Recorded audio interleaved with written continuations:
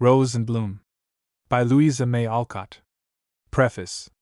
As authors may be supposed to know better than anyone else what they intended to do when writing a book, I beg leave to say that there is no moral to this story.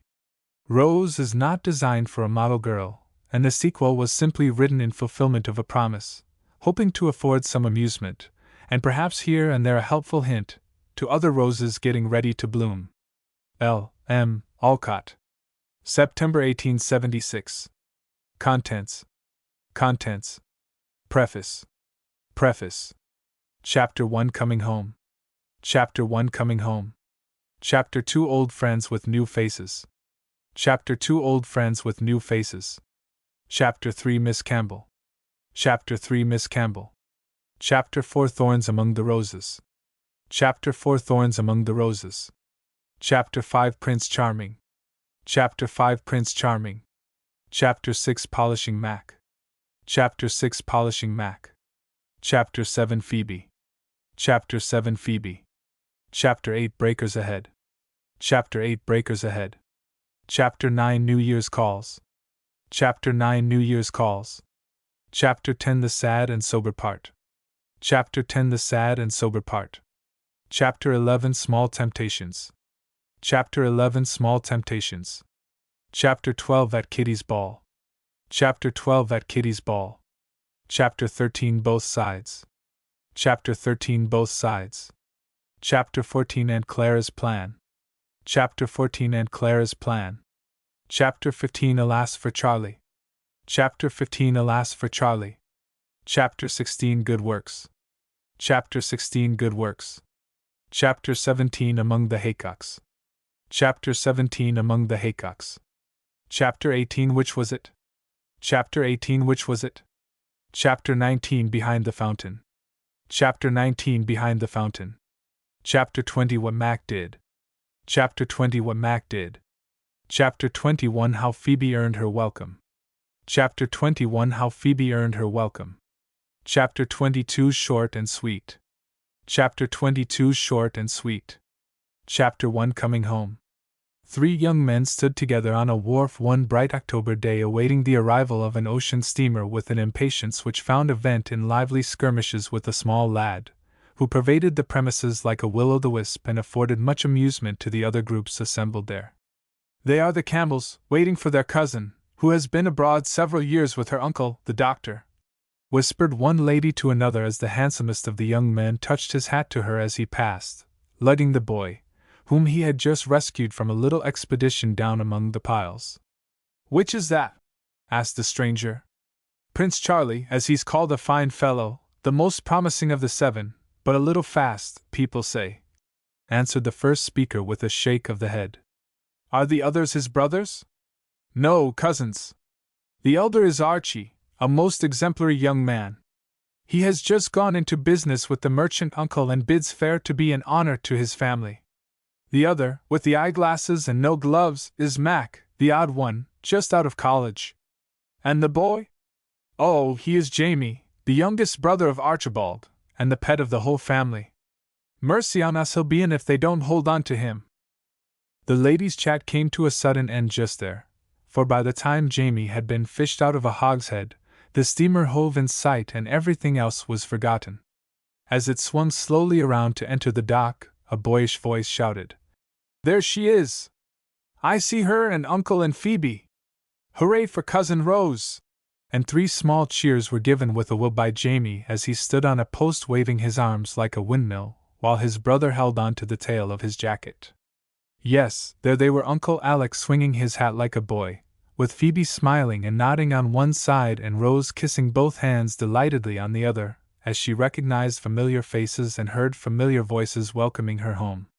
Bless her dear heart, she's bonnier than ever. Looks like a Madonna, doesn't she? With that blue cloak round her, and her bright hair flying in the wind, said Charlie excitedly as they watched the group upon the deck with eager eyes. Madonnas don't wear hats like that. Rose hasn't changed much, but Phoebe has.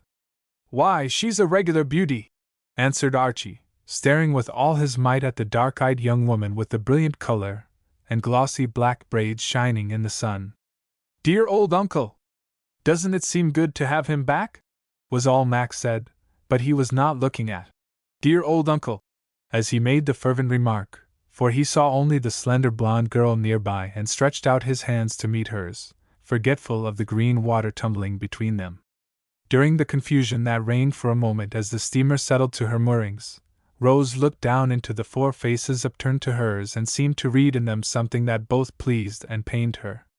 It was only a glance, and her own eyes were full, but through the mist of happy tears she received the impression that Archie was about the same, that Mac had decidedly improved, and that something was amiss with Charlie. There was no time for observation, however, for in a moment the shoreward rush began, and before she could grasp her traveling bag, Jamie was clinging to her like an ecstatic young bear. She was with difficulty released from his embrace to fall into the gentler ones of the elder cousins, who took advantage of the general excitement to welcome both blooming girls with affectionate impartiality. Then the wanderers were borne ashore in a triumphal procession, while Jamie danced rapturous jigs before them even on the gangway. Archie remained to help his uncle get the luggage through the custom house, and the others escorted the damsels home. No sooner were they shut up in a carriage, however, than a new and curious constraint seemed to fall upon the young people, for they realized, all at once, that their former playmates were men and women now. Fortunately, Jamie was quite free from this feeling of restraint, and, sitting bodkin-wise between the ladies, took all sorts of liberties with them and their belongings. "Well, my mannikin, what do you think of us?" asked Rose, to break an awkward pause. "You've both grown so pretty, I can't decide which I like best. Phoebe is the biggest and brightest looking, and I was always fond of Phoebe, but somehow you are so kind of sweet and precious, I really think I must hug you again." And the small youth did it tempestuously. "If you love me best, I shall not mind a bit about your thinking Phoebe the handsomest, because she is." "Isn't she, boys?" asked Rose, with a mischievous look at the gentlemen opposite, whose faces expressed a respectful admiration which much amused her. "I'm so dazzled by the brilliancy and beauty that has suddenly burst upon me, I have no words to express my emotions," answered Charlie, gallantly dodging the dangerous question. "I can't say yet, for I have not had time to look at anyone. I will now, if you don't mind." And to the great amusement of the rest, Mac gravely adjusted his eyeglasses and took an observation. "Well?" said Phoebe, smiling and blushing under his honest stare, yet seeming not to resent it as she did the lordly sort of approval which made her answer the glance of Charlie's audacious blue eyes with a flash of her black ones. "I think if you were my sister, I should be very proud of you, because your face shows what I admire more than its beauty, truth, and courage, Phoebe," answered Mac with a little bow full of such genuine respect that surprise and pleasure brought a sudden dew to quench the fire of the girl's eyes and soothe the sensitive pride of the girl's heart. Rose clapped her hands just as she used to do when anything delighted her, and beamed at Mac approvingly as she said, "Now that's a criticism worth having, and we are much obliged. I was sure you'd admire my Phoebe when you knew her, but I didn't believe you would be wise enough to see it at once, and you have gone up many pegs in my estimation, I assure you. I was always fond of mineralogy, you remember, and I've been tapping round a good deal lately, so I've learned to know precious metals when I see them," Mac said with his shrewd smile. "That is the latest hobby, then? Your letters have amused us immensely, for each one had a new theory or experiment, and the latest was always the best. I thought Uncle would have died of laughter over the vegetarian mania. It was so funny to imagine you living on bread and milk, baked apples, and potatoes roasted in your own fire," continued Rose, changing the subject again. "This old chap was the laughingstock of his class. They called him Don Quixote, and the way he went at windmills of all sorts was a sight to see," put in Charlie, evidently feeling that Mac had been patted on the head quite as much as was good for him. "But in spite of that the Don got through college with all the honors. Oh, wasn't I proud when Aunt Jane wrote to us about it, and didn't she rejoice that her boy kept at the head of his class and won the medal?" cried Rose, shaking Mac by both hands in a way that caused Charlie to wish the old chap had been left behind with Dr. Alec. "Oh, come, that's all Mother's nonsense. I began earlier than the other fellows and liked it better, so I don't deserve any praise. Prince is right, though. I did make a regular jack of myself, but on the whole I'm not sure that my wild oats weren't better than some I've seen sowed. Anyway, they didn't cost much, and I'm none the worse for them," said Mac placidly. "I know what wild oats means. I heard Uncle Mac say Charlie was sowing 'em too fast, and I asked Mama, so she told me. And I know that he was suspelled or expended, I don't remember which, but it was something bad, and Aunt Clara cried," added Jamie all in one breath, for he possessed a fatal gift of making malapropos remarks, which caused him to be a terror to his family. "Do you want to go on the box again?" demanded Prince with a warning frown. "No, I don't." "Then hold your tongue." "Well, Mac needn't kick me, for I was only," began the culprit, innocently trying to make a bad matter worse. "That will do," interrupted Charlie sternly, and James subsided, a crushed boy, consoling himself with Rose's new watch for the indignities he suffered at the hands of the old fellows, as he vengefully called his elders. Mac and Charlie immediately began to talk as hard as their tongues could wag, bringing up all sorts of pleasant subjects so successfully that peals of laughter made passers-by look after the merry load with sympathetic smiles. An avalanche of ants fell upon Rose as soon as she reached home, and for the rest of the day the old house buzzed like a beehive. Evening found the whole tribe collected in the drawing-rooms, with the exception of Aunt Peace, whose place was empty now. Naturally enough, the elders settled into one group after a while, and the young fellows clustered about the girls like butterflies around two attractive flowers. Dr. Alec was the central figure in one room and Rose in the other, for the little girl, whom they had all loved and petted, had bloomed into a woman, and 2 years of absence had wrought a curious change in the relative positions of the cousins, especially the 3 elder ones, who eyed her with a mixture of boyish affection and manly admiration that was both new and pleasant. Something sweet yet spirited about her charmed them and piqued their curiosity, for she was not quite like other girls, and rather startled them now and then by some independent little speech or act which made them look at one another with a sly smile, as if reminded that Rose was Uncle's girl. Let us listen, as in duty bound, to what the elders are saying first, for they are already building castles in air for the boys and girls to inhabit. "Dear child, how nice it is to see her safely back, so well and happy and like her sweet little self," said Aunt Plenty, folding her hands as if giving thanks for a great happiness. "I shouldn't wonder if you found that you'd brought a firebrand into the family, Alec. 2, in fact, for Phoebe is a fine girl, and the lads have found it out already if I'm not mistaken," added Uncle Mac, with a nod toward the other room.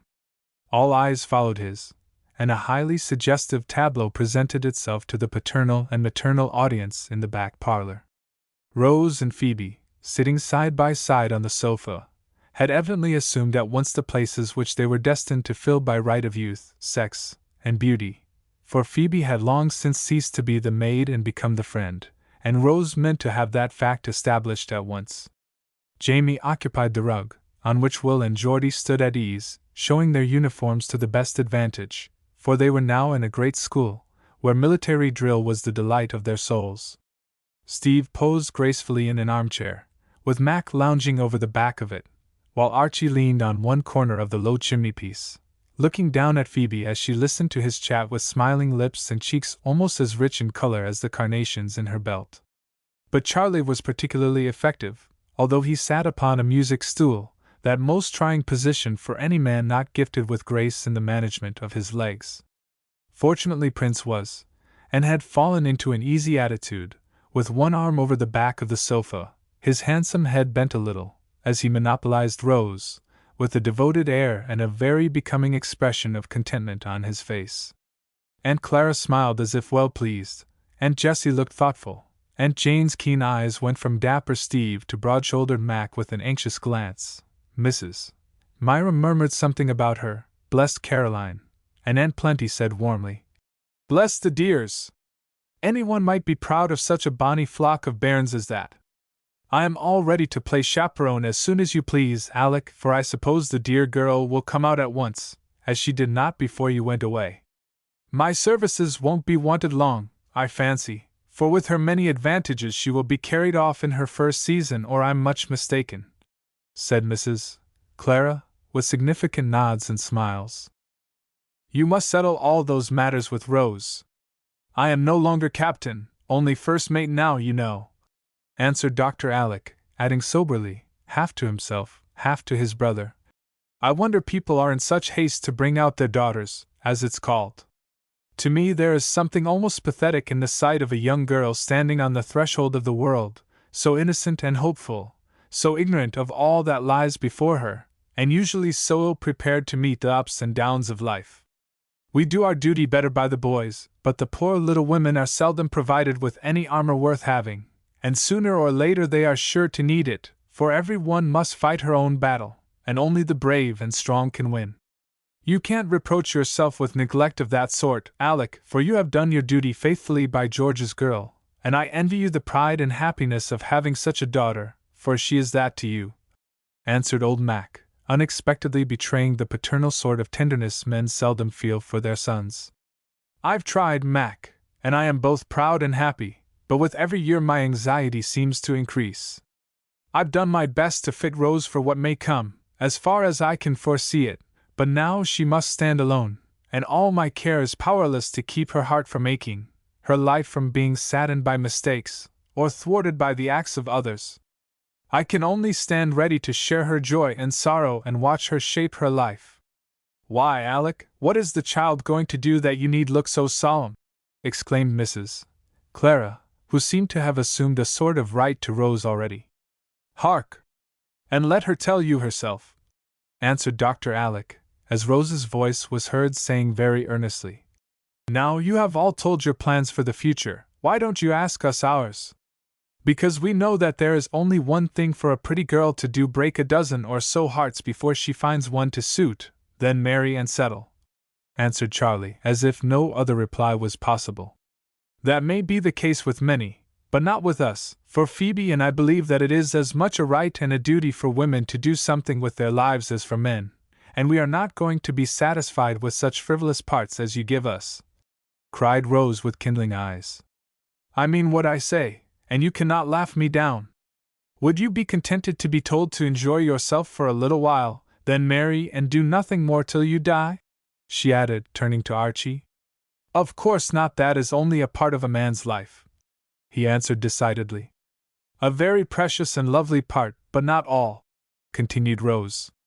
Neither should it be for a woman, for we've got minds and souls as well as hearts, ambition and talents as well as beauty and accomplishments, and we want to live and learn as well as love and be loved. I'm sick of being told that is all a woman is fit for. I won't have anything to do with love till I prove that I am something besides a housekeeper and baby tender. Heaven preserve us! Here's woman's rights with a vengeance, cried Charlie, starting up with mock horror, while the others regarded Rose with mingled surprise and amusement, evidently fancying it all a girlish outbreak. Ah, you needn't pretend to be shocked, you will be in earnest presently, for this is only the beginning of my strong-mindedness, continued Rose, nothing daunted by the smiles of good-natured incredulity or derision on the faces of her cousins. I have made up my mind not to be cheated out of the real things that make one good and happy, and, just because I'm a rich girl, fold my hands and drift as so many do. I haven't lived with Phoebe all these years in vain. I know what courage and self-reliance can do for one, and I sometimes wish I hadn't a penny in the world so that I could go and earn my bread with her, and be as brave and independent as she will be pretty soon. It was evident that Rose was in earnest now, for as she spoke she turned to her friend with such respect as well as love in her face that the look told better than any words how heartily the rich girl appreciated the virtues hard experience had given the poor girl, and how eagerly she desired to earn what all her fortune could not buy for her. Something in the glance exchanged between the friends impressed the young men in spite of their prejudices, and it was in a perfectly serious tone that Archie said, I fancy you'll find your hands full, cousin, if you want work, for I've heard people say that wealth has its troubles and trials as well as poverty. I know it, and I'm going to try and fill my place well. I've got some capital little plans all made, and have begun to study my profession already, answered Rose with an energetic nod. Could I ask what it is to be? Inquired Charlie in a tone of awe. Guess. And Rose looked up at him with an expression half earnest, half merry. Well, I should say that you were fitted for a beauty and a belle, but as that is evidently not to your taste, I am afraid you are going to study medicine and be a doctor. Won't your patients have a heavenly time, though? It will be easy dying with an angel to poison them. Now, Charlie, that's base of you, when you know how well women have succeeded in this profession and what a comfort Dr. Mary Kirk was to dear Aunt Peace. I did want to study medicine, but Uncle thought it wouldn't do to have so many MDs in one family, since Mac thinks of trying it. Besides, I seem to have other work put into my hands that I am better fitted for. You are fitted for anything that is generous and good, and I'll stand by you, no matter what you've chosen," cried Mac heartily, for this was a new style of talk from a girl's lips, and he liked it immensely.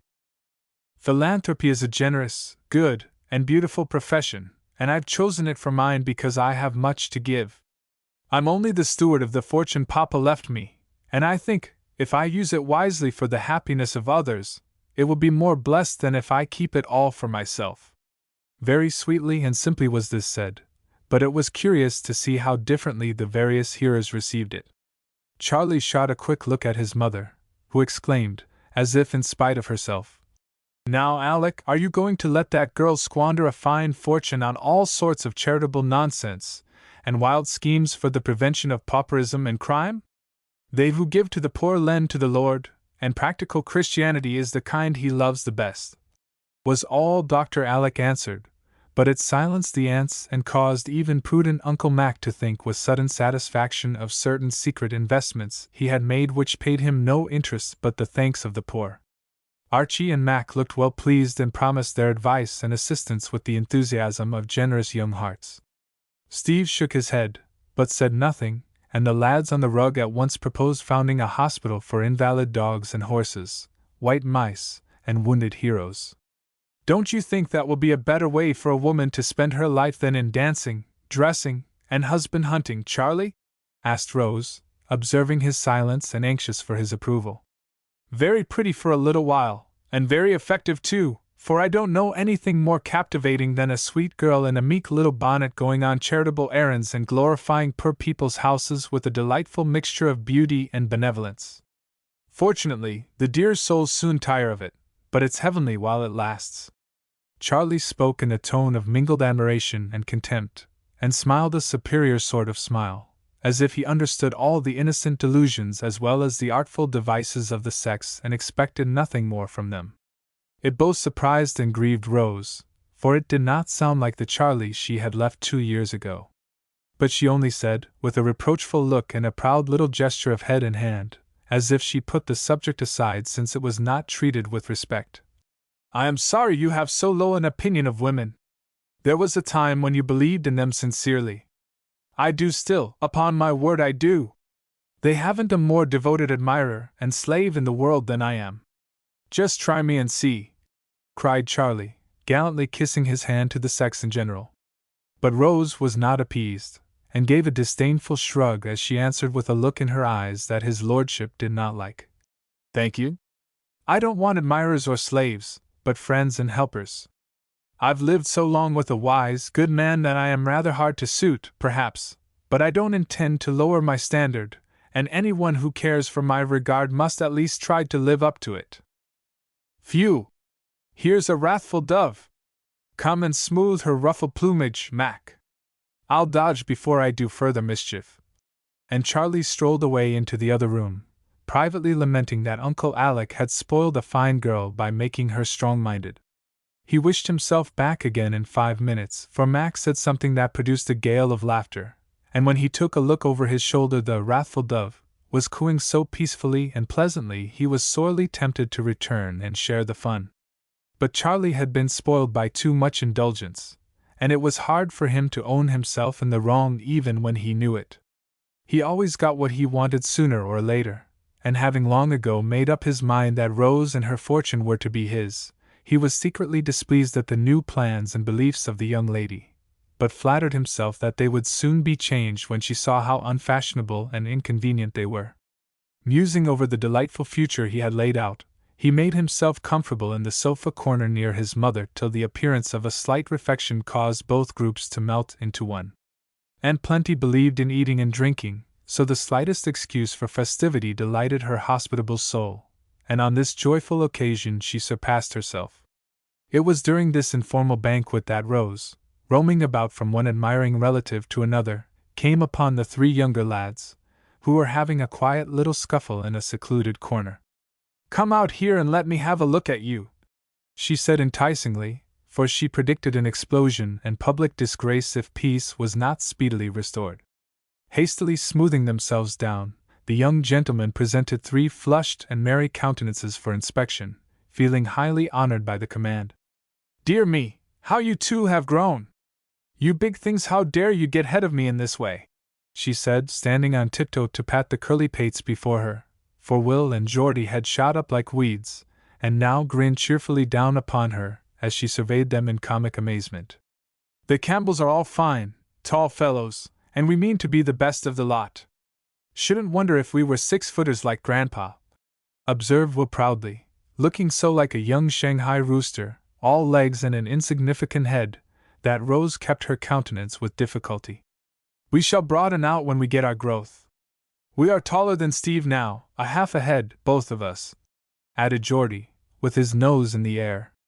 Rose turned to look at Steve and, with a sudden smile, beckoned to him. He dropped his napkin and flew to obey the summons, for she was queen of the hour, and he had openly announced his deathless loyalty. "Tell the other boys to come here. I've a fancy to stand you all in a row and look you over, as you did me that dreadful day when you nearly frightened me out of my wits," she said, laughing at the memory of it as she spoke. They came in a body and, standing shoulder to shoulder, made such an imposing array that the young commander was rather daunted for a moment. But she had seen too much of the world lately to be abashed by a trifle, and the desire to see a girlish test gave her courage to face the line of smiling cousins with dignity and spirit. "Now I'm going to stare at you as you stared at me. It is my revenge on you 7 bad boys for entrapping one poor little girl and enjoying her alarm. I'm not a bit afraid of you now, so tremble and beware." As she spoke, Rose looked up into Archie's face and nodded approvingly, for the steady gray eyes met hers fairly and softened as they did so a becoming change, for naturally they were rather keen than kind. "A true Campbell, bless you!" she said, and shook his hand heartily as she passed on. Charlie came next, and here she felt less satisfied, though scarcely conscious why, for, as she looked, there came a defiant sort of flash, changing suddenly to something warmer than anger, stronger than pride, making her shrink a little and say, hastily, "I don't find the Charlie I left, but the prince is there still, I see." Turning to Mac with a sense of relief, she gently took off his winkers, as Jamie called them, and looked straight into the honest blue eyes that looked straight back at her, full of a frank and friendly affection that warmed her heart and made her own eyes brighten as she gave back the glasses, saying, with a look and tone of cordial satisfaction, "You are not changed, my dear old Mac, and I'm so glad of that. Now say something extra sweet to me, because I'm the flower of the family," said Steve, twirling the blonde mustache, which was evidently the pride of his life. Rose saw at a glance that Dandy deserved his name more than ever, and promptly quenched his vanities by answering, with a provoking laugh, "Then the name of the flower of the family is Coxcomb." "Aha! Who's got it now?" jeered Will. "Let us off easy, please," whispered Geordie, mindful that their turn came next. "You blessed beanstalks!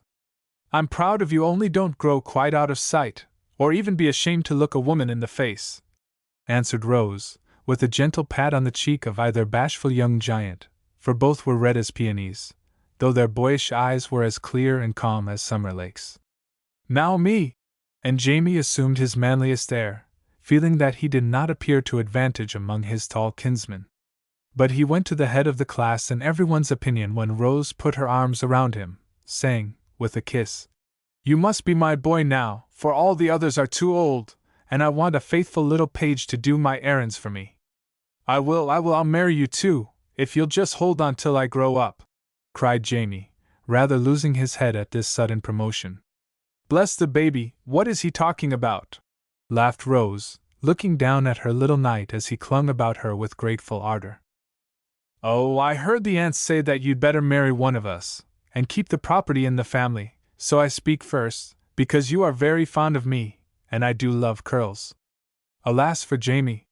This awful speech had hardly left his innocent lips when Will and Geordie swept him out of the room like a whirlwind, and the howls of that hapless boy were heard from the torture hall, where being shut into the skeleton case was one of the mildest punishments inflicted upon him.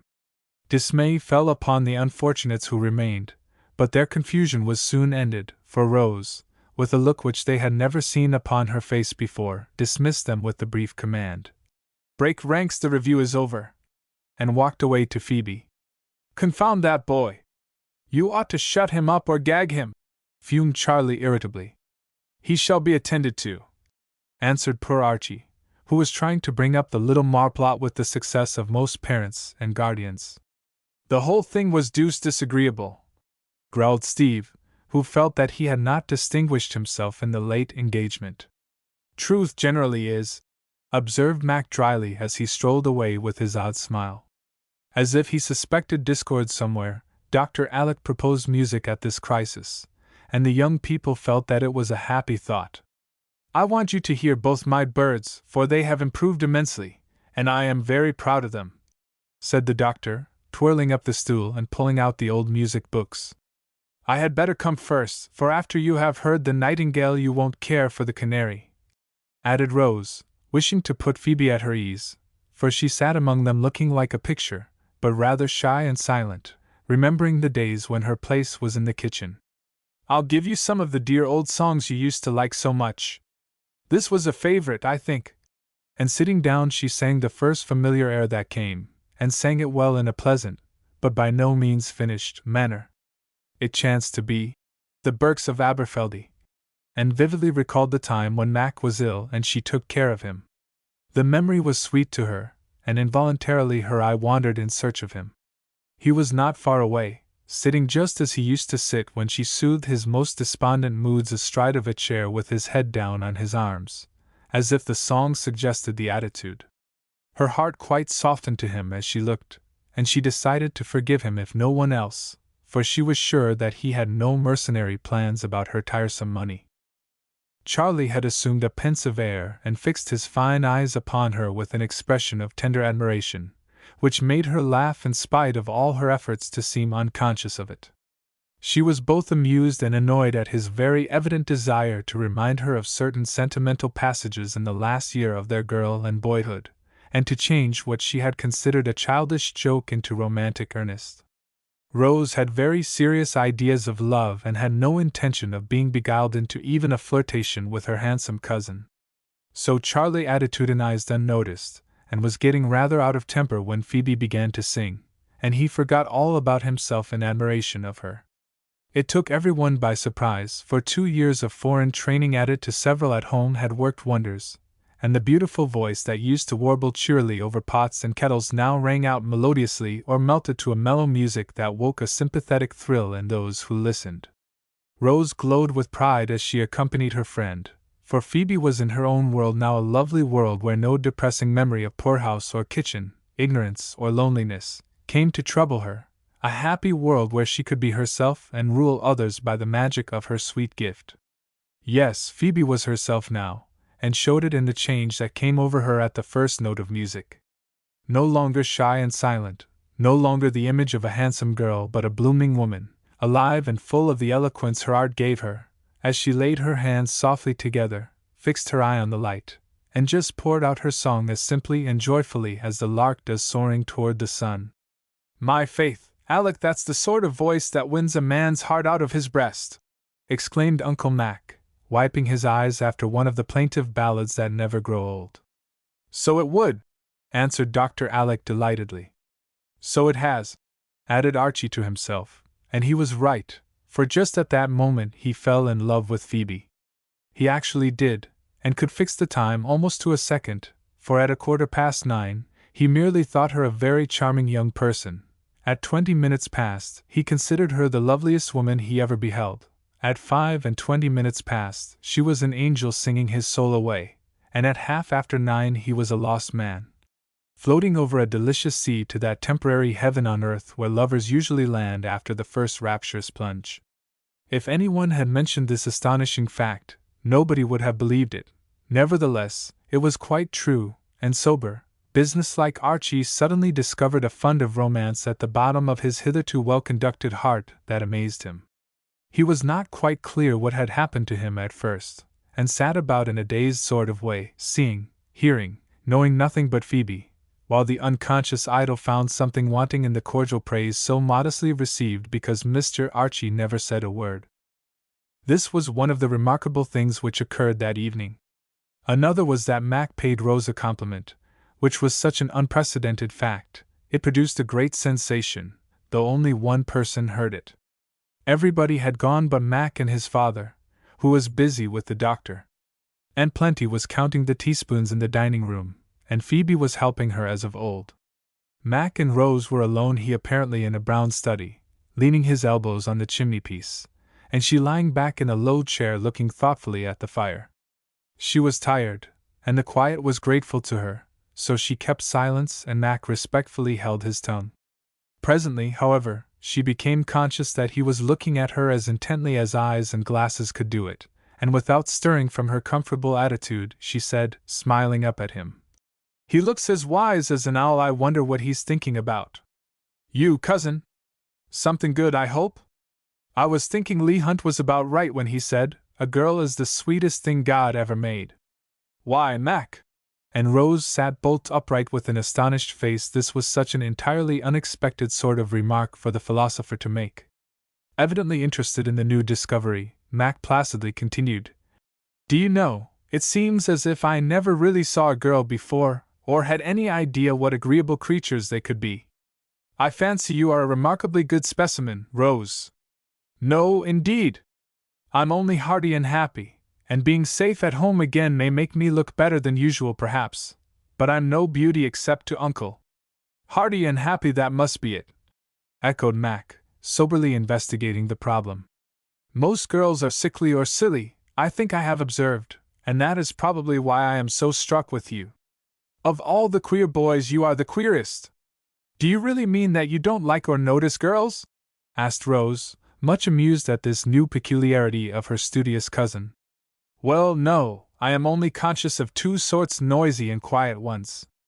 I prefer the latter, but, as a general thing, I don't notice any of them much more than I do flies. Unless they bother me, then I'd like to flap them away, but as that won't do, I hide." Rose leaned back and laughed until her eyes were full. It was so comical to hear Mac sink his voice to a confidential whisper at the last words and see him smile with sinful satisfaction at the memory of the tormentors he had eluded. "You needn't laugh, it's a fact, I assure you. Charlie likes the creatures, and they spoil him. Steve follows suit, of course. Archie is a respectful slave when he can help himself. As for me, I don't often give them a chance, and when I get caught I talk science and dead languages till they run for their lives. Now and then I find a sensible one, and then we get on excellently. A sad prospect for Phoebe and me," sighed Rose, trying to keep sober. "Phoebe is evidently a quiet one. I know she is sensible, or you wouldn't care for her. I can see that she is pleasant to look at, so I fancy I shall like her. As for you, I helped bring you up, therefore I am a little anxious to see how you turn out. I was afraid your foreign polish might spoil you, but I think it has not. In fact, I find you quite satisfactory so far, if you don't mind my saying it. I don't quite know what the charm is, though. Must be the power of inward graces, since you insist that you have no outer ones." Mac was peering at her with a shrewd smile on his lips, but such a kindly look behind the glasses that she found both words and glance very pleasant, and answered merrily, "I am glad you approve of me, and much obliged for your care of my early youth. I hope to be a credit to you and depend on your keeping me straight, for I'm afraid I shall be spoilt among you all." "I'll keep my eye on you upon one condition," replied the youthful mentor. "Name it. If you are going to have a lot of lovers around, I wash my hands of you. If not, I'm your man. You must be sheep-dog and help keep them away, for I don't want any yet awhile, and between ourselves, I don't believe I shall have any if it is known that I am strong-minded. That fact will scare most men away like a yellow flag," said Rose, for, thanks to Dr. Alec's guardianship, she had wasted neither heart nor time in the foolish flirtations so many girls fritter away their youth upon. "I rather doubt that," muttered Mac as he surveyed the damsel before him. She certainly did not look unpleasantly strong-minded, and she was beautiful in spite of her modest denials. Beautiful with the truest sort of beauty, for nobility of character lent its subtle charm to the bloom of youth, the freshness of health, the innocence of a nature whose sweet maidenliness Mac felt but could not describe. Gentle yet full of spirit, and all aglow with the earnestness that suggests lovely possibilities and makes one hope that such human flowers may have heaven's purest air and warmest sunshine to blossom in. "Wait and see," answered Rose. Then, as her uncle's voice was heard in the hall, she held out her hand, adding pleasantly, "The old times are to begin again, so come soon and tell me all your doings and help me with mine just as you used to do." "You really mean it?" And Mac looked much pleased. "I really do. You are so little altered except to grow big, that I don't feel at all strange with you and want to begin where we left off. That will be capital. Good night, cousin." And to her great amazement, he gave her a hearty kiss. "Oh, but that is not the old way at all," cried Rose, stepping back in merry confusion, while the audacious youth assumed an air of mild surprise as he innocently asked, "Didn't we always say good night in that way? I had an impression that we did and were to begin just as we left off." "Of course not. No power on earth would have bribed you to do it, as you know well enough. I don't mind the first night, but we are too old for that sort of thing now. I'll remember. It was the force of habit, I suppose, for I'm sure I must have done it in former times, it seemed so natural. Coming, father!" And Mac retired, evidently convinced he was right. "Dear old thing! He is as much a boy as ever, and that is such a comfort, for some of the others have grown up very fast," said Rose to herself, recalling Charlie's sentimental airs and Archie's beatified expression, while Phoebe sang. Chapter 2 Old Friends with New Faces. "It is so good to be home again. I wonder how we ever made up our minds to go away," exclaimed Rose as she went roaming about the old house next morning, full of the satisfaction one feels at revisiting familiar nooks and corners and finding them unchanged. "That we might have the pleasure of coming back again," answered Phoebe, walking down the hall beside her little mistress, as happy as she. "Everything seems just as we left it, even to the rose leaves we used to tuck in here," continued the younger girl, peeping into one of the tall India jars that stood about the hall. "Don't you remember how Jamie and Pokey used to play 40 thieves with them? And how you tried to get into that blue one and got stuck, and the other boys found us before I could pull you out?" asked Phoebe, laughing. "Yes, indeed, and speaking of angels, one is apt to hear the rustling of their wings," added Rose, as a shrill whistle came up the avenue accompanied by the clatter of hoofs. "It is the circus!" cried Phoebe gaily as they both recalled the red cart and the charge of the clan. There was only one boy now, alas, but he made noise enough for half a dozen, and before Rose could run to the door, Jamie came bouncing in with a shining morning face, a bat over his shoulder, a red and white jockey cap on his head, one pocket bulging with a big ball, the other overflowing with cookies, and his mouth full of the apple he was just finishing off in hot haste. "Morning! I just looked in to make sure you'd really come and see that you were all right," he observed, saluting with bat and doffing the gay cap with one effective twitch. "Good morning, dear. Yes, we really are here, and getting to rights as fast as possible. But it seems to me you are rather gorgeous, Jamie. What do you belong to, a fire company or a jockey club?" asked Rose, turning up the once chubby face, which now was getting brown and square about the chin. "No, ma'am." "Why, don't you know? I'm captain of the Baseball Star Club. Look at that, will you?" And, as if the fact were one of national importance, Jamie flung open his jacket to display upon his proudly swelling chest an heart-shaped red flannel shield decorated with a white cotton star the size of a tea plate. "Superb! I've been away so long I forgot there was such a game. And you the captain?" cried Rose, deeply impressed by the high honor to which her kinsman had arrived. "I just am, and it's no joke, you'd better believe, for we knock our teeth out, black our eyes, and split our fingers almost as well as the big fellows. You come down to the common between 1 and 2 and see us play a match, then you'll understand what hard work it is. I'll teach you to bat now if you'll come out on the lawn," added Jamie, fired with a wish to exhibit his prowess. "No, thank you, Captain. The grass is wet, and you'll be late at school if you stay for us." "I'm not afraid. Girls are not good for much generally, but you never used to mind a little wet and played cricket like a good one. Can't you ever do that sort of thing now?" asked the boy, with a pitying look at these hapless creatures debarred from the joys and perils of manly sports. "I can run still, and I'll get to the gate before you, see if I don't." And yielding to the impulse of the moment, Rose darted down the steps before astonished Jamie could mount and follow.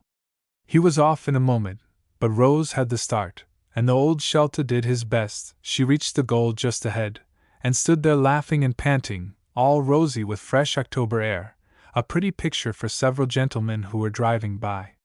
"Good for you, Rose!" said Archie, jumping out to shake hands while Will and Geordie saluted and Uncle Mac laughed at Jamie, who looked as if girls had risen slightly in his opinion. "I'm glad it is you, because you won't be shocked. But I'm so happy to be back I forgot I was not little Rose still," said Atlanta, smoothing down her flying hair.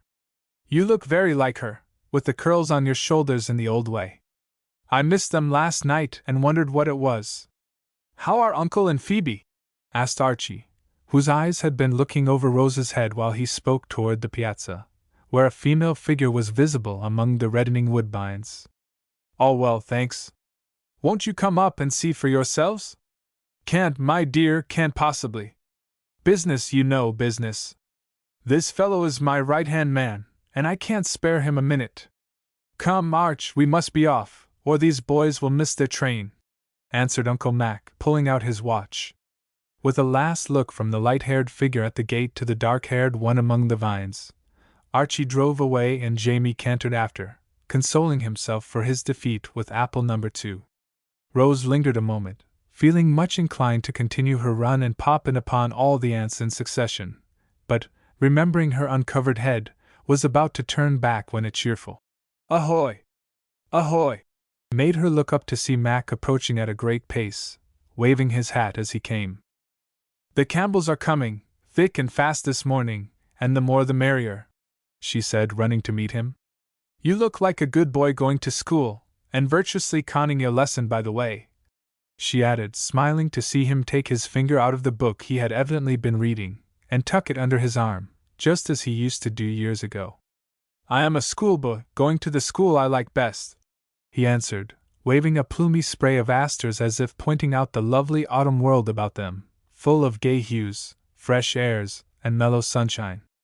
"That reminds me that I didn't get a chance to hear much about your plans last night. The other boys all talked at once, and you only got a word now and then. What have you decided to be, Mac?" asked Rose as they went up the avenue side by side. "A man first, and a good one if possible. After that, what God pleases."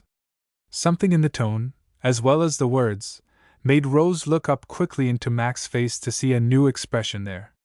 It was indescribable, but she felt as she had often done when watching the mists part suddenly, giving glimpses of some mountain top, shining serene and high against the blue. "I think you will be something splendid, for you really look quite glorified, walking under this arch of yellow leaves with the sunshine on your face," she exclaimed, conscious of a sudden admiration never felt before, for Mac was the plainest of all the cousins. "I don't know about that, but I have my dreams and aspirations, and some of them are pretty high ones. Aim at the best, you know, and keep climbing if you want to get on," he said, looking at the asters with an inward sort of smile, as if he and they had some sweet secret between them. "You are queerer than ever. But I like your ambition, and hope you will get on.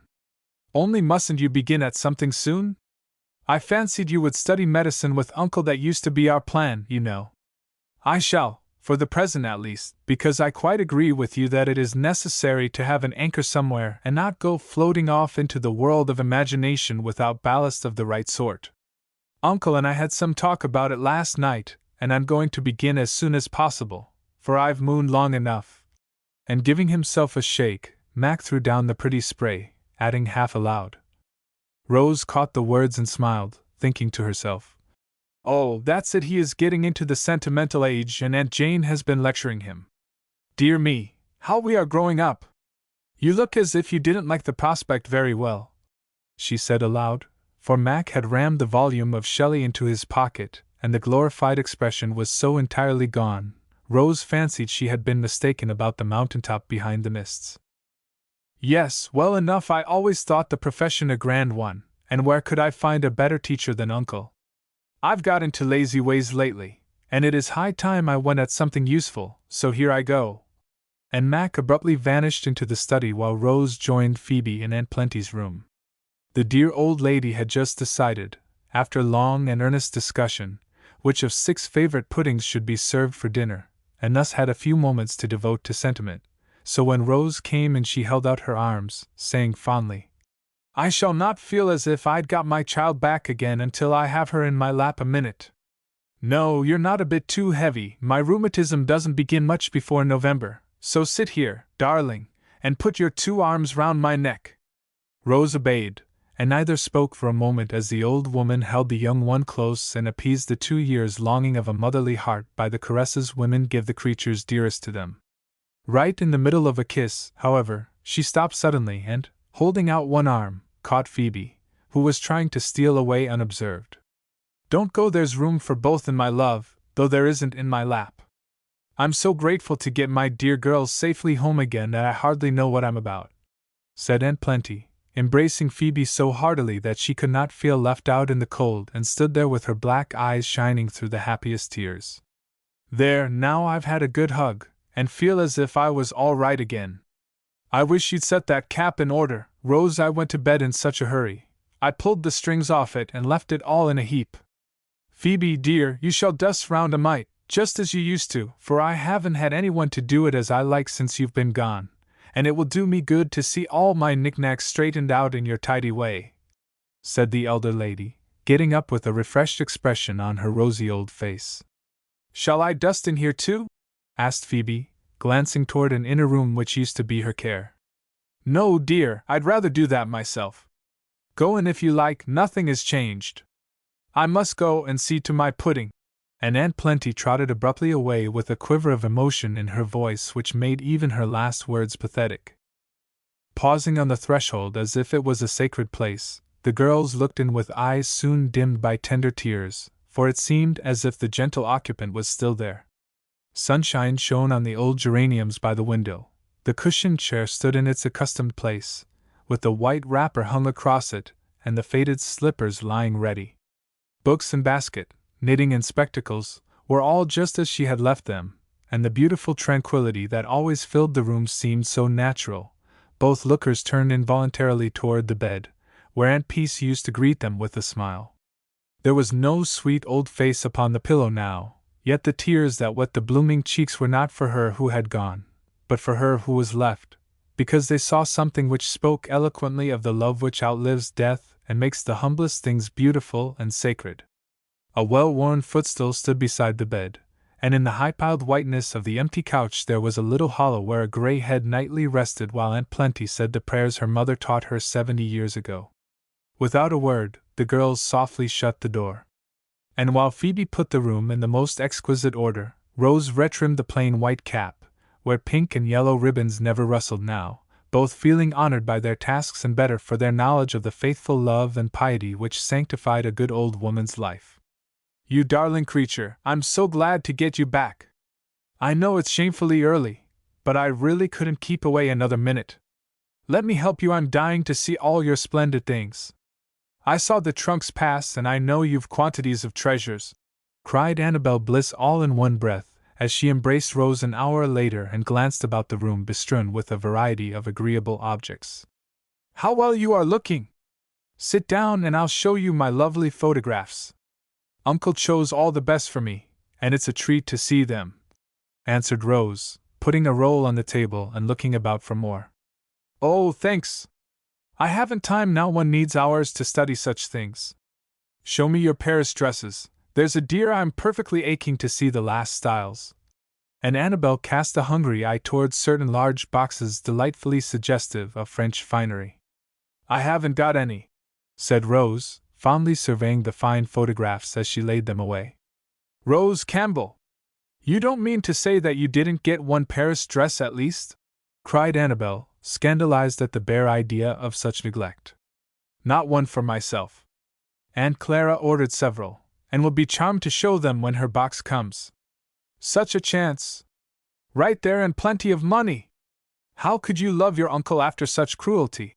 Sighed Annabel, with a face full of sympathy.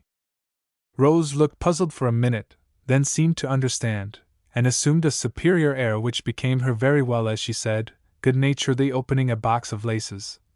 Uncle did not forbid my doing it, and I had money enough, but I chose not to spend it on things of that sort. Could and didn't. I can't believe it! And Annabel sank into a chair, as if the thought was too much for her. I did rather want to at first, just for the fun of the thing. In fact, I went and looked at some amazing gowns. But they were very expensive, very much trimmed, and not my style at all, so I gave them up and kept what I valued more than all the gowns worth every maid. What in the world was it? Cried Annabel, hoping she would say diamonds.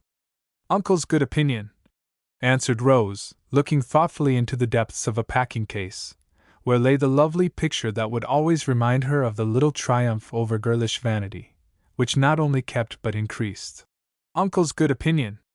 Oh, indeed, said Annabel blankly, and fell to examining Aunt Plenty's lace while Rose went on with a happy smile in her eyes as she dived into another trunk.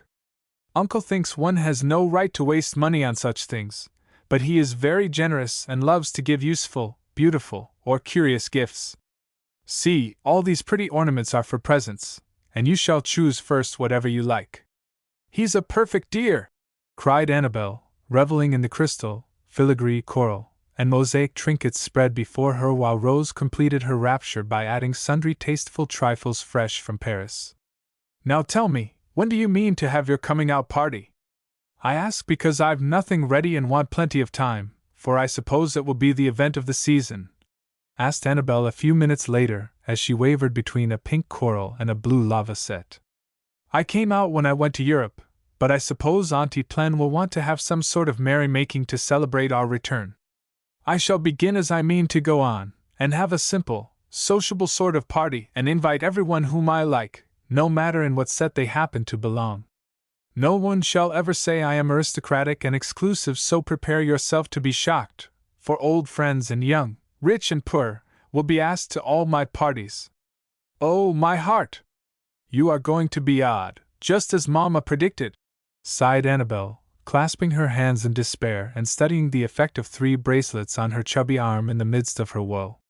In my own house I'm going to do as I think best, and if people call me odd, I can't help it. I shall endeavor not to do anything very dreadful, but I seem to inherit Uncle's love for experiments and mean to try some. I dare say they will fail and I shall get laughed at. I intend to do it nevertheless, so you had better drop me now before I begin, said Rose with an air of resolution that was rather alarming. What shall you wear at this new sort of party of yours? Asked Annabel, wisely turning a deaf ear to all delicate or dangerous topics and keeping to matters she understood.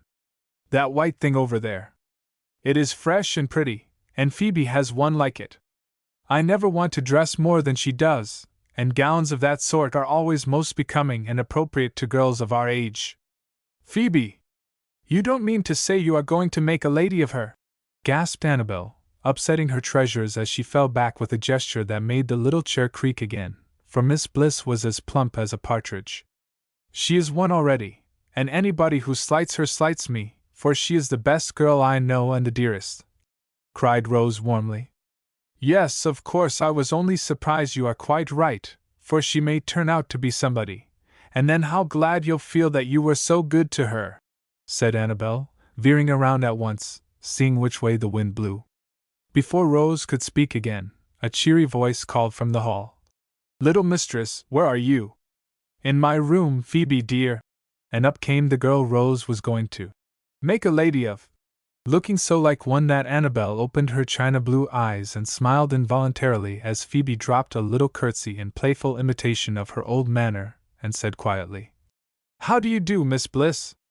Glad to see you back, Miss Moore, answered Annabel, shaking hands in a way that settled the question of Phoebe's place in her mind forever, for the stout damsel had a kind heart in spite of a weak head and was really fond of Rose. It was evidently, Love me, love my Phoebe, So she made up her mind on the spot that Phoebe was somebody, and that gave an air of romance even to the poorhouse.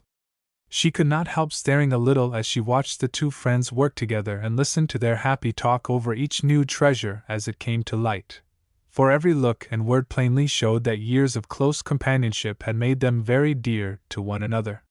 It was pretty to see Rose try to do the hardest part of any little job herself, still prettier to see Phoebe circumvent her and untie the hard knots, fold the stiff papers, or lift the heavy trays with her own strong hands, and prettiest of all to hear her say in a motherly tone, as she put Rose into an easy chair, "Now, my dearie, sit and rest, for you will have to see company all day, and I can't let you get tired out so early. That is no reason why I should let you either. Call Jane to help or I'll bob up again directly," answered Rose, with a very bad assumption of authority. "Jane may take my place downstairs, but no one shall wait on you here except me, as long as I'm with you," said stately Phoebe, stooping to put a hassock under the feet of her little mistress. "It is very nice and pretty to see, but I don't know what people will say when she goes into society with the rest of us. I do hope Rose won't be very odd," said Annabel to herself as she went away to circulate the depressing news that there was to be no grand ball, and, saddest disappointment of all, that Rose had not a single Paris costume with which to refresh the eyes and rouse the envy of her amiable friends. "Now I've seen or heard from all the boys but Charlie, and I suppose he is too busy. I wonder what he is about," thought Rose, turning from the hall door, whither she had courteously accompanied her guest. The wish was granted a moment after, for, going into the parlor to decide where some of her pictures should hang, she saw a pair of brown boots at one end of the sofa, a tawny brown head at the other, and discovered that Charlie was busily occupied in doing nothing. The voice of the bliss was heard in the land, so I dodged till she went upstairs, and then took a brief siesta while waiting to pay my respects to the distinguished traveler, Lady Hester Stanhope," he said, leaping up to make his best bow. "The voice of the sluggard would be a more appropriate quotation, I think." "Does Annabel still pine for you?" asked Rose, recalling certain youthful jokes upon the subject of unrequited affections. "Not a bit of it. Fun has cut me out, and the fair Annabella will be Mrs. Tokyo before the winter is over if I'm not much mistaken. What little fun, see? How droll it seems to think of him grown up and married to Annabel of all people. She never said a word about him, but this accounts for her admiring my pretty Chinese things and being so interested in Canton. Little Fun is a great swell now, and much enamored of our fat friend, who will take to chopsticks whenever he says the word. I needn't ask how you do, cousin, for you beat that aurora all hollow in the way of color. I should have been up before, but I thought you'd like a good rest after your voyage. I was running a race with Jamie before 9 o'clock. What were you doing, young man?" "Sleeping. I dreamed love of thee," began Charlie, but Rose cut him short by saying as reproachfully as she could, while the culprit stood regarding her with placid satisfaction, "You ought to have been up and at work like the rest of the boys. I felt like a drone in a hive of very busy bees when I saw them all hurrying off to their business. But my dear girl, I've got no business. I'm making up my mind, you see, and do the ornamental while I'm deciding. There always ought to be one gentleman in a family, and that seems to be rather my line," answered Charlie, posing for the character with an assumption of languid elegance which would have been very effective if his twinkling eyes had not spoilt it. "There are none but gentlemen in our family, I hope," answered Rose, with the proud air she always wore when anything was said derogatory to the name of Campbell. Of course. I should have said gentlemen of leisure. You see, it is against my principles to slave as Archie does. What's the use? Don't need the money, got plenty, so why not enjoy it and keep jolly as long as possible? I'm sure cheerful people are public benefactors in this world of woe. It was not easy to object to this proposition, especially when made by a comely young man who looked the picture of health and happiness, as he sat on the arm of the sofa smiling at his cousin in the most engaging manner. Rose knew very well that the Epicurean philosophy was not the true one to begin life upon, but it was difficult to reason with Charlie because he always dodged sober subjects, and was so full of cheery spirits. One hated to lessen the sort of sunshine which certainly is a public benefactor. You have such a clever way of putting things that I don't know how to contradict you, though I still think I'm right," she said gravely. "Mac likes to idle as well as you, but he is not going to do it because he knows it's bad for him to fritter away his time. He is going to study a profession like a wise boy, though he would much prefer to live among his beloved books or ride his hobbies in peace. That's all very well for him, because he doesn't care for society and may as well be studying medicine as philandering about the woods with his pockets full of musty philosophers and old-fashioned poets," answered Charlie with a shrug which plainly expressed his opinion of Mac. "I wonder if musty philosophers, like Socrates and Aristotle, and old-fashioned poets, like Shakespeare and Milton, are not safer company for him to keep than some of the more modern friends you have?" said Rose, remembering Jamie's hints about wild oats, for she could be a little sharp sometimes and had not lectured the boys for so long it seemed unusually pleasant. But Charlie changed the subject skillfully by exclaiming with an anxious expression, "I do believe you are going to be like Aunt Jane, for that's just the way she comes down on me whenever she gets the chance. Don't take her for a model. I beg she is a good woman but a mighty disagreeable one in my humble opinion." The fear of being disagreeable is a great bugbear to a girl, as this artful young man well knew, and Rose fell into the trap at once, for Aunt Jane was far from being her model, though she could not help respecting her worth. "Have you given up your painting?" she asked rather abruptly, turning to a gilded Fra Angelico angel which leaned in the sofa corner. "Sweetest face I ever saw, and very like you about the eyes, isn't it?" said Charlie, who seemed to have a Yankee trick of replying to one question with another. "I want an answer, not a compliment." And Rose tried to look severe as she put away the picture more quickly than she had taken it up. "Have I given up painting? Oh, no! I daub a little in oils, slop a little in watercolors, sketch now and then, and poke about the studios when the artistic fit comes on. How is the music? More flourishing. I don't practice much, but sing a good deal in company. Set up a guitar last summer and went troubadouring round in great style. The girls like it, and it's jolly among the fellows. Are you studying anything? Well, I have some law books on my table, good, big, wise-looking chaps, and I take a turn at them semi-occasionally when pleasure palls or parents chide. But I doubt if I do more than learn what an alibi is this year." And a sly laugh in Charlie's eye suggested that he sometimes availed himself of this bit of legal knowledge. "What do you do then?" "Fair catechist, I enjoy myself. Private theatricals have been the rage of late, and I have won such laurels that I seriously think of adopting the stage as my profession." "Really?" cried Rose, alarmed. "Why not? If I must go to work, isn't that as good as anything? Not without more talent than I think you possess. With genius one can do anything, without it one had better let the stage alone. There's a quencher for the star of the good light company to which I belong. Mac hasn't a ray of genius for anything, yet you admire him for trying to be an M.D., cried Charlie, rather nettled at her words. "It is respectable, at all events, and I'd rather be a second-rate doctor than a second-rate actor. But I know you don't mean it, and only say so to frighten me." "Exactly. I always bring it up when anyone begins to lecture, and it works wonders." Uncle Mac turns pale, the aunts hold up their hands in holy horror, and a general panic ensues. Then I magnanimously promise not to disgrace the family, and in the first burst of gratitude the dear souls agree to everything I ask, so peace is restored and I go on my way rejoicing. Just the way you used to threaten to run off to see if your mother objected to any of your whims.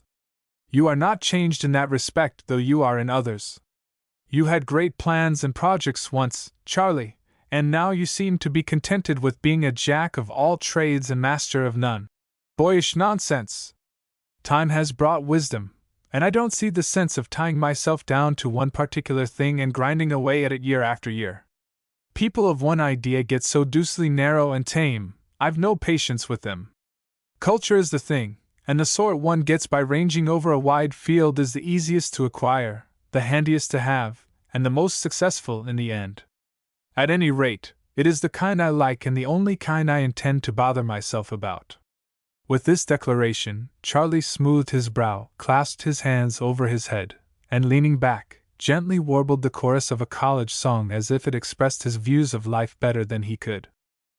Some of my saints here were people of one idea, and though they were not very successful from a worldly point of view while alive, they were loved and canonized when dead," said Rose, who had been turning over a pile of photographs on the table and just then found her favorite, St. Francis, among them. "This is more to my taste. Those worn-out, cadaverous fellows give me the blues, but here's a gentlemanly saint who takes things easy and does good as he goes along without howling over his own sins or making other people miserable by telling them of theirs." And Charlie laid a handsome St. Martin beside the brown-frocked monk. Rose looked at both and understood why her cousin preferred the soldierly figure with the sword to the ascetic with his crucifix. One was riding bravely through the world in purple and fine linen, with horse and hound and squires at his back, and the other was in a lazar house, praying over the dead and dying. The contrast was a strong one, and the girl's eyes lingered longest on the knight, though she said thoughtfully, "Yours is certainly the pleasantest, and yet I never heard of any good deed he did, except divide his cloak with a beggar, while St. Francis gave himself to charity just when life was most tempting and spent years working for God without reward. He's old and poor, and in a dreadful place, but I won't give him up, and you may have your gay St. Martin if you want him." "No, thank you, saints are not in my line, but I'd like the golden-haired angel in the blue gown if you'll let me have her. She shall be my little Madonna, and I'll pray to her like a good Catholic," answered Charlie, turning to the delicate, deep-eyed figure with the lilies in its hand. "With all my heart, and any others that you like. Choose some for your mother and give them to her with my love." So Charlie sat down beside Rose to turn and talk over the pictures for a long and pleasant hour. But when they went away to lunch, if there had been anyone to observe so small but significant a trifle, good St. Francis lay face downward behind the sofa, while gallant St. Martin stood erect upon the chimney-piece. Chapter 3 Miss Campbell. While the travelers unpack their trunks, we will pick up, as briefly as possible, the dropped stitches in the little romance we are weaving. Rose's life had been a very busy and quiet one for the 4 years following the May Day when she made her choice. Study, exercise, housework, and many wholesome pleasures kept her a happy, hearty creature, yearly growing in womanly graces, yet always preserving the innocent freshness girls lose so soon when too early set upon the world's stage and given a part to play. Not a remarkably gifted girl in any way, and far from perfect, full of all manner of youthful whims and fancies, a little spoiled by much love, rather apt to think all lives as safe and sweet as her own, and when want or pain appealed to her, the tender heart overflowed with a remorseful charity which gave of its abundance recklessly. Yet, with all her human imperfections, the upright nature of the child kept her desires climbing toward the just and pure and true, as flowers struggle to the light, and the woman's soul was budding beautifully under the green leaves behind the little thorns. At 17, Dr. Alec pronounced her ready for the voyage around the world, which he considered a better finishing off than any school could give her. But just then Aunt Peace began to fail and soon slipped quietly away to rejoin the lover she had waited for so long. Youth seemed to come back in a mysterious way to touch the dead face with lost loveliness, and all the romance of her past to gather around her memory. Unlike most aged women, her friends were among the young, and at her funeral the grey heads gave place to the band of loving girls who made the sweet old maiden ready for her rest, bore her pall, and covered her grave with the white flowers she had never worn. When this was over, poor Aunt Plenty seemed so lost without her lifelong charge that Dr. Alec would not leave her, and Rose gladly paid the debt she owed by the tender service which comforts without words. But Aunt Plenty, having lived for others all her days, soon rebelled against this willing sacrifice, soon found strength in her own sincere piety, solace in cheerful occupation, and amusement in nursing Aunt Myra, who was a capital patient, as she never died and never got well. So at last the moment came when, with free minds, the travelers could set out, and on Rose's 18th birthday, with Uncle Alec and the faithful Phoebe, she sailed away to see and study the big, beautiful world which lies ready for us all if we only know how to use and enjoy it. Phoebe was set to studying music in the best schools, and while she trained her lovely voice with happy industry, Rose and her uncle roamed about in the most delightful way till 2 years were gone like a dream and those at home clamored for their return. Back they came, and now the heiress must make ready to take her place, for at 21 she came into possession of the fortune she had been trying to learn how to use well. Great plans fermented in her brain, for, though the heart was as generous as ever, time had taught her prudence and observation shown her that the wisest charity is that which helps the poor to help themselves. Dr. Alec found it a little difficult to restrain the ardor of this young philanthropist who wanted to begin at once to endow hospitals, build homes, adopt children, and befriend all mankind. Take a little time to look about you and get your bearings, child. The world you have been living in is a much simpler, honester one than that you are now to enter. Test yourself a bit and see if the old ways seem best after all, for you are old enough to decide, and wise enough to discover, what is for your truest good, I hope," he said, trying to feel ready to let the bird escape from under his wing and make little flights alone. "Now, uncle, I'm very much afraid you are going to be disappointed in me," answered Rose with unusual hesitation yet a very strong desire visible in her eyes. "You like to have me quite honest, and I've learned to tell you all my foolish thoughts, so I'll speak out, and if you find my wish very wrong and silly, please say so, for I don't want you to cast me off entirely, though I am grown up. You say, wait a little, test myself, and try if the old ways are best. I should like to do that, and can I in a better way than leading the life other girls lead? Just for a little while," she added, as her uncle's face grew grave. He was disappointed, yet acknowledged that the desire was natural and in a moment saw that a trial of this sort might have its advantages. Nevertheless, he dreaded it, for he had intended to choose her society carefully and try to keep her unspoiled by the world as long as possible, like many another fond parent and guardian. But the spirit of Eve is strong, and all her daughters' forbidden fruit will look rosier to them than any in their own orchards, and the temptation to take just one little bite proves irresistible to the wisest. So Rose, looking out from the safe seclusion of her girlhood into the woman's kingdom which she was about to take possession of, felt a sudden wish to try its pleasures before assuming its responsibilities, and was too sincere to hide the longing. "Very well, my dear, try it if you like, only take care of your health, be temperate in your gaiety, and don't lose more than you gain, if that is possible," he added under his breath, endeavoring to speak cheerfully and not look anxious. "I know it is foolish, but I do want to be a regular butterfly for a little while and see what it is like. You know I couldn't help seeing a good deal of fashionable life abroad, though we were not in it, and here at home the girls tell me about all sorts of pleasant things that are to happen this winter, so if you won't despise me very much, I should like to try it." "For how long? Would 3 months be too long? New Year is a good time to take a fresh start. Everyone is going to welcome me, so I must be gay in spite of myself, unless I'm willing to seem very ungrateful and morose," said Rose, glad to have so good a reason to offer for her new experiment. "You may like it so well that the 3 months may become years. Pleasure is very sweet when we are young. Do you think it will intoxicate me? We shall see, my dear." "We shall!" And Rose marched away, looking as if she had taken a pledge of some sort, and meant to keep it. It was a great relief to the public mind when it became known that Miss Campbell was really coming out at last, and invitations to Aunt Plenty's party were promptly accepted. Aunt Clara was much disappointed about the grand ball she had planned, but Rose stood firm, and the dear old lady had her way about everything. The consequence was a delightfully informal gathering of friends to welcome the travelers home. Just a good, old-fashioned, hospitable housewarming, so simple, cordial, and genuine that those who came to criticize remained to enjoy, and many owned the charm they could neither describe nor imitate.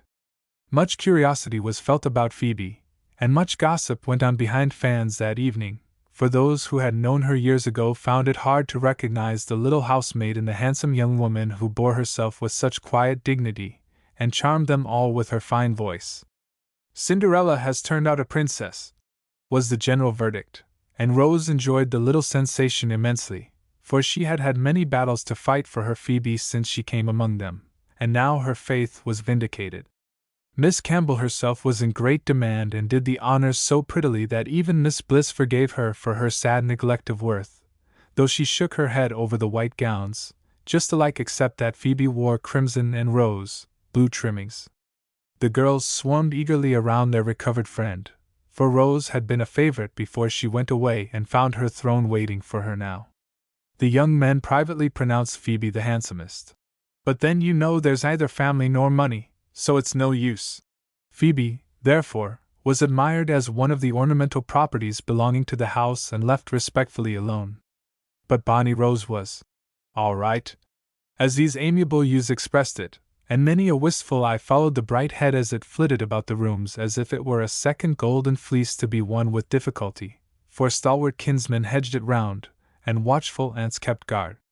Little wonder that the girl found her new world an enchanting one, and that her first sip of pleasure rather went to her head, for everybody welcomed and smiled on her, flattered and praised, whispered agreeable prophecies in her ear, and looked the compliments and congratulations they dared not utter till she felt as if she must have left her old self somewhere abroad and suddenly become a new and wonderfully gifted being. "It is very nice, uncle, and I'm not sure I mayn't want another 3 months of it when the first are gone," she whispered to Dr. Alec as he stood watching the dance she was leading with Charlie in the long hall after supper. "Steady, my lass, steady, and remember that you are not really a butterfly but a mortal girl with a head that will ache tomorrow," he answered, watching the flushed and smiling face before him. "I almost wish there wasn't any tomorrow, but that tonight would last forever. It is so pleasant, and everyone so kind," she said with a little sigh of happiness, as she gathered up her fleecy skirts like a white bird pluming itself for flight. "I'll ask your opinion about that at 2 a.m., began her uncle with a warning nod. "I'll give it honestly," was all Rose had time to say before Charlie swept her away into the parti-colored cloud before them. "It's no use, Alec, train a girl as wisely as you choose, she will break loose when the time comes and go in for pleasure as eagerly as the most frivolous, for 'tis their nature to," said Uncle Mac, keeping time to the music as if he would not mind going in for a bit of pleasure himself. "My girl shall taste and try, but unless I'm much mistaken, a little bit of it will satisfy her. I want to see if she will stand the test, because if not, all my work is a failure and I'd like to know it," answered the doctor with a hopeful smile on his lips but an anxious look in his eyes. "She will come out all right, bless her heart. So let her sow her innocent wild oats and enjoy herself till she is ready to settle down. I wish all our young folks were likely to have as small a crop and get through as safely as she will," added Uncle Mac with a shake of the head as he glanced at some of the young men revolving before him. "Nothing amiss with your lads, I hope?" "No, thank heaven! So far I've had little trouble with either, though Mac is an odd stick and Steve a puppy. I don't complain, for both will outgrow that sort of thing and are good fellows at heart, thanks to their mother. But Clara's boy is in a bad way, and she will spoil him as a man as she has as a boy if his father doesn't interfere. I told Brother Stephen all about him when I was in Calcutta last year, and he wrote to the boy, but Clara has got no end of plans in her head and so she insisted on keeping Charlie a year longer when his father ordered him off to India," replied the doctor as they walked away. "It is too late to order Charlie as a man now, and Stephen will find he has been too easy with him all these years. Poor fellow, it has been hard lines for him, and is likely to be harder, I fancy, unless he comes home and straightens things out. He won't do that if he can help it. He has lost all his energy living in that climate and hates worry more than ever, so you can imagine what an effort it would be to manage a foolish woman and a headstrong boy. We must lend a hand, Mac, and do our best for poor old Steve. The best we can do for the lad is to marry and settle him as soon as possible." "My dear fellow, he is only 23, began the doctor, as if the idea was preposterous.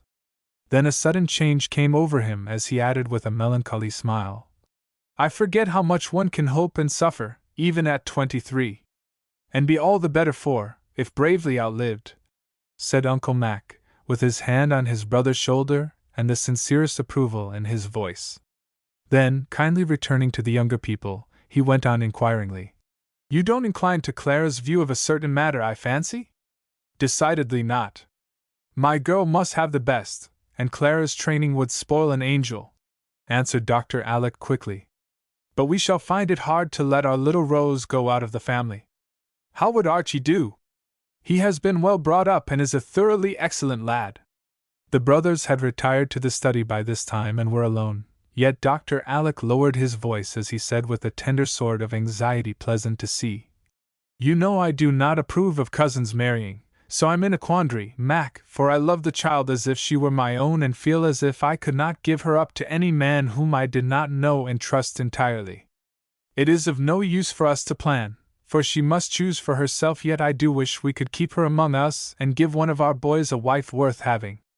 We must, so never mind your theories but devote yourself to testing our elder lads and making one of them a happy fellow.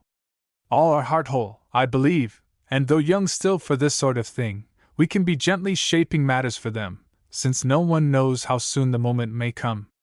My faith, it is like living in a powder mill to be among a lot of young folks nowadays. All looks as calm as possible till a sudden spark produces an explosion, and heaven only knows where we find ourselves after it is over." And Uncle Mac sat himself comfortably down to settle Rose's fate, while the doctor paced the room, plucking at his beard and knitting his brows as if he found it hard to see his way. "Yes, Archie is a good fellow," he said, answering the question he had ignored before. "An upright, steady, intelligent lad who will make an excellent husband if he ever finds out that he has a heart. I suppose I'm an old fool, but I do like a little more romance in a young man than he seems to have, more warmth and enthusiasm, you know. Bless the boy! He might be 40 instead of 3 or 4 and 20, he's so sober, calm, and cool. I'm younger than he is, and could go a-wooing like a Romeo if I had any heart to offer a woman." The doctor looked rather shamefaced as he spoke, and his brother burst out laughing. "See here, Alec, it's a pity so much romance and excellence as yours should be lost, so why don't you set these young fellows an example and go a-wooing yourself? Jessie has been wondering how you have managed to keep from falling in love with Phoebe all this time, and Clara is quite sure that you waited only till she was safe under Aunt Plenty's wing to offer yourself in the good old-fashioned style." "Aye." And the doctor stood aghast at the mere idea, then he gave a resigned sort of sigh and added like a martyr, "If those dear women would let me alone, I'd thank them forever. Put the idea out of their minds for heaven's sake, Mac, or I shall be having that poor girl flung at my head and her comfort destroyed. She is a fine creature and I'm proud of her, but she deserves a better lot than to be tied to an old fellow like me whose only merit is his fidelity." "As you please, I was only joking." And Uncle Mac dropped the subject with secret relief. The excellent man thought a good deal of family, and had been rather worried at the hints of the ladies. After a moment's silence he returned to a former topic, which was rather a pet plan of his. "I don't think you do Archie justice, Alec. You don't know him as well as I do, but you'll find that he has heart enough under his cool, quiet manner. I've grown very fond of him, think highly of him, and don't see how you could do better for Rose than to give her to him. If she will go," said the doctor, smiling at his brother's businesslike way of disposing of the young people. "She'll do anything to please you," began Uncle Mac in perfect good faith, for 25 years in the society of a very prosaic wife had taken nearly all the romance out of him.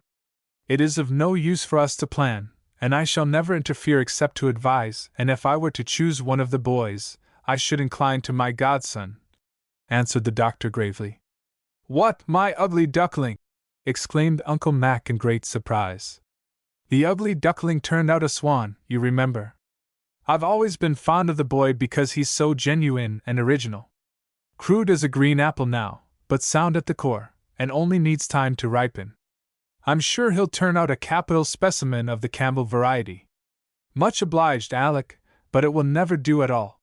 He's a good fellow, and may do something to be proud of by and by, but he's not the mate for our Rose.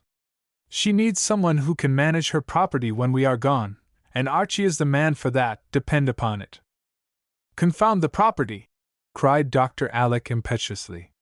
"I want her to be happy, and I don't care how soon she gets rid of her money if it is going to be a millstone round her neck. I declare to you, I dreaded the thought of this time so much that I've kept her away as long as I could and trembled whenever a young fellow joined us while we were abroad. Had 1 or 2 narrow escapes, and now I'm in for it, as you can see by tonight's success, as Clara calls it. Thank heaven I haven't many daughters to look after. Come, don't be anxious, take Archie and settle it right up safely and happily. That's my advice, and you'll find it sound." replied the elder conspirator, like one having experience. I'll think of it, but mind you, Mac, not a word of this to the sisters. We are a couple of old fools to be matchmaking so soon, but I see what is before me, and it's a comfort to free my mind to someone. So it is. Depend on me not a breath even to Jane, answered Uncle Mac, with a hearty shake and a sympathetic slap on the shoulder. Why, what dark and awful secrets are going on here?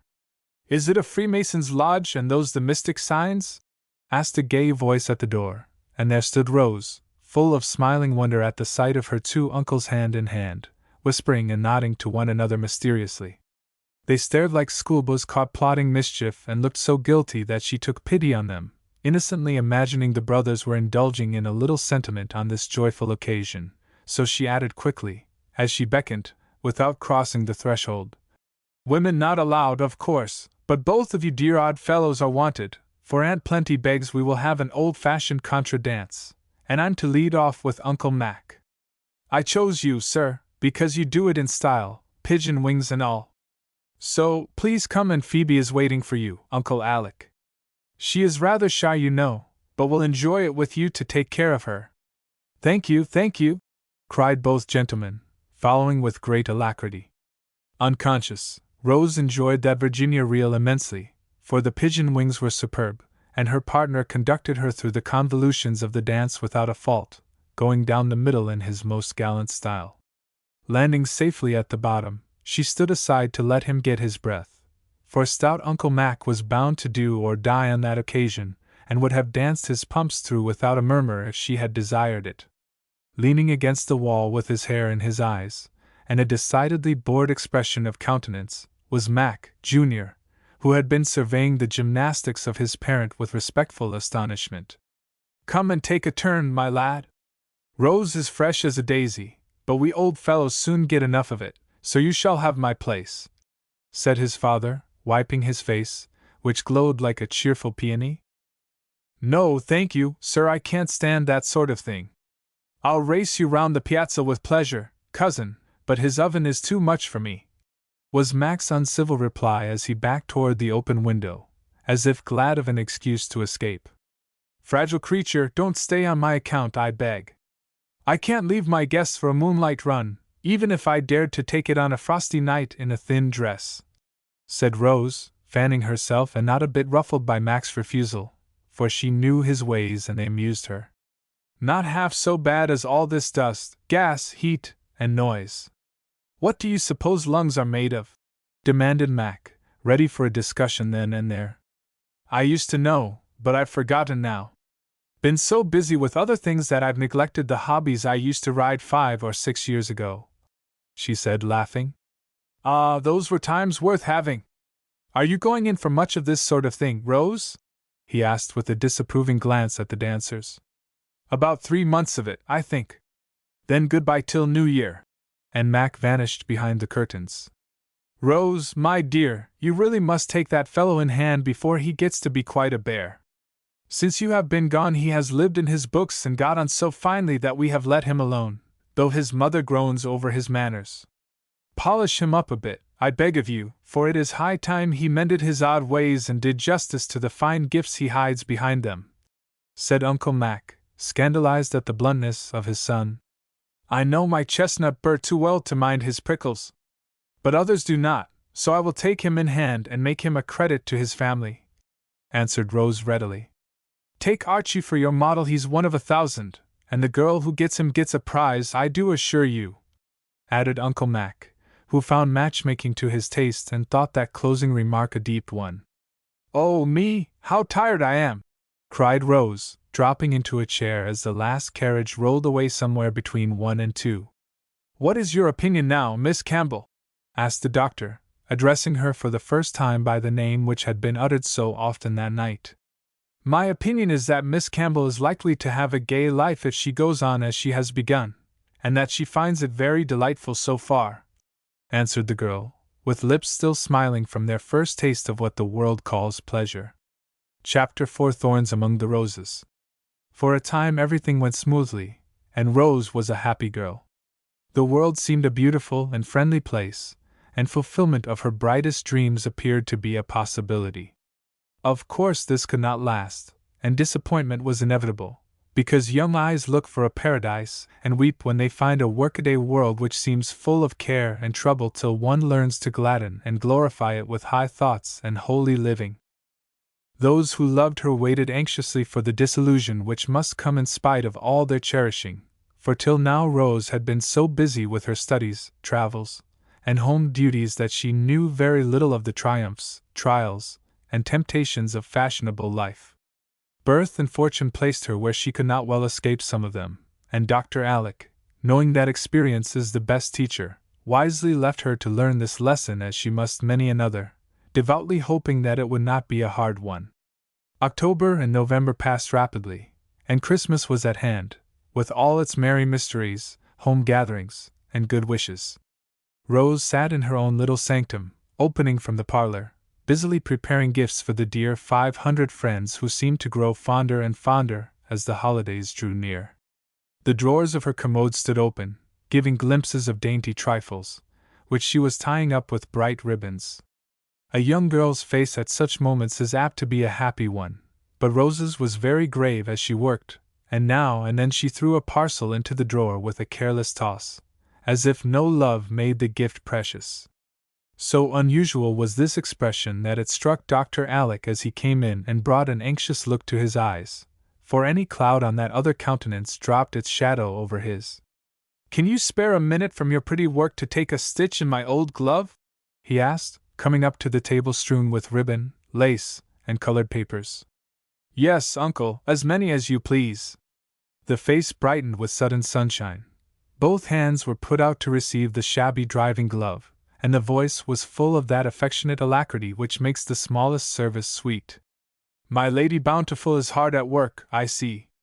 Can I help in any way?" he asked, glancing at the display before him. "No, thank you, unless you can make me as full of interest and pleasure in these things as I used to be. Don't you think preparing presents a great bore, except for those you love and who love you?" she added in a tone which had a slight tremor in it as she uttered the last words. "I don't give to people whom I care nothing for. Can't do it, especially at Christmas, when goodwill should go into everything one does. If all these pretties are for dear friends, you must have a great many. I thought they were friends, but I find many of them are not, and that's the trouble, sir. Tell me all about it, dear, and let the old glove go," he said, sitting down beside her with his most sympathetic air. But she held the glove fast, saying eagerly, "No, no, I love to do this. I don't feel as if I could look at you while I tell what a bad, suspicious girl I am," she added, keeping her eyes on her work.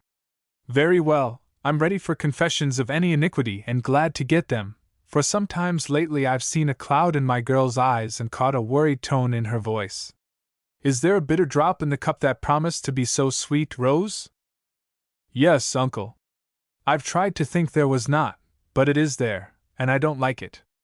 I'm ashamed to tell, and yet I want to, because you will show me how to make it sweet or assure me that I shall be the better for it, as you used to do when I took medicine."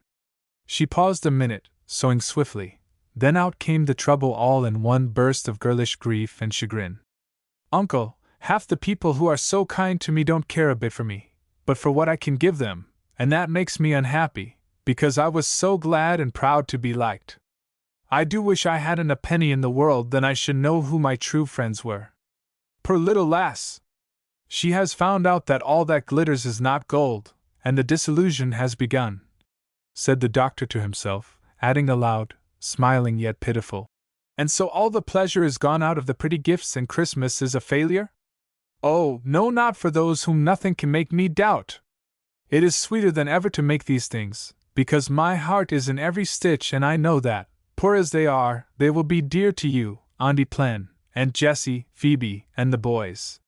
She opened a drawer where lay a pile of pretty gifts, wrought with loving care by her own hands, touching them tenderly as she spoke and patting the sailor's knot of blue ribbon on one fat parcel with a smile that told how unshakable her faith in someone was. "But these," she said, pulling open another drawer and tossing over its gay contents with an air half sad, half scornful. "These I bought and give because they are expected. These people care only for a rich gift, not one bit for the giver, whom they will secretly abuse if she is not as generous as they expect. How can I enjoy that sort of thing, uncle? You cannot, but perhaps you do some of them injustice, my dear. Don't let the envy or selfishness of a few poison your faith in all. Are you sure that none of these girls care for you? He asked, reading a name here and there on the parcels scattered about. I'm afraid I am. You see, I heard several talking together the other evening at Annabel's, only a few words, but it hurt me very much, for nearly everyone was speculating on what I would give them and hoping it would be something fine. She's so rich she ought to be generous, said one. I've been perfectly devoted to her for weeks and hope she won't forget it, said another. If she doesn't give me some of her gloves, I shall think she's very mean, for she has heaps, and I tried on a pair in funds so she could see they fitted and take a hint, added a third. I did take the hint, you see. And Rose opened a handsome box in which lay several pairs of her best gloves, with buttons enough to satisfy the heart of the most covetous. Plenty of silver paper and perfume, but not much love went into that bundle, I fancy? And Dr. Alec could not help smiling at the disdainful little gesture with which Rose pushed away the box. Not a particle, nor in most of these. I have given them what they wanted and taken back the confidence and respect they didn't care for. It is wrong, I know, but I can't bear to think all the seeming goodwill and friendliness I've been enjoying was insincere and for a purpose. That's not the way I treat people. I am sure of it. Take things for what they are worth, dear, and try to find the wheat among the tares, for there is plenty if one knows how to look. Is that all the trouble? No, sir, that is the lightest part of it. I shall soon get over my disappointment in those girls and take them for what they are worth as you advise, but being deceived in them makes me suspicious of others, and that is hateful. If I cannot trust people, I'd rather keep by myself and be happy. I do detest maneuvering and underhanded plots and plans. Rose spoke petulantly and twitched her silk till it broke, while regret seemed to give place to anger as she spoke. There is evidently another thorn pricking. Let us have it out, and then I'll kiss the place to make it well as I used to do when I took the splinters from the fingers you are pricking so unmercifully, said the doctor, anxious to relieve his pet patient as soon as possible. Rose laughed, but the color deepened in her cheeks as she answered with a pretty mixture of maidenly shyness and natural candor. And Clara worries me by warning me against half the young men I meet and insisting that they want only my money. Now that is dreadful, and I won't listen, but I can't help thinking of it sometimes, for they are very kind to me and I'm not vain enough to think it is my beauty. I suppose I am foolish, but I do like to feel that I am something besides an heiress. The little quiver was in Rose's voice again as she ended, and Dr. Alec gave a quick sigh as he looked at the downcast face so full of the perplexity ingenuous spirits feel when doubt first mars their faith and dims the innocent beliefs still left from childhood. He had been expecting this and knew that what the girl just began to perceive and try modestly to tell had long ago been plain to worldlier eyes. The heiress was the attraction to most of the young men whom she met. Good fellows enough, but educated, as nearly all are nowadays, to believe that girls with beauty or money are brought to market to sell or buy as the case may be. Rose could purchase anything she liked, as she combined both advantages, and was soon surrounded by many admirers, each striving to secure the prize. Not being trained to believe that the only end and aim of a woman's life was a good match, she was a little disturbed, when the first pleasing excitement was over, to discover that her fortune was her chief attraction. It was impossible for her to help seeing, hearing, guessing this from a significant glance, a stray word, a slight hint here and there, and the quick instinct of a woman felt even before it understood the self-interest which chilled for her so many opening friendships. In her eyes love was a very sacred thing, hardly to be thought of till it came, reverently received and cherished faithfully to the end. Therefore, it is not strange that she shrank from hearing it flippantly discussed and marriage treated as a bargain to be haggled over, with little thought of its high duties, great responsibilities, and tender joys. Many things perplexed her, and sometimes a doubt of all that till now she had believed and trusted made her feel as if at sea without a compass, for the new world was so unlike the one she had been living in that it bewildered while it charmed the novice.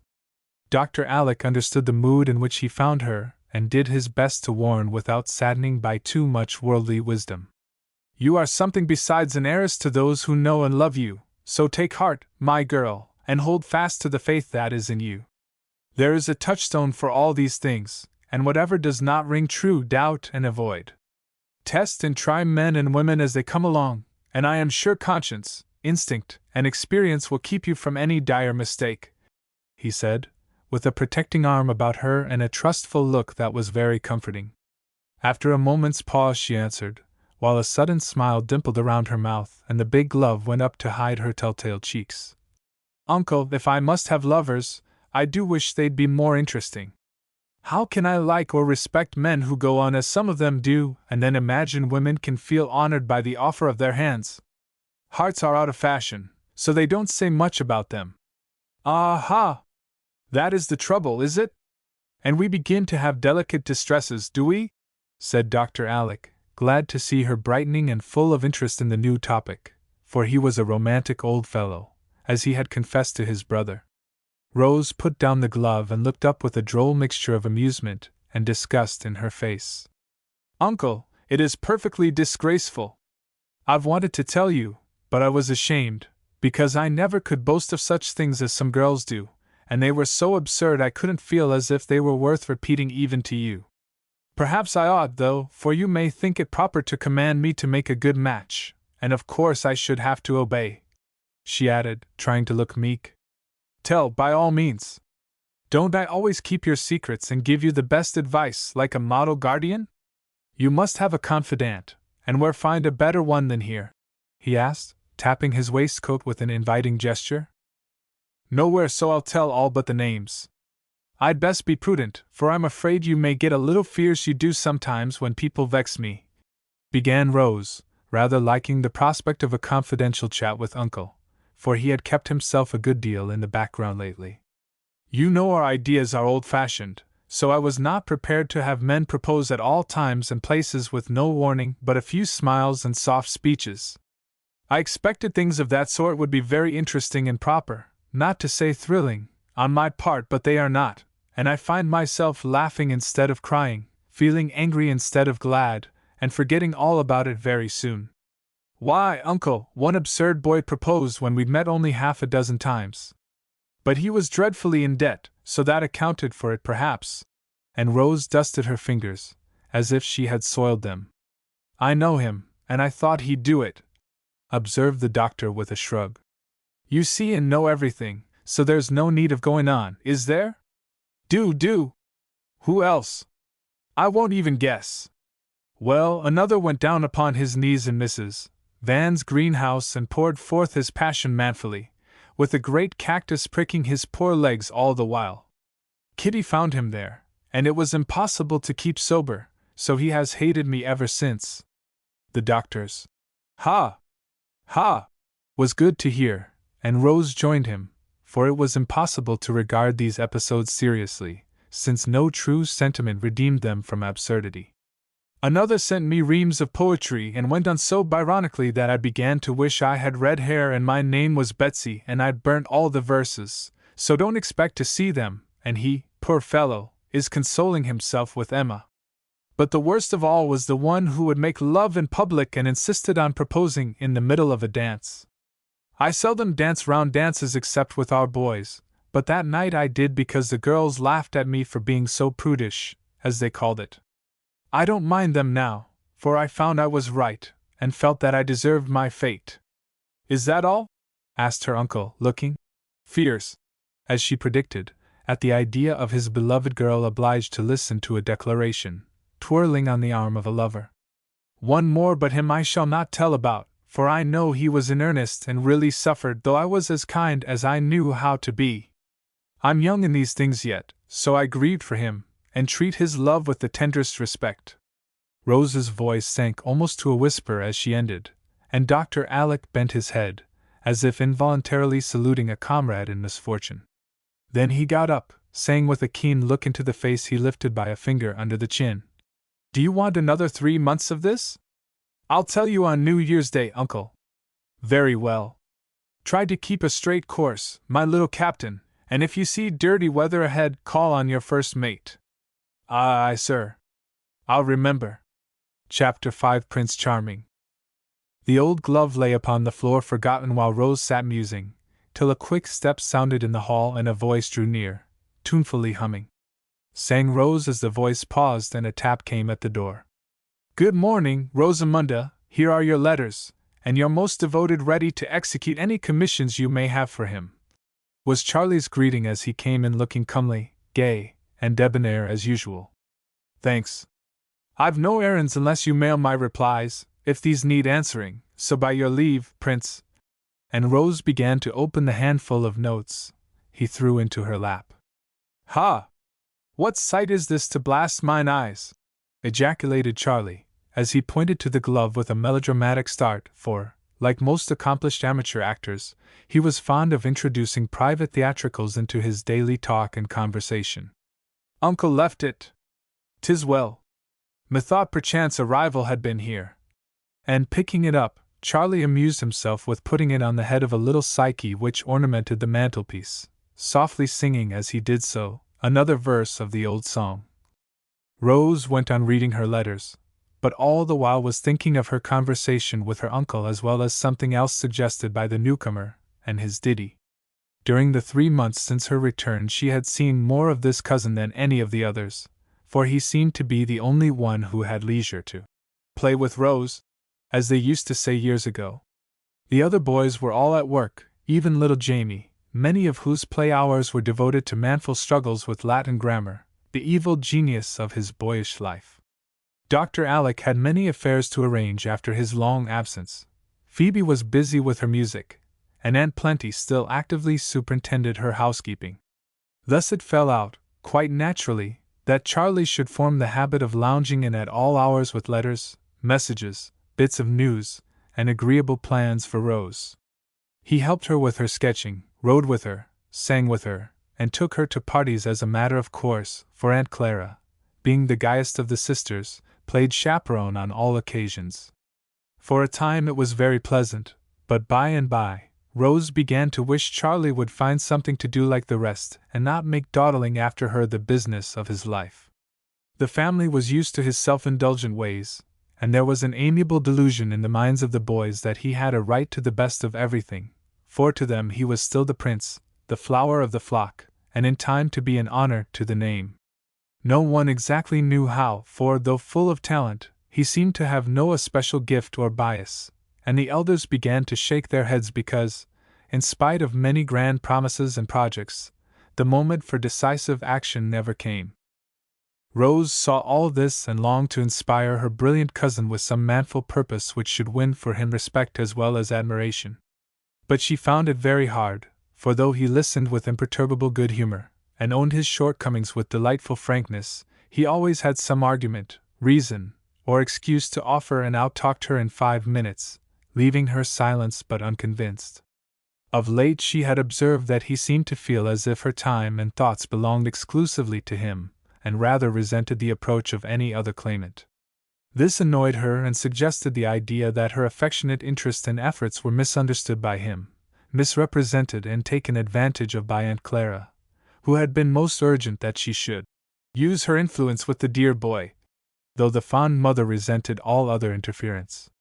This troubled Rose and made her feel as if caught in a snare, for, while she owned to herself that Charlie was the most attractive of her cousins, she was not ready to be taken possession of in this masterful way, especially since other, and sometimes better men sought her favor more humbly. These thoughts were floating vaguely in her mind as she read her letters and unconsciously influenced her in the chat that followed. Only invitations, and I can't stop to answer them now or I shall never get through this job, she said, returning to her work. Let me help. You do up and I'll direct. Have a secretary do now, and see what a comfort it will be, proposed Charlie, who could turn his hand to anything and had made himself quite at home in the sanctum. I'd rather finish this myself, but you may answer the notes if you will. Just regrets to all but 2 or 3.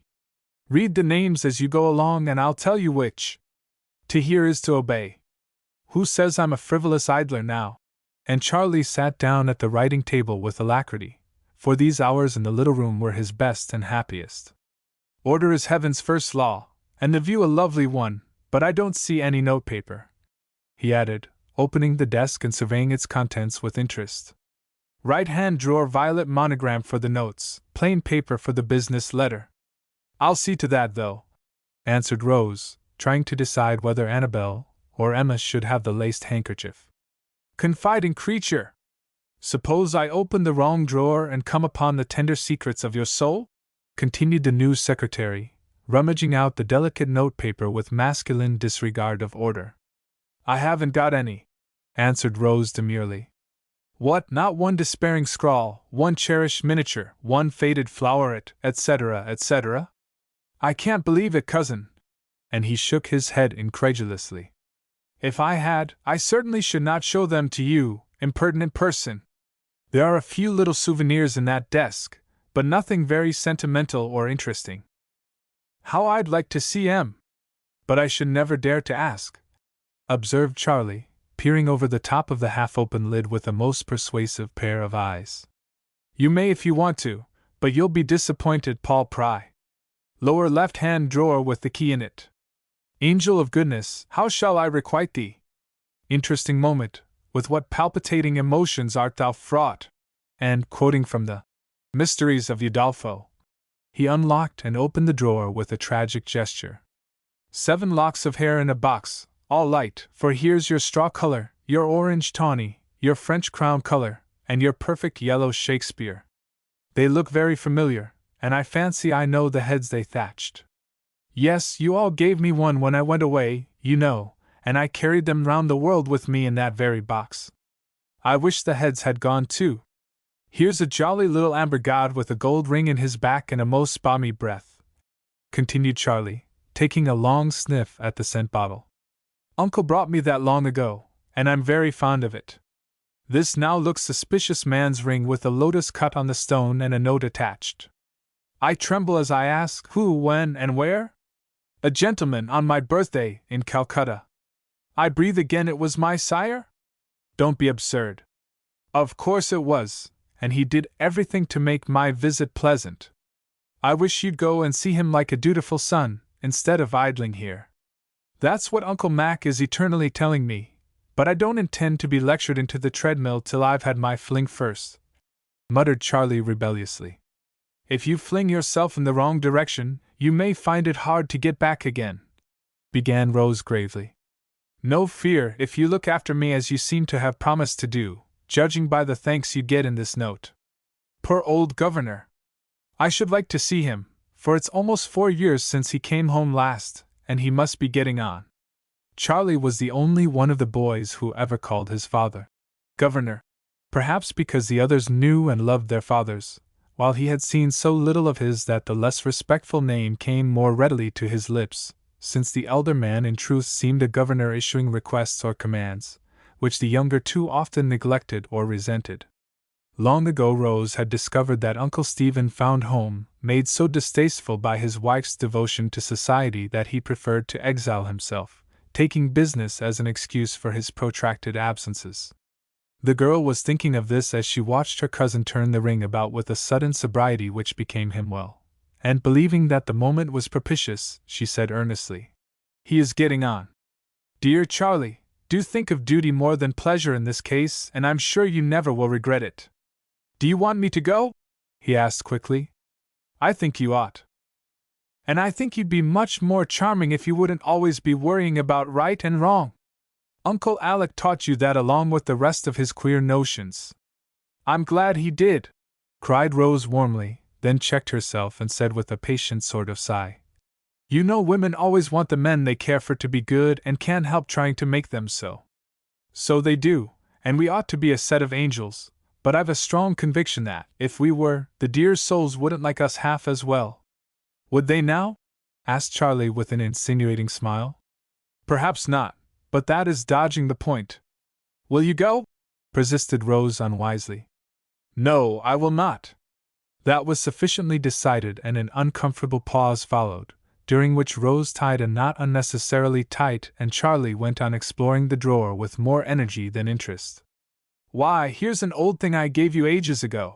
he suddenly exclaimed in a pleased tone, holding up a little agate heart on a faded blue ribbon. Will you let me take away the heart of stone and give you a heart of flesh? He asked, half in earnest, half in jest, touched by the little trinket and the recollections it awakened. No, I will not, answered Rose bluntly, much displeased by the irreverent and audacious question. Charlie looked rather abashed for a moment, but his natural light-heartedness made it easy for him to get the better of his own brief fits of waywardness, and put others in good humor with him and themselves. Now we are even, let's drop the subject and start afresh, he said with irresistible affability, as he coolly put the little heart in his pocket and prepared to shut the drawer. But something caught his eye, and exclaiming, "What's this? What's this?" he snatched up a photograph which lay half under a pile of letters with foreign postmarks. "Oh, I forgot that was there," said Rose hastily. "Who is the man?" demanded Charlie, eyeing the good-looking countenance before him with a frown. "That is the Honorable Gilbert Murray, who went up the Nile with us and shot crocodiles and other small game, being a mighty hunter, as I told you in my letters," answered Rose gaily, though ill-pleased at the little discovery just then, for this had been one of the narrow escapes her uncle spoke of. "And they haven't eaten him yet, I infer from the pile of letters?" said Charlie jealously. "I hope not. His sister did not mention it when she wrote last." "Ah, then she is your correspondent? Sisters are dangerous things sometimes." And Charlie eyed the packet suspiciously. "In this case, a very convenient thing, for she tells me all about her brother's wedding, as no one else would take the trouble to do." "Oh, well, if he's married, I don't care a straw about him. I fancied I'd found out why you are such a hard-hearted charmer. But if there is no secret idol, I'm all at sea again." And Charlie tossed the photograph into the drawer as if it no longer interested him. "I'm hard-hearted because I'm particular and, as yet, do not find anyone at all to my taste." "No one?" with a tender glance. "No one," with a rebellious blush, and the truthful addition. "I see much to admire and like in many persons, but none quite strong and good enough to suit me. My heroes are old-fashioned, you know. Prigs, like Guy Carleton, Count Altenburg, and John Halifax. I know the pattern you goody girls like," sneered Charlie, who preferred the Guy Livingston, Beauclerk, and Rochester style. "Then I'm not a goody girl, for I don't like prigs.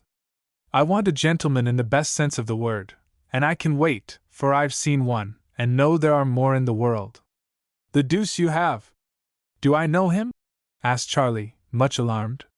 "You think you do," answered Rose with a mischievous sparkle in her eye. "If it isn't Pem, I give it up. He's the best-bred fellow I know." "Oh dear, no! Far superior to Mr. Pemberton and many years older," said Rose, with so much respect that Charlie looked perplexed as well as anxious. "Some apostolic minister, I fancy. You pious creatures always like to adore a parson. But all we know are married." "He isn't." "Give a name, for pity's sake, I'm suffering tortures of suspense," begged Charlie. "Alexander Campbell." "Uncle? Well, upon my word, that's a relief, but mighty absurd all the same.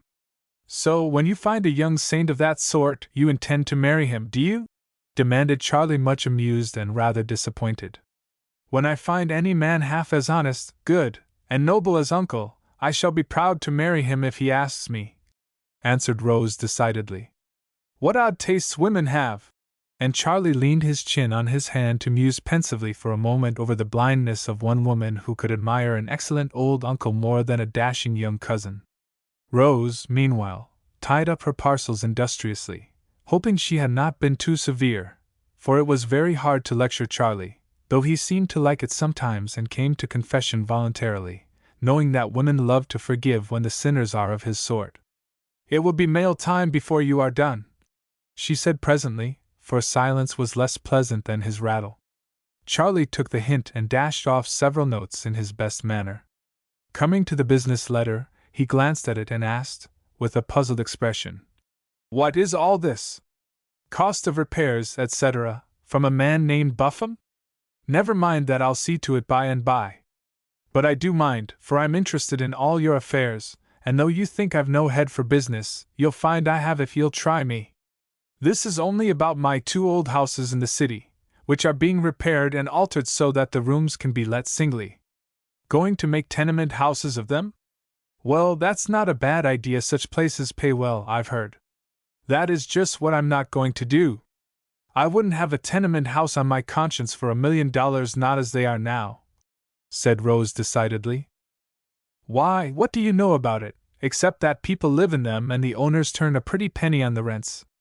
I know a good deal about them, for I've seen many such, both here and abroad. It was not all pleasure with us, I assure you. Uncle was interested in hospitals and prisons, and I sometimes went with him, but they made me sad, so he suggested other charities that I could be of help about when we came home. I visited infant schools, working women's homes, orphan asylums, and places of that sort. You don't know how much good it did me and how glad I am that I have the means of lightening a little some of the misery in the world. But, my dear girl, you needn't make ducks and drakes of your fortune trying to feed and cure and clothe all the poor wretches you see. Give, of course everyone should do something in that line, and no one likes it better than I. But don't, for mercy's sake, go at it as some women do and get so desperately earnest, practical, and charity-mad that there is no living in peace with you," protested Charlie, looking alarmed at the prospect. "You can do as you please. I intend to do all the good I can by asking the advice and following the example of the most earnest, practical, and charitable people I know, so, if you don't approve, you can drop my acquaintance," answered Rose, emphasizing the obnoxious words and assuming the resolute air she always wore when defending her hobbies. "You'll be laughed at. I'm used to that. And criticized and shunned. Not by people whose opinion I value. Women shouldn't go poking into such places. I've been taught that they should. Well, you'll get some dreadful disease and lose your beauty, and then where are you?" added Charlie, thinking that might daunt the young philanthropist. But it did not, for Rose answered, with a sudden kindling of the eyes as she remembered her talk with Uncle Alec. "I shouldn't like it. But there would be one satisfaction in it, for when I'd lost my beauty and given away my money, I should know who really cared for me." Charlie nibbled his pen in silence for a moment, then asked, meekly, "Could I respectfully inquire what great reform is to be carried on in the old houses which their amiable owner is repairing?" "I am merely going to make them comfortable homes for poor but respectable women to live in. There is a class who cannot afford to pay much, yet suffer a great deal from being obliged to stay in noisy, dirty, crowded places like tenement houses and cheap lodgings. I can help a few of them, and I'm going to try. May I humbly ask if these decayed gentlewomen are to inhabit their palatial retreat rent-free? That was my first plan, but Uncle showed me that it was wiser not make genteel paupers of them, but let them pay a small rent and feel independent. I don't want the money, of course, and shall use it in keeping the houses tidy or helping other women in like case," said Rose, entirely ignoring her cousin's covert ridicule. "Don't expect any gratitude, for you won't get it, nor much comfort with a lot of forlornities on your hands, and be sure that when it is too late you will tire of it all and wish you had done as other people do. Thanks for your cheerful prophecies, but I think I'll venture." She looked so undaunted that Charlie was a little nettled and fired his last shot rather recklessly. "Well, one thing I do know, you'll never get a husband if you go on in this absurd way, and by Jove! You need one to take care of you and keep the property together." Rose had a temper, but seldom let it get the better of her. Now, however, it flashed up for a moment. Those last words were peculiarly unfortunate, because Aunt Clara had used them more than once when warning her against impecunious suitors and generous projects. She was disappointed in her cousin, annoyed at having her little plans laughed at, and indignant with him for his final suggestion. "I'll never have one, if I must give up the liberty of doing what I know is right, and I'd rather go into the poorhouse tomorrow than keep the property together in the selfish way you mean." That was all, but Charlie saw that he had gone too far and hastened to make his peace with the skill of a lover, for, turning to the little cabinet piano behind him, he sang in his best style the sweet old song, dwelling with great effect not only upon the tender assurance that "my plaid should shelter thee," but also that, even if a king, it was very evident that Prince Charming had not gone troubadouring in vain, for Orpheus himself could not have restored harmony more successfully. The tuneful apology was accepted with a forgiving smile and a frank I'm sorry I was cross, but you haven't forgotten how to tease, and I'm rather out of sorts today. Late hours don't agree with me. Then you won't feel like going to Mrs. Hope's tomorrow, I'm afraid. And Charlie took up the last note with an expression of regret which was very flattering. I must go, because it is made for me, but I can come away early and make up lost sleep. I do hate to be so fractious. And Rose rubbed the forehead that ached with too much racketing. But the German does not begin till late. I'm to lead and depend upon you. Just stay this once to oblige me, pleaded Charlie, for he had set his heart on distinguishing himself. No, I promised Uncle to be temperate in my pleasures, and I must keep my word.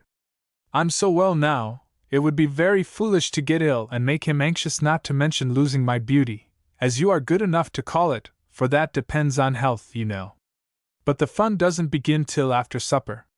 Everything will be delightful, I assure you, and we'll have a gay old time as we did last week at Emma's. Then I certainly will not, for I'm ashamed of myself when I remember what a romp that was and how sober Uncle looked as he let me in at 3 in the morning, all faggied out, my dress in rags, my head aching, my feet so tired that I could hardly stand, and nothing to show for 5 hours' hard work but a pocket full of bonbons, artificial flowers, and tissue paper fools' caps. Uncle said I'd better put one on and go to bed, for I looked as though I'd been to a French bal masque. I never want to hear him say so again, and I'll never let Dawn catch me out in such a plight any more. You were all right enough, for Mother didn't object and I got you both home before daylight. Uncle is notional about such things, so I shouldn't mind, for we had a jolly time and we were none the worse for it. Indeed we were, every one of us.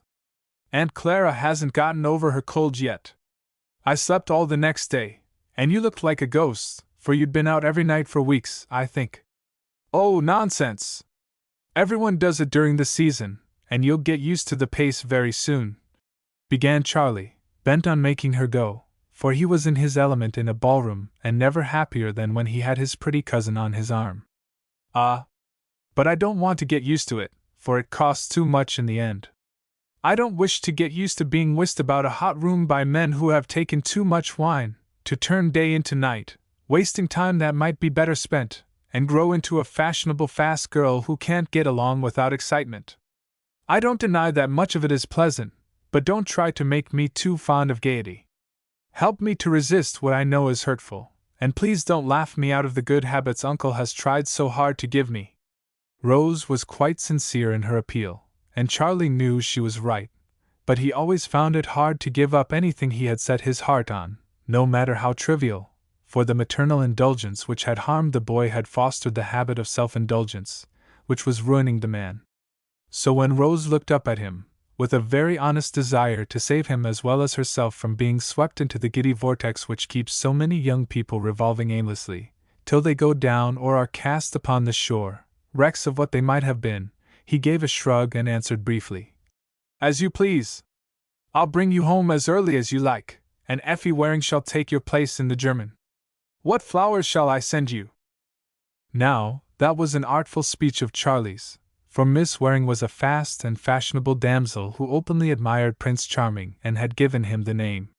Rose disliked her and was sure her influence was bad, for youth made frivolity forgivable, would hid want of refinement, and beauty always covers a multitude of sins in a man's eyes. At the sound of Effie's name, Rose wavered, and would have yielded but for the memory of the first mate's last words. She did desire to keep a straight course. So, though the current of impulse set strongly in a southerly direction, principle, the only compass worth having, pointed due north, and she tried to obey it like a wise young navigator, saying steadily, while she directed to Annabel the parcel containing a capacious pair of slippers intended for Uncle Mac. Don't trouble yourself about me. I can go with Uncle and slip away without disturbing anybody. I don't believe you'll have the heart to do it, said Charlie incredulously as he sealed the last note. Wait and see. I will, but I shall hope to the last. And kissing his hand to her, he departed to post her letters, quite sure that Miss Waring would not lead the German. It certainly looked for a moment as if Miss Campbell would, because she ran to the door with the words, I'll go, upon her lips. but she did not open it till she had stood a minute staring hard at the old glove on Psyche's head. Then, like one who had suddenly gotten a bright idea, she gave a decided nod and walked slowly out of the room. Chapter 6. Polishing Mac. "Please, could I say one word?" was the question 3 times repeated before a rough head bobbed out from the grotto of books in which Mac usually sat when he studied. "Did anyone speak?" he asked, blinking in the flood of sunshine that entered with Rose. "Only 3 times, thank you." "Don't disturb yourself, I beg, for I merely want to say a word," answered Rose as she prevented him from offering the easy chair in which he sat. "I was rather deep in a compound fracture and didn't hear. What can I do for you, cousin?" And Mac shoved a stack of pamphlets off the chair near him with a hospitable wave of the hand that sent his papers flying in all directions. Rose sat down, but did not seem to find her word an easy one to utter, for she twisted her handkerchief about her fingers in embarrassed silence till Mac put on his glasses and, after a keen look, asked soberly, "Is it a splinter, a cut, or a whitlow, ma'am?" "It is either." "Do forget your tiresome surgery for a minute and be the kindest cousin that ever was," answered Rose, beginning rather sharply and ending with her most engaging smile. "Can't promise in the dark," said the wary youth. "It is a favor, a great favor, and one I don't choose to ask any of the other boys," answered the artful damsel. Mac looked pleased and leaned forward, saying more affably, "Name it, and be sure I'll grant it if I can. Go with me to Mrs. Hope's party tomorrow night." "What?" And Mac recoiled as if she had put a pistol to his head. "I've left you in peace a long time, but it is your turn now, so do your duty like a man and a cousin." "But I never go to parties!" cried the unhappy victim in great dismay. "High time you began, sir. But I don't dance fit to be seen. I'll teach you. My dress coat isn't decent, I know. Archie will lend you one, he isn't going.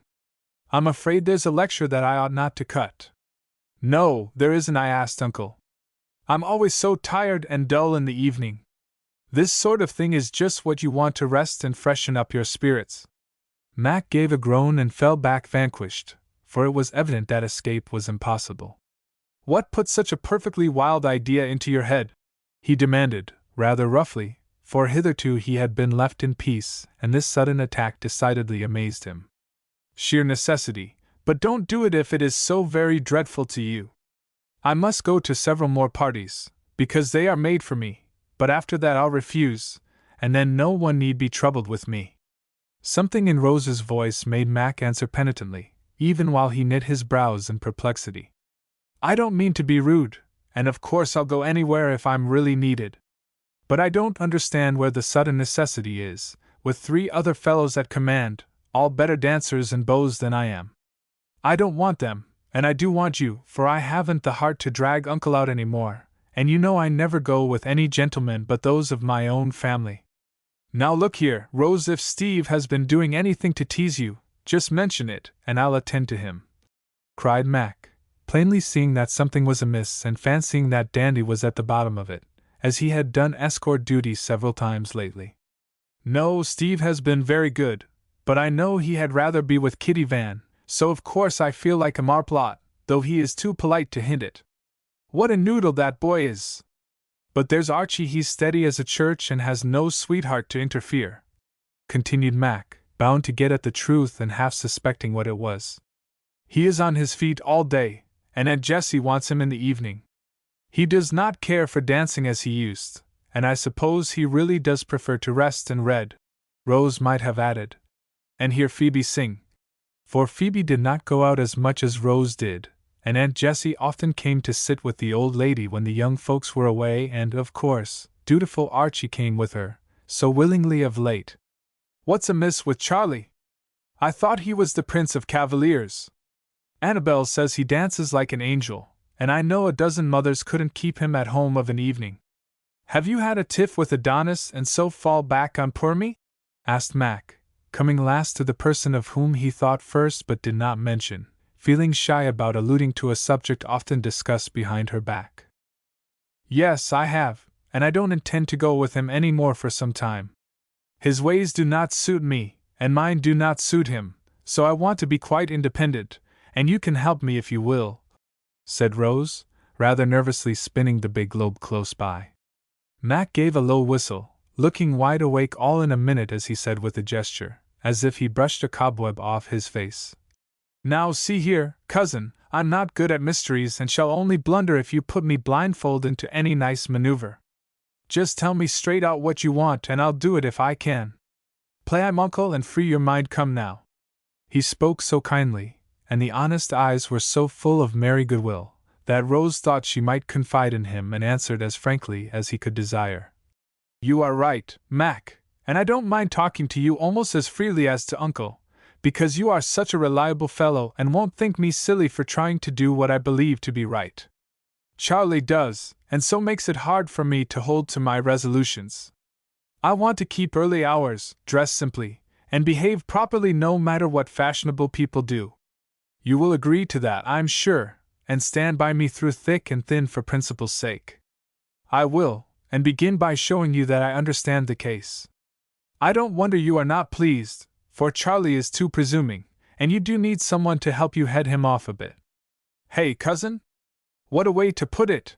And Rose laughed in spite of herself, adding with an air of relief.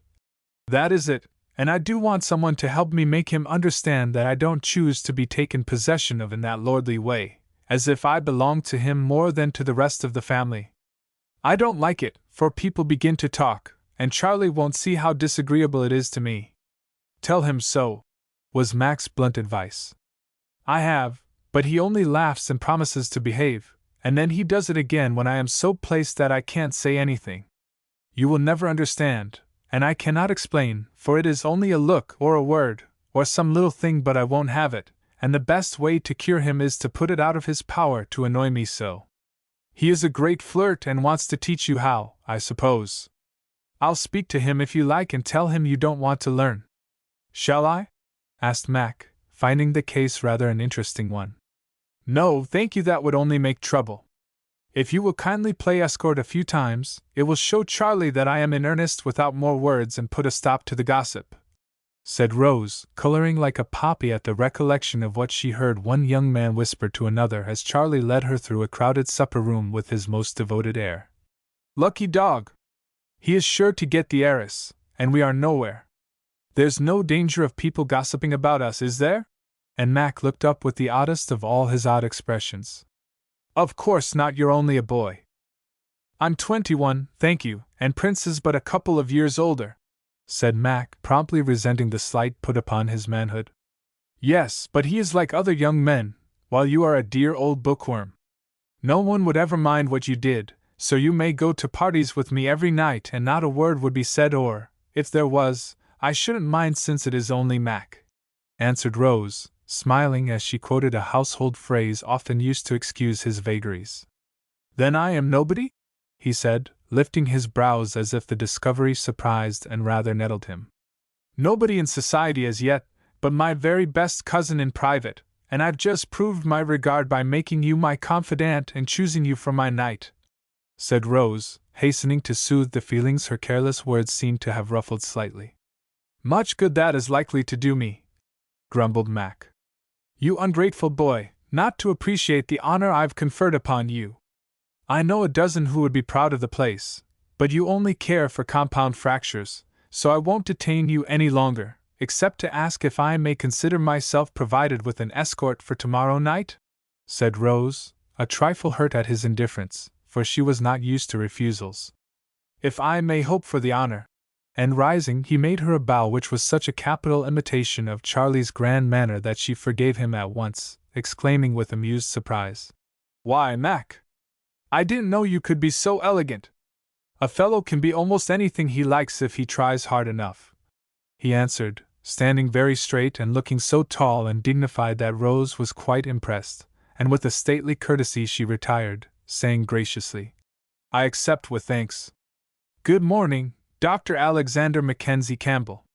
When Friday evening came and word was sent up that her escort had arrived, Rose ran down, devoutly hoping that he had not come in a velveteen jacket, top boots, black gloves, or made any trifling mistake of that sort. A young gentleman was standing before the long mirror, apparently intent upon the arrangement of his hair, and Rose paused suddenly as her eye went from the glossy broadcloth to the white-gloved hands, busy with an unruly lock that would not stay in place.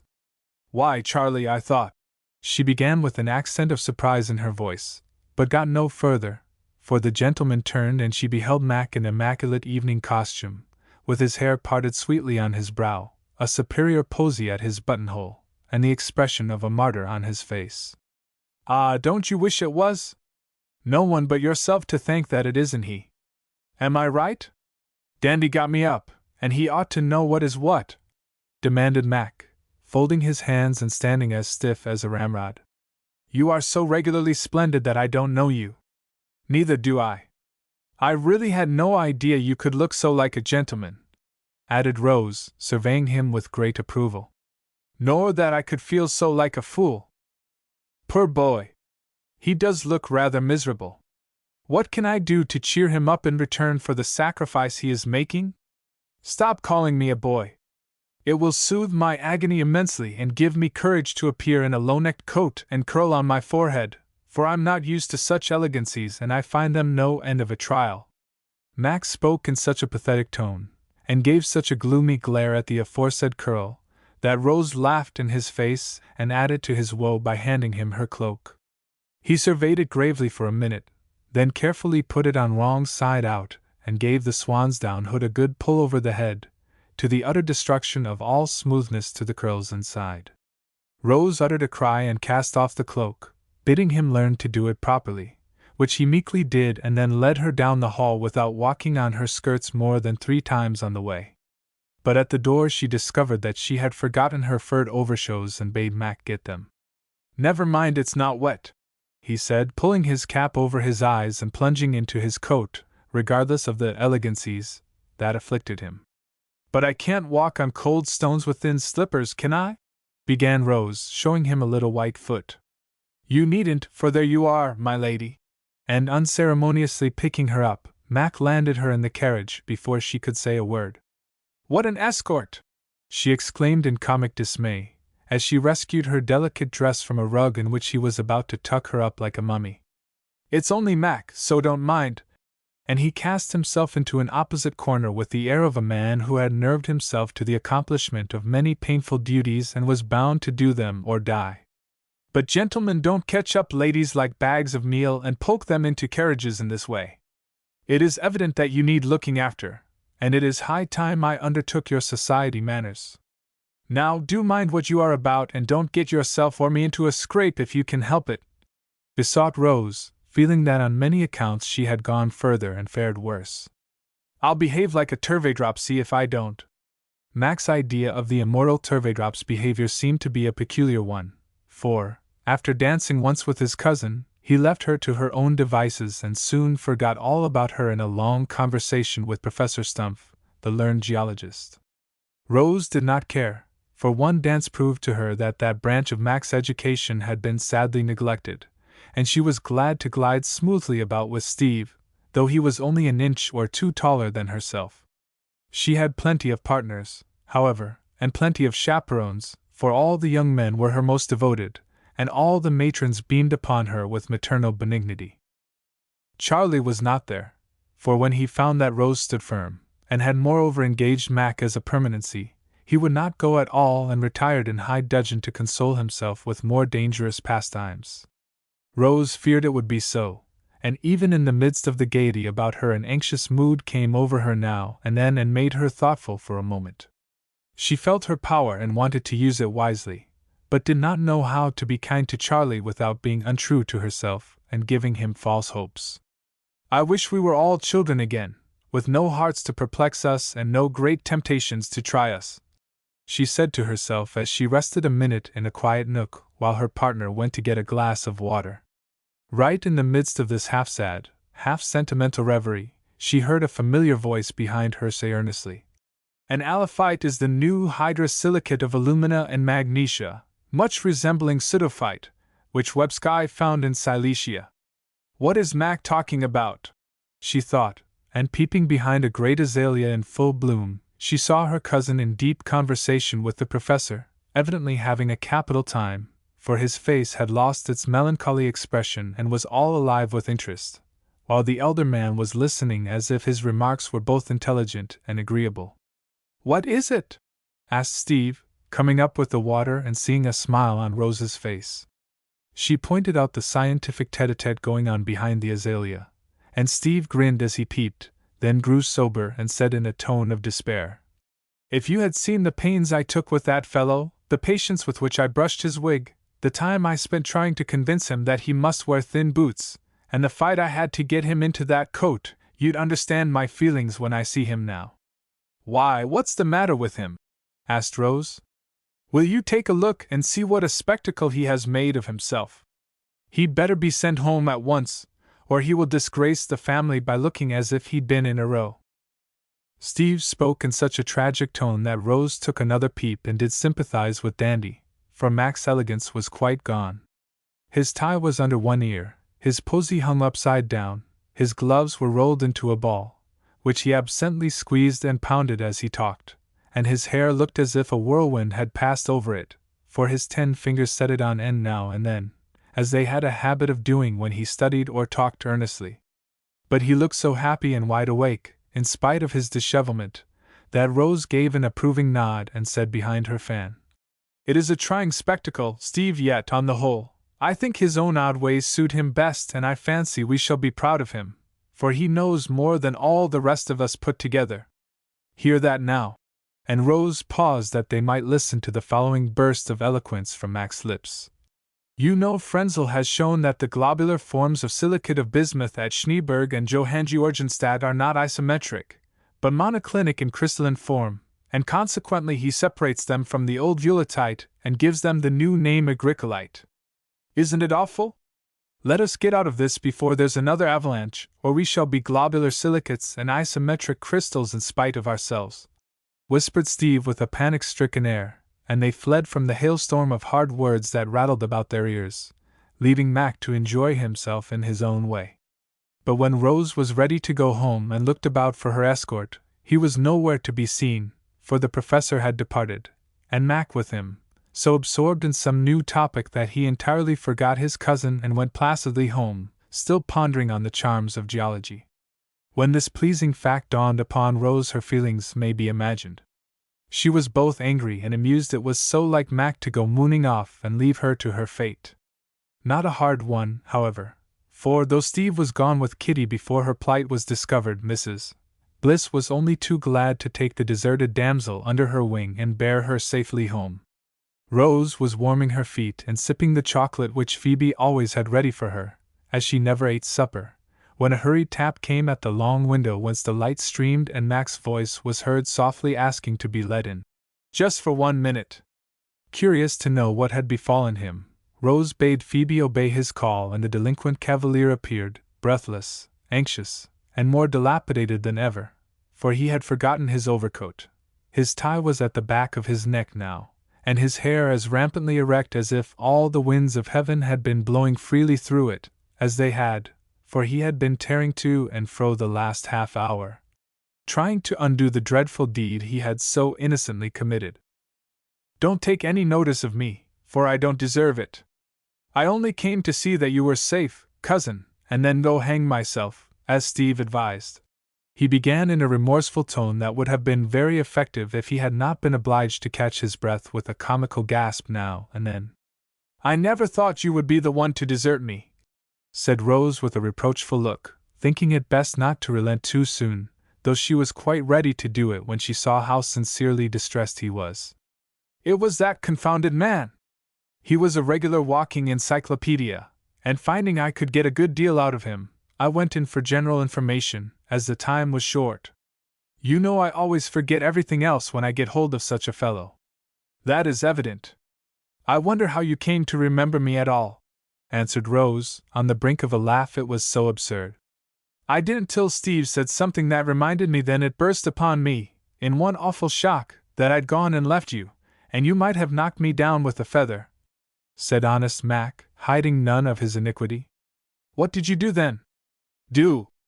I went off like a shot and never stopped till I reached the Hopes." "You didn't walk all the way?" cried Rose. "Bless you, no, I ran." "But you were gone with Mrs. Bliss, so I pelted back again to see with my own eyes that you were safe at home, answered Mac with a sigh of relief, wiping his hot forehead. But it is 3 miles at least each way, and 12 o'clock, and dark and cold. Oh, Mac! How could you? Exclaimed Rose, suddenly realizing what he had done as she heard his labored breathing, saw the state of the thin boots, and detected the absence of an overcoat. Couldn't do less, could I?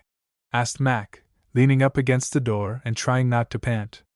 There was no need of half killing yourself for such a trifle. You might have known I could take care of myself for once, at least, with so many friends about. Sit down this minute. Bring another cup, please, Phoebe. This boy isn't going home till he is rested and refreshed after such a run as that, commanded Rose. Don't be good to me. I'd rather take a scolding than a chair, and drink hemlock instead of chocolate if you happen to have any ready, answered Mac with a pathetic puff as he subsided onto the sofa and meekly took the draught Phoebe brought him. If you had anything the matter with your heart, sir, a race of this sort might be the death of you, so never do it again, said Rose, offering her fan to cool his heated countenance. Haven't got any heart. Yes, you have, for I hear it beating like a trip hammer, and it is my fault. I ought to have stopped as we went by and told you I was all right. It's the mortification, not the miles, that upsets me. I often take that run for exercise and think nothing of it, but tonight I was so mad I made extra good time, I fancy. Now don't you worry, but compose your mind and sip your dish of tea, as Evelina says, answered Mac, artfully turning the conversation from himself. What do you know about Evelina? Asked Rose in great surprise. All about her. Do you suppose I never read a novel? I thought you read nothing but Greek and Latin, with an occasional glance at Websky's Pseudophytes and the monoclinics of Johann Georgenstadt. Mac opened his eyes wide at this reply, then seemed to see the joke and joined in the laugh with such heartiness that Aunt Plenty's voice was heard demanding from above with sleepy anxiety. Is the house afire? No, ma'am, everything is safe, and I'm only saying good night, answered Mac, diving for his cap. Then go at once and let that child have her sleep, added the old lady, retiring to her bed. Rose ran into the hall, and catching up her uncle's fur coat, met Mac as he came out of the study, absently looking about for his own. You haven't any, you benighted boy. So take this, and have your wits about you next time, or I won't let you off so easily, she said, holding up the heavy garment and peeping over it, with no sign of displeasure in her laughing eyes. Next time? Then you do forgive me? You will try me again, and give me a chance to prove that I'm not a fool? Cried Mac, embracing the big coat with emotion. Of course I will, and so far from thinking you a fool, I was much impressed with your learning tonight and told Steve that we ought to be proud of our philosopher. Learning be hanged! I'll show you that I'm not a bookworm but as much a man as any of them, and then you may be proud or not, as you like, cried Mac with a defiant nod that caused the glasses to leap wildly off his nose as he caught up his hat and departed as he came. A day or two later Rose went to call upon Aunt Jane, as she dutifully did once or twice a week. On her way upstairs she heard a singular sound in the drawing-room and involuntarily stopped to listen. 1, 2, 3, slide. 1, 2, 3, turn. Now then, come on, said one voice impatiently. It's very easy to say come on, but what the dickens do I do with my left leg while I'm turning and sliding with my right? Demanded another voice in a breathless and mournful tone. Then the whistling and thumping went on more vigorously than before, and Rose, recognizing the voices, peeped through the half-open door to behold a sight which made her shake with suppressed laughter. Steve, with a red tablecloth tied around his waist, languished upon Mac's shoulder, dancing in perfect time to the air he whistled, for Dandy was proficient in the graceful art and plumed himself upon his skill. Mac, with a flushed face and dizzy eye, clutched his brother by the small of his back, vainly endeavoring to steer him down the long room without entangling his own legs in the tablecloth, treading on his partner's toes, or colliding with the furniture. It was very droll, and Rose enjoyed the spectacle till Mac, in a frantic attempt to swing around, dashed himself against the wall and landed Steve upon the floor. Then it was impossible to restrain her laughter any longer, and she walked in upon them, saying merrily, It was splendid! Do it again, and I'll play for you. Steve sprang up and tore off the tablecloth in great confusion, while Mac, still rubbing his head, dropped into a chair, trying to look quite calm and cheerful as he gasped out, "How are you, cousin? When did you come? John should have told us. I'm glad he didn't, for then I should have missed this touching tableau of cousinly devotion and brotherly love. Getting ready for our next party, I see. Trying to, but there are so many things to remember all at once. Keep time, steer straight, dodge the petticoats, and manage my confounded legs that it isn't easy to get on at first," answered Mac with a sigh of exhaustion, wiping his hot forehead. "Hardest job I ever undertook, and, as I'm not a battering ram, I decline to be knocked round any longer," growled Steve, dusting his knees and ruefully surveying the feet that had been trampled on till they tingled, for his boots and broadcloth were dear to the heart of the dapper youth. "Very good of you, and I'm much obliged. I've got the pace, I think, and can practice with a chair to keep my hand in," said Mac with such a comic mixture of gratitude and resignation that Rose went off again so irresistibly that her cousins joined her with a hearty roar. "As you are making a martyr of yourself in my service, the least I can do is lend a hand. Play for us, Steve, and I'll give Mac a lesson, unless he prefers the chair." And throwing off her hat and cloak, Rose beckoned so invitingly that the gravest philosopher would have yielded. "A thousand thanks, but I'm afraid I shall hurt you," began Mac, much gratified, but mindful of past mishaps. "I'm not. Steve didn't manage his train well, for good dancers always loop theirs up. I have none at all, so that trouble is gone and the music will make it much easier to keep step. Just do as I tell you, and you'll go beautifully after a few turns." I will! Pipe up, Steve! Now, Rose!" And brushing his hair out of his eyes with an air of stern determination, Mac grasped Rose and returned to the charge, bent on distinguishing himself if he died in the attempt. The second lesson prospered, for Steve marked the time by a series of emphatic bangs. Mac obeyed orders as promptly as if his life depended on it, and, after several narrow escapes at exciting moments, Rose had the satisfaction of being steered safely down the room and landed with a grand pirouette at the bottom. Steve applauded, and Mac, much elated, exclaimed with artless candor, "There really is a sort of inspiration about you, Rose.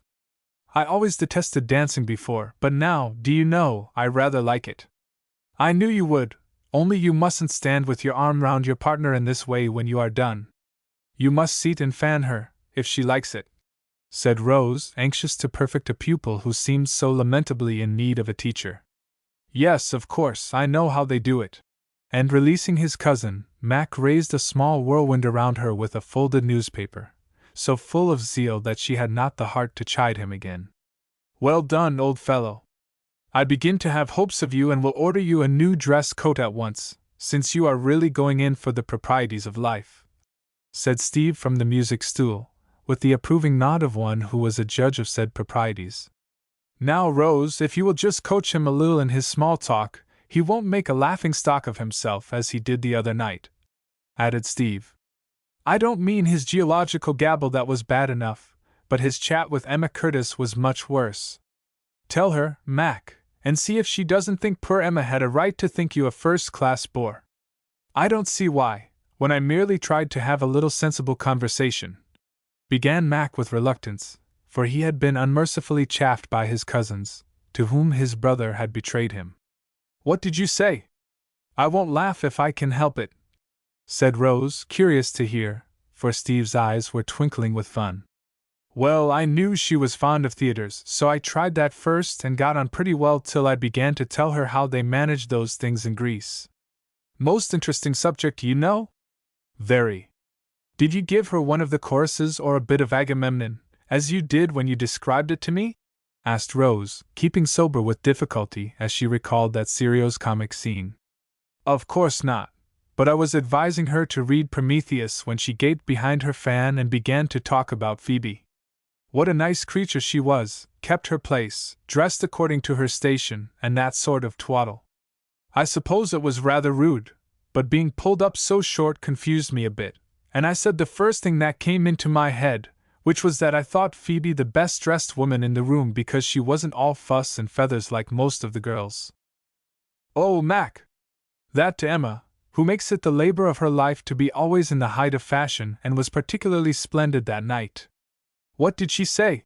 Cried Rose, full of sympathy for both parties. She bridled and looked daggers at me. And what did you do? I bit my tongue and tumbled out of one scrape into another. Following her example, I changed the subject by talking about the charity concert for the orphans, and when she gushed about the little darlings, I advised her to adopt one and wondered why young ladies didn't do that sort of thing, instead of cuddling cats and lapdogs. Unhappy boy! Her pug is the idol of her life, and she hates babies, said Rose. More fool she! Well, she got my opinion on the subject, anyway, and she's very welcome, for I went on to say that I thought it would not only be a lovely charity, but excellent training for the time when they had little darlings of their own. No end of poor things die through the ignorance of mothers, you know, added Mac, so seriously that Rose dared not smile at what went before. Imagine Emma trotting round with a pauper baby under her arm instead of her cherished Toto, said Steve with an ecstatic twirl on the stool. Did she seem to like your advice, Monsieur Malapropos? Asked Rose, wishing she had been there. No, she gave a little shriek and said, Good gracious, Mr. Campbell, how droll you are! Take me to Mamma, please, which I did with a thankful heart. Catch me setting her pug's leg again, ended Mac with a grim shake of the head. Never mind. You were unfortunate in your listener that time. Don't think all girls are so foolish. I can show you a dozen sensible ones who would discuss dress reform and charity with you and enjoy Greek tragedy if you did the chorus for them as you did for me, said Rose consolingly, for Steve would only jeer. Give me a list of them, please, and I'll cultivate their acquaintance. A fellow must have some reward for making a teetotum of himself. I will with pleasure, and if you dance well they will make it very pleasant for you, and you'll enjoy parties in spite of yourself. I cannot be a glass of fashion and a mold of form like Dandy here, but I'll do my best. Only, if I had my choice, I'd much rather go round the streets with an organ and a monkey, answered Mac despondently. Thank you kindly for the compliment. And Rose made him a low courtesy, while Steve cried, Now you have done it! In a tone of reproach which reminded the culprit, all too late, that he was Rose's chosen escort. By the gods, so I have! And casting away the newspaper with a gesture of comic despair, Mac strode from the room, chanting tragically the words of Cassandra. Woe! Woe! O earth! O Apollo!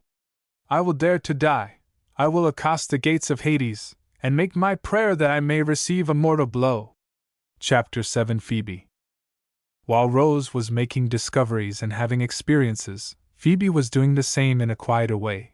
But though they usually compared notes during the bedtime tete-a-tete which always ended their day, certain topics were never mentioned, so each had a little world of her own into which even the eye of friendship did not peep. Rose's life just now was the gayest but Phoebe's the happiest. Both went out a good deal, for the beautiful voice was welcomed everywhere, and many were ready to patronize the singer who would have been slow to recognize the woman. Phoebe knew this and made no attempt to assert herself, content to know that those whose regard she valued felt her worth and hopeful of a time when she could gracefully take the place she was meant to fill. Proud as a princess was Phoebe about some things, though in most as humble as a child. Therefore, when each year lessened the service she loved to give and increased the obligations she would have refused from any other source, dependence became a burden which even the most fervent gratitude could not lighten. Hitherto the children had gone on together, finding no obstacles to their companionship in the secluded world in which they lived. Now that they were women their paths inevitably diverged, and both reluctantly felt that they must part before long. It had been settled, when they were abroad, that on their return Phoebe should take her one gift in her hand and try her fortunes. On no other terms would she accept the teaching which was to fit her for the independence she desired. Faithfully had she used the facilities so generously afforded both at home and abroad, and now was ready to prove that they had not been in vain. Much encouraged by the small successes she won in drawing-rooms, and the praise bestowed by interested friends, she began to feel that she might venture on a larger field and begin her career as a concert singer, for she aimed no higher. Just at this time much interest was felt in a new asylum for orphan girls, which could not be completed for want of funds. The Campbells well had borne their part, and still labored to accomplish the much-needed charity. Several fairs had been given for this purpose, followed by a series of concerts. Rose had thrown herself into the work with all her heart, and now proposed that Phoebe should make her debut at the last concert, which was to be a peculiarly interesting one, as all the orphans were to be present, and were expected to plead their own cause by the sight of their innocent helplessness as well as touch hearts by the simple airs they were to sing. Some of the family thought Phoebe would object to so humble a beginning, but Rose knew her better and was not disappointed, for when she made her proposal Phoebe answered readily. "Where could I find a fitter time and place to come before the public than here among my little sisters in misfortune? I'll sing for them with all my heart, only I must be one of them and have no flourish made about me." "You shall arrange it as you like, and as there is to be little vocal music but yours and the children's, I'll see that you have everything as you please," promised Rose. It was well she did, for the family got much excited over the prospect of our Phoebe's debut, and would have made a flourish if the girls had not resisted. Aunt Clara was in despair about the dress because Phoebe decided to wear a plain claret-colored merino with frills at neck and wrists so that she might look, as much as possible, like the other orphans in their stuffed gowns and white aprons. Aunt Plenty wanted to have a little supper afterward in honor of the occasion, but Phoebe begged her to change it to a Christmas dinner for the poor children. The boys planned to throw bushels of flowers, and Charlie claimed the honor of leading the singer in. But Phoebe, with tears in her eyes, declined their kindly offers, saying earnestly, "I had better begin as I am to go on and depend upon myself entirely. Indeed, Mr. Charlie, I'd rather walk in alone, for you'd be out of place among us and spoil the pathetic effect we wish to produce." And a smile sparkled through the tears as Phoebe looked at the piece of elegance before her and thought of the brown gowns and pinafores. So, after much discussion, it was decided that she should have her way in all things and the family content themselves with applauding from the front. "We'll blister our hands every man of us, and carry you home in a chariot and foresee if we don't, you perverse prima donna," threatened Steve, not at all satisfied with the simplicity of the affair. "A chariot and two will be very acceptable as soon as I'm done. I shall be quite steady till my part is all over, and then I may feel a little upset, so I'd like to get away before the confusion begins. Indeed, I don't mean to be perverse, but you are all so kind to me, my heart is full whenever I think of it, and that wouldn't do if I'm to sing," said Phoebe, dropping one of the tears on the little frill she was making. "No diamond could have adorned it better," Archie thought as he watched it shine there for a moment, and felt like shaking Steve for daring to pat the dark head with an encouraging, "All right. I'll be on hand and whisk you away while the rest are splitting their gloves. No fear of your breaking down. If you feel the least bit like it, though, just look at me and I'll glare at you and shake my fist, since kindness upsets you. I wish you would, because one of my ballads is rather touching and I always want to cry when I sing it. The sight of you trying to glare will make me want to laugh, and that will steady me nicely, so sit in front, please, ready to slip out when I come off the last time. Depend upon me." And the little man departed, taking great credit to himself for his influence over tall, handsome Phoebe. If he had known what was going on in the mind of the silent young gentleman behind the newspaper, Steve would have been much astonished, for Archie, though apparently engrossed by business, was fathoms deep in love by this time. No one suspected this but Rose, for he did his wooing with his eyes, and only Phoebe knew how eloquent they could be. He had discovered what the matter was long ago, had made many attempts to reason himself out of it, but finding it a hopeless task, had given up trying and let himself drift deliciously.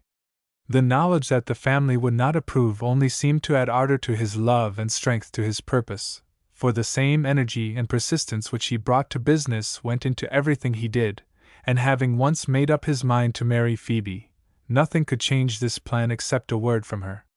He watched and waited for 3 months, so that he might not be accused of precipitation, though it did not take him one to decide that this was the woman to make him happy.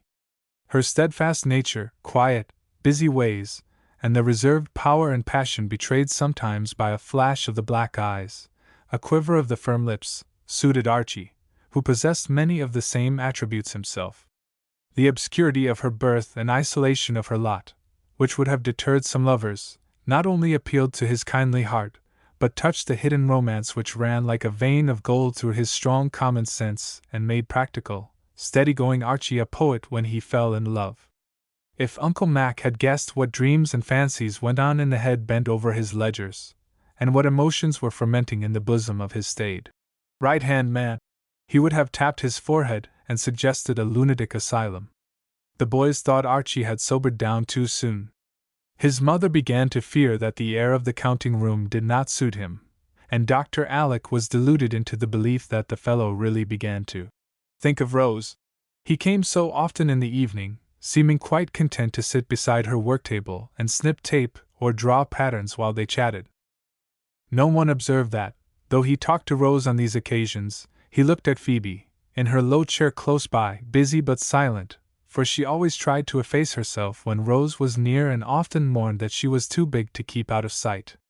No matter what he talked about, Archie always saw the glossy black braids on the other side of the table, the damask cheek curving down into the firm white throat, and the dark lashes, lifted now and then, showing eyes so deep and soft he dared not look into them long. Even the swift needle charmed him, the little brooch which rose and fell with her quiet breath, the plain work she did, and the tidy way she gathered her bits of thread into a tiny bag. He seldom spoke to her, never touched her basket, though he ravaged roses if he wanted string or scissors, very rarely ventured to bring her some curious or pretty thing when ships came in from China, only sat and thought of her, imagined that this was his parlor, this her work-table, and they two sitting there alone, a happy man and wife. At this stage of the little evening drama he would be conscious of such a strong desire to do something rash that he took refuge in a new form of intoxication and proposed music, sometimes so abruptly that Rose would pause in the middle of a sentence and look at him, surprised to meet a curiously excited look in the usually cool gray eyes. Then Phoebe, folding up her work, would go to the piano, as if glad to find a vent for the inner life which she seemed to have no power of expressing except in song. Rose would follow to accompany her, and Archie, moving to a certain shady corner whence he could see Phoebe's face as she sang, would give himself up to unmitigated rapture for half an hour. Phoebe never sang so well as at such times, for the kindly atmosphere was like sunshine to a bird, criticisms were few and gentle, praises hearty and abundant, and she poured out her soul as freely as a spring gushes up when its hidden source is full. In moments such as these Phoebe was beautiful with the beauty that makes a man's eye brighten with honest admiration and fills his heart with a sense of womanly nobility and sweetness. Little wonder, then, that the chief spectator of this agreeable tableau grew nightly more enamored, and while the elders were deep in whist, the young people were playing that still more absorbing game in which hearts are always trumps. Rose, having Dummy for a partner, soon discovered the fact and lately had begun to feel as she fancied Wall must have done when Pyramus wooed Thisbe through its chinks.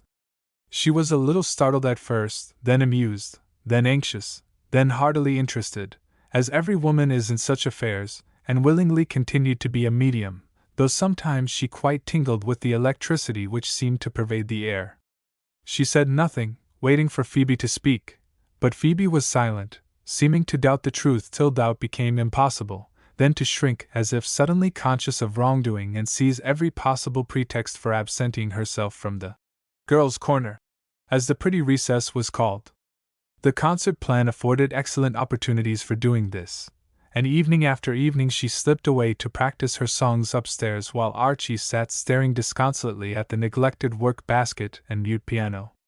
Rose pitied him and longed to say a word of comfort, but felt shy. He was such a reserved fellow, so left him to conduct his quiet wooing in his own way, feeling that the crisis would soon arrive. She was sure of this as she sat beside him on the evening of the concert, for while the rest of the family nodded and smiled, chatted and laughed in great spirits, Archie was as mute as a fish and sat with his arms tightly folded, as if to keep in any unruly emotions which might attempt to escape. He never looked at the program, but Rose knew when Phoebe's turn came by the quick breath he drew and the intent look, so absent before, that came into his eyes. But her own excitement prevented much notice of his, for Rose was in a flutter of hope and fear, sympathy and delight, about Phoebe and her success. The house was crowded, the audience sufficiently mixed to make the general opinion impartial, and the stage full of little orphans with shining faces, a most effective reminder of the object in view. Little dears, how nice they look! Poor things, so young to be fatherless and motherless. It will be a disgrace to the city if those girls are not taken proper care of. Subscriptions are always in order, you know, and pretty Miss Campbell will give you her sweetest smile if you hand her a handsome check. I've heard this Phoebe Moore, and she really has a delicious voice, such a pity she won't fit herself for opera. Only sings 3 times tonight. That's modest, I'm sure, when she's the chief attraction, so we must give her an encore after the Italian piece. The orphans lead off, I see. Stop your ears if you like, but don't fail to applaud or the ladies will never forgive you. Chat of this sort went on briskly while fans waved, programs rustled, and ushers flew about distractedly, till an important gentleman appeared, made his bow, skipped upon the leader's stand, and with a wave of his baton caused a general uprising of white pinafores as the orphans led off with that much-enduring melody, America, in shrill small voices, but with creditable attention to time and tune. Pity and patriotism produced a generous round of applause, and the little girls sat down, beaming with innocent satisfaction. An instrumental piece followed, and then a youthful gentleman, with his hair in picturesque confusion, and what his friends called a musical brow, bounded up the steps and, clutching a roll of music with a pair of tightly gloved hands, proceed to inform the audience, in a husky tenor voice, that it was a lovely violet. What else the song contained in the way of sense or sentiment it was impossible to discover, as the 3 pages of music appeared to consist of variations upon that one line, ending with a prolonged quaver which flushed the musical brow and left the youth quite breathless when he made his bow. Now she's coming! Oh, uncle, my heart beats as if it were myself, whispered Rose, clutching Dr. Alec's arm with a little gasp as the piano was rolled forward, the leader's stand pushed back, and all eyes turned toward the anteroom door. She forgot to glance at Archie, and it was as well perhaps, for his heart was thumping almost audibly as he waited for his Phoebe. Not from the anteroom, but out among the children, where she had sat unseen in the shadow of the organ, came stately Phoebe in her wine-colored dress, with no ornament but her fine hair and a white flower at her throat. Very pale, but quite composed, apparently, for she stepped slowly through the narrow lane of upturned faces, holding back her skirts lest they should rudely brush against some little head. Straight to the front she went, bowed hastily, and, with a gesture to the accompanist, stood waiting to begin, her eyes fixed on the great gilt clock at the opposite end of the hall. They never wandered from that point while she sang, but as she ended they dropped for an instant on an eager, girlish countenance bending from a front seat.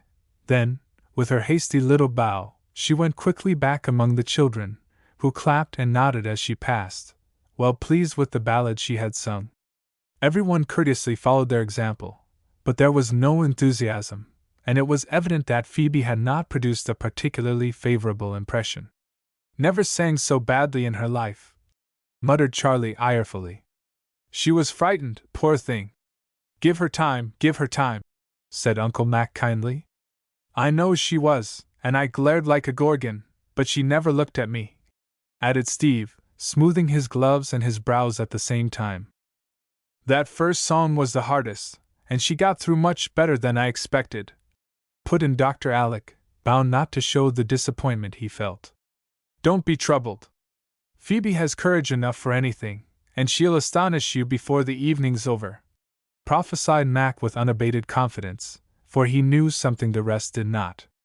Rose said nothing, but under cover of her burnous gave Archie's hand a sympathetic squeeze, for his arms were unfolded now, as if the strain was over, and one lay on his knee while with the other he wiped his hot forehead with an air of relief. Friends about them murmured complimentary fibs and affected great delight and surprise at Miss Moore's charming style, exquisite simplicity, and undoubted talent. But strangers freely criticized, and Rose was so indignant at some of their remarks she could not listen to anything on the stage. Though a fine overture was played, a man with a remarkable bass voice growled and roared melodiously, and the orphans sang a lively air with a chorus of tra-la-la, which was a great relief to little tongues and used to long silence. I've often heard that women's tongues were hung in the middle and went at both ends, now I'm sure of it, whispered Charlie, trying to cheer her up by pointing out the comical effect of some 75 open mouths in each of which the unruly member was wagging briskly. Rose laughed and let him fan her, leaning from his seat behind with the devoted air he always assumed in public. But her wounded feelings were not soothed, and she continued to frown at the stout man on the left, who had dared to say with a shrug and a glance at Phoebe's next piece, "That young woman can no more sing this Italian thing than she can fly, and they ought not to let her attempt it." Phoebe did, however, and suddenly changed the stout man's opinion by singing it grandly, for the consciousness of her first failure pricked her pride and spurred her to do her best with the calm sort of determination which conquers fear, fires ambition, and changes defeat to success. She looked steadily at Rose now, or the flushed, intent face beside her, and throwing all her soul into the task, let her voice ring out like a silver clarion, filling the great hall and setting the hearer's blood a-tingle with the exulting strain. That settled Phoebe's fate as a cantatrice. The applause was genuine and spontaneous this time, and broke out again and again with the generous desire to atone for former coldness. But she would not return, and the shadow of the great organ seemed to have swallowed her up, for no eye could find her, no pleasant clamor win her back. "Now I can die content," said Rose, beaming with heartfelt satisfaction, while Archie looked steadfastly at his program, trying to keep his face in order, and the rest of the family assumed a triumphant air, as if they had never doubted from the first. "Very well indeed," said the stout man with an approving nod. "Quite promising for a beginner. Shouldn't wonder if in time they made a second Carey or Kellogg of her." "Now you'll forgive him, won't you?" murmured Charlie in his cousin's ear. "Yes, and I'd like to pat him on the head. But take warning and never judge by first appearances again," whispered Rose, at peace now with all mankind. Phoebe's last song was another ballad. She meant to devote her talent to that much neglected but always attractive branch of her art. It was a great surprise, therefore, to all but one person in the hall when, instead of singing "Auld Robin Gray," she placed herself at the piano, and with a smiling glance over her shoulder at the children, broke out in the old bird song which first won Rose. But the chirping, twittering, and cooing were now the burden to 3 verses of a charming little song, full of springtime and the awakening life that makes it lovely. A rippling accompaniment flowed through it all, and a burst of delighted laughter from the children filled up the first pause with a fitting answer to the voices that seemed calling to them from the vernal woods. It was very beautiful, and novelty lent its charm to the surprise, for art and nature worked a pretty miracle, and the clever imitation, first heard from a kitchen hearth, now became the favorite in a crowded concert room. Phoebe was quite herself again, color in the cheeks now, eyes that wandered smiling to and fro, and lips that sang as gaily and far more sweetly than when she kept time to her blithe music with a scrubbing brush. This song was evidently intended for the children, and they appreciated the kindly thought, for as Phoebe went back among them, they clapped ecstatically, flapped their pinafores, and some caught her by the skirts with audible requests to "Do it again, please, do it again." But Phoebe shook her head and vanished, for it was getting late for such small people, several of whom lay sweetly slumbering there, till roused by the clamor round them. The elders, however, were not to be denied and applauded persistently, especially Aunt Plenty, who seized Uncle Mac's cane and pounded with it as vigorously as Mrs. Nubbles at the play. "Never mind your gloves, Steve, keep it up till she comes," cried Charlie, enjoying the fun like a boy, while Jamie lost his head with excitement and, standing up, called, "Phoebe! Phoebe!" in spite of his mother's attempts to silence him. Even the stout man clapped, and Rose could only laugh delightedly as she turned to look at Archie, who seemed to have let himself loose at last and was stamping with a dogged energy funny to see. So Phoebe had to come, and stood there meekly bowing, with a moved look on her face that showed how glad and grateful she was, till a sudden hush came. Then, as if inspired by the memory of the cause that brought her there, she looked down into the sea of friendly faces before her, with no trace of fear in her own, and sang the song that never will grow old. That went straight to the hearts of those who heard her, for there was something inexpressibly touching in the sight of this sweet-voiced woman singing of home for the little creatures who were homeless, and Phoebe made her tuneful plea irresistible by an almost involuntary gesture of the hands which had hung loosely clasped before her till, with the last echo of the beloved word, they fell apart, and were half outstretched, as if pleading to be filled. It was the touch of nature that works wonders, for it made full purses suddenly weigh heavily in pockets slow to open, brought tears to eyes unused to weep, and caused that group of red-gowned girls to grow very pathetic in the sight of fathers and mothers who had left little daughters safe asleep at home.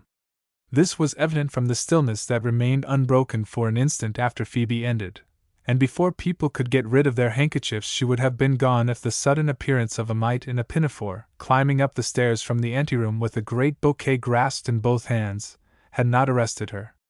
Up came the little creature, intent on performing the mission for which rich bribes of sugar-plums had been promised, and trotting bravely across the stage, she held up the lovely nosegay, saying in her baby voice, "Dis for you, ma'am." Then, startled by the sudden outburst of applause, she hid her face in Phoebe's gown and began to sob with fright.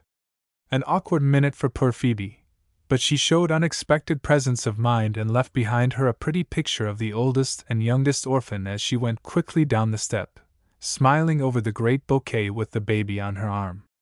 Nobody minded the closing piece, for people began to go, sleepy children to be carried off, and whispers grew into a buzz of conversation. In the general confusion, Rose looked to see if Steve had remembered his promise to help Phoebe slip away before the rush began. No, there he was putting on Kitty's cloak, quite oblivious to any other duty. Turning to ask Archie to hurry out, Rose found that he had already vanished, leaving his gloves behind him. "Have you lost anything?" asked Dr. Alec, catching a glimpse of her face. "No, sir, I've found something," she whispered back, giving him the gloves to pocket along with her fan and glass, adding hastily as the concert ended, "Please, Uncle, tell them all not to come with us. Phoebe has had enough excitement and ought to rest." Rose's word was law to the family in all things concerning Phoebe. So word was passed that there were to be no congratulations until tomorrow, and Dr. Alec got his party off as soon as possible. But all the way home, while he and Aunt Plenty were prophesying a brilliant future for the singer, Rose sat rejoicing over the happy present of the woman. She was sure that Archie had spoken and imagined the whole scene with feminine delight, how tenderly he had asked the momentous question, how gratefully Phoebe had given the desired reply, and now how both were enjoying that delicious hour which Rose had been given to understand never came but once. Such a pity to shorten it, she thought, and begged her uncle to go home the longest way. The night was so mild, the moonlight so clear, and herself so in need of fresh air after the excitement of the evening. "I thought you would want to rush into Phoebe's arms the instant she got done," said Aunt Plenty, innocently wondering at the whims girls took into their heads. "So I should if I consulted my own wishes, but as Phoebe asked to be let alone I want to gratify her," answered Rose, making the best excuse she could. "A little piqued," thought the doctor, fancying he understood the case. As the old lady's rheumatism forbade their driving about till midnight, home was reached much too soon, Rose thought, and tripped away to warn the lovers the instant she entered the house. But study, parlor, and boudoir were empty, and when Jane appeared with cake and wine, she reported that Miss Phoebe went right upstairs and wished to be excused, please, being very tired. "That isn't at all like Phoebe. I hope she isn't ill," began Aunt Plenty, sitting down to toast her feet. "She may be a little hysterical, for she is a proud thing and represses her emotions as long as she can. I'll step up and see if she doesn't need a soothing draught of some sort." And Dr. Alec threw off his coat as he spoke. No, she's only tired. I'll run up to her, she won't mind me, and I'll report if anything is amiss." Away went Rose, quite trembling with suspense, but Phoebe's door was shut, no light shone underneath, and no sound came from the room within. She tapped and, receiving no answer, went on to her own chamber, thinking to herself, "Love always makes people queer, I've heard, so I suppose they settled it all in the carriage and the dear thing ran away to think about her happiness alone. I'll not disturb her." "Why, Phoebe," said Rose, surprised, for, entering her room, there was the cantatrice, busy about the nightly services she always rendered her little mistress. "I'm waiting for you, dear." "Where have you been so long?"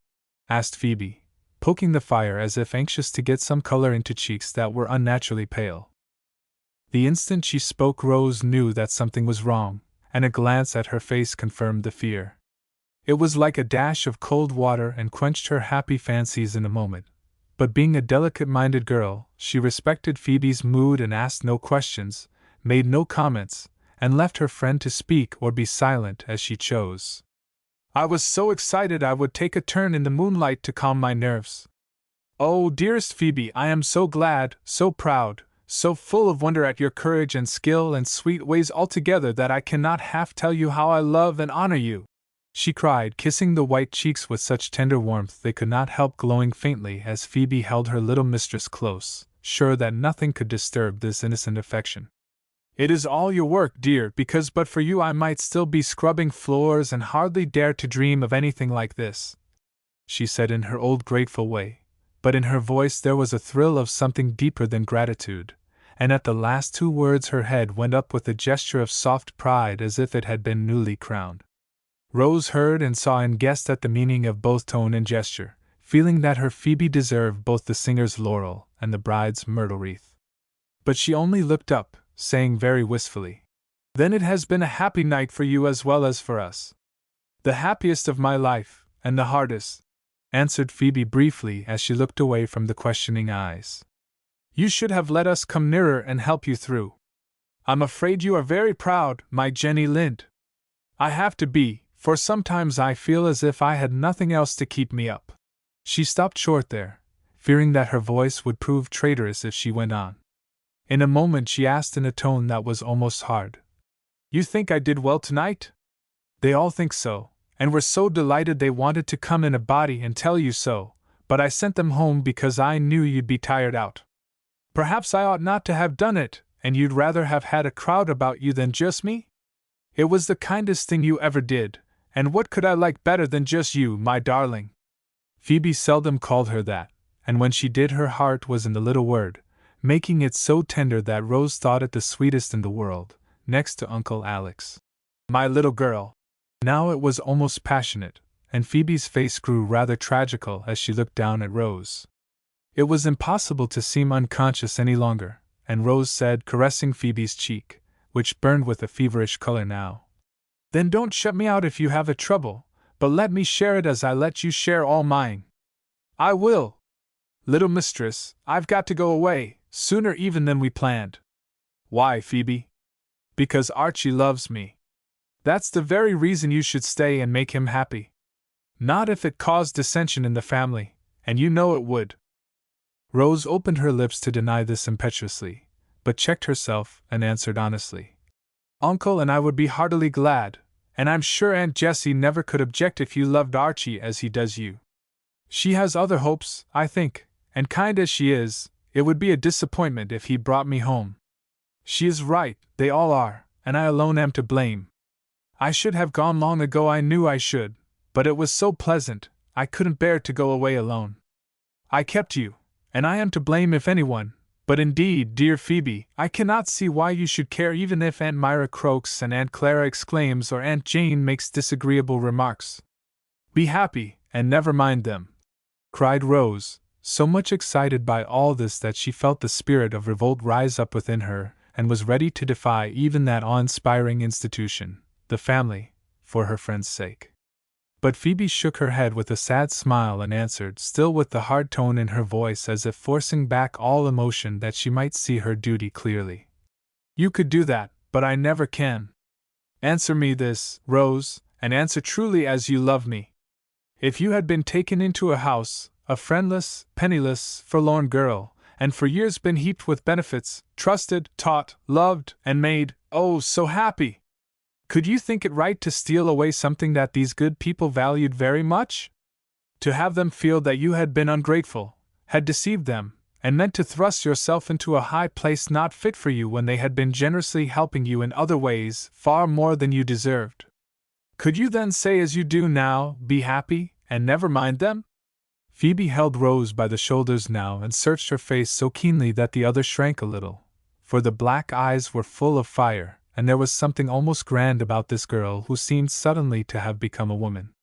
There was no need for words to answer the question so swiftly asked, for Rose put herself in Phoebe's place in the drawing of a breath, and her own pride made her truthfully reply. No, I could not.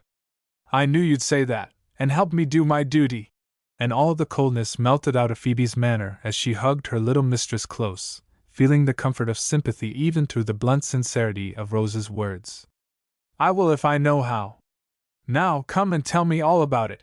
And seating herself in the great chair which had often held them both, Rose stretched out her hands as if glad and ready to give help of any sort. But Phoebe would not take her accustomed place, for, as if coming to confession, she knelt down upon the rug and, leaning on the arm of the chair, told her love story in the simplest words. I never thought he cared for me until a little while ago. I fancied it was you, and even when I knew he liked to hear me sing I supposed it was because you helped, and so I did my best and was glad you were to be a happy girl. But his eyes told the truth. Then I saw what I had been doing and was frightened. He did not speak, so I believed, what is quite true, that he felt I was not a fit wife for him and would never ask me. It was right, I was glad of it, yet I was proud, and though I did not ask or hope for anything, I did want him to see that I respected myself, remembered my duty, and could do right as well as he. I kept away. I planned to go as soon as possible and resolved that at this concert I would do so well, he should not be ashamed of poor Phoebe and her one gift. It was this that made you so strange, then, preferring to go alone and refusing every little favor at our hands? Asked Rose, feeling very sure now about the state of Phoebe's heart. Yes, I wanted to do everything myself and not owe one jot of my success, if I had any, to even the dearest friend I've got. It was bad and foolish of me, and I was punished by the first dreadful failure. I was so frightened, Rose! My breath was all gone, my eyes so dizzy I could hardly see, and that great crowd of faces seemed so near, I dared not look. If it had not been for the clock I never should have gotten through, and when I did, not knowing in the least how I'd sung, one look at your distressed face told me I'd failed. But I smiled, Phoebe, indeed I did as sweetly as I could, for I was sure it was only fright, protested Rose eagerly. So you did, but the smile was full of pity, not of pride, as I wanted it to be, and I rushed into a dark place behind the organ, feeling ready to kill myself. How angry and miserable I was! I set my teeth, clenched my hands, and vowed that I would do well next time or never sing another note. I was quite desperate when my turn came, and felt as if I could do almost anything, for I remembered that he was there. I'm not sure how it was, but it seemed as if I was all voice, for I let myself go, trying to forget everything except that two people must not be disappointed, though I died when the song was done. Oh, Phoebe, it was splendid! I nearly cried, I was so proud and glad to see you do yourself justice at last. And he? Whispered Phoebe, with her face half hidden on the arm of the chair. Said not a word, but I saw his lips tremble and his eyes shine, and I knew he was the happiest creature there, because I was sure he did think you fit to be his wife and did mean to speak very soon. Phoebe made no answer for a moment, seeming to forget the small success and the greater one which followed, and to comfort her sore heart with the knowledge that Rose was right. He sent the flowers, he came for me, and, on the way home, showed me how wrong I had been to doubt him for an hour. Don't ask me to tell that part, but be sure I was the happiest creature in the world then. And Phoebe hid her face again, all wet with tender tears that fell soft and sudden as a summer shower. Rose let them flow undisturbed while she silently caressed the bent head, wondering, with a wistful look in her own wet eyes, what this mysterious passion was which could so move, and ennoble, and beautify the beings whom it blessed. An impertinent little clock upon the chimney-piece striking 11 broke the silence, and reminded Phoebe that she could not indulge in love dreams there. She started up, brushed off her tears, and said resolutely, "That is enough for tonight. Go happily to bed, and leave the troubles for tomorrow." "But, Phoebe, I must know what you said," cried Rose, like a child defrauded of half its bedtime story. "I said no." "Ah. But it will change to yes by and by, I'm sure of that, so I'll let you go to dream of him. The Campbells are rather proud of being descendants of Robert the Bruce, but they have common sense and love you dearly, as you'll see tomorrow. Perhaps. And with a good-night kiss, poor Phoebe went away, to lie awake till dawn. Chapter 8 Breakers Ahead. Anxious to smooth the way for Phoebe, Rose was up betimes and slipped into Aunt Plenty's room before the old lady had gotten her cap on. "Auntie, I've something pleasant to tell you, and while you listen, I'll brush your hair, as you like to have me," she began, well aware that the proposed process was a very soothing one. "Yes, dear, only don't be too particular, because I'm late and must hurry down or Jane won't get things straight, and it does fidget me to have the salt cellars uneven, the tea strainer forgotten, and your uncle's paper not aired," returned Miss Plenty, briskly unrolling the 2 gray curls she wore at her temples. Then Rose, brushing away at the scanty back hair, led skillfully up to the crisis of her tale by describing Phoebe's panic and brave efforts to conquer it, all about the flowers Archie sent her, and how Steve forgot, and dear, thoughtful Archie took his place. So far it went well, and Aunt Plenty was full of interest, sympathy, and approbation, but when Rose added, as if it was quite a matter of course, "So, on the way home, he told her he loved her," a great start twitched the gray locks out of her hands as the old lady turned around, with the little curls standing erect, exclaiming, in undisguised dismay, "Not seriously, Rose?" "Yes, Auntie, very seriously. He never jokes about such things." "Mercy on us! What shall we do about it?" "Nothing, ma'am, but be as glad as we ought and congratulate him as soon as she says yes." "Do you mean to say she didn't accept at once?" "She never will if we don't welcome her as kindly as if she belonged to one of our best families, and I don't blame her. I'm glad the girl has so much sense. Of course we can't do anything of the sort, and I'm surprised at Archie's forgetting what he owes to the family in this rash manner. Give me my cap, child, I must speak to Alec at once." And Aunt Plenty twisted her hair into a button at the back of her head with one energetic twirl. "Do speak kindly, Auntie, and remember that it was not Phoebe's fault. She never thought of this till very lately and began at once to prepare for going away," said Rose pleadingly. "She ought to have gone long ago. I told Myra we should have trouble somewhere as soon as I saw what a good-looking creature she was, and here it is as bad as can be. Dear, dear! Why can't young people have a little prudence? I don't see that anyone need object if Uncle Jem and Aunt Jessie approve, and I do think it will be very, very unkind to scold poor Phoebe for being well-bred, pretty, and good, after doing all we could to make her so. Child, you don't understand these things yet, but you ought to feel your duty toward your family and do all you can to keep the name as honorable as it always has been. What do you suppose our blessed ancestress Lady Margaret would say to our oldest boy taking a wife from the poorhouse?" As she spoke, Miss Plenty looked up, almost apprehensively, at one of the wooden-faced old portraits with which her room was hung, as if asking pardon of the severe-nosed matron who stared back at her from under the sort of blue dish cover which formed her headgear. "As Lady Margaret died about 200 years ago, I don't care a pin what she would say, especially as she looks like a very narrow-minded, haughty woman. But I do care very much what Miss Plenty Campbell says, for she is a very sensible, generous, discreet, and dear old lady who wouldn't hurt a fly, much less a good and faithful girl who has been a sister to me." "Would she?" entreated Rose, knowing well that the elder aunt led all the rest more or less. But Miss Plenty had her cap on now and consequently felt herself twice the woman she was without it, so she not only gave it a somewhat belligerent air by setting it well up, but she shook her head decidedly, smoothed down her stiff white apron, and stood up as if ready for battle. "I shall do my duty, Rose, and expect the same of others. Don't say any more now. I must turn the matter over in my mind, for it has come upon me suddenly and needs serious consideration." With which unusually solemn address she took up her keys and trotted away, leaving her niece to follow with an anxious countenance, uncertain whether her championship had done good or ill to the cause she had at heart. She was much cheered by the sound of Phoebe's voice in the study, for Rose was sure that if Uncle Alec was on their side all would be well.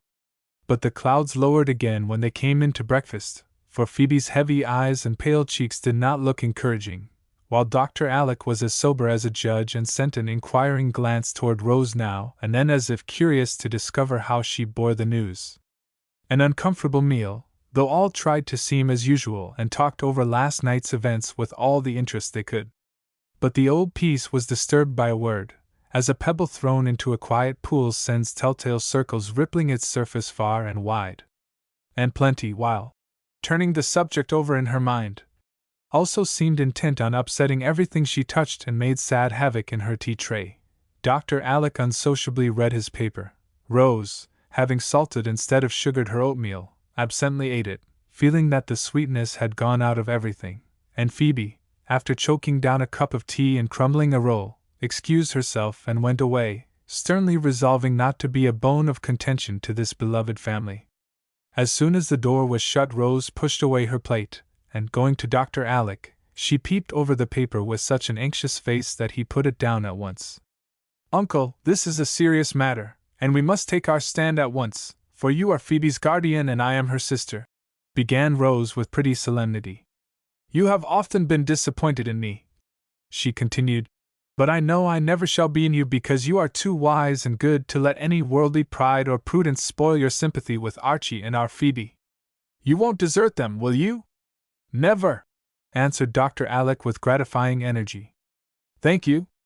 Thank you," cried Rose. "Now, if I have you and Auntie on my side, I'm not afraid of anybody." "Gently, gently, child. I don't intend to desert the lovers, but I certainly shall advise them to consider well what they are about. I'll own I am rather disappointed, because Archie is young to decide his life in this way and Phoebe's career seemed settled in another fashion. Old people don't like to have their plans upset, you know," he added more lightly, for Rose's face fell as he went on. "Old people shouldn't plan too much for the young ones, then. We are very grateful, I'm sure, but we cannot always be disposed of in the most prudent and sensible way, so don't set your hearts on little arrangements of that sort, I beg." And Rose looked wondrous wise, for she could not help suspecting even her best uncle of plans in her behalf. "You are quite right, we shouldn't, yet it is very hard to help it," confessed Dr. Alec with a conscious air, and returning hastily to the lovers, he added kindly, "I was much pleased with the straightforward way in which Phoebe came to me this morning and told me all about it, as if I really was her guardian. She did not own it in words, but it was perfectly evident that she loves Archie with all her heart, yet, knowing the objections which will be made, very sensibly and bravely proposes to go away at once and end the matter as if that were possible, poor child." And the tender-hearted man gave a sigh of sympathy that did Rose good to hear and mollified her rising indignation at the bare idea of ending Phoebe's love affairs in such a summary way. "You don't think she ought to go, I hope?" "I think she will go. We must not let her. We have no right to keep her." "Oh, uncle, surely we have. Our Phoebe, whom we all love so much. You forget that she is a woman now, and we have no claim on her. Because we've befriended her for years is the very reason we should not make our benefits a burden, but leave her free, and if she chooses to do this in spite of Archie, we must let her with a Godspeed." Before Rose could answer, Aunt Plenty spoke out like one having authority, for old-fashioned ways were dear to her soul and she thought even love affairs should be conducted with a proper regard to the powers that be. "The family must talk the matter over and decide what is best for the children, who of course will listen to reason and do nothing ill-advised. For my part, I am quite upset by the news, but shall not commit myself till I've seen Jessie and the boy. Jane, clear away, and bring me the hot water." That ended the morning conference. And leaving the old lady to soothe her mind by polishing spoons and washing cups, Rose went away to find Phoebe while the doctor retired to laugh over the downfall of Brother Mac's matchmaking schemes. The Campbells did not gossip about their concerns in public, but being a very united family, it had long been the custom to talk over any interesting event which occurred to any member thereof, and everyone gave his or her opinion, advice, or censure with the utmost candor. Therefore the first engagement, if such it could be called, created a great sensation, among the aunts especially, and they were in as much of a flutter as a flock of maternal birds when their young begin to hop out of the nest. So at all hours the excellent ladies were seen excitedly nodding their caps together, as they discussed the affair in all its bearings, without ever arriving at any unanimous decision. The boys took it much more calmly. Mac was the only one who came out strongly in Archie's favor. Charlie thought the chief ought to do better, and called Phoebe a siren who had bewitched the sage youth. Steve was scandalized and delivered long orations upon one's duty to society, keeping the old name up, and the danger of mésalliances, while all the time he secretly sympathized with Archie, being much smitten with Kitty Van himself. Will and Geordie, unfortunately home for the holidays, considered it a jolly lark, and little Jamie nearly drove his elder brother distracted by curious inquiries as to how folks felt when they were in love. Uncle Mac's dismay was so comical that it kept Dr. Alec in good spirits, for he alone knew how deep was the deluded man's chagrin at the failure of the little plot which he fancied was prospering finely. "I'll never set my heart on anything of the sort again, and the young rascals may marry whom they like.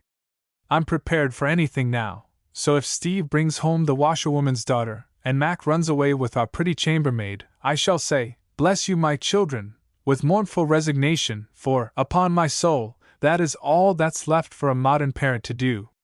With which tragic burst, poor Uncle Mac washed his hands of the whole affair and buried himself in the counting-house while the storm raged. About this time Archie might have echoed Rose's childish wish, that she had not quite so many aunts, for the tongues of those interested relatives made sad havoc with his little romance, and caused him to long fervently for a desert island where he could woo and win his love in delicious peace. That nothing of the sort was possible soon became evident, since every word uttered only confirmed Phoebe's resolution to go away and proved to Rose how mistaken she had been in believing that she could bring everyone to her way of thinking. Prejudices are unmanageable things, and the good aunts, like most women, possessed a plentiful supply, so Rose found it like beating her head against a wall to try and convince them that Archie was wise and loving poor Phoebe.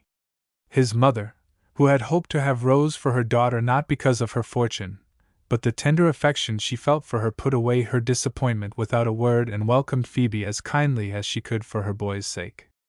But the girl felt the truth with the quickness of a nature made sensitive by love and clung to her resolve all the more tenaciously, though grateful for the motherly words that would have been so sweet if genuine happiness had prompted them.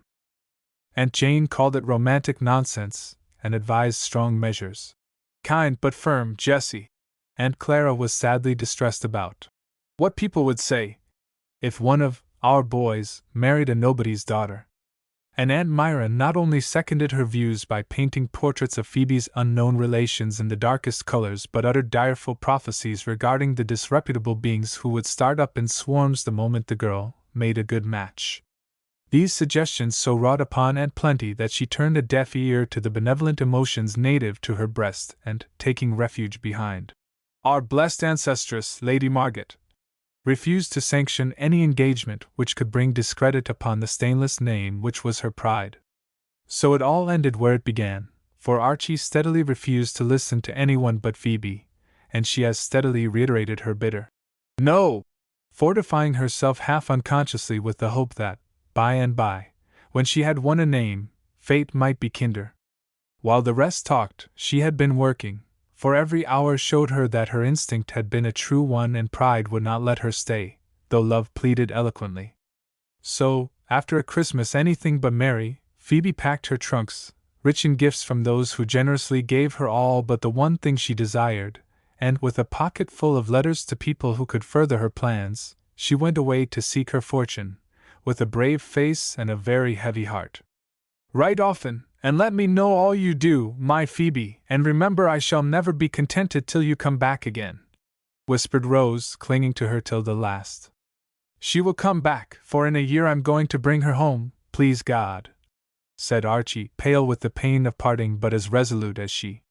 "I'll earn my welcome, then perhaps it will be easier for them to give and me to receive it," answered Phoebe, with a backward glance at the group of caps in the hall as she went down the steps on Dr. Alec's arm. "You earned it long ago, and it is always waiting for you while I am here. Remember that, and God bless you, my good girl," he said, with a paternal kiss that warmed her heart. "I never shall forget it." And Phoebe never did. Chapter 9 New Year's Calls. "Now I'm going to turn over a new leaf, as I promised. I wonder what I shall find on the next page," said Rose, coming down on New Year's morning with a serious face and a thick letter in her hand. "Tired of frivolity, my dear?" asked her uncle, pausing in his walk up and down the hall to glance at her with a quick, bright look she liked to bring into his eyes. "No, sir, and that's the sad part of it, but I've made up my mind to stop while I can because I'm sure it is not good for me.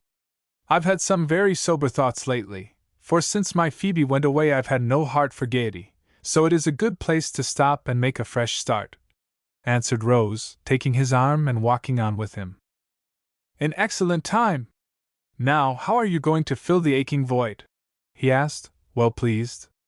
"By trying to be as unselfish, brave, and good as she is." And Rose held the letter against her bosom with a tender touch, for Phoebe's strength had inspired her with a desire to be as self-reliant. "I'm going to set about living in earnest, as she has, though I think it will be harder for me than for her, because she stands alone and has a career marked out for her. I'm nothing but a commonplace sort of girl, with no end of relations to be consulted every time I wink and a dreadful fortune hanging like a millstone round my neck to weigh me down if I try to fly. It is a hard case, uncle, and I get low in my mind when I think about it," sighed Rose, oppressed with her blessings. "Afflicted child! How can I relieve you?" And there was amusement as well as sympathy in Dr. Alec's face as he patted the hand upon his arm.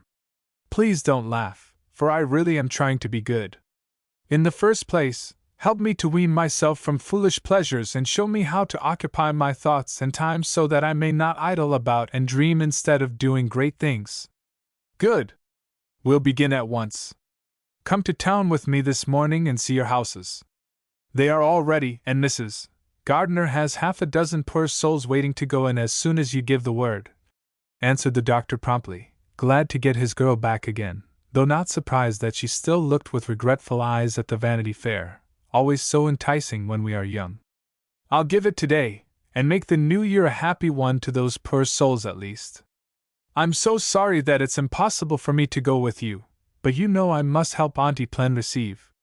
We haven't been here for so long that she had set her heart on having a grand time today, and I particularly want to please her because I have not been as amiable as I ought lately. I really couldn't forgive her for siding against Phoebe. She did what she thought was right, so we must not blame her. I am going to make my New Year's calls today and, as my friends live down that way, I'll get the list of names from Mrs. G. and tell the poor ladies, with Miss Campbell's compliments, that their new home is ready. Shall I?" "Yes, uncle, but take all the credit to yourself, for I never should have thought of it if you had not proposed the plan." "Bless your heart! I'm only your agent, and suggest now and then. I've nothing to offer but advice, so I lavish that on all occasions. You have nothing because you've given your substance all away as generously as you do your advice. Never mind, you shall never come to want while I live. I'll save enough for us too, though I do make ducks and drakes of my fortune." Dr. Alec laughed at the toss of the head with which she quoted Charlie's offensive words, then offered to take the letter, saying, as he looked at his watch, "I'll post that for you in time for the early mail. I like a run before breakfast." But Rose held her letter fast, dimpling with sudden smiles, half merry and half shy. "No thank you, sir. Archie likes to do that, and never fails to call for all I write. He gets a peep at Phoebe's in return and I cheer him up a bit, for though he says nothing, he has a hard time of it, poor fellow. How many letters in 5 days? 4, sir, to me. She doesn't write to him, uncle. As yet. Well, you show hers, so it's all right and you are a set of sentimental youngsters." And the doctor walked away, looking as if he enjoyed the sentiment as much as any of them. Old Miss Campbell was nearly as great a favorite as young Miss Campbell, so a succession of black coats and white gloves flowed in and out of the hospitable mansion pretty steadily all day. The clan was out in great force, and came by in installments to pay their duty to Aunt Plenty and wish the compliments of the season to our cousin. Archie appeared first, looking sad but steadfast, and went away with Phoebe's letter in his left breast pocket, feeling that life was still endurable, though his love was torn from him, for Rose had many comfortable things to say and read him delicious bits from the voluminous correspondence lately begun. Hardly was he gone when Will and Geordie came marching in, looking as fine as grey uniforms with much scarlet piping could make them and feeling peculiarly important, as this was their first essay in New Year's call-making. Brief was their stay, for they planned to visit every friend they had, and Rose could not help laughing at the droll mixture of manly dignity and boyish delight with which they drove off in their own carriage, both as erect as ramrods, arms folded, and caps stuck at exactly the same angle on each blonde head. "Here comes the other couple, Steve, in full feather, with a big bouquet for Kitty, and poor Mac, looking like a gentleman and feeling like a martyr, I'm sure," said Rose, watching one carriage turn in as the other turned out of the great gate, with its arch of holly, ivy, and evergreen. "Here he is. I've got him in tow for the day and want you to cheer him up with a word of praise, for he came without a struggle though planning to bolt somewhere with Uncle," cried Steve, falling back to display his brother, who came in looking remarkably well in his state and festival array, for polishing had begun to tell. "A happy New Year, Auntie, same to you, cousin, and best wishes for as many more as you deserve," said Mac, heeding Steve no more than if he had been a fly as he gave the old lady a hearty kiss and offered Rose a quaint little nosegay of pansies. "Heartsease, do you think I need it?" she asked, looking up with sudden sobriety. "We all do. Could I give you anything better on a day like this?" "No, thank you very much." And a sudden dew came to Rose's eyes, for, though often blunt in speech, when Mac did do a tender thing, it always touched her because he seemed to understand her moods so well. "Has Archie been here? He said he shouldn't go anywhere else, but I hope you talked that nonsense out of his head," said Steve, settling his tie before the mirror. "Yes, dear, he came but looked so out of spirits I really felt reproached. Rose cheered him up a little, but I don't believe he will feel equal to making calls, and I hope he won't, for his face tells the whole story much too plainly," answered Auntie Plenty, rustling about her bountiful table in her richest black silk with all her old lace on. "Oh, he'll get over it in a month or two, and Phoebe will soon find another lover, so don't be worried about him, Auntie," said Steve, with the air of a man who knew all about that sort of thing. "If Archie does forget, I shall despise him, and I know Phoebe won't try to find another lover, though she'll probably have them, she is so sweet and good," cried Rose indignantly, for, having taken the pair under her protection, she defended them valiantly. "Then you'd have arch hope against hope and never give up, would you?" asked Mac, putting on his glasses to survey the thin boots which were his especial abomination. "Yes, I would, for a lover is not worth having if he's not in earnest." "Exactly. So you'd like them to wait and work and keep on loving till they made you relent or plainly proved that it was no use. If they were good as well as constant, I think I should relent in time. I'll mention that to Pemberton, for he seemed to be hit the hardest, and a ray of hope will do him good, whether he is equal to the 10 years' wait or not," put in Steve, who liked to rally Rose about her lovers. "I'll never forgive you if you say a word to anyone. It is only Mac's odd way of asking questions, and I ought not to answer them. You will talk about such things and I can't stop you, but I don't like it," said Rose, much annoyed. "Poor little Penelope! She shall not be teased about her suitors but left in peace till her Ulysses comes home," said Mac, sitting down to read the mottos sticking out of certain fanciful bonbons on the table. "It is this fuss about Archie which has demoralized us all. Even the owl waked up and hasn't got over the excitement yet, you see. He's had no experience, poor fellow, so he doesn't know how to behave," observed Steve, regarding his bouquet with tender interest. "That's true, and I asked for information because I may be in love myself someday and all this will be useful, don't you see?" "You in love!" And Steve could not restrain a laugh at the idea of the bookworm a slave to the tender passion. Quite unruffled, Mac leaned his chin in both hands, regarding them with a meditative eye as he answered in his whimsical way. "Why not? I intend to study love as well as medicine, for it is one of the most mysterious and remarkable diseases that afflict mankind, and the best way to understand it is to have it. I may catch it someday, and then I should like to know how to treat and cure it. If you take it as badly as you did measles and whooping cough, it will go hard with you, old fellow," said Steve, much amused with the fancy. "I want it to. No great experience comes or goes easily, and this is the greatest we can know, I believe, except death." Something in Mac's quiet tone and thoughtful eyes made Rose look at him in surprise, for she had never heard him speak in that way before. Steve also stared for an instant, equally amazed, then said below his breath, with an air of mock anxiety. "He's been catching something at the hospital, typhoid probably, and is beginning to wander. I'll take him quietly away before he gets any wilder. Come, old lunatic, we must be off. Don't be alarmed. I'm all right and much obliged for your advice, for I fancy I shall be a desperate lover when my time comes, if it ever does. You don't think it impossible, do you?" And Mac put the question so soberly that there was a general smile. "Certainly not. You'll be a regular Douglas, tender and true," answered Rose, wondering what queer question would come next. "Thank you.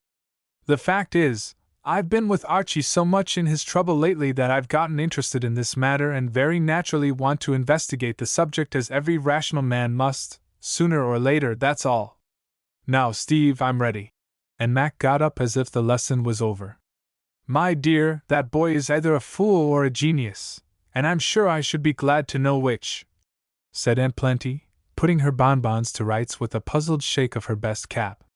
"Time will show, but I incline to think that he is not a fool by any means," answered the girl, pulling a cluster of white roses out of her bosom to make room for the pansies, though they did not suit the blue gown half so well. Just then Aunt Jessie came in to help them receive, with Jamie to make himself generally useful, which he proceeded to do by hovering around the table like a fly about a honey pot when not flattening his nose against the window panes to announce excitedly, "Here's another man coming up the drive." Charlie arrived next in his most sunshiny humor, for anything social and festive was his delight, and when in this mood the prince was quite irresistible. He brought a pretty bracelet for Rose and was graciously allowed to put it on while she chid him gently for his extravagance. "I am only following your example, for you know nothing is too good for those we love, and giving away is the best thing one can do," he retorted, quoting words of her own. "I wish you would follow my example in some other things as well as you do in this," said Rose soberly as Aunt Plenty called him to come and see if the punch was right. "Must conform to the customs of society. Auntie's heart would be broken if we did not drink her health in the good old fashion. But don't be alarmed, I've a strong head of my own, and that's lucky, for I shall need it before I get through," laughed Charlie, showing a long list as he turned away to gratify the old lady with all sorts of merry and affectionate compliments as the glasses touched. Rose did feel rather alarmed, for if he drank the health of all the owners of those names, she felt sure that Charlie would need a very strong head indeed. It was hard to say anything then and there without seeming disrespect to Aunt Plenty, yet she longed to remind her cousin of the example she tried to set him in this respect, for Rose never touched wine, and the boys knew it. She was thoughtfully turning the bracelet, with its pretty device of turquoise forget-me-nots, when the giver came back to her, still bubbling over with good spirits. "Dear little saint, you look as if you'd like to smash all the punch bowls in the city, and save us jolly young fellows from tomorrow's headache." "I should, for such headaches sometimes end in heartaches, I'm afraid." "Dear Charlie, don't be angry, but you know better than I that this is a dangerous day for such as you, so do be careful for my sake," she added, with an unwonted touch of tenderness in her voice, for, looking at the gallant figure before her, it was impossible to repress the womanly longing to keep it always as brave and blithe as now. Charlie saw that new softness in the eyes that never looked unkindly on him, fancied that it meant more than it did, and with a sudden fervor in his own voice, answered quickly, "My darling, I will." The glow which had risen to his face was reflected in hers, for at that moment it seemed as if it would be possible to love this cousin who was so willing to be led by her, and so much needed some helpful influence to make a noble man of him. The thought came and went like a flash, but gave her a quick heart-throb, as if the old affection was trembling on the verge of some warmer sentiment, and left her with a sense of responsibility never felt before. Obeying the impulse, she said, with a pretty blending of earnestness and playfulness, "If I wear the bracelet to remember you by, you must wear this to remind you of your promise." "And you," whispered Charlie, bending his head to kiss the hands that put a little white rose in his buttonhole. Just at that most interesting moment they became aware of an arrival in the front drawing-room, whither Aunt Plenty had discreetly retired. Rose felt grateful for the interruption, because, not being at all sure of the state of her heart as yet, she was afraid of letting a sudden impulse lead her too far. But Charlie, conscious that a very propitious instant had been spoiled, regarded the newcomer with anything but a benignant expression of countenance, and whispering, "Goodbye, my Rose, I shall look in this evening to see how you are after the fatigues of the day," he went away, with such a cool nod to poor Funcy that the amiable Asiatic thought he must have mortally offended him. Rose had little leisure to analyze the new emotions of which she was conscious, for Mr. Tokio came up at once to make his compliments with a comical mingling of Chinese courtesy and American awkwardness, and before he had got his hat on Jamie shouted with admiring energy, "Here's another! Oh, such a swell!" They now came thick and fast for many hours, and the ladies stood bravely at their posts till late into the evening. Then Aunt Jessie went home, escorted by a very sleepy little son, and Aunt Plenty retired to bed, used up. Dr. Alec had returned in good season, for his friends were not fashionable ones, but Aunt Myra had sent up for him in hot haste, and he had good-naturedly obeyed the summons. In fact, he was quite used to them now, for Mrs. Myra, having tried a variety of dangerous diseases, had finally decided upon heart complaint as the one most likely to keep her friends in a chronic state of anxiety, and was continually sending word that she was dying.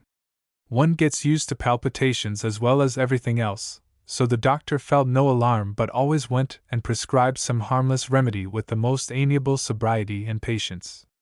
Rose was tired but not sleepy and wanted to think over several things, so instead of going to bed she sat down before the open fire in the study to wait for her uncle and perhaps Charlie, though she did not expect him so late.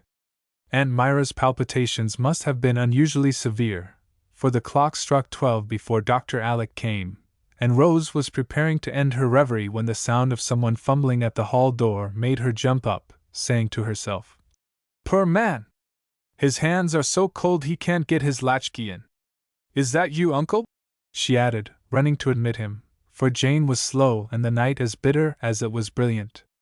A voice answered, "Yes," and as the door swung open, in walked, not Dr. Alec, but Charlie, who immediately took one of the hall chairs and sat there with his hat on, rubbing his gloveless hands and blinking as if the light dazzled him, as he said in a rapid, abrupt sort of tone, "I told you I'd come, left the fellows keeping it up gloriously going to see the old year out, you know. But I promised never break my word, and here I am. Angel in blue, did you slay your thousands? Hush! The waiters are still about. Come to the study fire and warm yourself, you must be frozen," said Rose, going before to roll up the easy chair. "Not at all, never warmer, looks very comfortable, though." "Where's Uncle?" asked Charlie, following with his hat still on, his hands in his pockets, and his eye fixed steadily on the bright head in front of him. "Aunt Myra sent for him, and I was waiting up to see how she was," answered Rose, busily mending the fire. Charlie laughed and sat down upon a corner of the library table. "Poor old soul! What a pity she doesn't die before he is quite worn out. A little too much ether some of these times would send her off quite comfortably, you know."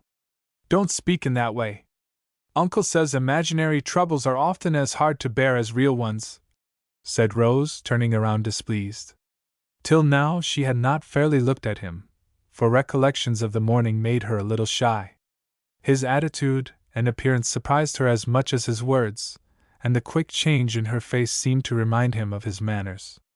Getting up, he hastily took off his hat and stood looking at her with a curiously fixed yet absent look as he said in the same rapid, abrupt way, as if, when once started, he found it hard to stop, "I beg pardon, only joking, very bad taste I know, and won't do it again. The heat of the room makes me a little dizzy, and I think I got a chill coming out. It is cold, I am frozen, I dare say, though I drove like the devil. Not that bad horse of yours, I hope? I know it is dangerous, so late and alone," said Rose, shrinking behind the big chair as Charlie approached the fire, carefully avoiding a footstool in his way. "Danger is exciting, that's why I like it. No man ever called me a coward, let him try it once. I never give in, and that horse shall not conquer me. I'll break his neck, if he breaks my spirit doing it. No, I don't mean that, never mind, it's all right." And Charlie laughed in a way that troubled her, because there was no mirth in it. "Have you had a pleasant day?" asked Rose, looking at him intently as he stood pondering over the cigar and match which he held, as if doubtful which to strike and which to smoke. Day? Oh, yes, capital. About 2,000 calls, and a nice little supper at the club. Randall can't sing any more than a crow, but I left him with a glass of champagne upside down, trying to give them my old favorite. 'Tis better to laugh than be sighing. And Charlie burst forth in that bacchanalian melody at the top of his voice, waving an all-you-met holder over his head to represent Randall's inverted wineglass. "Hush! You'll wake Auntie," cried Rose in a tone so commanding that he broke off in the middle of a roulade to stare at her with a blank look as he said apologetically, "I was merely showing how it should be done. Don't be angry, dearest, look at me as you did this morning, and I'll swear never to sing another note if you say so. I'm only a little gay. We drank your health handsomely, and they all congratulated me. Told them it wasn't out yet. Stop, though I didn't mean to mention that. No matter, I'm always in a scrape, but you always forgive me in the sweetest way. Do it now, and don't be angry, little darling." And dropping the vase, he went toward her with a sudden excitement that made her shrink behind the chair.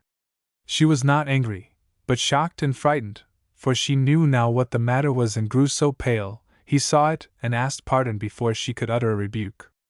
"We'll talk of that tomorrow. It is very late. Go home now, please, before Uncle comes," she said, trying to speak naturally yet betraying her distress by the tremor of her voice and the sad anxiety in her eyes. "Yes, yes, I will go. You are tired. I'll make it all right tomorrow." And as if the sound of his uncle's name steadied him for an instant, Charlie made for the door with an unevenness of gait which would have told the shameful truth if his words had not already done so. Before he reached it, however, the sound of wheels arrested him, and, leaning against the wall, he listened with a look of dismay mingled with amusement creeping over his face. "Brutus has bolted now. I am in a fix. Can't walk home with this horrid dizziness in my head. It's the cold, Rose, nothing else, I do assure you, and a chill, yes, a chill. See here! Let one of those fellows there lend me an arm. No use to go after that brute.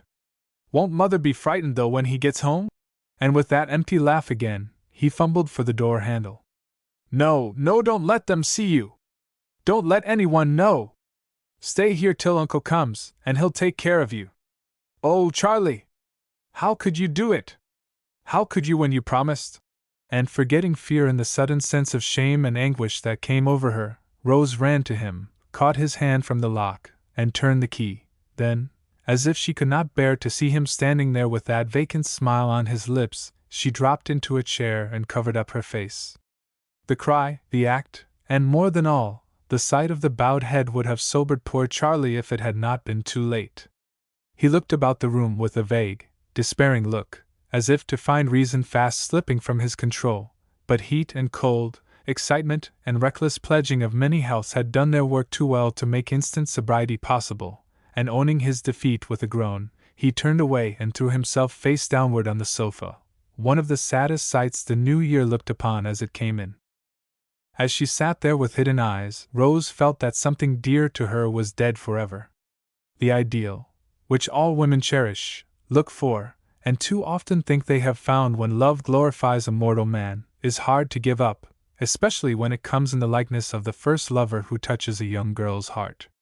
Rose had just begun to feel that perhaps this cousin, despite his faults, might yet become the hero that he sometimes looked, and the thought that she might be his inspiration was growing sweet to her, although she had not entertained it until very lately.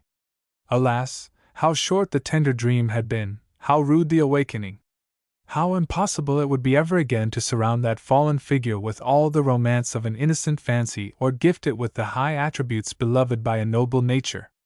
Breathing heavily in the sudden sleep that kindly brought a brief oblivion of himself, he lay with flushed cheeks, disordered hair, and at his feet the little Rose that never would be fresh and fair again, a pitiful contrast now to the brave, blithe young man who went so gaily out that morning to be so ignominiously overthrown at night. Many girls would have made light of a trespass so readily forgiven by the world, but Rose had not yet learned to offer temptation with a smile and shut her eyes to the weakness that makes a man a brute.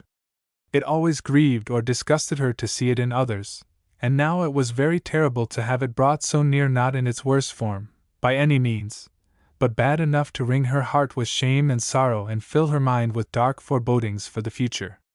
So she could only sit mourning for the Charlie that might have been while watching the Charlie that was with an ache in her heart which found no relief till, putting her hands there as if to ease the pain, they touched the pansies, faded but still showing gold among the somber purple, and then 2 great tears dropped on them as she sighed. "Ah me! I do need heartsease sooner than I thought." Her uncle's step made her spring up and unlock the door, showing him such an altered face that he stopped short, ejaculating in dismay, "Good heavens, child! What's the matter?" adding, as she pointed to the sofa in pathetic silence, "Is he hurt?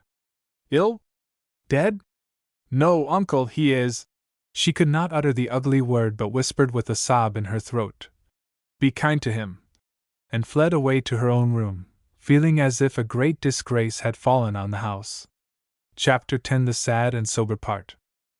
"How will he look? What will he say? Can anything make us forget and be happy again?" were the first questions Rose asked herself as soon as she woke from the brief sleep which followed a long, sad vigil. It seemed as if the whole world must be changed because a trouble darkened it for her. She was too young yet to know how possible it is to forgive much greater sins than this, forget far heavier disappointments, outlive higher hopes, and bury loves compared to which hers was but a girlish fancy. She wished it had not been so bright a day, wondered how her birds could sing with such shrill gaiety, put no ribbon in her hair, and said, as she looked at the reflection of her own tired face in the glass, "Poor thing! You thought the new leaf would have something pleasant on it. The story has been very sweet and easy to read so far, but the sad and sober part is coming now." A tap at the door reminded her that, in spite of her afflictions, breakfast must be eaten, and the sudden thought that Charlie might still be in the house made her hurry to the door, to find Dr. Alec waiting for her with his morning smile. She drew him in and whispered anxiously, as if someone lay dangerously ill nearby, "Is he better, uncle? Tell me all about it, I can bear it now." Some men would have smiled at her innocent distress and told her this was only what was to be expected and endured, but Dr. Alec believed in the pure instincts that make youth beautiful, desired to keep them true, and hoped his girl would never learn to look unmoved by pain and pity upon any human being vanquished by a vice, no matter how trivial it seemed, how venial it was held. So his face grew grave, though his voice was cheerful as he answered, "All right, I dare say, by this time, for sleep is the best medicine in such cases. I took him home last night, and no one knows he came but you and I. No one ever shall." "How did you do it, uncle?" "Just slipped out of the long study window and got him cannily off, for the air and motion, after a dash of cold water, brought him around, and he was glad to be safely landed at home. His rooms are below, you know, so no one was disturbed, and I left him sleeping nicely." "Thank you so much," sighed Rose. "And Brutus? Weren't they frightened when he got back alone?" "Not at all. The sagacious beast went quietly to the stable, and the sleepy groom asked no questions, for Charlie often sends the horse round by himself when it is late or stormy. Rest easy, dear, no I but ours saw the poor lad come and go, and will forgive it for love's sake." "Yes, but not forget it. I never can, and he will never be again to me the Charlie I've been so proud and fond of all these years." "Oh, uncle, such a pity! Such a pity!" "Don't break your tender heart about it, child, for it is not incurable, thank God. I don't make light of it, but I am sure that under better influences Charlie will redeem himself because his impulses are good, and this his only vice. I can hardly blame him for what he is, because his mother did the harm. I declare to you, Rose, I sometimes feel as if I must break out against that woman and thunder in her ears that she is ruining the immortal soul for which she is responsible to heaven." Dr. Alec seldom spoke in this way, and when he did it was rather awful, for his indignation was of the righteous sort, and such thunder often rouses up a drowsy soul when sunshine has no effect. Rose liked it, and sincerely wished Aunt Clara had been there to get the benefit of the outbreak, for she needed just such an awakening from the self-indulgent dream in which she lived. "Do it, and save Charlie before it is too late!" she cried, kindling herself as she watched him, for he looked like a roused lion as he walked about the room with his hand clenched and a spark in his eye, evidently in desperate earnest and ready to do almost anything. Will you help? He asked, stopping suddenly with a look that made her stand up straight and strong as she answered with an eager voice. I will. Then don't love him yet. That startled her, but she asked steadily, though her heart began to beat and her color to come. Why not? Firstly, because no woman should give her happiness into the keeping of a man without fixed principles. Secondly, because the hope of being worthy of you will help him more than any prayers or preaching of mine. Thirdly, because it will need all our wit and patience to undo the work of nearly 24 years. You understand what I mean? Yes, sir. Can you say no when he asks you to say yes and wait a little for your happiness? I can. And will you? I will. Then I'm satisfied, and a great weight taken off my heart. I can't help seeing what goes on, or trembling when I think of you setting sail with no better pilot than poor Charlie. Now you answer as I hoped you would, and I am proud of my girl. They had been standing with the width of the room between them, Dr. Alec looking very much like a commander issuing orders, Rose like a well-drilled private obediently receiving them, and both wore the air of soldiers getting ready for a battle, with the bracing of nerves and quickening of the blood brave souls feel as they put on their armor. At the last words he went to her, brushed back the hair, and kissed her on the forehead with a tender sort of gravity, and a look that made her feel as if he had endowed her with the Victoria Cross for courage on the field. No more was said then, for Aunt Plenty called them down, and the day's duties began. But that brief talk showed Rose what to do and fitted her to do it, for it set her to thinking of the duty one owes oneself and loving as in all the other great passions or experiences which make or mar a life.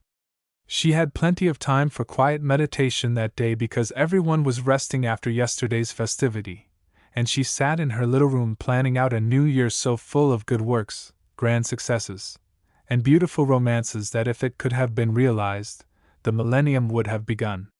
It was a great comfort to her, however, and lightened the long hours haunted by a secret desire to know when Charlie would come and a secret fear of the first meeting.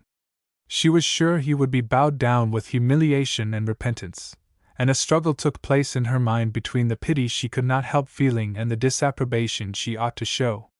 She decided to be gentle, but very frank, to reprove, but also to console, and to try to improve the softened moment by inspiring the culprit with a wish for all the virtues which make a perfect man. The fond delusion grew quite absorbing, and her mind was full of it as she sat watching the sun set from her western window and admiring with dreamy eyes the fine effect of the distant hills clear and dark against a daffodil sky when the bang of a door made her sit suddenly erect in her low chair and say with a catch in her breath, "He's coming! I must remember what I promised Uncle and be very firm." Usually Charlie announced his approach with music of some sort. Now he either whistled, hummed, nor sang, but came so quietly Rose was sure that he dreaded this meeting as much as she did and, compassionating his natural confusion, did not look around as the steps drew near. She thought perhaps he would go down upon his knees, as he used to after a boyish offense, but hoped not, for too much humility distressed her, so she waited for the first demonstration anxiously. It was rather a shock when it came, however, for a great nosegay dropped into her lap and a voice, bold and gay as usual, said lightly, "Here she is, as pretty and pensive as you please. Is the world hollow, our doll stuffed with sawdust, and do we want to go into a nunnery today, cousin?" Rose was so taken aback by this unexpected coolness that the flowers lay unnoticed as she looked up with a face so full of surprise, reproach, and something like shame that it was impossible to mistake its meaning. Charlie did not, and had the grace to redden deeply, and his eyes fell as he said quickly, though in the same light tone, "I humbly apologize for coming so late last night. Don't be hard upon me, cousin.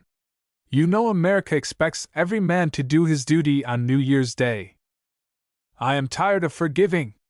You make and break promises as easily as you did years ago, and I shall never ask you for another," answered Rose, putting the bouquet away, for the apology did not satisfy her, and she would not be bribed to silence. "But my dear girl, you are so very exacting, so peculiar in your notions, and so angry about trifles that a poor fellow can't please you, try as he will," began Charlie, ill at ease, but too proud to show half the penitence he felt, not so much for the fault as for her discovery of it. I am not angry, I am grieved and disappointed, for I expect every man to do his duty in another way and keep his word to the uttermost, as I try to do. If that is exacting, I am sorry, and won't trouble you with my old-fashioned notions any more. Bless my soul! What a rout about nothing! I own that I forgot. I know I acted like a fool, and I beg pardon. What more can I do?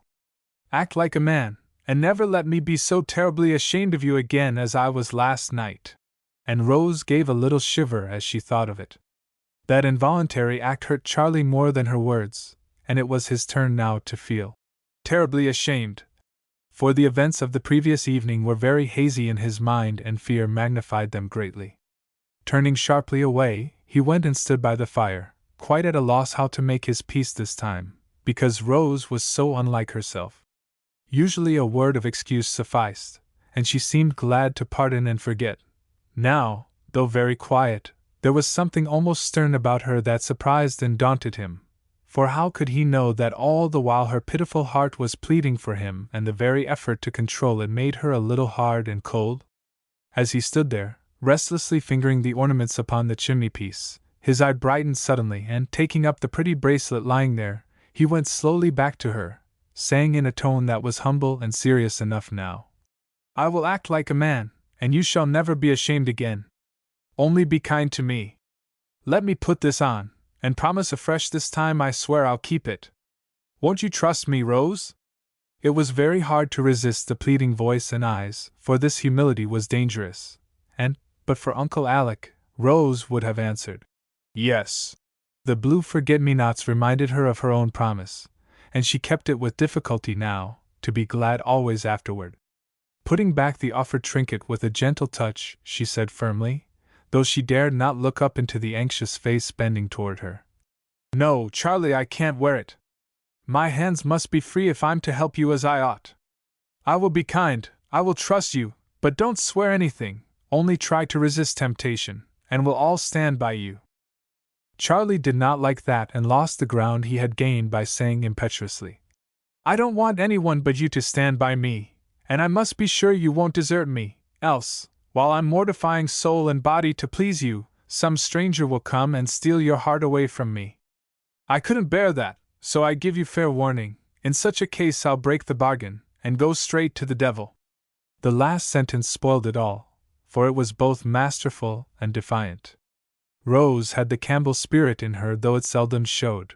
As yet she valued her liberty more than any love offered her, and she resented the authority he assumed too soon, resented it all the more warmly because of the effort she was making to reinstate her hero, who would insist on being a very faulty and ungrateful man. She rose straight out of her chair, saying with a look and tone which rather startled her hearer and convinced him that she was no longer a tender-hearted child but a woman with a will of her own and a spirit as proud and fiery as any of her race. "My heart is my own, to dispose of as I please. Don't shut yourself out of it by presuming too much, for you have no claim on me but that of cousinship, and you never will have unless you earn it. Remember that, and neither threaten nor defy me any more."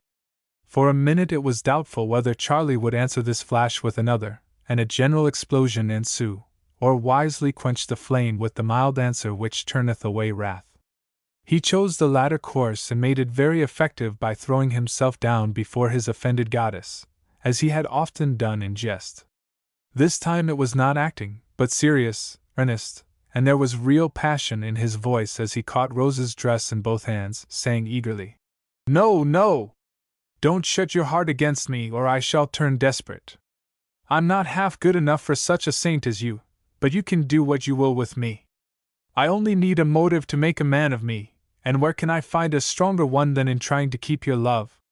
It is not yours yet," began Rose, much moved, though all the while she felt as if she were on a stage and had a part to play, for Charlie had made life so like a melodrama that it was hard for him to be quite simple even when most sincere. "Let me earn it, then. Show me how, and I'll do anything, for you are my good angel, Rose, and if you cast me off, I feel as if I shouldn't care how soon there was an end of me," cried Charlie, getting tragic in his earnestness and putting both arms around her, as if his only safety lay in clinging to this beloved fellow creature. Behind footlights it would have been irresistible, but somehow it did not touch the one spectator, though she had neither time nor skill to discover why. For all their ardor, the words did not ring quite true. Despite the grace of the attitude, she would have liked him better manfully erect upon his feet, and though the gesture was full of tenderness, a subtle instinct made her shrink away as she said with a composure that surprised herself even more than it did him, "Please don't. No, I will promise nothing yet, for I must respect the man I love." That brought Charlie to his feet, pale with something deeper than anger, for the recall told him more plainly than the words how much he had fallen in her regard since yesterday. The memory of the happy moment when she gave the rose with that new softness in her eyes, the shy color, the sweet "for my sake," came back with sudden vividness, contrasting sharply with the now averted face, the hand outstretched to put him back, the shrinking figure, and in that instant's silence, poor Charlie realized what he had lost, for a girl's first thought of love is as delicate a thing as the rosy morning glory, which a breath of air can shatter. Only a hint of evil, only an hour's debasement for him, a moment's glimpse for her of the coarser pleasures men know, and the innocent heart, just opening to bless and to be blessed, closed again like a sensitive plant and shut him out perhaps forever. The consciousness of this turned him pale with fear, for his love was deeper than she knew, and he proved this when he said in a tone so full of mingled pain and patience that it touched her to the heart, "You shall respect me if I can make you, and when I've earned it, may I hope for something more?" She looked up then, saw in his face the noble shame, the humble sort of courage that shows repentance to be genuine and gives promise of success, and with a hopeful smile that was a cordial to him, answered heartily, "You may. Bless you for that. I'll make no promises, I'll ask for none, only trust me, Rose, and while you treat me like a cousin, remember that no matter how many lovers you may have, you'll never be to any of them as dear as you are to me." A traitorous break in his voice warned Charlie to stop there, and with no other goodbye, he very wisely went away, leaving Rose to put the neglected flowers into water with remorseful care and lay away the bracelet, saying to herself, "I'll never wear it till I feel as I did before. Then he shall put it on and I'll say yes." Chapter 11 Small Temptations. "Oh, Rose, I've got something so exciting to tell you!" cried Kitty Van Tassel, skipping into the carriage next morning when her friend called for her to go shopping.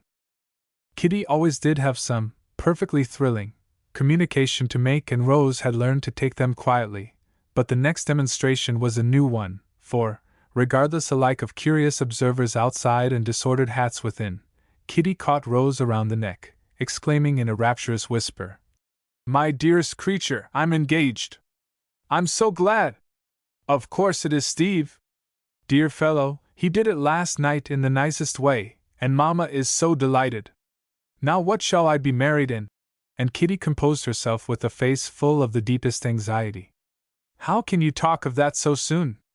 Why, Kit, you unromantic girl, you ought to be thinking of your lover and not your clothes," said Rose, amused yet rather scandalized at such want of sentiment. "I am thinking of my lover, for he says he will not have a long engagement, so I must begin to think about the most important things at once, mustn't I? Ah, he wants to be sure of you, for you are such a slippery creature he is afraid you'll treat him as you did poor Jackson and the rest," interrupted Rose, shaking her finger at her prospective cousin, who had tried this pastime twice before and was rather proud than otherwise of her brief engagements. "You needn't scold, for I know I'm right, and when you've been in society as long as I have you'll find that the only way to really know a man is to be engaged to him. While they want you they are all devotion, but when they think they've got you, then you find out what wretches they are," answered Kitty with an air of worldly wisdom which contrasted oddly with her youthful face and giddy manners. "A sad prospect for poor Steve, unless I give him a hint to look well to his ways. Oh, my dear child, I'm sure of him, for my experience has made me very sharp and I'm convinced I can manage him without a bit of trouble. We've known each other for ages. Steve was 20 and Kitty 18. And always been the best of friends. Besides, he is quite my ideal man. I never could bear big hands and feet, and his are simply adorable. Then he's the best dancer I know and dresses in perfect taste.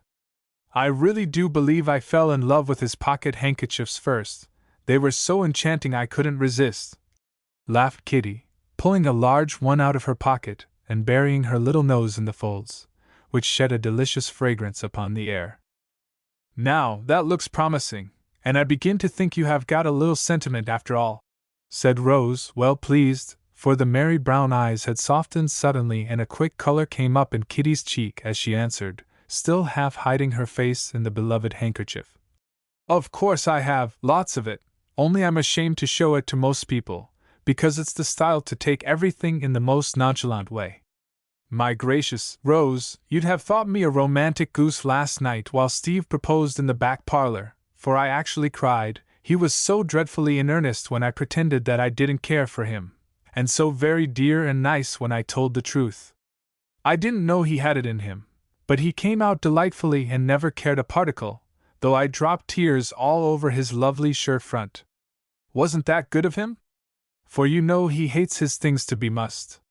He's a true Campbell, and has got a good warm heart of his own under those fine fronts of his.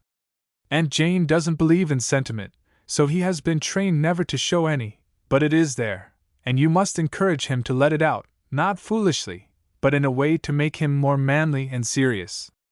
I will if I can, for though I wouldn't own this to everybody, I like it in him very much and feel as if Steve and I should get on beautifully. Here we are now, be sure not to breathe a word if we meet anyone. I want it to be a profound secret for a week at least," added Kitty, whisking her handkerchief out of sight as the carriage stopped before the fashionable store they were about to visit. Rose promised with a smile, for Kitty's face betrayed her without words, so full was it of the happiness which few eyes fail to understand whenever they see it. "Just a glance at the silks. You asked my opinion about white ones, and I'll look at the colors. Mamma says satin, but that is out now, and I've set my heart on the heaviest corded thing I can find," whispered Kitty as they went rustling by the long counters strewn with all that could delight the feminine eye and tempt the feminine pocket. "Isn't that opal the loveliest thing you ever saw? I'm afraid I'm too dark to wear it, but it would just suit you. You'll need a variety, you know," added Kitty in a significant aside as Rose stood among the white silks while her companion affected great interest in the delicate hues laid before her. "But I have a variety now, and don't need a new dress of any sort. No matter, get it, else it will be gone. You've worn all yours several times already and must have a new one whether you need it or not. Dear me! If I had as much pocket money as you have, I'd come out in a fresh toilet at every party I went to," answered Kitty, casting an envious eye upon the rainbow piles before her. The quick-witted shopman saw that a wedding was afoot, for when two pretty girls whisper, smile, and blush over their shopping, clerks scent bridal finery and a transient gleam of interest brightens their imperturbable countenances and lends a brief energy to languid voices weary with crying. "Cash!" Gathering both silks with a practiced turn of the hand, he held them up for inspection, detecting at a glance which was the bride-elect and which the friend, for Kitty fell back to study the effect of silvery white folds with an absorbing interest impossible to mistake, while Rose sat looking at the opal as if she scarcely heard a bland voice saying, with the rustle of silk so dear to girlish ears, "A superb thing, just opened, all the rage in Paris, very rare shade, trying to most, as the lady says, but quite perfect for a blonde."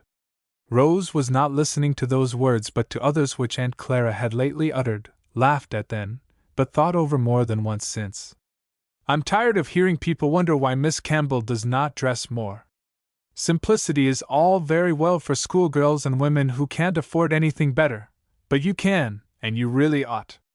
Your things are pretty enough in their way, and I rather like you to have a style of your own, but it looks odd and people will think you are mean if you don't make more show. Besides, you don't do justice to your beauty, which would be both peculiar and striking if you devote your mind to getting up ravishing costumes." Much more to the same effect did her aunt say, discussing the subject quite artistically and unconsciously appealing to several of Rose's ruling passions. One was a love for the delicate fabrics, colors, and ornaments which refined tastes enjoy and whose costliness keeps them from ever growing common. Another, her strong desire to please the eyes of those she cared for and gratify their wishes in the smallest matter if she could. And last, but not least, the natural desire of a young and pretty woman to enhance the beauty which she so soon discovers to be her most potent charm for the other sex, her passport to a high place among her maiden peers. She had thought seriously of surprising and delighting everyone by appearing in a costume which should do justice to the loveliness which was so modest that it was apt to forget itself in admiring others, what girls call a ravishing dress, such as she could imagine and easily procure by the magic of the Fortunatus purse in her pocket. She had planned it all, the shimmer of pale silk through lace like woven frostwork, ornaments of some classic pattern, and all the dainty accessories as perfect as time, taste, and money could make them. She knew that Uncle Alec's healthful training had given her a figure that could venture on any fashion, and nature blessed her with a complexion that defied all hues.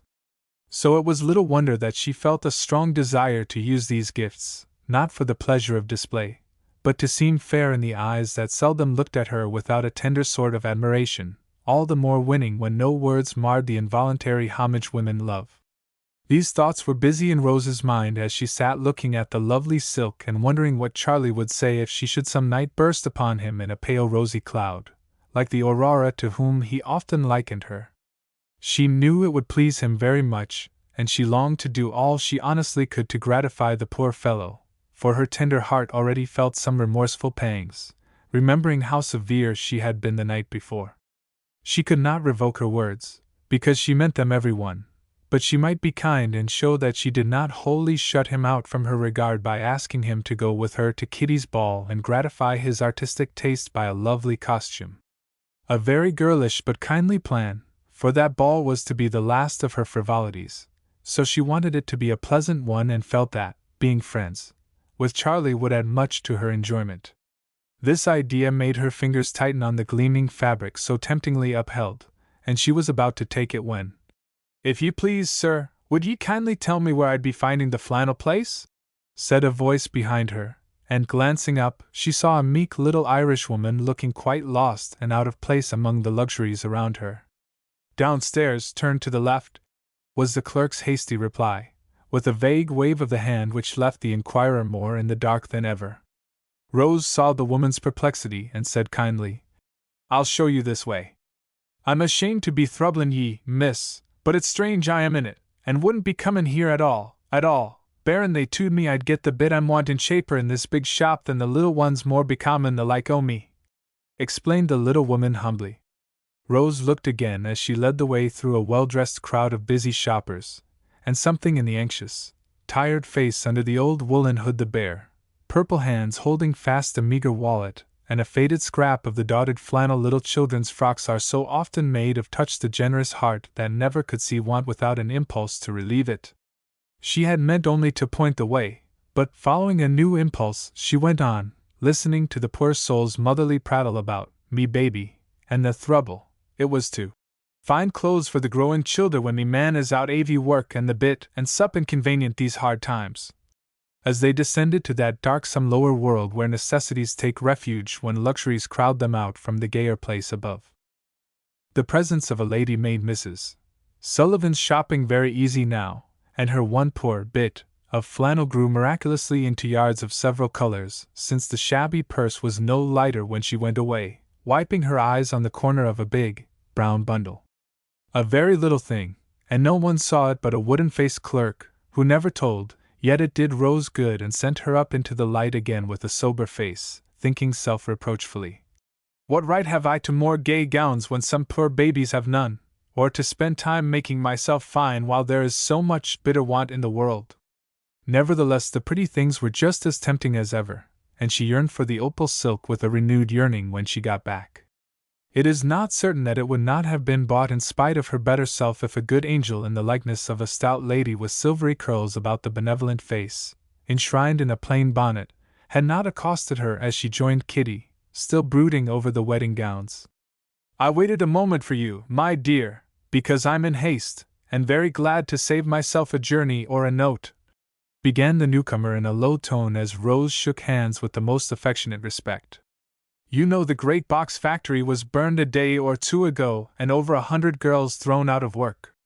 Some were hurt and are in the hospital, many have no homes to go to, and nearly all need temporary help of some sort. We've had so many calls this winter I hardly know which way to turn, for want is pressing, and I've had my finger in so many purses I'm almost ashamed to ask again. Any little contribution, thank you, I was sure you wouldn't fail me, my good child. And Mrs. Gardner warmly pressed the hand that went so quickly into the little porte-monnaie and came out so generously filled.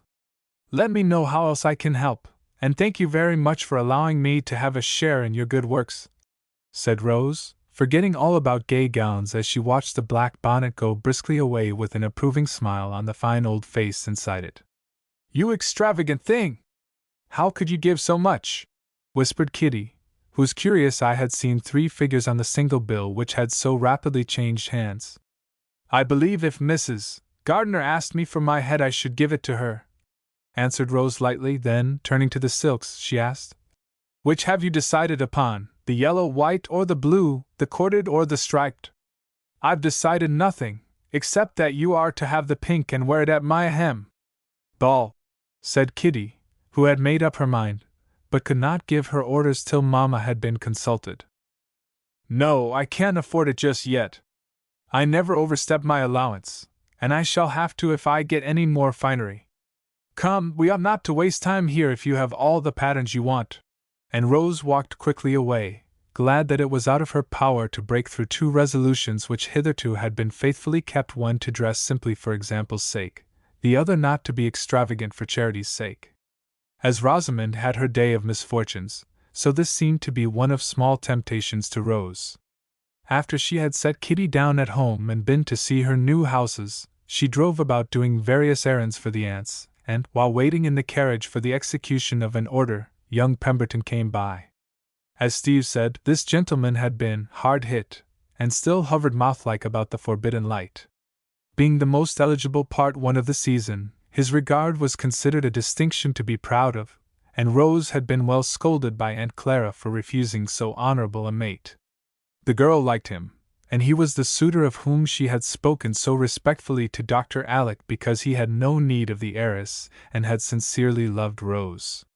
He had been away, and she hoped had gotten over his disappointment as happily as the rest, but now when he saw her, and came hurrying up so hungry for a word, she felt that he had not forgotten and was too kind to chill him with the bow which plainly says, Don't stop. A personable youth was Pemberton, and had brought with him from the wilds of Canada a sable-lined overcoat which was the envy of every masculine and the admiration of every feminine friend he had, and as he stood at her carriage window Rose knew that this luxurious garment and its stalwart wearer were objects of interest to the passers-by. It chanced that the tide of shoppers flowed in that direction, and, as she chatted, familiar faces often passed with glances, smiles, and nods of varying curiosity, significance, and wonder. She could not help feeling a certain satisfaction in giving him a moment's pleasure, since she could do no more. But it was not that amiable desire alone which made her ignore the neat white parcels which the druggist's boy deposited on the front seat and kept her lingering a little longer to enjoy one of the small triumphs which girls often risk more than a cold in the head to display. The sight of several snowflakes on the broad shoulders which partially obstructed her view, as well as the rapidly increasing animation of Pemberton's chat, reminded her that it was high time to go. I mustn't keep you, it is beginning to storm, she said, taking up her muff, much to old Jacob's satisfaction, for small talk is not exciting to a hungry man whose nose feels like an icicle. Is it? I thought the sun was shining. And the absorbed gentleman turned to the outer world with visible reluctance, for it looked very warm and cozy in the red-lined carriage. Wise people say we must carry our sunshine with us, answered Rose, taking refuge in commonplaces, for the face at the window grew pensive suddenly as he answered, with a longing look, I wish I could. Then, smiling gratefully, he added, Thank you for giving me a little of yours. You are very welcome. And Rose offered him her hand while her eyes mutely asked pardon for withholding her leave to keep it. He pressed it silently and, shouldering the umbrella which he forgot to open, turned away with an "Up again and take another" expression, which caused the soft eyes to follow him admiringly. I ought not to have kept him a minute longer than I could help, for it wasn't all pity. It was my foolish wish to show off and do as I liked for a minute, to pay for being good about the gown. Oh me! How weak and silly I am in spite of all my trying! And Miss Campbell fell into a remorseful reverie, which lasted till she got home. Now, young man, what brought you out in this driving storm? asked Rose as Jamie came stamping in that same afternoon.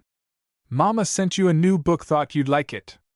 I don't mind your old storms, replied the boy, wrestling his way out of his coat and presenting a face as round and red and shiny as a well-polished Baldwin apple. Much obliged, it is just the day to enjoy it, and I was longing for something nice to read, said Rose as Jamie sat down upon the lower stair for a protracted struggle with his rubber boots. Here you are, then. No, yes, I do believe I've forgotten it, after all, cried Jamie, slapping his pockets one after the other with a dismayed expression of countenance. Never mind, I'll hunt up something else. Let me help you with those, your hands are so cold. And Rose good-naturedly gave a tug at the boots while Jamie clutched the banisters, murmuring somewhat incoherently as his legs flew up and down. I'll go back if you want me to. I'm so sorry. It's very good of you, I'm sure. Getting these horrid things on made me forget. Mother would make me wear 'em, though I told her they'd stick like gumdrops, he added, inspired by recollections of certain dire disappointments when the above-mentioned sweetmeat melted in his pockets and refused to come out. Now what shall we do? Asked Rose when he was finally extricated. Since I've nothing to read, I may as well play. I'll teach you to pitch and toss. You catch very well for a girl, but you can't throw worth a cent, replied Jamie, gamboling down the hall in his slippers and producing a ball from some of the mysterious receptacles in which boys have the art of storing rubbish enough to fill a peck measure. Of course, Rose agreed and cheerfully risked getting her eyes blackened and her fingers bruised till her young receptor gratefully observed that it was no fun playing where you had to look out for windows and jars and things, so I'd like that jolly book about Captain Nemo and the Nautilus, please. Being gratified, he spread himself upon the couch, crossed his legs in the air, and without another word dived 20,000 leagues under the sea, where he remained for 2 mortal hours, to the general satisfaction of his relatives. Bereft both of her unexpected playfellow and the much-desired book, Rose went into the parlor, there to discover a French novel which Kitty had taken from a library and left in the carriage among the bundles. Settling herself in her favorite lounging chair, she read as diligently as Jamie while the wind howled and snow fell fast without. For an hour nothing disturbed the cozy quiet of the house, for Aunt Plenty was napping upstairs and Dr. Alec writing in his own sanctum. At least Rose thought so, till his step made her hastily drop the book and look up with very much the expression she used to wear when caught in mischief years ago. Did I startle you? Have a screen, you are burning your face before this hot fire. And Dr. Alec pulled one forward. Thank you, Uncle. I didn't feel it. And the color seemed to deepen in spite of the screen, while the uneasy eyes fell upon the book in her lap. Have you got the Quarterly there? I want to glance at an article in it if you can spare it for a moment, he said, leaning toward her with an inquiring glance. No, sir, I am reading. And without mentioning the name, Rose put the book into his hand. The instant his eye fell on the title he understood the look she wore and knew what mischief she had been in. He knit his brows, then smiled, because it was impossible to help it. Rose looked so conscience-stricken in spite of her 20 years. How do you find it? Interesting? Oh, very. I felt as if I was in another world and forgot all about this. Not a very good world, I fancy, if you were afraid or ashamed to be found in it. Where did this come from? Asked Dr. Alec, surveying the book with great disfavor. Rose told him, and added slowly, I particularly wanted to read it, and fancied I might, because you did when it was so much talked about the winter we were in Rome. I did read it to see if it was fit for you. And decided that it was not, I suppose, since you never gave it to me. Yes. Then I won't finish it. But, Uncle, I don't see why I should not, added Rose wistfully, for she had reached the heart of the romance and found it wonderfully fascinating. You may not see, but don't you feel why not? Asked Dr. Alec gravely. Rose leaned her flushed cheek on her hand and thought a minute, then looked up and answered honestly. Yes, I do, but can't explain it, except that I know something must be wrong, because I blushed and started when you came in. Exactly. And the doctor gave an emphatic nod, as if the symptoms pleased him. But I really don't see any harm in the book so far. It is by a famous author, wonderfully well written, as you know, and the characters so lifelike that I feel as if I should really meet them somewhere." "I hope not!" ejaculated the doctor, shutting the book quickly, as if to keep the objectionable beings from escaping. Rose laughed, but persisted in her defense, for she did want to finish the absorbing story, yet would not without leave. "I have read French novels before, and you gave them to me. Not many, to be sure, but the best, so I think I know what is good and shouldn't like this if it was harmful." Her uncle's answer was to reopen the volume and turn the leaves an instant as if to find a particular place. Then he put it into her hand, saying quietly, "Read a page or two aloud, translating as you go. You used to like that, try it again." Rose obeyed and went glibly down a page, doing her best to give the sense in her purest English. Presently she went more slowly, then skipped a sentence here and there, and finally stopped short, looking as if she needed a screen again. "What's the matter?" asked her uncle, who had been watching her with a serious eye. "Some phrases are untranslatable, and it only spoils them to try. They are not amiss in French, but sound coarse and bad in our blunt English," she said a little pettishly, for she felt annoyed by her failure to prove the contested point. "Ah, my dear, if the fine phrases won't bear putting into honest English, the thoughts they express won't bear putting into your innocent mind. That chapter is the key to the whole book, and if you had been led up, or rather down, to it artfully and artistically, you might have read it to yourself without seeing how bad it is. All the worse for the undeniable talent which hides the evil so subtly and makes the danger so delightful." He paused a moment, then added with an anxious glance at the book, over which she was still bending, "Finish it if you choose, only remember, my girl, that one may read at 40 what is unsafe at 20, and that we never can be too careful what food we give that precious yet perilous thing called imagination." And taking his review, he went away to look over a learned article which interested him much less than the workings of a young mind nearby. Another long silence, broken only by an occasional excited bounce from Jamie when the sociable Kofish looked in at the windows or the Nautilus scuttled a ship or two in its terrific course. A bell rang, and the doctor popped his head out to see if he was wanted. It was only a message for Aunt Plenty, and he was about to pop in again when his eye was caught by a square parcel on the slab. "What's this?" he asked, taking it up. "Rose wants me to leave it at Kitty Van's when I go. I forgot to bring her book from Mamma, so I shall go and get it as soon as ever I've done this," replied Jamie from his nest. As the volume in his hands was a corpulent one, and Jamie only a third of the way through, Dr. Alec thought Rose's prospect rather doubtful and, slipping the parcel into his pocket, he walked away, saying with a satisfied air, "Virtue doesn't always get rewarded, but it shall be this time if I can do it." More than half an hour afterward, Rose woke from a little nap and found the various old favorites with which she had tried to solace herself replaced by the simple, wholesome story promised by Aunt Jessie. "Good boy! I'll go and thank him," she said half aloud, jumping up, wide awake and much pleased. But she did not go, for just then she spied her uncle standing on the rug warming his hands with a generally fresh and breezy look about him which suggested a recent struggle with the elements. "How did this come?" she asked suspiciously. "A man brought it." "This man? Oh, uncle!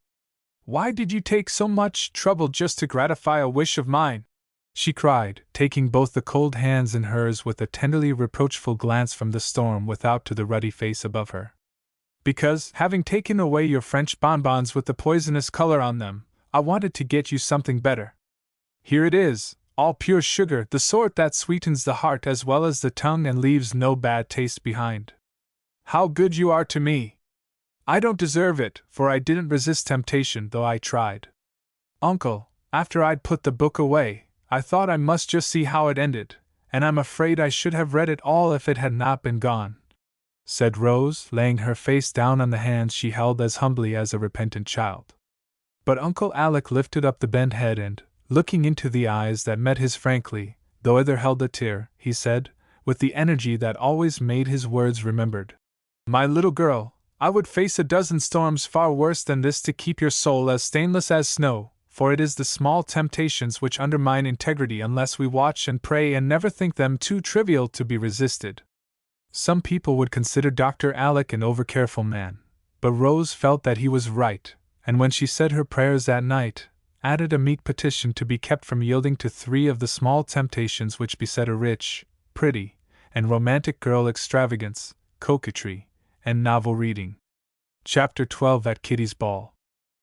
Rose had no new gown to wear on this festive occasion, and gave one little sigh of regret as she put on the pale blue silk refreshed with clouds of gaze de Chambéry. But a smile followed, very bright and sweet, as she added the clusters of forget-me-not which Charlie had conjured up through the agency of an old German florist, for one part of her plan had been carried out, and Prince was invited to be her escort, much to his delight, though he wisely made no protestations of any sort, and showed his gratitude by being a model gentleman. This pleased Rose, for the late humiliation and a very sincere desire to atone for it gave him an air of pensive dignity which was very effective. Aunt Clara could not go, for a certain new cosmetic, privately used to improve the once fine complexion, which had been her pride till late hours impaired it, had brought out an unsightly eruption, reducing her to the depths of woe and leaving her no solace for her disappointment but the sight of the elegant velvet dress spread forth upon her bed in melancholy state. So Aunt Jessie was chaperone, to Rose's great satisfaction, and looked as pretty as a pink, Archie thought, in her matronly pearl-colored gown with a dainty trifle of rich lace on her still abundant hair. He was very proud of his little mamma, and as devoted as a lover. To keep his hand in against Phoebe's return, she said laughingly when he brought her a nosegay of blush roses to light up her quiet costume. A happier mother did not live than Mrs. Jessie as she sat contentedly beside Sister Jane, who graced the frivolous scene in a serious black gown with a diadem of purple asters nodding above her severe brow, both watching their boys with the maternal conviction that no other parent could show such remarkable specimens as these. Each had done her best according to her light, and years of faithful care were now beginning to bear fruit in the promise of goodly men, so dear to the hearts of true mothers. Mrs. Jessie watched her 3 tall sons with something like wonder, for Archie was a fine fellow, grave and rather stately, but full of the cordial courtesy and respect we see so little of nowadays, and which is the surest sign of good home training. The cadets, as Will and Geordie called themselves, were there as gorgeous as you please, and the agonies they suffered that night with tight boots and stiff collars no pen can fitly tell. But only to one another did they confide these sufferings and the rare moments of repose when they could stand on one aching foot with heads comfortably sunken inside the excruciating collars, which rasped their ears and made the lobes thereof a pleasing scarlet. Brief were these moments, however, and the Spartan boys danced on with smiling faces, undaunted by the hidden anguish which preyed upon them. Fore and aft, as Will expressed it. Mrs. Jane's pair were an odd contrast, and even the stern disciplinarian herself could not help smiling as she watched them. Steve was superb, and might have been married on the spot, so superfine was his broadcloth, glossy his linen, and perfect the fit of his gloves. While pride and happiness so fermented in his youthful bosom, there would have been danger of spontaneous combustion if dancing had not proved a safety valve, for his strong sense of the proprieties would not permit him to vent his emotions in any other way. Kitty felt no such restraint, and looked like a blissful little gypsy, with her brunette prettiness set off by a dashing costume of cardinal and cream color, and every hair on her head curled in a merry Pecksniffian crop, for youth was her strong point, and she much enjoyed the fact that she had been engaged 3 times before she was 19. To see her and Steve spin around the room was a sight to bring a smile to the lips of the crustiest bachelor or saddest spinster, for happy lovers are always a pleasing spectacle, and 2 such merry little grigs as these are seldom seen. Mac, meantime, with glasses astride his nose, surveyed his brother's performances. On the light fantastic, very much as a benevolent Newfoundland would the gambols of a toy terrier, receiving with thanks the hasty hints for his guidance which Steve breathed into his ear as he passed and forgetting all about them the next minute. When not thus engaged, Mac stood about with his thumbs in his vest pockets, regarding the lively crowd like a meditative philosopher of a cheerful aspect, often smiling to himself at some whimsical fancy of his own, knitting his brows as some bit of ill-natured gossip met his ear, or staring with undisguised admiration as a beautiful face or figure caught his eye. "I hope that girl knows what a treasure she has got. But I doubt if she ever fully appreciates it," said Mrs. Jane, bringing her spectacles to bear upon Kitty as she whisked by, causing quite a gale with her flying skirts. I think she will, for Steve has been so well brought up, she cannot but see and feel the worth of what she has never had, and being so young she will profit by it, answered Mrs. Jessie softly, thinking of the days when she and her Jem danced together, just betrothed. I've done my duty by both the boys, and done it thoroughly, or their father would have spoilt them, for he's no more idea of discipline than a child. And Aunt Jane gave her own palm a smart rap with her closed fan, emphasizing the word thoroughly in a most suggestive manner. I've often wished I had your firmness, Jane, but after all, I'm not sure that I don't like my own way best, at least with my boys, for plenty of love, and plenty of patience, seem to have succeeded pretty well. And Aunt Jessie lifted the nosegay from her lap, feeling as if that unfailing love and patience were already blooming into her life as beautifully as the sweet-breathed roses given by her boy refreshed and brightened these long hours of patient waiting in a corner. I don't deny that you've done well, Jessie, but you've been let alone and had no one to hold your hand or interfere. If my Mac had gone to sea as your Jem did, I never should have been as severe as I am. Men are so perverse and short-sighted, they don't trouble about the future as long as things are quiet and comfortable in the present, continued Mrs.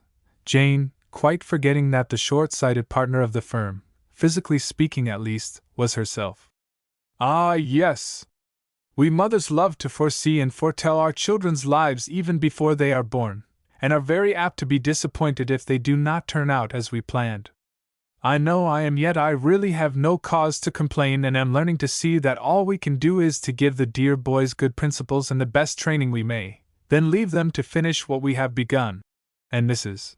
Jessie's eye wandered away to Archie, dancing with Rose, quite unconscious what a pretty little castle in the air tumbled down when he fell in love with Phoebe. Right, quite right on that point, we agree exactly. I have spared nothing to give my boys good principles and good habits, and I am willing to trust them anywhere.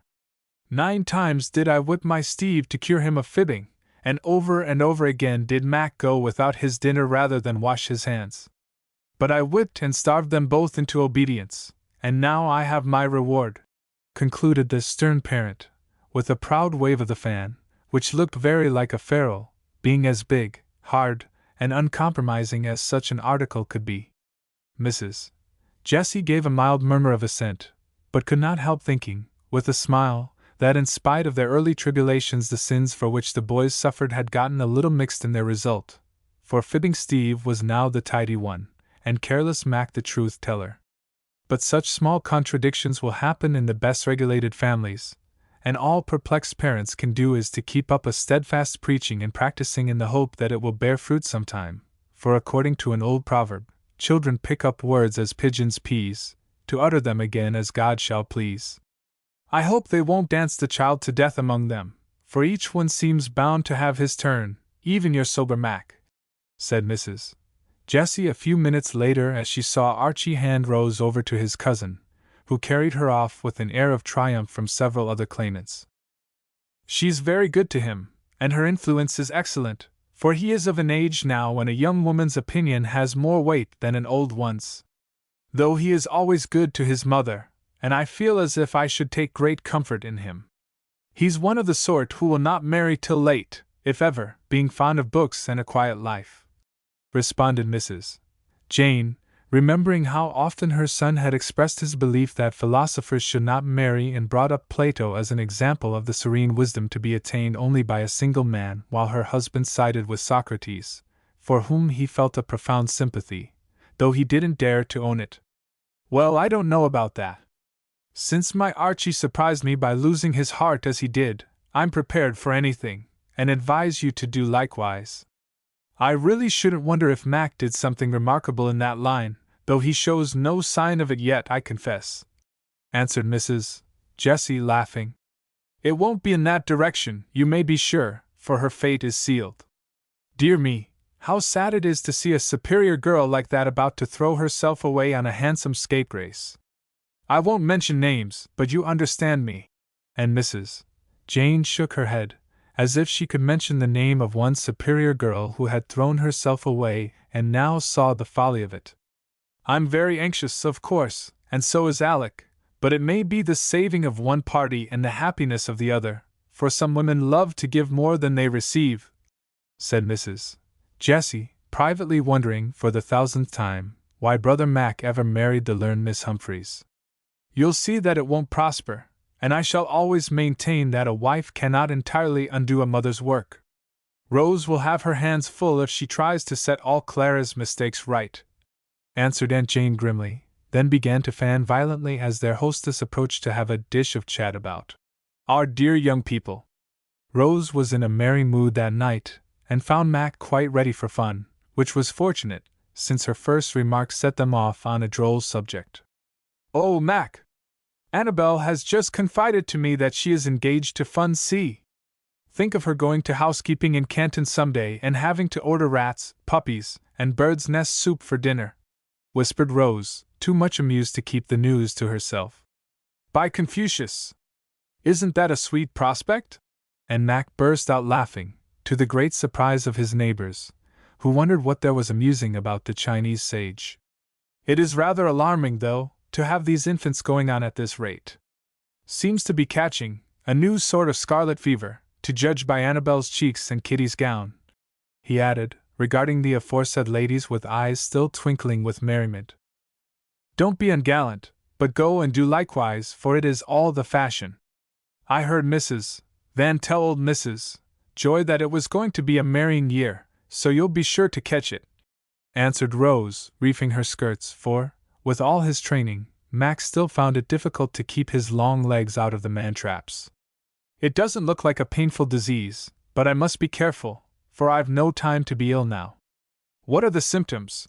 asked Mac, trying to combine business with pleasure and improve his mind while doing his duty. "If you ever come back I'll tell you," laughed Rose as he danced away into the wrong corner, bumped smartly against another gentleman, and returned as soberly as if that was the proper figure. "Well, tell me how not to do it," he said, subsiding for a moment's talk when Rose had floated to and fro in her turn.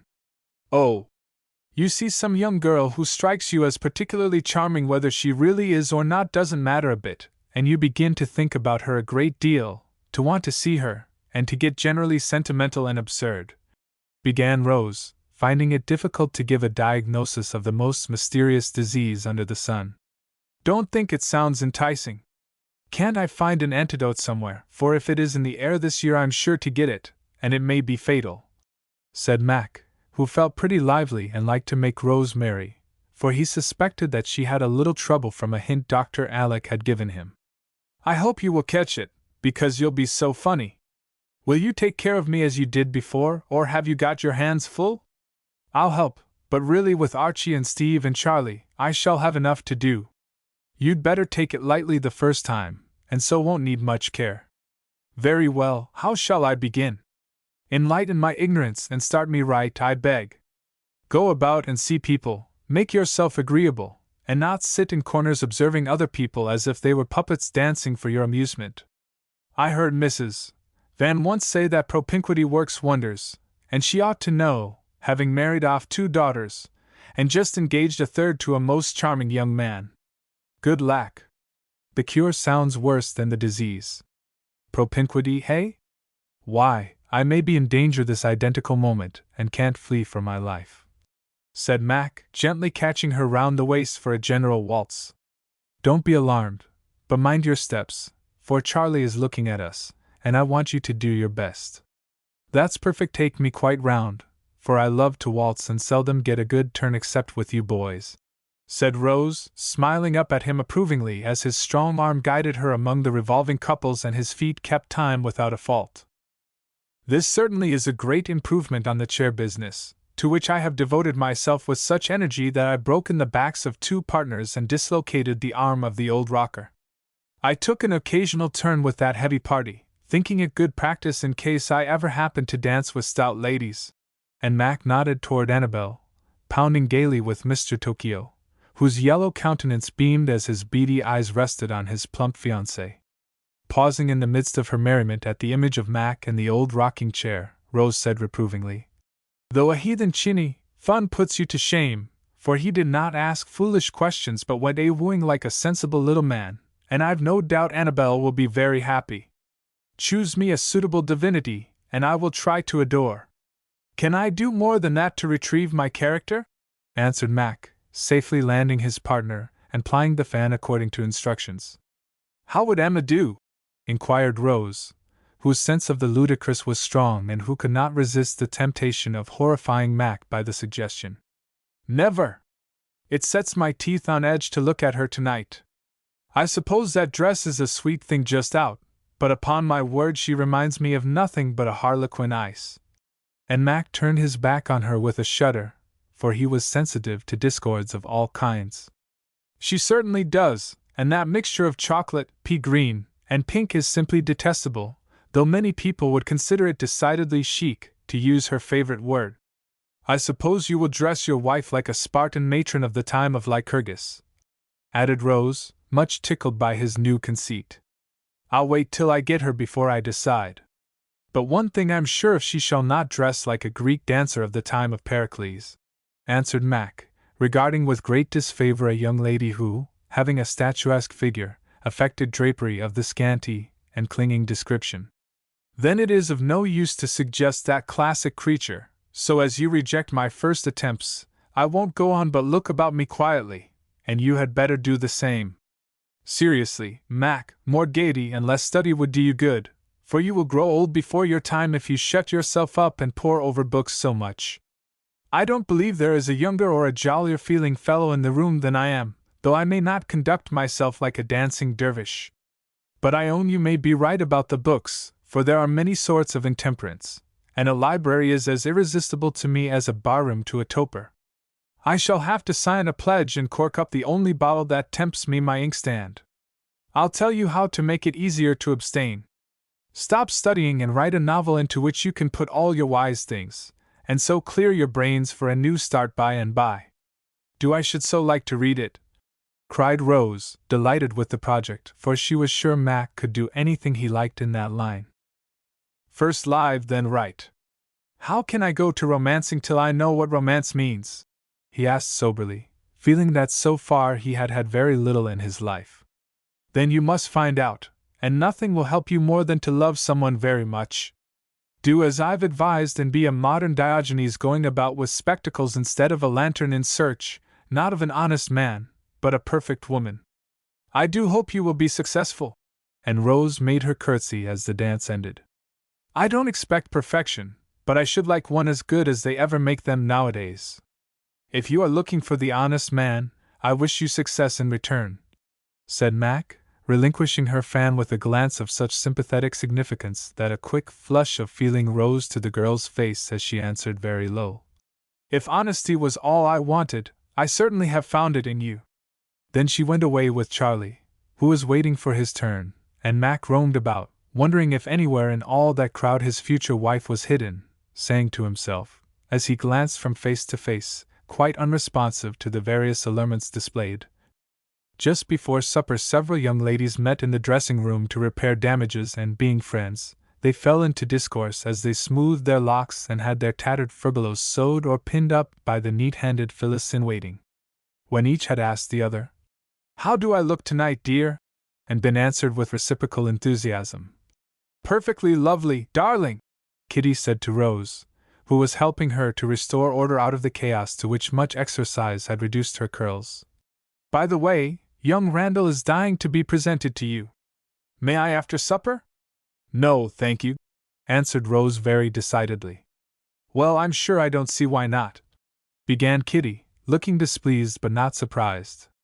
"I think you do, else why didn't you present him when he asked? You seldom stop to think of etiquette, why did you now?" "I didn't like to do it till I had you are so particular I thought you'd say no, but I couldn't tell him so," stammered Kitty, feeling that she had better have settled the matter herself, for Rose was very particular and had a special reason to dislike this person because he was not only a dissipated young reprobate himself but seemed possessed of Satan to lead others astray likewise. "I don't wish to be rude, dear, but I really must decline, for I cannot know such people, even though I meet them here," said Rose, remembering Charlie's revelations on New Year's night and hardening her heart against the man who had been his undoing on that as well as on other occasions, she had reason to believe. I couldn't help it. Old Mr. Randall and Papa are friends, and though I spoke of it, Brother Alf wouldn't hear of passing that bad boy over," explained Kitty eagerly. "Yet Alf forbade you driving or skating with him, for he knows better than we how unfit he is to come among us. I'd drop him tomorrow if I could, but I must be civil in my own house. His mother brought him, and he won't dare to behave here as he does at their bachelor parties. She ought not to have brought him till he had shown some desire to mend his ways. It is none of my business, I know, but I do wish people wouldn't be so inconsistent, letting boys go to destruction and then expecting us girls to receive them like decent people." Rose spoke in an energetic whisper, but Annabel heard her and exclaimed, as she turned round with a powder puff in her hand, "My goodness, Rose! What is all that about going to destruction? She is being strong-minded, and I don't very much blame her in this case. But it leaves me in a dreadful scrape," said Kitty, supporting her spirits with a sniff of aromatic vinegar. "I appeal to you, since you've heard me, and there's no one here but ourselves. Do you consider young Randall a nice person to know?" And Rose turned to Annabel and Emma with an anxious eye, for she did not find it easy to abide by her principles when so doing annoyed friends. "No, indeed, he's perfectly horrid. Papa says he and Gorham are the wildest young men he knows, and enough to spoil the whole set. I'm so glad I've got no brothers," responded Annabel, placidly powdering her pink arms, quite undeterred by the memory of sundry white streaks left on sundry coat sleeves. "I think that sort of scrupulousness is very ill-bred, if you'll excuse my saying so, Rose. We are not supposed to know anything about fastness, and wildness, and so on, but to treat every man alike and not be fussy and prudish," said Emma, settling her many-colored streamers with the superior air of a woman of the world, aged 20. "Ah! But we do know, and if our silence and civility have no effect, we ought to try something else and not encourage wickedness of any kind. We needn't scold and preach, but we can refuse to know such people, and that will do some good, for they don't like to be shunned and shut out from respectable society. Uncle Alec told me not to know that man, and I won't." Rose spoke with unusual warmth, forgetting that she could not tell the real reason for her strong prejudice against that man.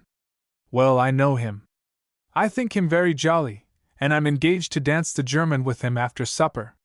He leads quite as well as your cousin Charlie and is quite as fascinating, some people think," returned Emma, tossing her head disdainfully, for Prince Charming did not worship at her shrine and it piqued her vanity. In spite of her quandary, Rose could not help smiling as she recalled Mac's comparison, for Emma turned so red with spiteful chagrin, she seemed to have added strawberry ice to the other varieties composing the harlequin. "Each must judge for herself. I shall follow Aunt Jessie's advice and try to keep my atmosphere as pure as I can, for she says every woman has her own little circle and in it can use her influence for good, if she will. I do will heartily, and I'll prove that I'm neither proud nor fussy by receiving, here or at home, any respectable man you like to present to me, no matter how poor or plain or insignificant he may be." With which declaration Rose ended her protest, and the four damsels streamed downstairs together like a wandering rainbow. But Kitty laid to heart what she had said. Annabel took credit herself for siding with her, and Emma owned that she was not trying to keep her atmosphere pure when she came to dance with the objectionable Randall. So Rose's little circle was the better for the influence she tried to exert, although she never knew it. At supper-time Charlie kept near her, and she was quite content with him, for he drank only coffee, and she saw him shake his head with a frown when young Van beckoned him toward an anteroom, from whence the sound of popping corks had issued with increasing frequency as the evening wore on. "Dear fellow, he does try," thought Rose, longing to show how she admired his self-denial, but she could only say, as they left the supper-room with the aunts, who were going early, "If I had not promised Uncle to get home as soon after midnight as possible, I'd stay and dance the German with you, for you deserve a reward tonight." "1,000 thanks, but I am going when you do," answered Charlie, understanding both her look and words and very grateful for them. "Really?" cried Rose, delighted. "Really? I'll be in the hall when you come down." and Charlie thought the Frangelico angel was not half so bright and beautiful as the one who looked back at him out of a pale blue cloud as Rose went upstairs as if on wings. When she came down again, Charlie was not in the hall, however, and, after waiting a few minutes, Mac offered to go and find him, for Aunt Jane was still hunting a lost rubber above. "Please say I'm ready, but he needn't come if he doesn't want to," said Rose, not wishing to demand too much of her promising penitent. "If he has gone into that barroom, I'll have him out, no matter who is there," growled Mac to himself as he made his way to the small apartment whither the gentleman retired for a little private refreshment when the spirit moved, as it often did. The door was ajar, and Charlie seemed to have just entered, for Mac heard a familiar voice call out in a jovial tone. "Come, Prince! You're just in time to help us drink Steve's health with all the honors." "Can't stop, only ran in to say good night, Van. Had a capital time, but I'm on duty and must go." "That's a new dodge. Take a stirrup cup anyway, and come back in time for a merry-go-rounder when you've disposed of the ladies," answered the young host, diving into the wine cooler for another bottle. "Charlie's going in for sanctity, and it doesn't seem to agree with him," laughed one of the two other young men who occupied several chairs apiece, resting their sauls in every sense of the word. "Apron strings are coming into fashion, the bluer the better, hey, Prince?" added the other, trying to be witty, with the usual success. "You'd better go home early yourself, Barrow, or that tongue of yours will get you into trouble," retorted Charlie, conscious that he ought to take his own advice, yet lingering, nervously putting on his gloves while the glasses were being filled. "Now, brother-in-law, fire away!" "Here you are, Prince." And Steve handed a glass across the table to his cousin, feeling too much elated with various pleasurable emotions to think what he was doing, for the boys all knew Charlie's weakness and usually tried to defend him from it. Before the glass could be taken, however, Mac entered in a great hurry, delivering his message in an abbreviated and rather peremptory form. "Rose is waiting for you. Hurry up." "All right. Good night, old fellows." And Charlie was off, as if the name had power to stop him in the very act of breaking the promise made to himself. "Come, Solon, take a social drop, and give us an epithalamium in your best Greek." "Here's to you." And Steve was lifting the wine to his own lips when Mac knocked the glass out of his hand with a flash of the eye that caused his brother to stare at him with his mouth open in an imbecile sort of way, which seemed to excite Mac still more, for, turning to his young host, he said, in a low voice, and with a look that made the gentlemen on the chairs sit up suddenly, "I beg pardon, Van, for making a mess, but I can't stand by and see my own brother tempt another man beyond his strength or make a brute of himself. That's plain English, but I can't help speaking out, for I know not one of you would willingly hurt Charlie, and you will if you don't let him alone. What do you pitch into me for? I've done nothing." "A fellow must be civil in his own house, mustn't he?" asked Van good-humoredly as he faced about, corkscrew in hand. "Yes, but it is not civil to urge or joke a guest into doing what you know and he knows is bad for him. That's only a glass of wine to you, but it is perdition to Charlie, and if Steve knew what he was about, he'd cut his right hand off before he'd offer it." "Do you mean to say I'm tipsy?" demanded Steve, ruffling up like a little gamecock, for though he saw now what he had done and was ashamed of it, he hated to have Mac air his peculiar notions before other people. "With excitement, not champagne, I hope, for I wouldn't own you if you were," answered Mac, in whom indignation was effervescing like the wine in the forgotten bottle, for the men were all young, friends of Steve's and admirers of Charlie's. "Look here, boys," he went on more quietly. "I know I ought not to explode in this violent sort of way, but upon my life I couldn't help it when I heard what you were saying and saw what Steve was doing.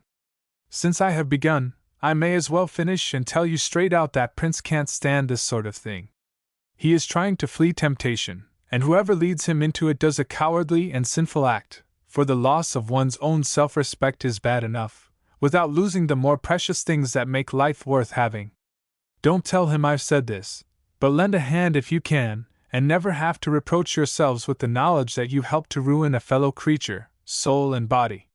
It was well for the success of Mac's first crusade that his hearers were gentlemen and sober, so his outburst was not received with jeers or laughter but listened to in silence, while the expression of the faces changed from one of surprise to regret and respect, for earnestness is always effective and championship of this sort seldom fails to touch hearts as yet unspoiled.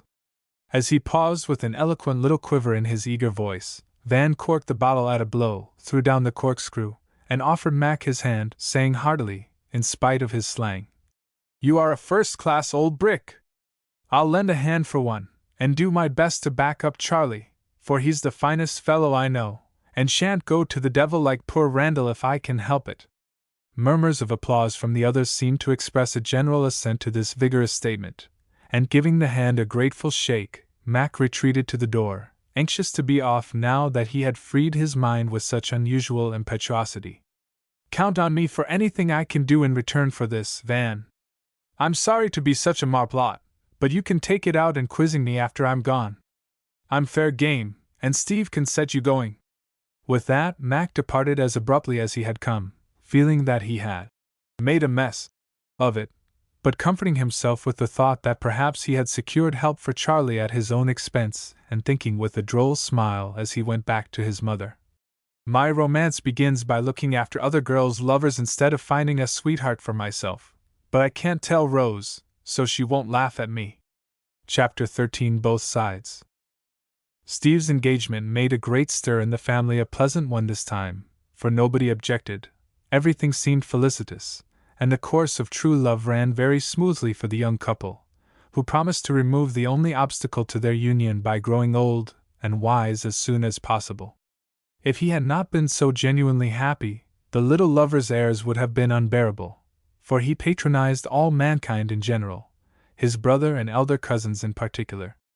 "Now, that is the way to manage matters," he declared, standing before the fire in Aunt Clara's billiard room a day or two after the ball, with his hands behind his back. "No nonsense, no delay, no domestic woes or tragic separations. Just choose with taste and judgment, make yourself agreeable through thick and thin, and when it is perfectly evident that the dear creature adores the ground you walk on, say the word like a man, and there you are.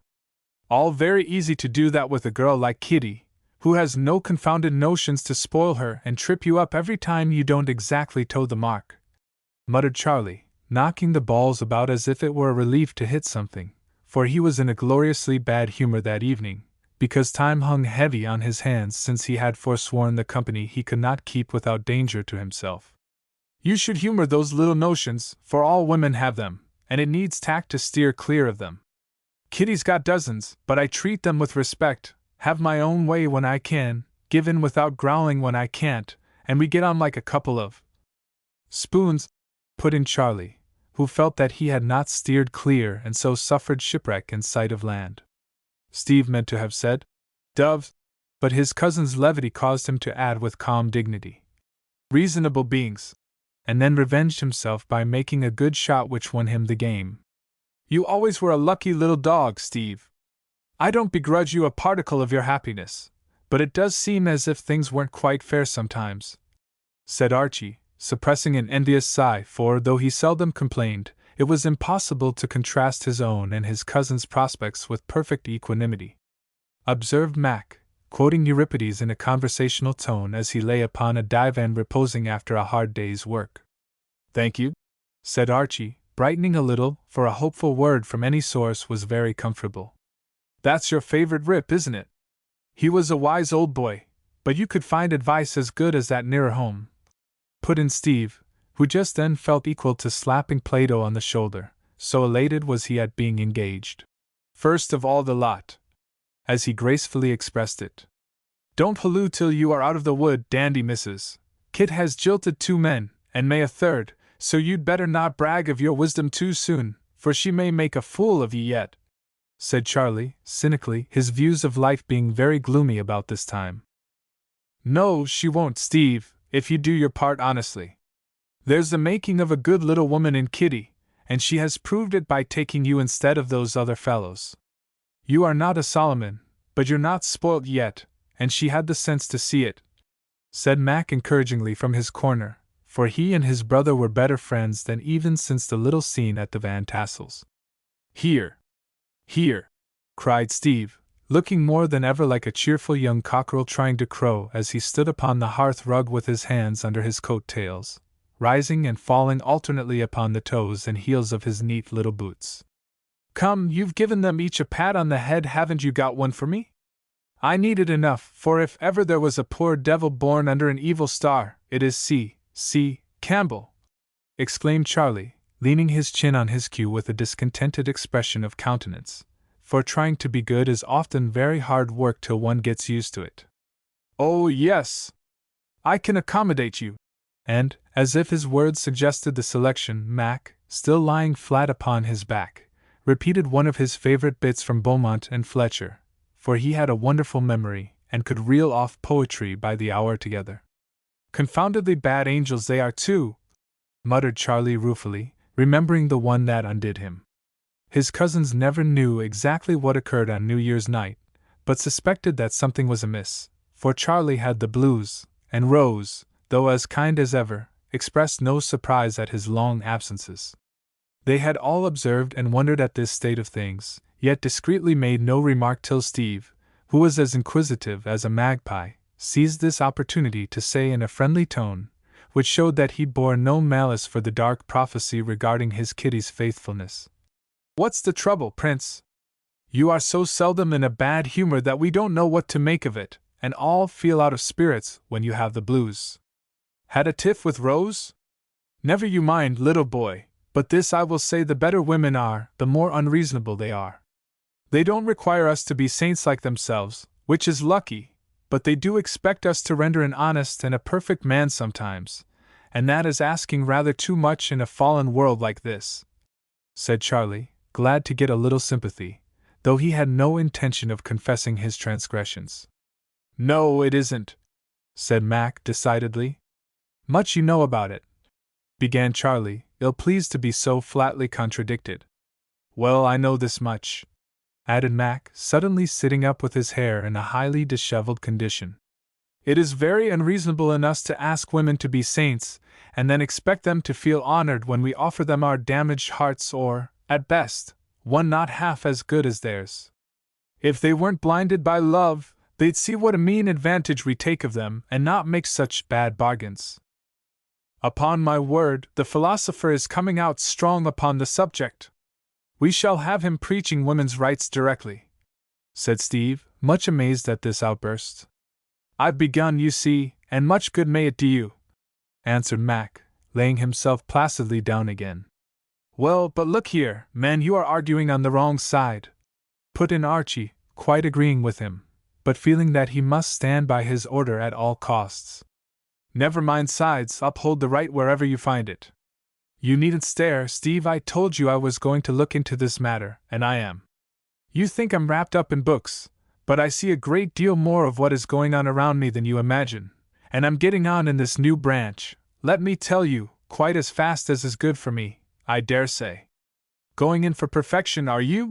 asked Charlie, both amused and interested, for he respected Mac more than he owned even to himself, and though he had never alluded to the timely warning, either forgot. "Yes, I think of it." "How will you begin?" "Do my best all round, keep good company, read good books, love good things, and cultivate soul and body as faithfully and wisely as I can." "And you expect to succeed, do you?" "Please God, I will." The quiet energy of Mac's last words produced a momentary silence. Charlie thoughtfully studied the carpet. Archie, who had been absently poking the fire, looked over at Mac as if he thanked him again, and Steve, forgetting his self-conceit, began to wonder if it was not possible to improve himself a little for Kitty's sake. Only a minute, for young men do not give much time to thoughts of this kind, even when love stirs up the noblest impulses within them. To act rather than to talk is more natural to most of them, as Charlie's next question showed, for, having the matter much at heart, he ventured to ask in an offhand way as he laughed and twirled his cue: "Do you intend to reach the highest point of perfection before you address one of the fair saints, or shall you ask her to lend a hand somewhere short of that? As it takes a long lifetime to do what I plan, I think I shall ask some good woman to lend a hand when I've got anything worth offering her. Not a saint, for I never shall be one myself, but a gentle creature who will help me, as I shall try to help her, so that we can go on together and finish our work hereafter, if we haven't time to do it here. If Mac had been a lover, he would not have discussed the subject in this simple and sincere fashion, though he might have felt it far more deeply. But being quite heart-free, he frankly showed his interest, and curiously enough, out of his wise young head unconsciously gave the three lovers before him counsel which they valued, because he practiced what he preached. "Well, I hope you'll find her," said Charlie heartily as he went back to his game. "I think I shall." And while the others played, Mac lay staring at the window curtain as contentedly as if, through it, he beheld a dream of fair women, from which to choose his future mate. A few days after this talk in the billiard room, Kitty went to call upon Rose, for as she was about to enter the family she felt it her duty to become acquainted with all its branches. This branch, however, she cultivated more assiduously than any other, and was continually running in to confer with Cousin Rose, whom she considered the wisest, dearest, kindest girl ever created. And Rose, finding that, in spite of her flighty head, Kitty had a good heart of her own, did her best to encourage all the new hopes and aspirations springing up in it under the warmth of the first genuine affection she had ever known. "My dear, I want to have some serious conversation with you upon a subject in which I take an interest for the first time in my life," began Miss Kitty, seating herself and pulling off her gloves as if the subject was one which needed a firm grasp. "Tell away, and don't mind if I go on working, as I want to finish this job today," answered Rose, with a long-handled paintbrush in her hand and a great pair of shears at her side. "You are always so busy! What is it now? Let me help, I can talk faster when I'm doing something." Which seemed hardly possible, for Kitty's tongue went like a mill clapper at all hours. "Making picture books for my sick babies at the hospital. Pretty work, isn't it? You cut out, and I'll paste them on these squares of gay cambric, then we just tie up a few pages with a ribbon and there is a nice, light, durable book for the poor dears to look at as they lie in their little beds. A capital idea. Do you go there often? However do you find the time for such things?" asked Kitty, busily cutting from a big sheet the touching picture of a parent bird with a red head and a blue tail offering what looked like a small boa constrictor to one of its nestlings, a fat young squab with a green head, yellow body, and no tail at all. "I have plenty of time now, I don't go out so much, for a party uses up 2 days, generally one to prepare for it, and one to get over it, you know. People think it is so odd of you to give up society all of a sudden. They say you have turned pious, and it is owing to your peculiar bringing up. I always take your part, and say it is a pity other girls haven't as sensible an education, for I don't know one who is as satisfactory on the whole as you are." "Much obliged. You may also tell people I gave up gaiety because I value health more. But I haven't forsworn everything of the kind, Kit. I go to concerts and lectures, and all sorts of early things, and have nice times at home, as you know. I like fun as well as ever, but I'm getting on, you see, and must be preparing a little for the serious part of life. One never knows when it may come," said Rose, thoughtfully, as she pasted a squirrel upside down on the pink cotton page before her. "That reminds me of what I wanted to say. If you'll believe me, my dear, Steve has got that very idea into his head." "Did you or Mac put it there?" asked Kitty, industriously clashing her shears. "No, I've given up lecturing the boys lately, they are so big now they don't like it, and I fancy I'd got into a way that was rather tiresome. Well then, he is turning pious too. And what is very singular, I like it. Now don't smile, I really do, and I want to be getting ready for the serious part of life, as you call it. That is, I want to grow better as fast as I can, for Steve says he isn't half good enough for me. Just think of that." Kitty looked so surprised and pleased and proud that Rose felt no desire to laugh at her sudden fancy for sobriety, but said in her most sympathetic tone, "I'm very glad to hear it, for it shows that he loves you in the right way." "Is there more than one way?" "Yes, I fancy so, because some people improve so much after they fall in love, and others do not at all. Have you never observed that?" "I never learned how to observe. Of course I know that some matches turn out well and some don't, but I never thought much about it." "Well, I have, for I was rather interested in the subject lately and had a talk with Aunt Jessie and Uncle about it." "Gracious! You don't talk to them about such things, do you? Yes, indeed. I ask any questions I like, and always get a good answer. It is such a nice way to learn, Kitty, for you don't have to pore over books, but as things come along you talk about them and remember, and when they are spoken of afterward you understand and are interested, though you don't say a word," explained Rose.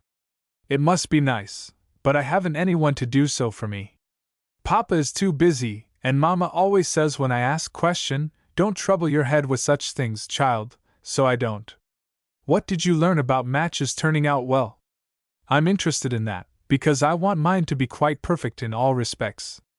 After thinking it over, I came to the conclusion that Uncle was right, and it is not always safe to marry a person just because you love him, began Rose, trying to enlighten Kitty without betraying herself. "Of course not if they haven't money or are bad.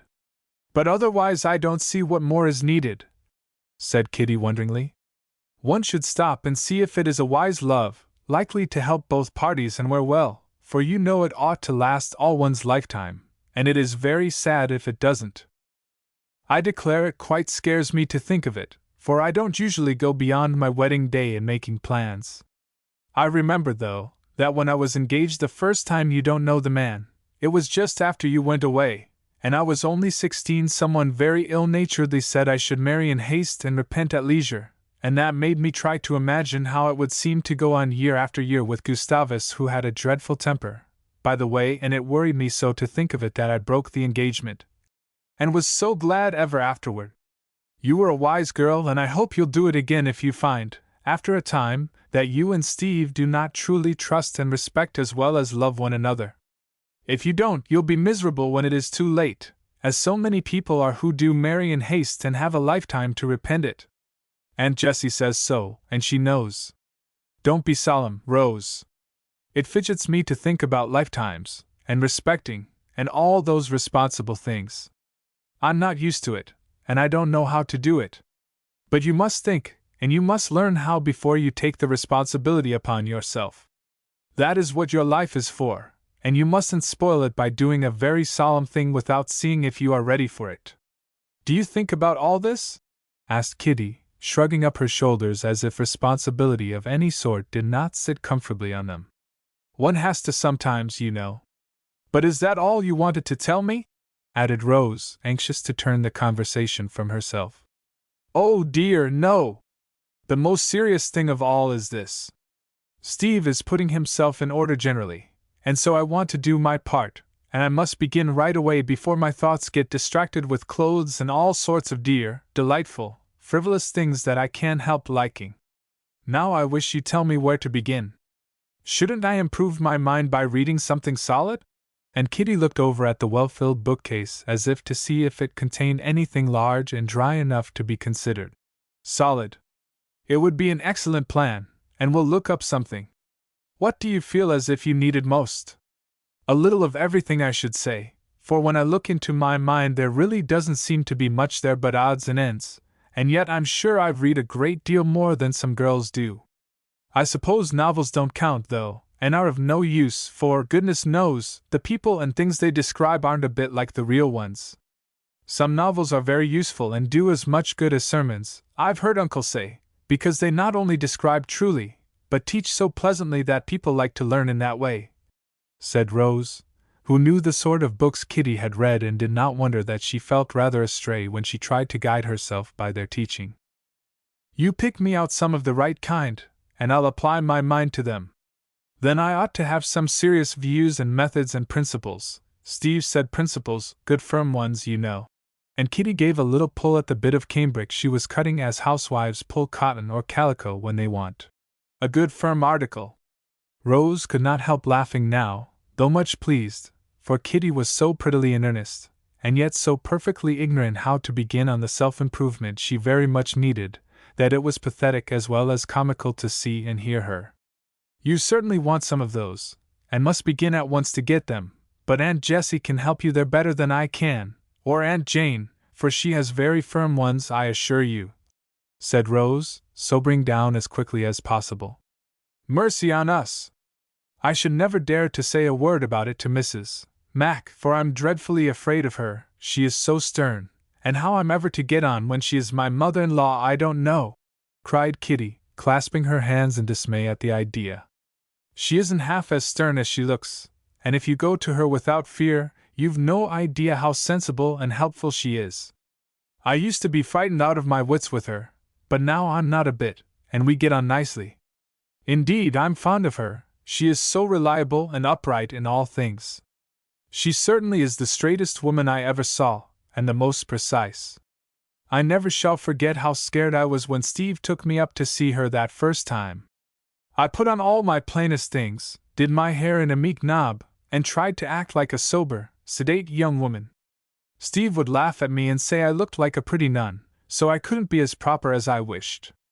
Mrs. Mac was very kind, of course, but her eye was so sharp I felt as if she saw right through me, and knew that I'd pinned on my bonnet strings, lost a button off my boot, and didn't brush my hair for 10 minutes every night," said Kitty in an awe-stricken tone. "She likes you, though, and so does Uncle, and he set his heart on having you live with them by and by. So don't mind her eyes but look straight up at her, and you'll see how kind they can grow. Mac likes me, too, and that did please me, for he doesn't like girls generally. Steve told me he said I had the making of a capital little woman in me. Wasn't it nice of him? Steve was so proud, though he does laugh at Mac sometimes. Don't disappoint them, dear. Encourage Steve in all the good things he likes or wants, make friends with Mac, love Aunt Jane, and be a daughter to Uncle, and you'll find yourself a very happy girl." "I truly will, and thank you very much for not making fun of me. I know I'm a little goose, but lately I've felt as if I might come to something if I had the right sort of help. I'll go up and see Aunt Jessie tomorrow. I'm not a bit afraid of her, and then if you'll just quietly find out from Uncle Doctor what I must read, I'll work as hard as I can. Don't tell anyone, please, they'll think it odd and affected, and I can't bear to be laughed at, though I dare say it is good discipline." Rose promised, and both worked in silence for a moment. Then Kitty asked rather timidly, "Are you and Charlie trying this plan too? Since you've left off going out so much, he keeps away also, and we don't know what to make of it. He has had what he calls an artistic fit lately, set up a studio, and is doing some crayon sketches of us all. If he'd only finish his things, they would be excellent, but he likes to try a great variety at once. I'll take you in some time, and perhaps he will do a portrait of you for Steve. He likes girls' faces and gets the likenesses wonderfully well. People say you are engaged, but I contradict it, because, of course, I should know if you were. We are not. I'm glad of it, for really, Rose, I'm afraid Charlie hasn't got firm principles, though he is a fascinating fellow and one can't scold him. You don't mind my saying so, do you, dear?" added Kitty, for Rose did not answer at once. "Not in the least, for you are one of us now, and I can speak frankly, and I will, for I think in one way you can help Steve very much. You are right about Charlie, both as to the principles and the fascination. Steve admires him exceedingly, and always from a boy liked to imitate his pleasant ways. Some of them are very harmless and do Steve good, but some are not. I needn't talk about it, only you must show your boy that you depend on him to keep out of harm and help him do it." I will. And then perhaps, when he is a perfect model, Charlie will imitate him. I really begin to feel as if I had a great deal to do," and Kitty looked as if she was beginning to like it also. "We all have, and the sooner we go to work the better for us and those we love. You wouldn't think now that Phoebe was doing anything for Archie, but she is, and writes such splendid letters. They stir him up wonderfully and make us all love and admire her more than ever." "How is she getting on?" asked Kitty, who, though she called herself a little goose, had tact enough to see that Rose did not care to talk about Charlie.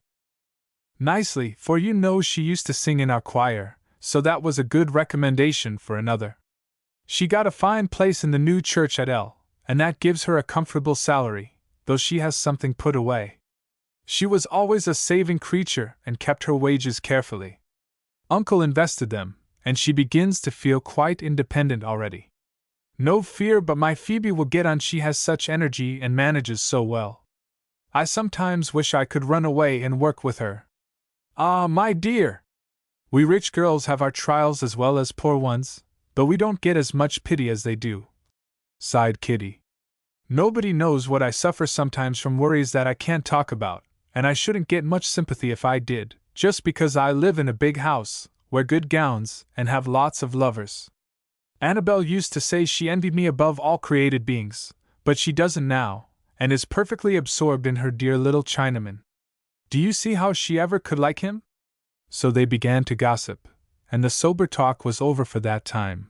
But when Kitty departed, after criticizing all her dear friends and their respective sweethearts, she had a helpful little book in her muff, a resolute expression on her bright face, and so many excellent plans for self-improvement in her busy brain that she and Steve bid fair to turn out the model couple of the century.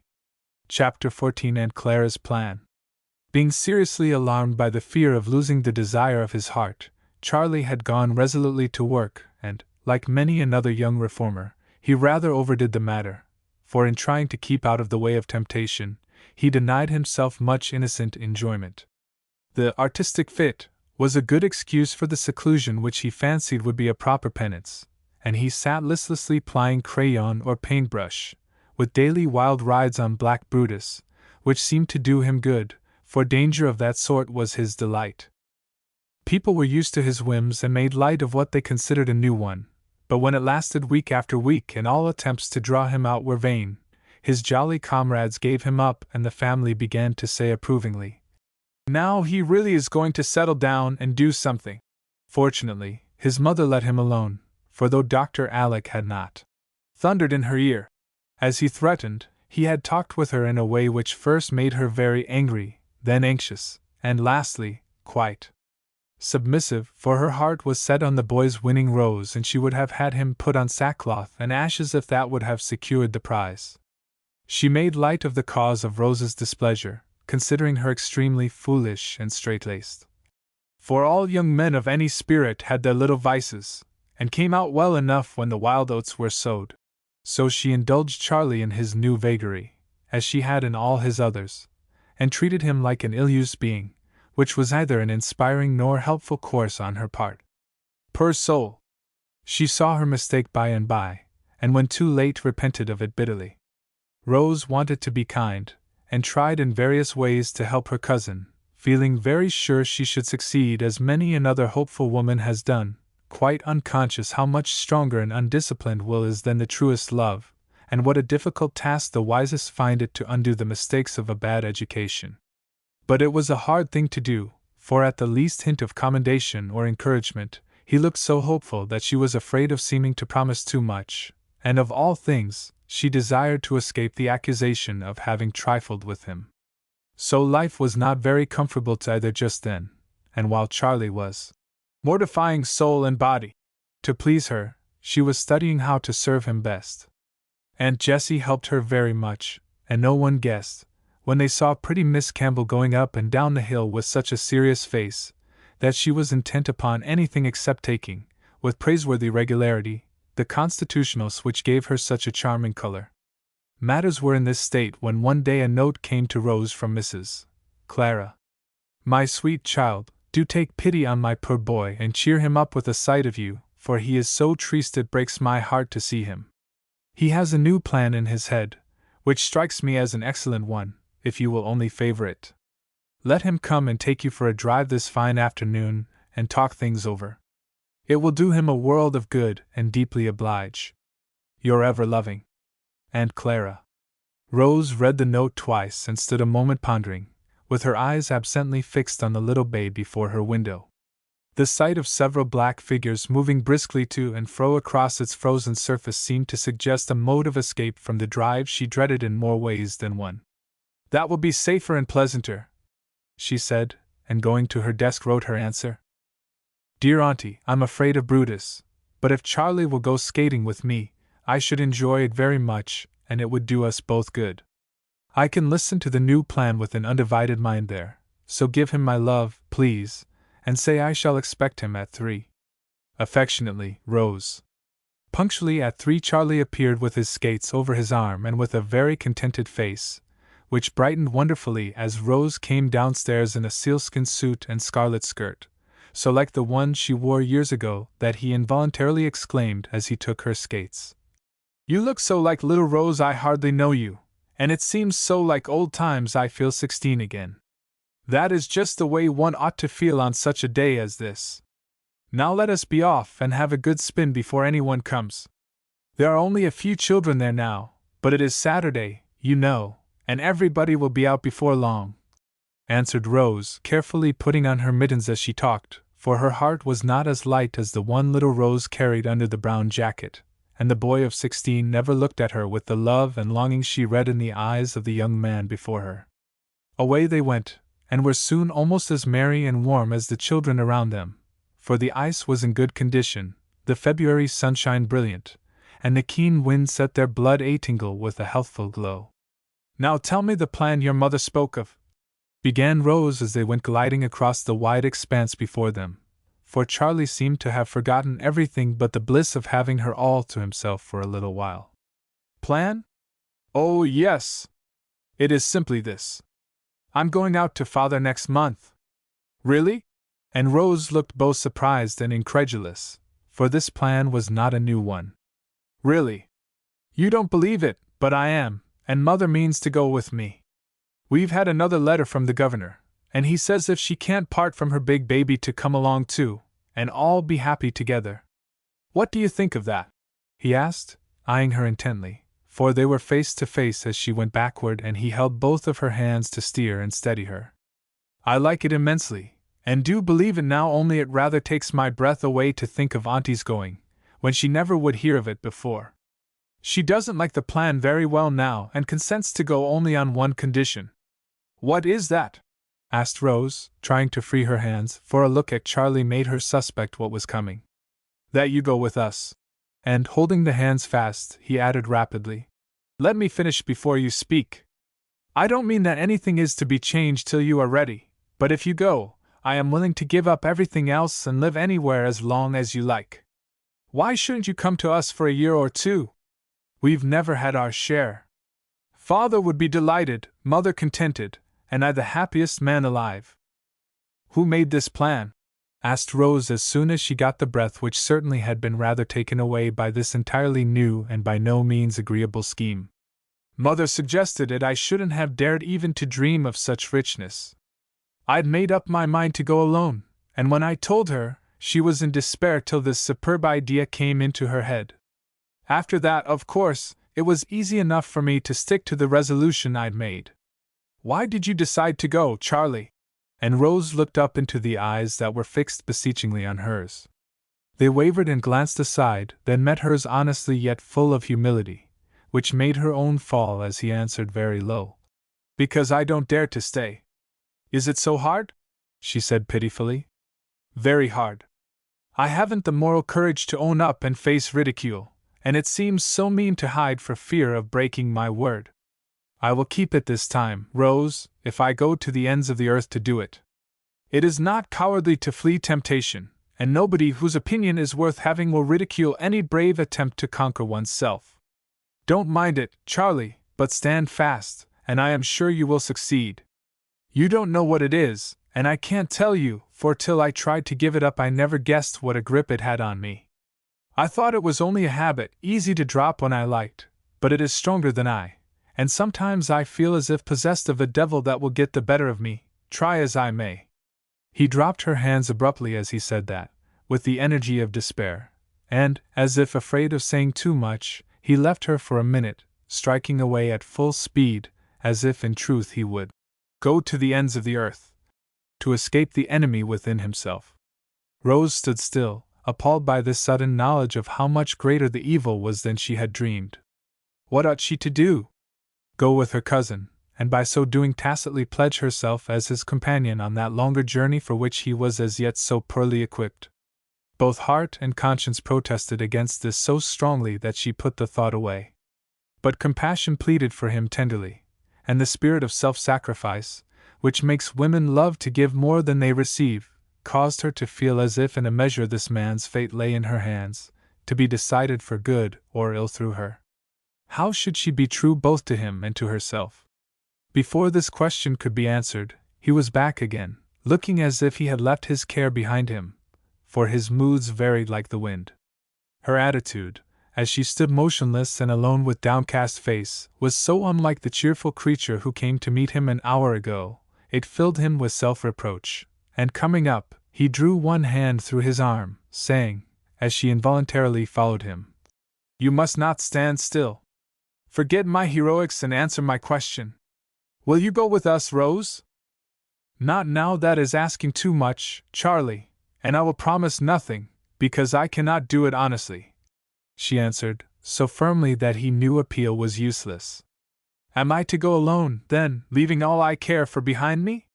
"No, take your mother with you, and do your best to reunite your parents.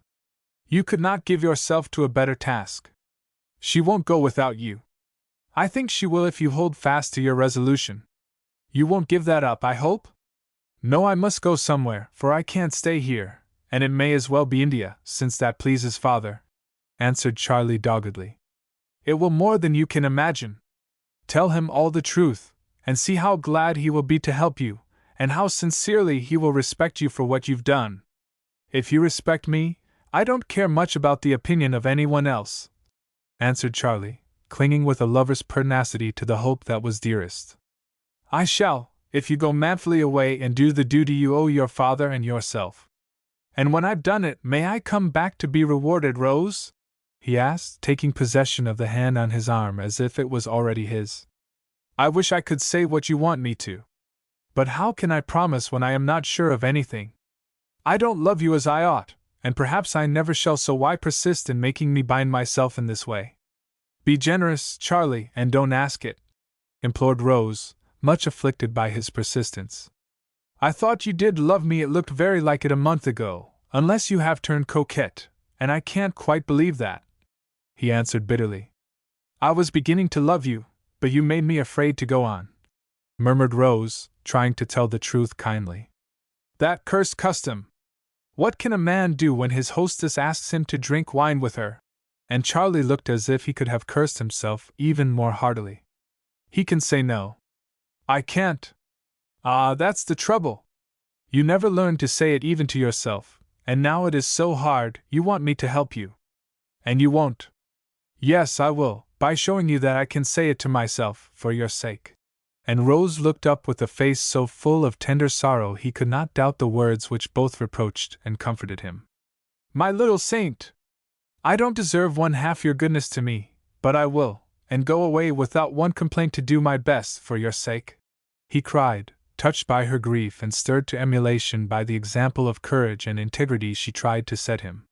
Here Kitty and Steve bore down upon them, and obeying the impulse to put care behind them, which makes it possible for young hearts to ache 1 minute and dance the next, Rose and Charlie banished their troubles, joined in the sport that soon turned the lonely little bay into a ballroom, and enjoyed the splendors of a winter sunset forgetful of separation and Calcutta. Chapter 15. Alas for Charlie!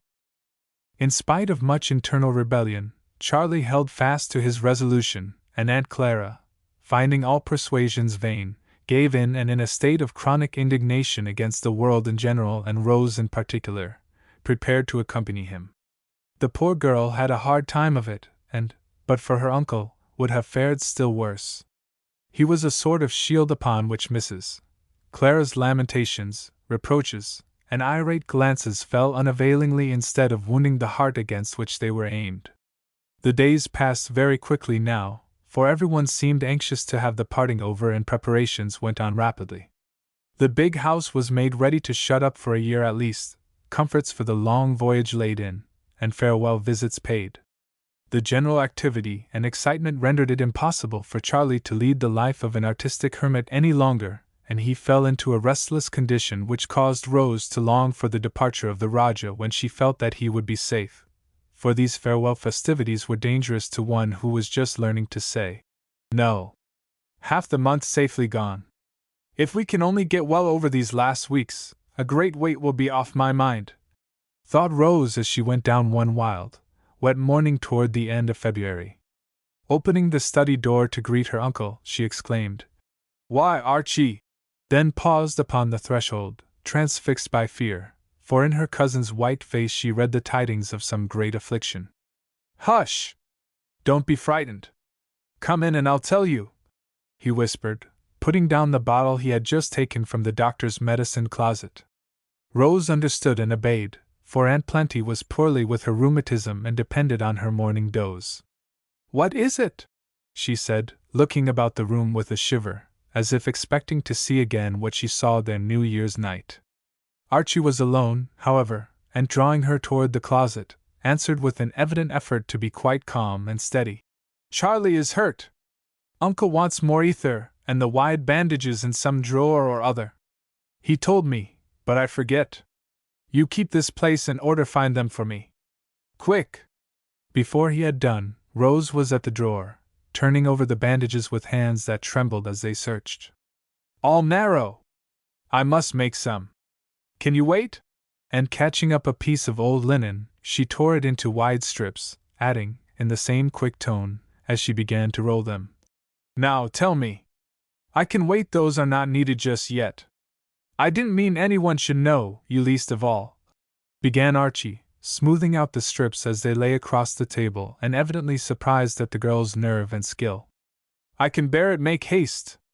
Is he much hurt?" "I'm afraid he is.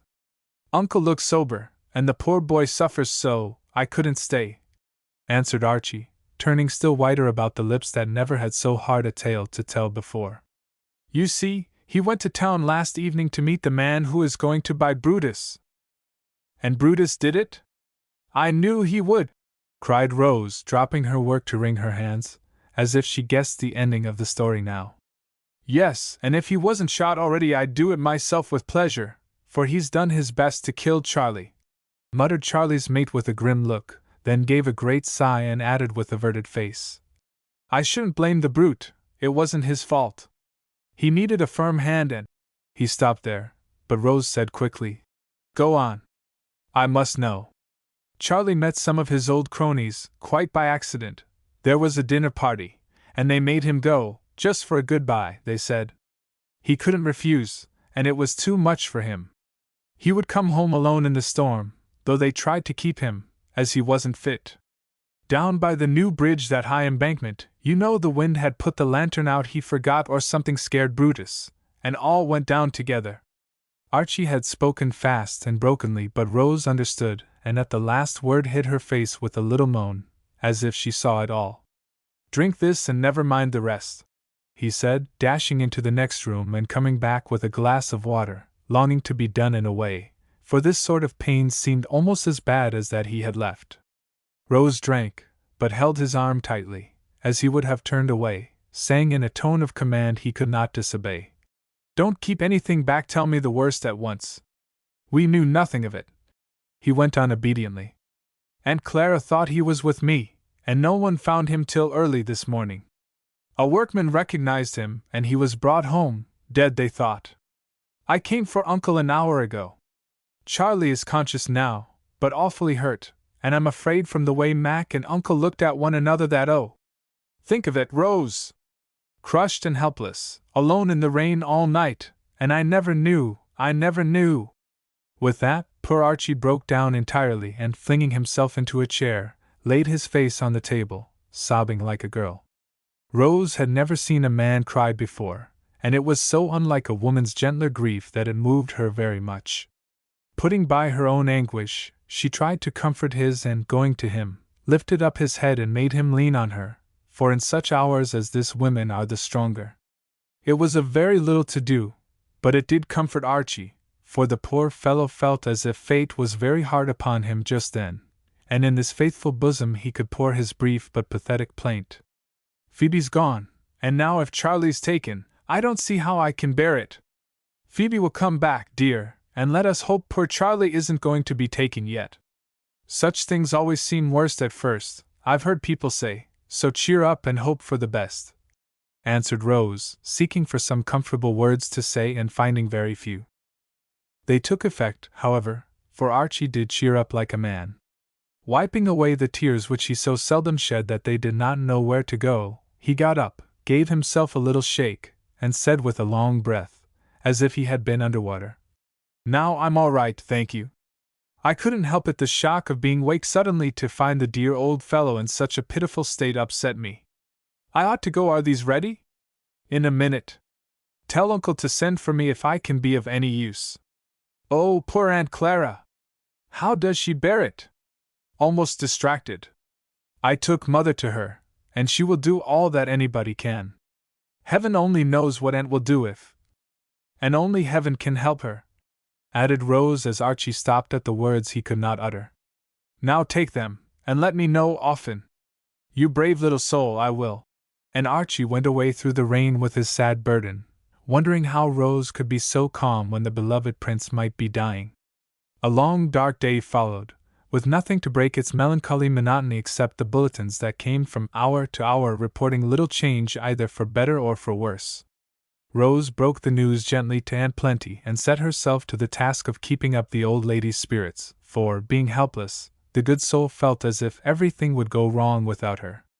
At dusk she fell asleep, and Rose went down to order lights and fire in the parlor, with tea ready to serve at any moment, for she felt sure some of the men would come and that a cheerful greeting and creature comforts would suit them better than tears, darkness, and desolation. Presently Mac arrived, saying the instant he entered the room, "More comfortable, cousin." "Thank Heaven!" cried Rose, unclasping her hands. Then seeing how worn out, wet, and weary Mac looked as he came into the light, she added in a tone that was a cordial in itself, "Poor boy, how tired you are! Come here, and let me make you comfortable. I was going home to freshen up a bit, for I must be back in an hour.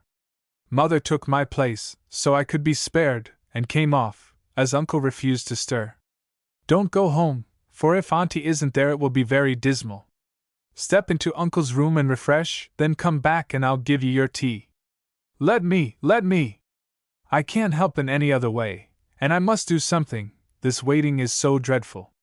Her last words betrayed how much suspense was trying her, and Mac yielded at once, glad to comfort and be comforted. When he came back, looking much revived, a tempting little tea table stood before the fire and Rose went to meet him, saying with a faint smile, as she liberally bedewed him with the contents of a cologne flask, "I can't bear the smell of ether, it suggests such dreadful things. What curious creatures women are! Archie told us you bore the news like a hero, and now you turn pale at a whiff of bad air. I can't explain it," mused Mac as he meekly endured the fragrant shower bath. "Neither can I, but I've been imagining horrors all day and made myself nervous. Don't let us talk about it, but come and have some tea. That's another queer thing. Tea is your panacea for all human ills, yet there isn't any nourishment in it." "I'd rather have a glass of milk, thank you," said Mac, taking an easy chair and stretching his feet to the fire. She brought it to him and made him eat something. Then, as he shut his eyes wearily, she went away to the piano and, having no heart to sing, played softly till he seemed asleep. But at the stroke of 6 he was up and ready to be off again. "He gave me that. Take it with you and put some on his hair.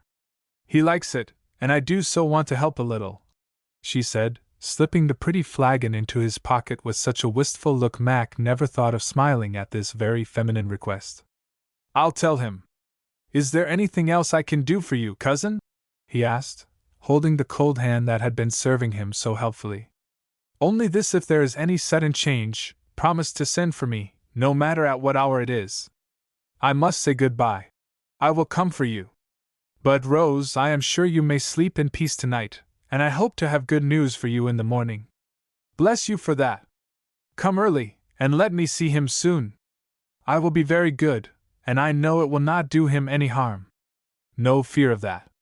The first thing he said when he could speak was, "Tell Rose carefully," and as I came away he guessed where I was going and tried to kiss his hand in the old way, you know. Mac thought it would cheer her to hear that Charlie remembered her, but the sudden thought that she might never see the familiar little gesture any more was the last drop that made her full heart overflow, and Mac saw the hero of the morning sink down at his feet in a passion of tears that frightened him. He took her to the sofa and tried to comfort her, but as soon as the bitter sobbing quieted she looked up and said quite steadily, great drops rolling down her cheeks the while, "Let me cry, it is what I need, and I shall be all the better for it by and by. Go to Charlie now and tell him I said with all my heart, good night." "I will." And Mac trudged away, marveling in his turn at the curiously blended strength and weakness of womankind. That was the longest night Rose ever spent, but joy came in the morning with the early message. He is better. You are to come by and by. Then Aunt Plenty forgot her lumbago and arose. Aunt Myra, who had come to have a social croak, took off her black bonnet as if it would not be needed at present, and the girl made ready to go and say, "Welcome back." Not the hard goodbye. It seemed very long to wait, for no summons came till afternoon. Then her uncle arrived, and at the first sight of his face Rose began to tremble. "I came for my little girl myself, because we must go back at once," he said as she hurried toward him, hat in hand. "I'm ready, sir." But her hands shook as she tried to tie the ribbons, and her eyes never left the face that was full of tender pity for her. He took her quickly into the carriage and, as they rolled away, said with the quiet directness which soothes such agitation better than any sympathetic demonstration, "Charlie is worse. I feared it when the pain went so suddenly this morning, but the chief injuries are internal and one can never tell what the chances are. He insists that he is better, but he will soon begin to fail, I fear, become unconscious, and slip away without more suffering. This is the time for you to see him, for he has set his heart on it, and nothing can hurt him now. My child, it is very hard, but we must help each other bear it." Rose tried to say, "Yes, uncle," bravely, but the words would not come, and she could only slip her hand into his with a look of mute submission. He laid her head on his shoulder and went on talking so quietly that anyone who did not see how worn and haggard his face had grown with 2 days and a night of sharp anxiety might have thought him cold. "Jessie has gone home to rest, and Jane is with poor Clara, who has dropped asleep at last. I've sent for Steve and the other boys. There will be time for them later, but he's so begged to see you now, I thought it best to come while this temporary strength keeps him up. I have told him how it is, but he will not believe me. If he asks you, answer honestly and try to fit him a little for this sudden ending of so many hopes." "How soon, uncle?" "A few hours, probably. This tranquil moment is yours, make the most of it, and, when we can do no more for him, we'll comfort one another." Mac met them in the hall, but Rose hardly saw him. She was conscious only of the task before her, and, when her uncle led her to the door, she said quietly, "Let me go in alone, please." Archie, who had been hanging over the bed, slipped away into the inner room as she appeared, and Rose found Charlie waiting for her with such a happy face, she could not believe what she had heard and found it easy to say almost cheerfully as she took his eager hand in both of hers, "Dear Charlie, I'm so glad you sent for me. I longed to come, but waited till you were better. You surely are?" she added, as a second glance showed to her the indescribable change which had come upon the face which at first seemed to have both light and color in it. "Uncle says not, but I think he is mistaken, because the agony is all gone, and except for this odd sinking now and then, I don't feel so much amiss," he answered feebly but with something of the old lightness in his voice. "You will hardly be able to sail in the Rajah, I fear, but you won't mind waiting a little while we nurse you," said poor Rose, trying to talk on quietly, with her heart growing heavier every minute. "I shall go if I'm carried. I'll keep that promise, though it costs me my life." "Oh, Rose! You know? They've told you?" And with a sudden memory of what brought him there, he hid his face in the pillow. "You broke no promise, for I would not let you make one, you remember. Forget all that, and let us talk about the better time that may be coming for you. Always so generous, so kind," he murmured, with her hand against his feverish cheek. Then, looking up, he went on in a tone so humbly contrite it made her eyes fill with slow, hot tears. "I tried to flee temptation, I tried to say no, but I am so pitiably weak, I couldn't. You must despise me. But don't give me up entirely, for if I live, I'll do better. I'll go away to father and begin again." Rose tried to keep back the bitter drops, but they would fall, to hear him still speak hopefully when there was no hope. Something in the mute anguish of her face seemed to tell him what she could not speak, and a quick change came over him as he grasped her hand tighter, saying in a sharp whisper, "Have I really got to die, Rose?" Her only answer was to kneel down and put her arms about him, as if she tried to keep death away a little longer. He believed it then, and lay so still. She looked up in a moment, fearing she knew not what. But Charlie bore it manfully, for he had the courage which can face a great danger bravely, though not the strength to fight a bosom sin and conquer it. His eyes were fixed, as if trying to look into the unseen world whither he was going, and his lips firmly set that no word of complaint should spoil the proof he meant to give that, though he had not known how to live, he did know how to die. It seemed to Rose as if for one brief instant she saw the man that might have been if early training had taught him how to rule himself, and the first words he uttered with a long sigh, as his eye came back to her, showed that he felt the failure and owned it with pathetic candor. "Better so, perhaps. Better go before I bring any more sorrow to you and shame to myself. I'd like to stay a little longer and try to redeem the past. It seems so wasted now, but if I can't, don't grieve, Rose. I'm no loss to anyone, and perhaps it is too late to mend." "Oh, don't say that! No one will find your place among us. We never can forget how much we loved you, and you must believe how freely we forgive as we would be forgiven," cried Rose, steadied by the pale despair that had fallen on Charlie's face with those bitter words. "Forgive us our trespasses, yes, I should say that. Rose, I'm not ready, it is so sudden. What can I do?" he whispered, clinging to her as if he had no anchor except the creature whom he loved so much. "Uncle will tell you I am not good enough, I can only pray for you." And she moved as if to call in the help so sorely needed. "No, no, not yet. Stay by me, darling, read something there, in grandfather's old book, some prayer for such as I. It will do me more good from you than any minister alive." She got the venerable book given to Charlie because he bore the good man's name, and, turning to the prayer for the dying, read it brokenly while the voice beside her echoed now and then some word that reproved or comforted. "The testimony of a good conscience. By the sadness of his countenance may his heart be made better. Christian patience and fortitude. Leave the world in peace. Amen." There was silence for a little, then Rose, seeing how wan he looked, said softly, "Shall I call Uncle now?" "If you will. But first don't smile at my foolishness, dear, I want my little heart." "They took it off, please give it back and let me keep it always," he answered with the old fondness strong as ever, even when he could show it only by holding fast the childish trinket which she found and had given him, the old agate heart with the faded ribbon. "Put it on, and never let them take it off," he said, and when she asked if there was anything else she could do for him, he tried to stretch out his arms to her with a look which asked for more.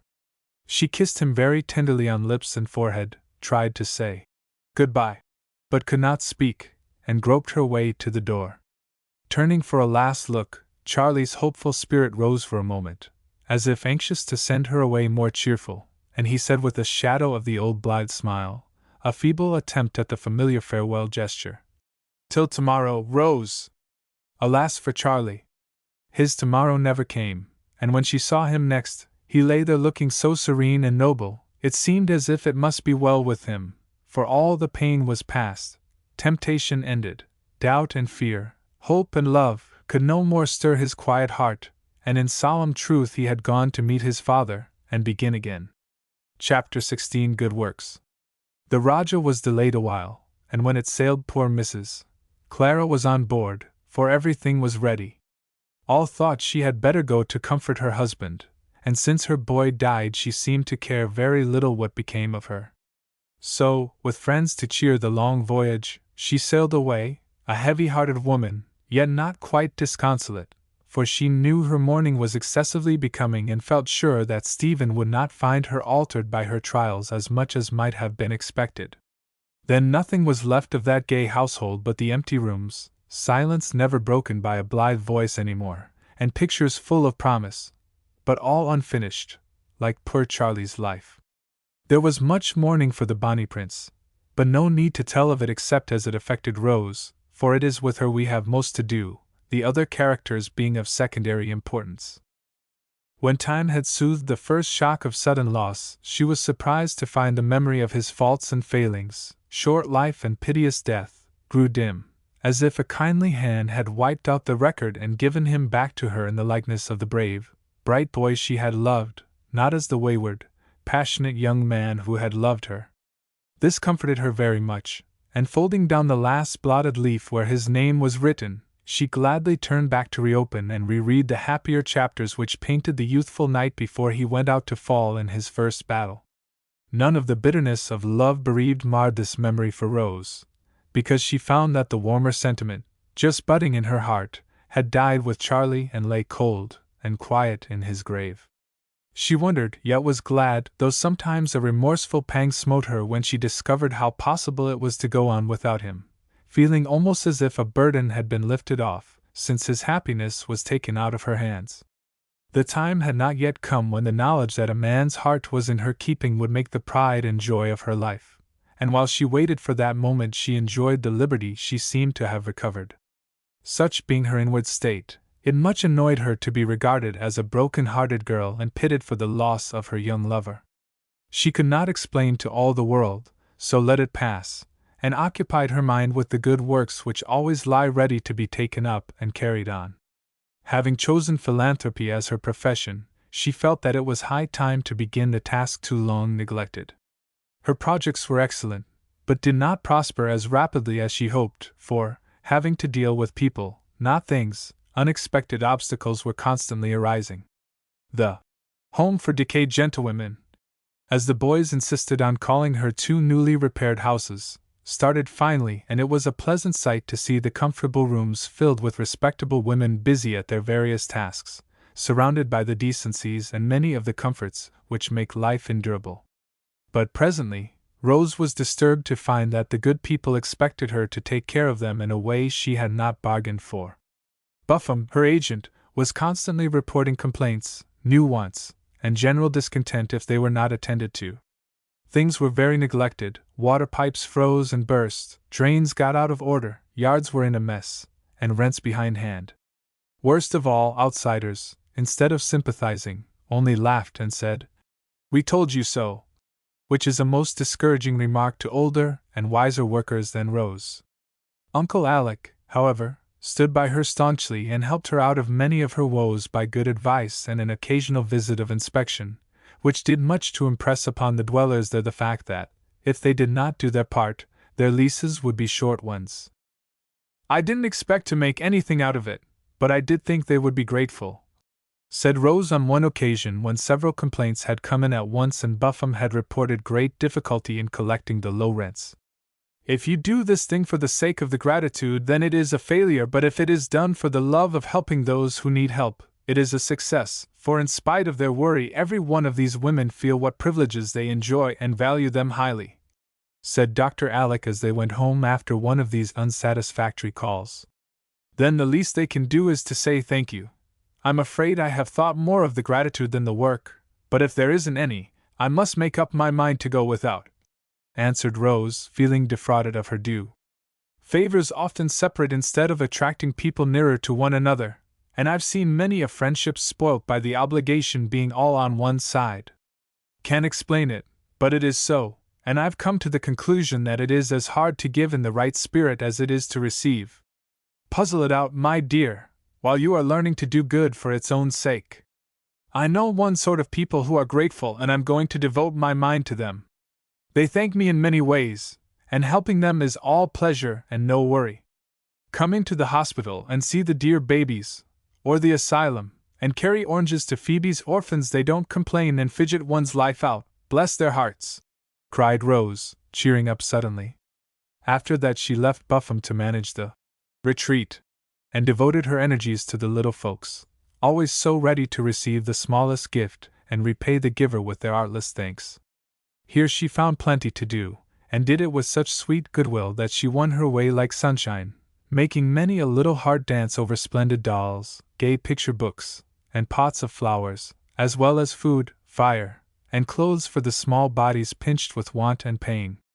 As spring came, new plans sprang up as naturally as dandelions. The poor children longed for the country, and, as the green fields could not come to them, Rose carried them to the green fields. Down on the point stood an old farmhouse, often used by the Campbell tribe for summer holidays.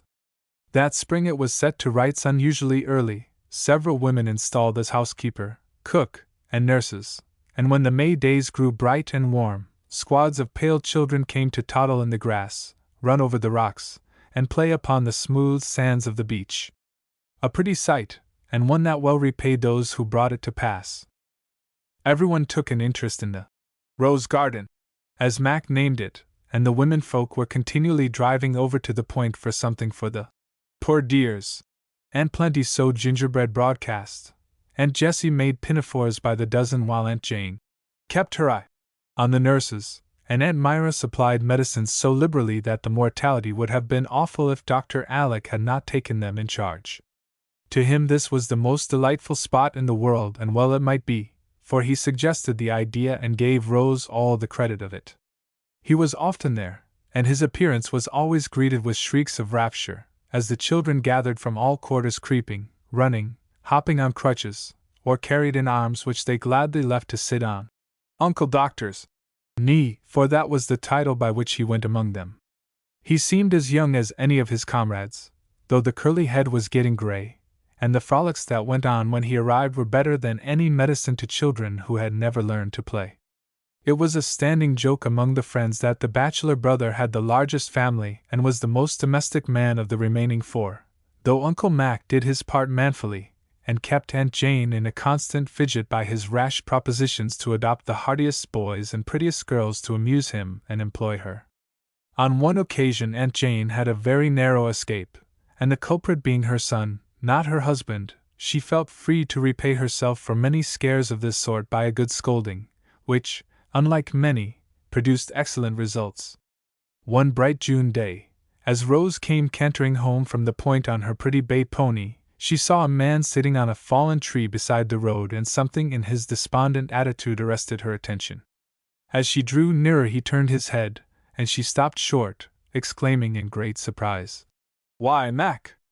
What are you doing here?" "Trying to solve a problem," he answered, looking up with a whimsical expression of perplexity and amusement in his face which made Rose smile till his next words turned her sober in a twinkling. "I've eloped with a young lady, and don't know what to do with her. I took her home, of course, but Mother turned her out of the house, and I'm in a quandary." "Is that her baggage?" asked Rose, pointing with her whip to the large bundle which he held, while the wild idea flashed through her head that perhaps he really had done some rash deed of this sort. "No, this is the young lady herself." And opening a corner of the brown shawl, he displayed a child of 3 so pale, so thin and tiny that she looked like a small scared bird just fallen from the nest as she shrank away from the light with great frightened eyes, and a hand like a little claw tightly clutched a button of Mac's coat. "Poor baby! Where did it come from?" cried Rose, leaning down to look. "I'll tell you the story, and then you shall advise me what to do. At our hospital we've had a poor woman who got hurt and died 2 days ago. I had nothing to do with her, only took her a bit of fruit once or twice, for she had big, wistful sort of eyes that haunted me. The day she died I stopped a minute, and the nurse said she'd been wanting to speak to me but didn't dare.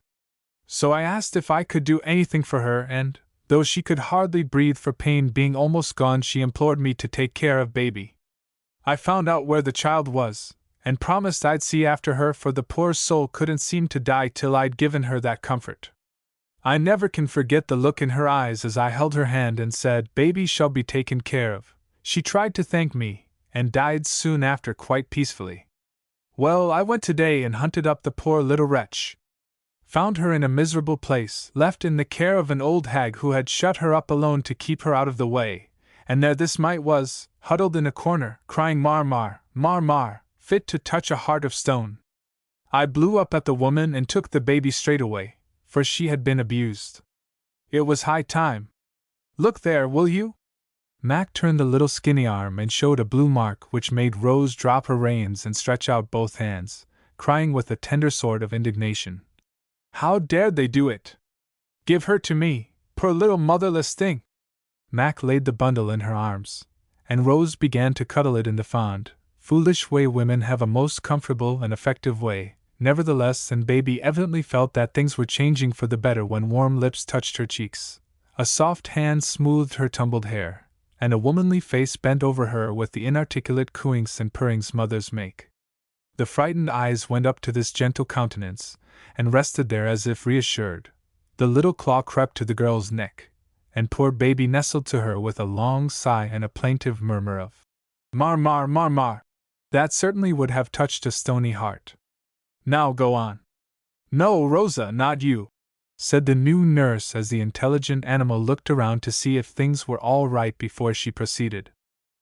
I took the child home to mother, not knowing what else to do, but she wouldn't have it at any price, even for a night. She doesn't like children, you know, and father has joked so much about the pointers that she is quite rampant at the mere idea of a child in the house. She told me to take it to the rose garden. I said it was running over now, and no room even for a mite like this. Go to the hospital, says she. Baby isn't ill, ma'am, says I. Orphan asylum, says she. Not an orphan got a father who can't take care of her, says I. Take her to the foundling place, or Mrs. Gardner, or someone whose business it is. I will not have the creature here, sick and dirty and noisy. Carry it back, and ask Rose to tell you what to do with it. So my cruel parent cast me forth but relented as I shouldered baby, gave me a shawl to put her in, a jumble to feed her with, and money to pay her board in some good place. Mother's bark is always worse than her bite, you know. And you were trying to think of the good place as you sat here?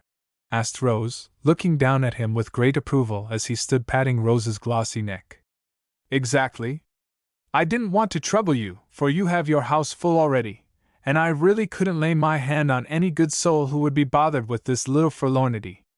She has nothing to recommend her, you see, not pretty, feeble, shy as a mouse, no end of care, I dare say, yet she needs every bit she can get to keep soul and body together, if I'm any judge.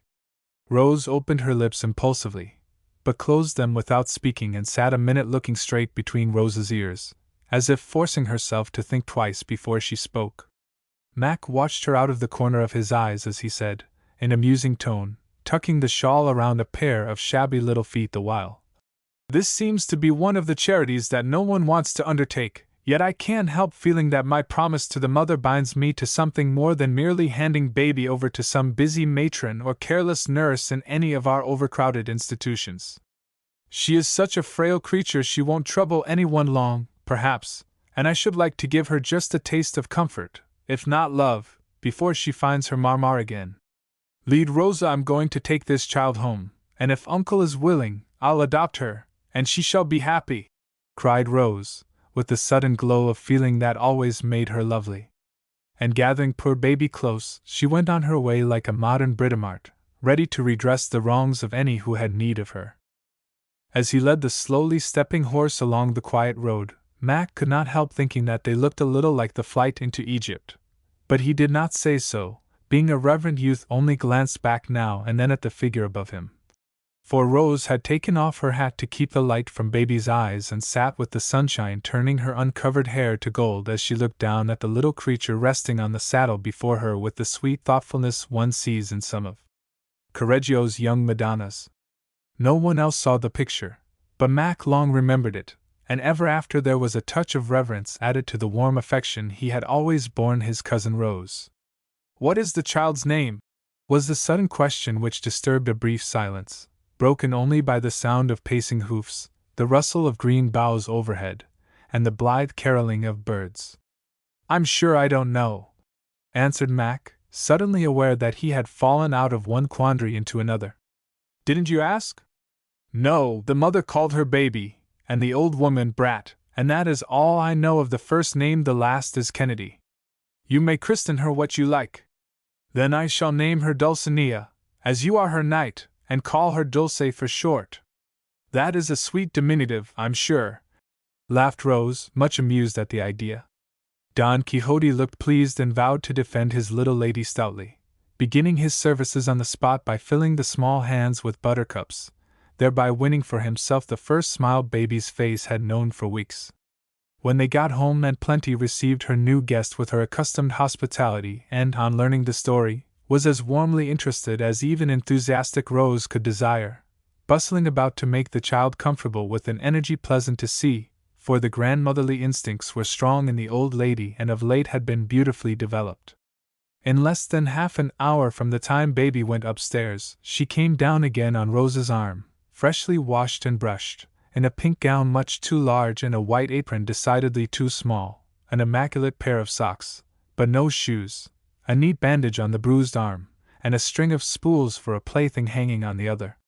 A resigned expression sat upon her little face, but the frightened eyes were only shy now, and the forlorn heart evidently much comforted. "There! How do you like your dulce now?" said Rose, proudly displaying the work of her hands as she came in with her habit pinned up and carrying a silver porringer of bread and milk. Mac knelt down, took the small, reluctant hand, and kissed it as devoutly as ever good Alonso Quixada did that of the Duchess, while he said, merrily quoting from the immortal story, "High and sovereign lady, thine till death, the knight of the rueful countenance." But baby had no heart for play, and withdrawing her hand, pointed to the porringer with the suggestive remark, "Din now." So Rose sat down and fed the Duchess while the Don stood by and watched the feast with much satisfaction. "How nice she looks! Do you consider shoes unhealthy?" he asked, surveying the socks with respectful interest. "No, her shoes are drying. You must have let her go in the mud. I only put her down for a minute when she howled, and she made for a puddle, like a duck. I'll buy her some new one's clothes too. Where do I go, what do I ask for, and how much do I get?" he said, diving for his pocketbook, amiably anxious but pitiably ignorant. "I'll see to that. We always have things on hand for the pointers as they come along, and can soon fit Dulce out. You may make some inquiries about the father if you will, for I don't want to have her taken away just as I get fond of her. Do you know anything about him?" "Only that he is in state prison for 21 years, and not likely to trouble you." "How dreadful! I really think Phoebe was better off to have none at all. I'll go to work at once, then, and try to bring up the convict's little daughter to be a good woman so that she will have an honest name of her own, since he has nothing but disgrace to give her. Uncle can show you how to do that if you need any help. He has been so successful in his first attempt, I fancy you won't require much," said Mac, picking up the spools for the 6th time. "Yes, I shall, for it is a great responsibility, and I do not undertake it lightly," answered Rose soberly, though the double-barreled compliment pleased her very much. "I'm sure Phoebe has turned out splendidly, and you began very early with her." "So I did." "That's encouraging. Dear thing, how bewildered she looked when I proposed adopting her. I remember all about it, for Uncle had just come and I was quite crazy over a box of presents, and rushed at Phoebe as she was cleaning brasses. How little I thought my childish offer would end so well!" And Rose fell a musing with a happy smile on her face while baby picked the last morsels out of the porringer with her own busy fingers. It certainly had ended well, for Phoebe at the end of 6 months not only had a good place as choir singer but several young pupils and excellent prospects for the next winter. "Accept the blessing of a poor young man, whose lucky steps have led him to your door, and let me help as much as I can. Goodbye, my Dulcinea." And with a farewell stroke of the smooth head, Mac went away to report his success to his mother, who, in spite of her seeming harshness, was already planning how she could best befriend this inconvenient baby. Chapter 17 Among the Haycocks. Uncle Alec did not object, and, finding that no one had any claim upon the child, permitted Rose to keep it for a time at least. So little Dulce, newly equipped even to a name, took her place among them and slowly began to thrive. But she did not grow pretty and never was a gay, attractive child, for she seemed to have been born in sorrow and brought up in misery. A pale, pensive little creature, always creeping into corners and looking timidly out, as if asking leave to live, and when offered playthings, taking them with a meek surprise that was very touching. Rose soon won her heart, and then almost wished she had not, for baby clung to her with inconvenient fondness, changing her former wail of "mar-mar" into a lament for "auntie woes," if separated long. Nevertheless, there was great satisfaction in cherishing the little waif, for she learned more than she could teach and felt a sense of responsibility which was excellent ballast for her enthusiastic nature. Kitty Van, who made Rose her model in all things, was immediately inspired to go and do likewise, to the great amusement as well as annoyance of her family. Selecting the prettiest, liveliest child in the asylum, she took it home on trial for a week. "A perfect cherub," she pronounced it the first day, but an enfant terrible before the week was over, for the young hero rioted by day, howled by night, ravaged the house from top to bottom, and kept his guardians in a series of panics by his hairbreadth escapes. So early on Saturday, poor exhausted Kitty restored the cherub, with many thanks, and decided to wait until her views of education were rather more advanced. As the warm weather came on, Rose announced that Dulce needed mountain air, for she dutifully repeated as many of Dr. Alec's prescriptions as possible, and, remembering how much good Cozy Corner did her long ago, resolved to try it on her baby. Aunt Jessie and Jamie went with her, and Mother Atkinson received them as cordially as ever. The pretty daughters were all married and gone, but a stout damsel took their place, and nothing seemed changed except that the old heads were grayer, and the young ones a good deal taller than 6 years ago. Jamie immediately fraternized with neighboring boys and devoted himself to fishing with an ardor which deserved greater success. Aunt Jessie reveled in reading, for which she had no time at home, and lay in her hammock a happy woman, with no socks to darn, buttons to sew, or housekeeping cares to vex her soul. Rose went about with Dulce like a very devoted hen with one rather feeble chicken, for she was anxious to have this treatment work well and tended her little patient with daily increasing satisfaction. Dr. Alec came up to pass a few days and pronounced the child in a most promising condition. But the grand event of the season was the unexpected arrival of Phoebe. 2 of her pupils had invited her to join them in a trip to the mountains, and she ran away from the great hotel to surprise her little mistress with a sight of her, so well and happy that Rose had no anxiety left on her account. 3 delightful days they spent, roaming about together, talking as only girls can talk after a long separation, and enjoying one another like a pair of lovers. As if to make it quite perfect, by one of those remarkable coincidences which sometimes occur, Archie happened to run up for the Sunday, so Phoebe had her surprise, and Aunt Jessie and the telegraph kept their secret so well, no one ever knew what maternal machinations brought the happy accident to pass. Then Rose saw a very pretty, pastoral bit of lovemaking, and long after it was over, and Phoebe gone one way, Archie another, the echo of sweet words seemed to linger in the air, tender ghosts to haunt the pine grove, and even the big coffee pot had a halo of romance about it, for its burnished sides reflected the soft glances the lovers interchanged as one filled the other's cup at that last breakfast. Rose found these reminiscences more interesting than any novel she had read, and often beguiled her long leisure by planning a splendid future for her Phoebe as she trotted about after her baby in the lovely July weather. On one of the most perfect days she sat under an old apple tree on the slope behind the house where they used to play. Before her opened the wide intervale, dotted with haymakers at their picturesque work. On the left flowed the swift river fringed with graceful elms and their bravest greenery. On the right rose the purple hills serene and grand, and overhead glowed the midsummer sky, which glorified it all. Little Dulce, tired of play, lay fast asleep in the nest she had made in one of the haycocks close by, and Rose leaned against the gnarled old tree, dreaming daydreams with her work at her feet. Happy and absorbing fancies they seemed to be, for her face was beautifully tranquil, and she took no heed of the train which suddenly went speeding down the valley, leaving a white cloud behind. Its rumble concealed the sound of approaching steps, and her eyes never turned from the distant hills till the abrupt appearance of a very sunburned but smiling young man made her jump up, exclaiming joyfully, "Why, Mac! Where did you drop from?" "The top of Mount Washington." "How do you do?" "Never better. Won't you go in? You must be tired after such a fall." "No, thank you. I've seen the old lady. She told me Aunt Jessie and the boy had gone to town and that you were settin' round in the old place. I came on at once and will take a lounge here if you don't mind," answered Mac, unstrapping his knapsack and taking a haycock as if it were a chair. Rose subsided into her former seat, surveying her cousin with much satisfaction as she said, "This is the 3rd surprise I've had since I came. Uncle popped in upon us first, then Phoebe, and now you. Have you had a pleasant tramp? Uncle said you were off." "Delightful. I feel as if I'd been in heaven, or near it, for about 3 weeks, and thought I'd break the shock of coming down to the earth by calling here on my way home. You look as if heaven suited you.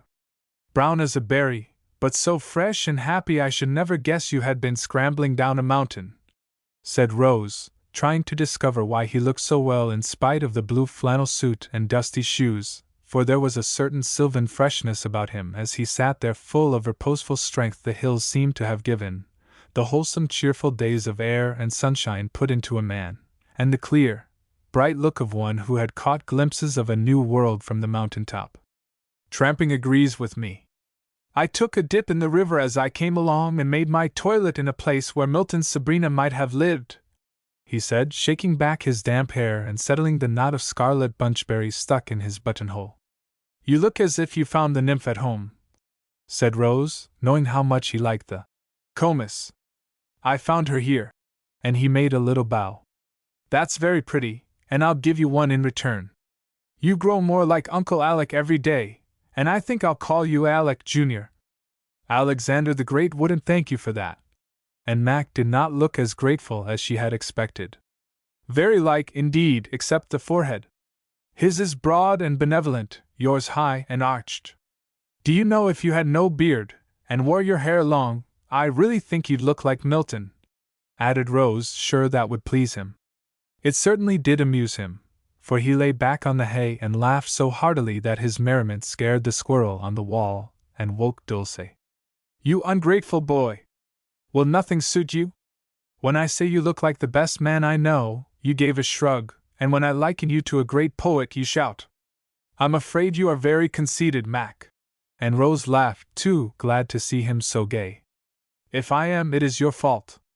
Nothing I can do will ever make a Milton of me, unless I go blind someday, he said, sobering at the thought. You once said a man could be what he liked if he tried hard enough, so why shouldn't you be a poet? Asked Rose, liking to trip him up with his own words, as he often did her. I thought I was to be an MD.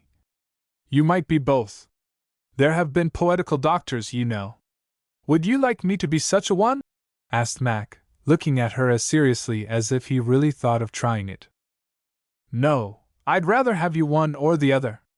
I don't care which, only you must be famous in either you choose. I'm very ambitious for you, because I insist upon it, you are a genius of some sort. I think it is beginning to simmer already, and I've got a great curiosity to know what it will turn out to be. Mac's eyes shone as she said that, but before he could speak a little voice said, Auntie Rose! And he turned to find Dulce sitting up in her nest staring at the broad blue back before her with round eyes. Do you know your Don? He asked, offering his hand with respectful gentleness, for she seemed a little doubtful whether he was a friend or stranger. It is Matt, said Rose, and that familiar word seemed to reassure the child at once, for, leaning forward, she kissed him as if quite used to doing it. I picked up some toys for her, by the way, and she shall have them at once to pay for that.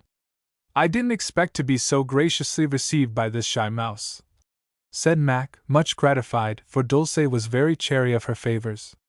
She knew you, for I always carry my home album with me, and when she comes to your picture she always kisses it, because I never want her to forget her first friend, explained Rose, pleased with her pupil. First, but not best, answered Mac, rummaging in his knapsack for the promised toys, which he set forth upon the hay before delighted Dulce. Neither picture books nor sweeties, but berries strung on long stems of grass, acorns, and pretty cones, bits of rock shining with mica, several bluebirds' feathers, and a nest of moss with white pebbles for eggs. Dearest Nature, strong and kind, knows what children love, and has plenty of such playthings ready for them all, if one only knows how to find them. These were received with rapture. And leaving the little creature to enjoy them in her own quiet way, Mac began to tumble the things back into his knapsack again. 2 or 3 books lay near Rose, and she took up one which opened at a place marked by a scribbled paper. Keats? I didn't know you condescended to read anything so modern, she said, moving the paper to see the page beneath. Mac looked up, snatched the book out of her hand, and shook down several more scraps, then returned it with a curiously shamefaced expression, saying, as he crammed the papers into his pocket, I beg pardon, but it was full of rubbish. Oh, yes. I'm fond of Keats. Don't you know him? I used to read him a good deal, but Uncle found me crying over the pot of basil and advised me to read less poetry for a while or I should get too sentimental, answered Rose, turning the pages without seeing them, for a new idea had just popped into her head. The Eve of St. Agnes is the most perfect love story in the world, I think, said Mac, enthusiastically. Read it to me. I feel just like hearing poetry, and you will do it justice if you are fond of it, said Rose, handing him the book with an innocent air. Nothing I'd like better, but it is rather long. I'll tell you to stop if I get tired. Baby won't interrupt, she will be contented for an hour with those pretty things. As if well pleased with his task, Mac laid himself comfortably on the grass and, leaning his head on his hand, read the lovely story as only one could who entered fully into the spirit of it. Rose watched him closely and saw how his face brightened over some quaint fancy, delicate description, or delicious word, heard how smoothly the melodious measures fell from his lips, and read something more than admiration in his eyes as he looked up now and then to mark if she enjoyed it as much as he. She could not help enjoying it, for the poet's pen painted as well as wrote, and the little romance lived before her.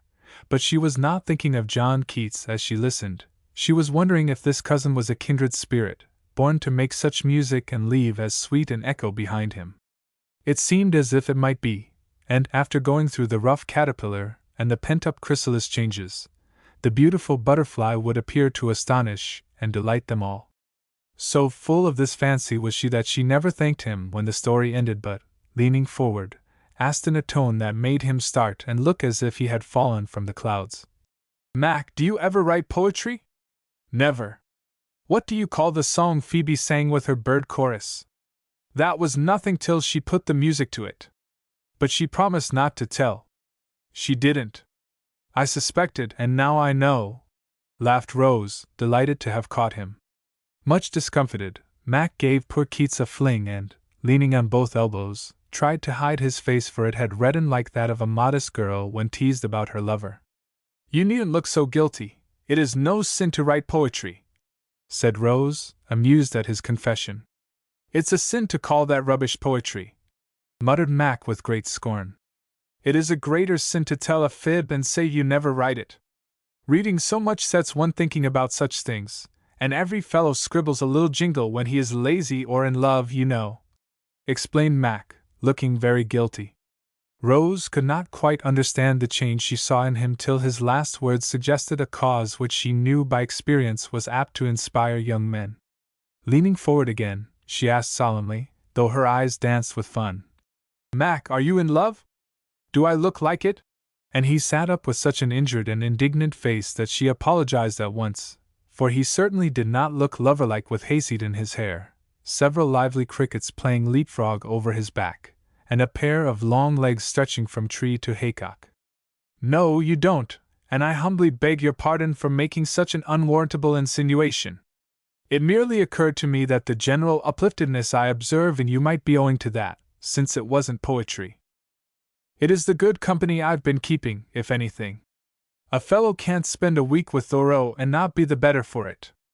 I'm glad I show it, because in the scramble life is to most of us, even an hour with such a sane, simple, and sagacious soul as his must help one, said Mac, taking a much-worn book out of his pocket with the air of introducing a dear and honored friend.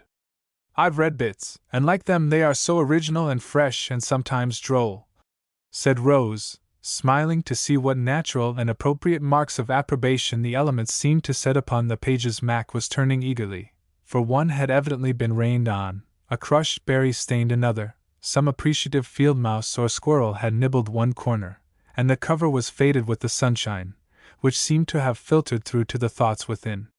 Here's a characteristic bit for you. I would rather sit on a pumpkin, and have it all to myself, than be crowded on a velvet cushion. I would rather ride on earth in an ox cart, with free circulation, than go to heaven in the fancy car of an excursion train, and breathe malaria all the way. I've tried both and quite agree with him, laughed Mac, and skimming down another page, gave her a paragraph here and there. Read the best books first, or you may not have a chance to read them at all. We do not learn much from learned books, but from sincere human books, frank, honest biographies. At least let us have healthy books. Let the poet be as vigorous as the sugar maple, with sap enough to maintain his own verdure, besides what runs into the trough, and not like a vine which, being cut in the spring, bears no fruit, but bleeds to death in the endeavor to heal its wounds. That will do for you, said Rose, still thinking of the new suspicion which pleased her by its very improbability. Mac flashed a quick look at her and shut the book, saying quietly, although his eyes shone, and a conscious smile lurked about his mouth, "We shall see, and no one need meddle, for, as my Thoreau says." Rose sat silent, as if conscious that she deserved his poetical reproof. "Come, you have catechized me pretty well. Now I'll take my turn and ask you why you look uplifted, as you call it. What have you been doing to make yourself more like your namesake than ever?" asked Mac, carrying war into the enemy's camp with a sudden question. "Nothing but live, and enjoy doing it. I actually sit here, day after day, as happy and contented with little things as Dulce is, and feel as if I wasn't much older than she," answered the girl, feeling as if some change was going on in that pleasant sort of pause but unable to describe it. "As if a rose should shut and be a bud again," murmured Mac, borrowing from his beloved Keats. "Ah, but I can't do that. I must go on blooming whether I like it or not, and the only trouble I have is to know what leaf I ought to unfold next," said Rose, playfully smoothing out the white gown, in which she looked very like a daisy among the green. "How far have you got?" asked Mac, continuing his catechism as if the fancy suited him. "Let me see. Since I came home last year, I've been gay, then sad, then busy, and now I am simply happy. I don't know why, but seem to be waiting for what is to come next and getting ready for it, perhaps unconsciously," she said, looking dreamily away to the hills again, as if the new experience was coming to her from afar. Mac watched her thoughtfully for a minute, wondering how many more leaves must unfold before the golden heart of this human flower would lie open to the sun. He felt a curious desire to help in some way, and could think of none better than to offer her what he had found most helpful to himself. Picking up another book, he opened it at a place where an oak leaf lay and, handing it to her, said, as if presenting something very excellent and precious, "If you want to be ready to take whatever comes in a brave and noble way, read that, and the one where the page is turned down." Rose took it, saw the words, "Self-reliance," and turning the leaves, read here and there a passage which was marked, "My life is for itself, and not for a spectacle. Insist on yourself, never imitate. That which each can do best, none but his Maker can teach him. Do that which is assigned to you, and you cannot hope or dare too much." Then, coming to the folded page, whose title was Heroism, she read, and brightened as she read, "Let the maiden, with erect soul, walk serenely on her way, accept the hint of each new experience, search in turn all the objects that solicit her eye, that she may learn the power and the charm of her newborn being. The fair girl who repels interference by a decided and proud choice of influences inspires every beholder with something of her own nobleness, and the silent heart encourages her.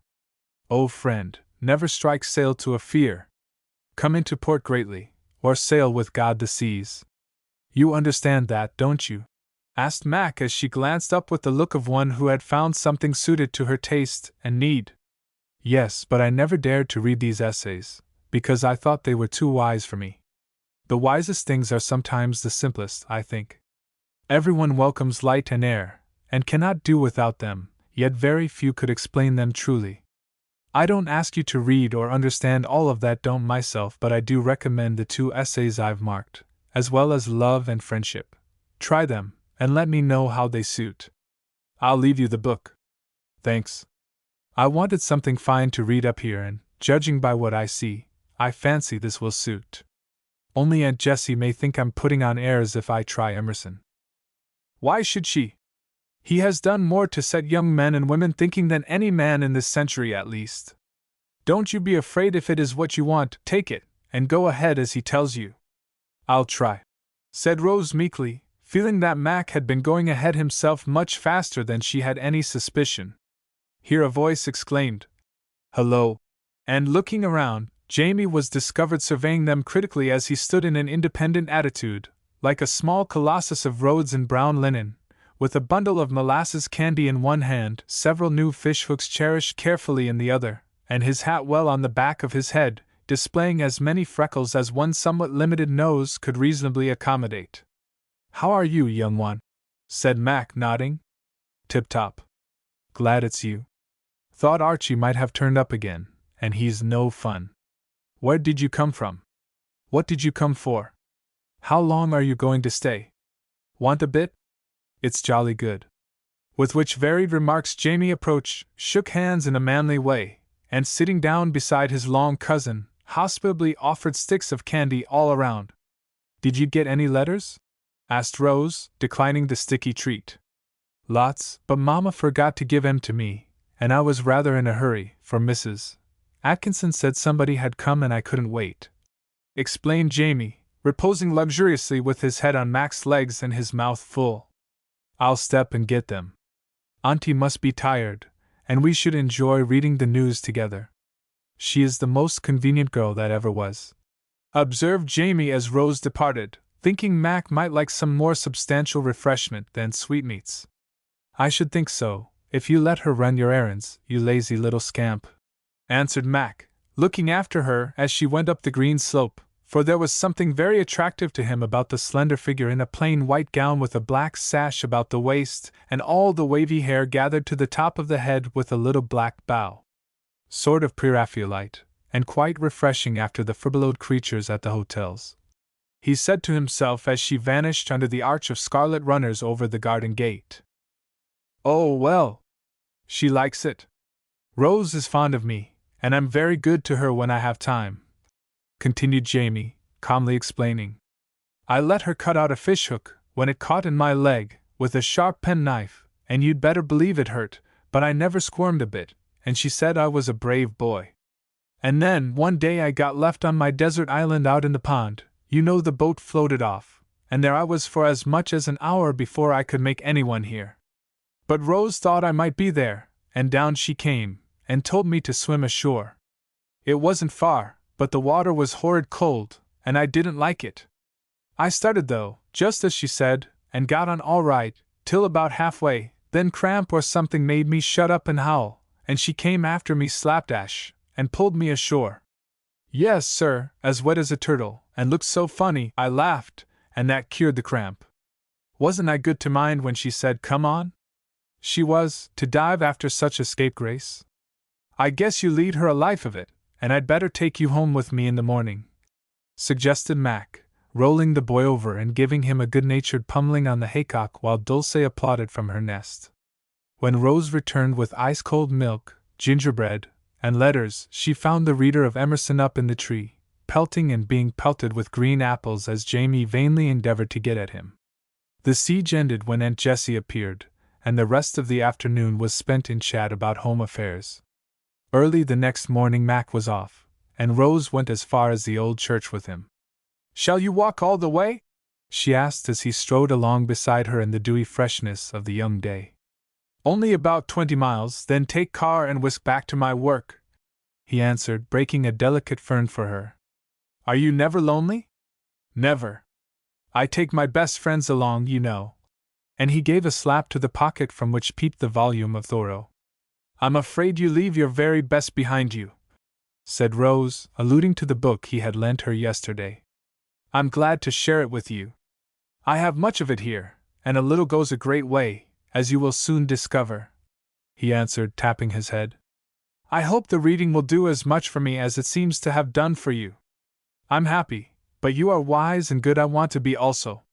Read away, and digest it well, then write and tell me what you think of it. Will you? He asked as they paused where the four roads met. If you will answer. Shall you have time with all your other work? Poetry, I beg pardon, medicine is very absorbing, you know, answered Rose mischievously, for just then, as he stood bareheaded in the shadows of the leaves playing over his fine forehead, she remembered the chat among the haycocks, and he did not look at all like an MD. I'll make time. Goodbye, Milton. Goodbye, Sabrina. Chapter 18. Which was it?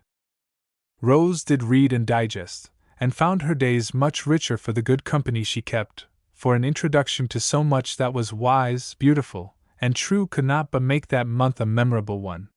It is not strange that while the young man most admired heroism and self-reliance, the girl preferred love and friendship, reading them over and over like prose poems, as they are, to the fitting accompaniment of sunshine, solitude, and sympathy, for letters went to and fro with praiseworthy regularity. Rose much enjoyed this correspondence, and found herself regretting that it was at an end when she went home in September, for Mac wrote better than he talked, though he could do that remarkably well when he chose. But she had no chance to express either pleasure or regret. For the first time she saw him after her return, the great change in his appearance made her forget everything else. Someone had seized him to be shaven and shorn, and when he presented himself to welcome Rose, she hardly knew him. The shaggy hair was nicely trimmed and brushed, the cherished brown beard entirely gone, showing a well-cut mouth and handsome chin and giving a new expression to the whole face. "Are you trying to look like Keats?" she asked, after a critical glance, which left her undecided whether the change was an improvement or not. "I am trying not to look like Uncle," answered Mac coolly. "And why, if you please?" demanded Rose in great surprise. "Because I prefer to look like myself, and not resemble any other man, no matter how good or great he may be." "You haven't succeeded then, for you look now very much like the young Augustus," returned Rose, rather pleased on the whole to see what a finely shaped head appeared after the rough thatch was off. "Trust a woman to find a comparison for everything under the sun," laughed Mac, not at all flattered by the one just made. "What do you think of me, on the whole?" he asked a minute later, as he found Rose still scrutinizing him with a meditative air. "Haven't made up my mind.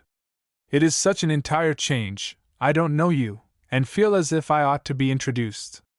You certainly look much more tidy, and I fancy I shall like it when I'm used to seeing a somewhat distinguished-looking man about the house instead of my old friend Orson," answered Rose, with her head on one side to get a profile view. "Don't tell Uncle why I did it, please. He thinks it was for the sake of coolness and likes it, so take no notice. They are all used to me now, and don't mind," said Mac, roving about the room as if rather ashamed of his whim after all.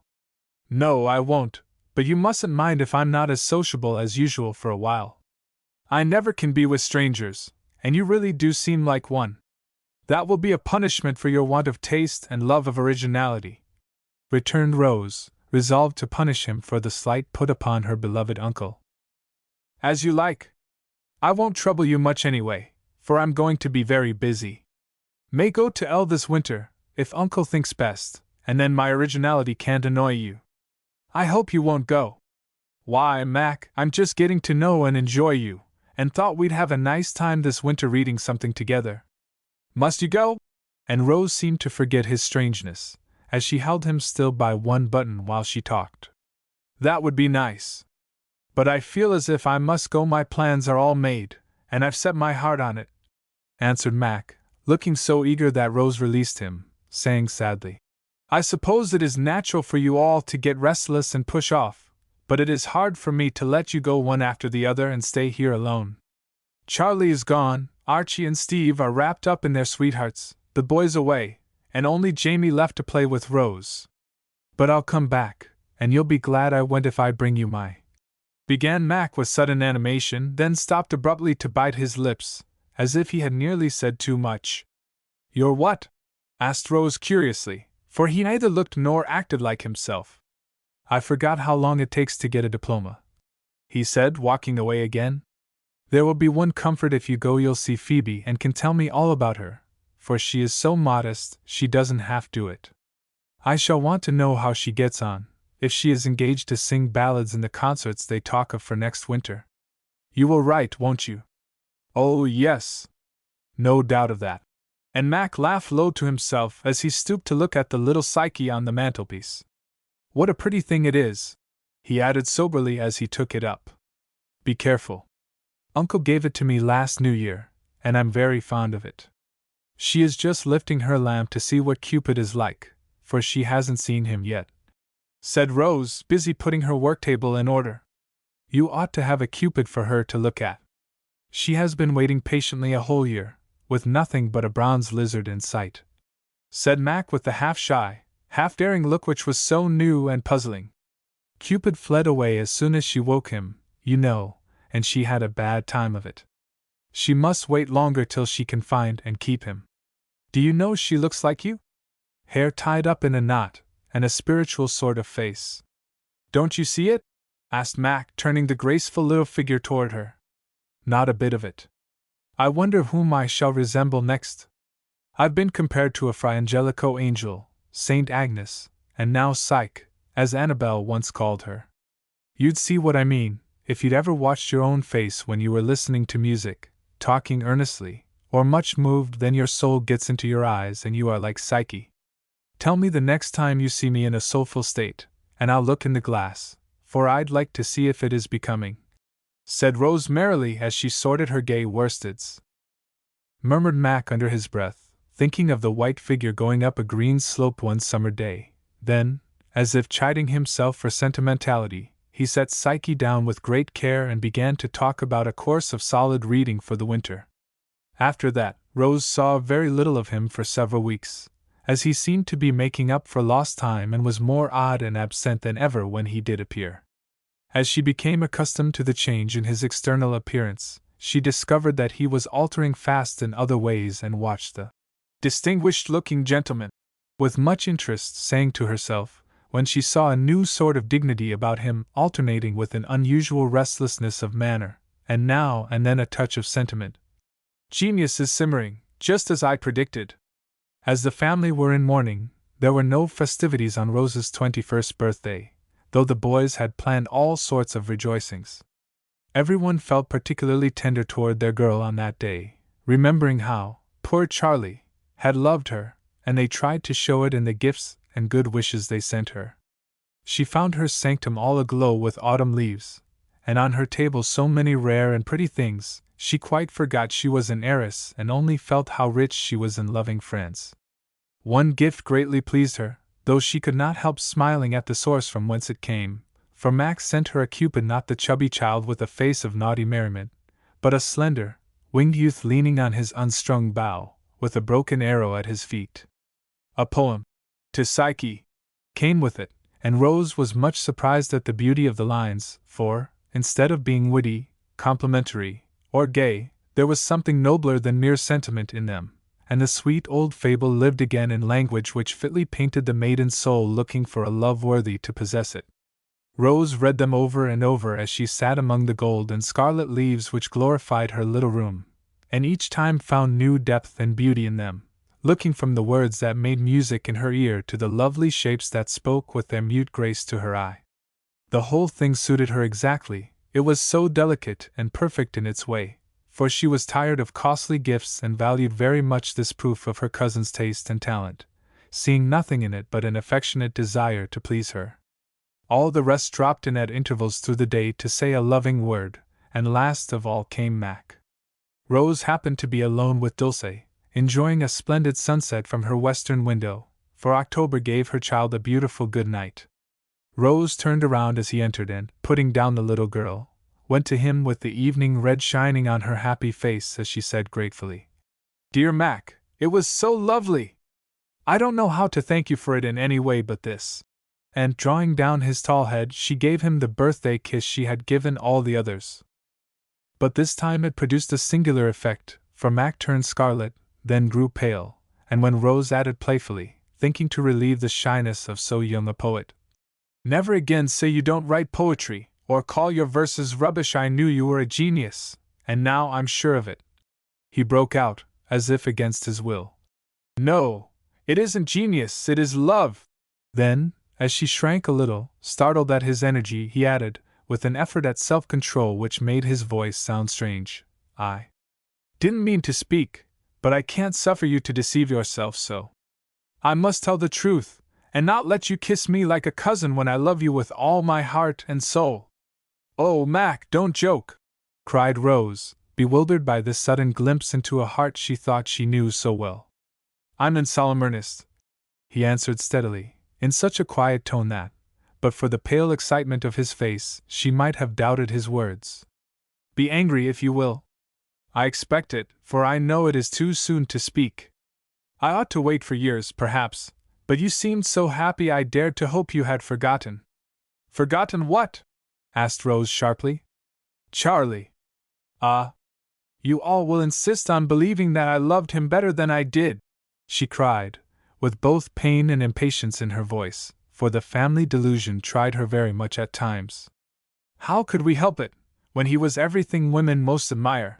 said Mac, not bitterly, but as if he sometimes wondered at their want of insight. "I do not admire weakness of any sort. I could never love without either confidence or respect. Do me the justice to believe that, for I'm tired of being pitied." She spoke almost passionately, being more excited by Mac's repressed emotion than she had ever been by Charlie's most touching demonstration, though she did not know why. "But he loved you so," began Mac, feeling as if a barrier had suddenly gone down but not daring to venture in as yet. "That was the hard part of it. That was why I tried to love him, why I hoped he would stand fast for my sake, if not for his own, and why I found it so sad sometimes not to be able to help despising him for his want of courage. I don't know how others feel, but to me, love isn't all. I must look up, not down, trust and honor with my whole heart, and find strength and integrity to lean on. I have had it so far, and I know I could not live without it. Your ideal is a high one. Do you hope to find it, Rose?" Mac asked, feeling, with the humility of a genuine love, that he could not give her all she desired. "Yes," she answered, with a face full of the beautiful confidence in virtue, the instinctive desire for the best which so many of us lose too soon, to find again after life's great lessons are well learned. "I do hope to find it, because I try not to be unreasonable and expect perfection. Smile if you will, but I won't give up my hero yet." And she tried to speak lightly, hoping to lead him away from a more dangerous topic. "You'll have to look a long while, I'm afraid." And all the glow was gone out of Mac's face, for he understood her wish and knew his answer had been given. "I have Uncle to help me, and I think my ideal grew out of my knowledge of him. How can I fail to believe in goodness, when he shows me what it can be and do? It's no use for me to say any more, for I have very little to offer. I did not mean to say a word till I earned a right to hope for something in return. I cannot take it back, but I can wish you success, and I do, because you deserve the very best." And Mac moved as if he was going away without more words, accepting the inevitable as manfully as he could. "Thank you, that makes me feel very ungrateful and unkind. I wish I could answer you as you want me to, for, indeed, dear Mac, I'm very fond of you in my own way." And Rose looked up with such tender pity and frank affection in her face, it was no wonder the poor fellow caught at a ray of hope and, brightening suddenly, said in his own odd way, "Couldn't you take me on trial while you are waiting for a true hero? It may be years before you find him. Meantime, you could be practicing on me in ways that would be useful when you get him." "Oh, Mac! What shall I do with you?" exclaimed Rose, so curiously affected by this very characteristic wooing that she did not know whether to laugh or cry, for he was looking at her with his heart in his eyes, though his proposition was the queerest ever made at such a time. "Just go on being fond of me in your own way, and let me love you as much as I like in mine. I'll try to be satisfied with that." And he took both her hands so beseechingly that she felt more ungrateful than ever. "No, it would not be fair, for you would love the most, and if the hero did appear, what would become of you? I should resemble Uncle Alec in one thing at least, fidelity, for my first love would be my last." That went straight to Rose's heart, and for a minute she stood silent, looking down at the two strong hands that held hers so firmly yet so gently, and the thought went through her mind, "Must he, too, be solitary all his life?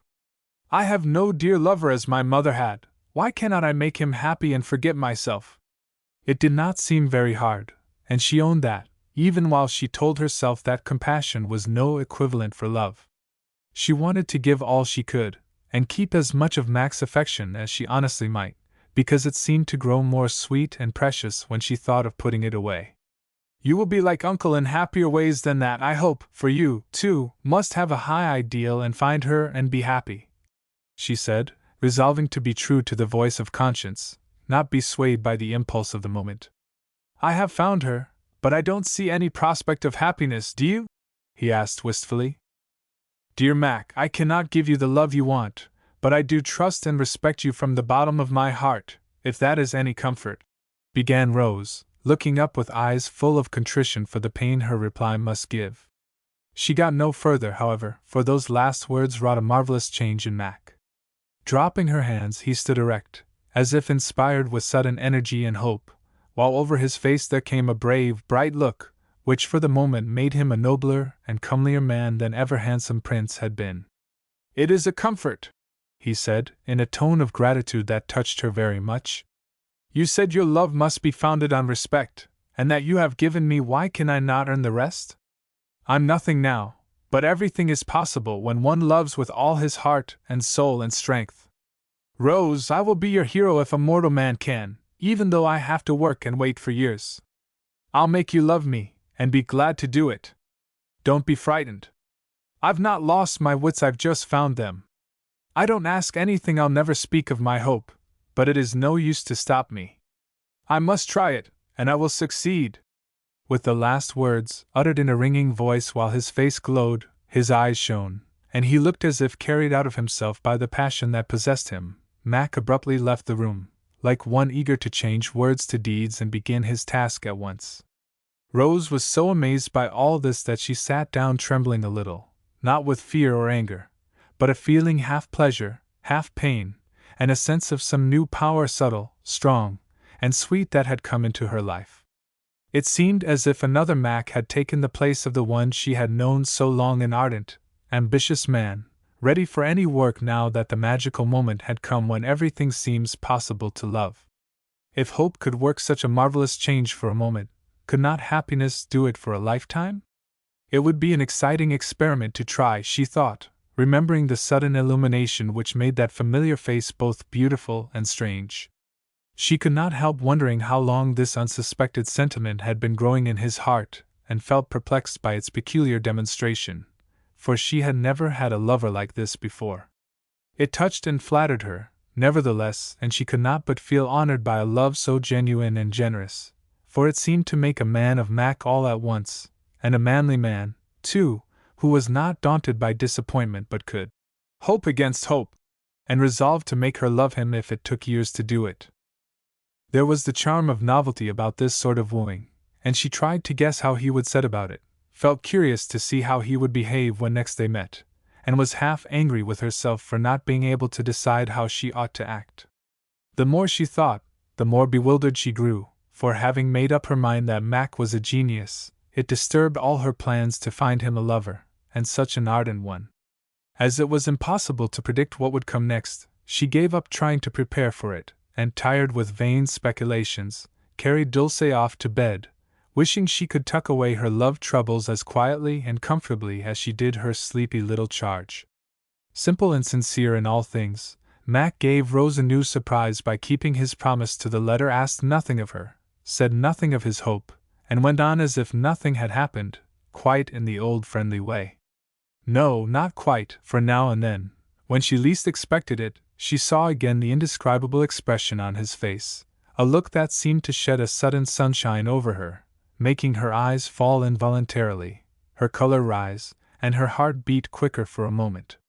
Not a word did he say, but she felt that a new atmosphere surrounded her when he was by, and although he used none of the little devices most lovers employ to keep the flame alight, it was impossible to forget that underneath his quietude there was a hidden world of fire and force ready to appear at a touch, a word from her. This was rather dangerous knowledge for Rose, and she soon began to feel that there were more subtle temptations than she had expected, for it was impossible to be unconscious of her power, or always to resist the trials of it which daily came unsought. She had never felt this desire before, for Charlie was the only one who had touched her heart, and he was constantly asking as well as giving, and wearied her by demanding too much or oppressed her by offering more than she could accept. Mac did neither. He only loved her, silently, patiently, hopefully, and this generous sort of fidelity was very eloquent to a nature like hers. She could not refuse or chide, since nothing was asked or urged. There was no need of coldness, for he never presumed, no call for pity, since he never complained. All that could be done was to try and be as just and true as he was, and to wait as trustfully for the end, whatever it was to be. For a time she liked the new interest it put into her life, yet did nothing to encourage it, and thought that if she gave this love no food it would soon starve to death.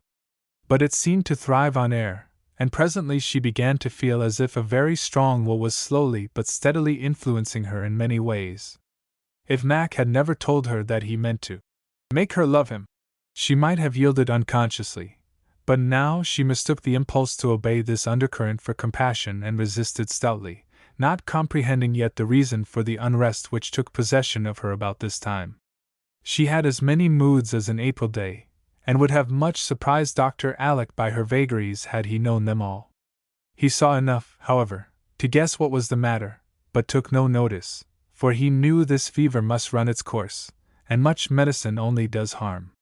The others were busy about their own affairs, and Aunt Plenty was too much absorbed in her rheumatism to think of love, for the cold weather set in early, and the poor lady kept her room for days at a time with Rose as nurse.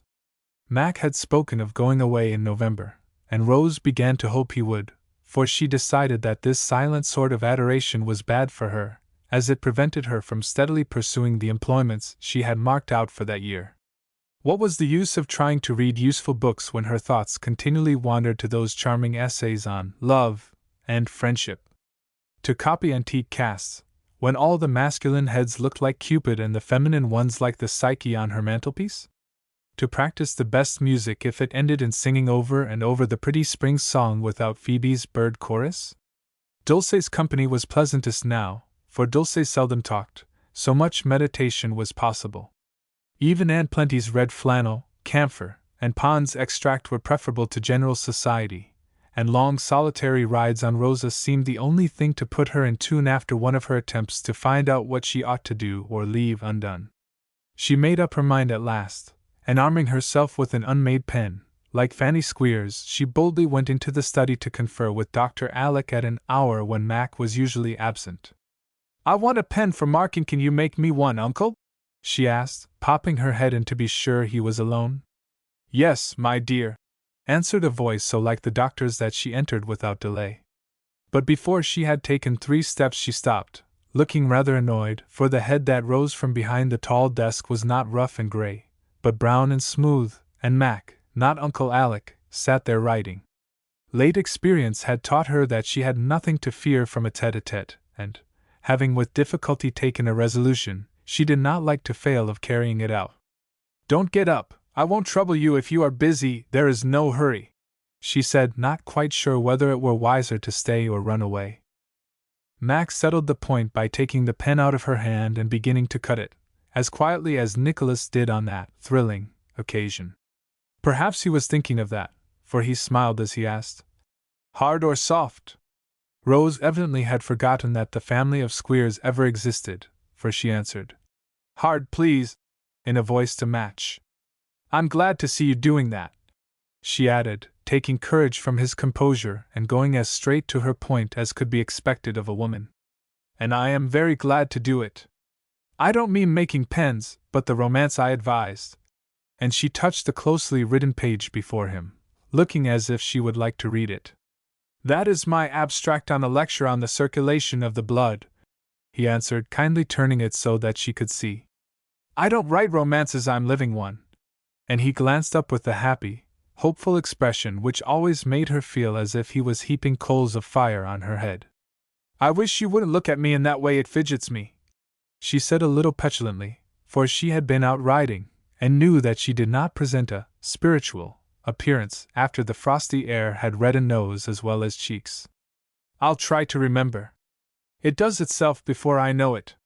Perhaps this may mend matters."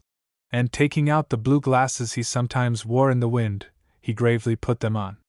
Rose could not help laughing, but his obedience only aggravated her, for she knew he could observe her all the better behind his ugly screen.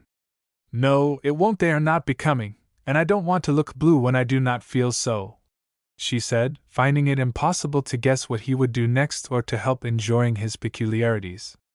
"But you don't to me, for in spite of the goggles everything is rose-colored now."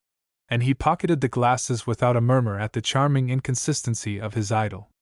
"Really, Mac, I'm tired of this nonsense, it worries me and wastes your time. Never worked harder." "But does it really trouble you to know I love you?" he asked anxiously. "Don't you see how cross it makes me?" And she walked away, feeling that things were not going as she intended to have them at all. I don't mind the thorns if I get the rose at last, and I still hope I may, some 10 years hence," said this persistent suitor, quite undaunted by the prospect of a long wait. "I think it is rather hard to be loved whether I like it or not," objected Rose, at a loss how to make any headway against such indomitable hopefulness.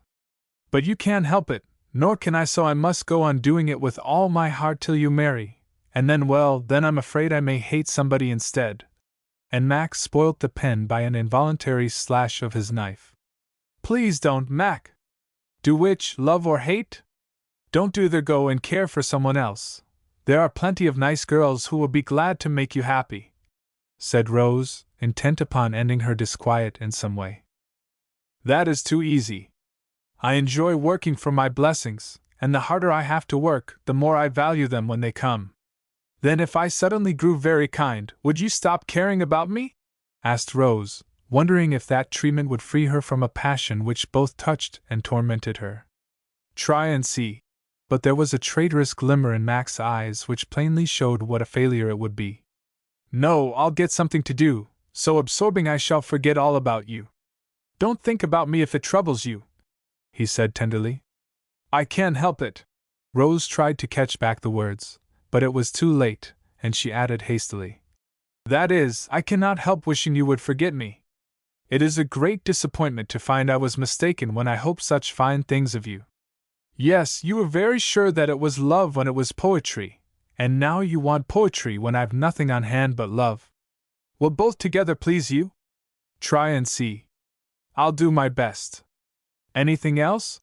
he asked, forgetting the small task she had given him in his eagerness to attempt the greater.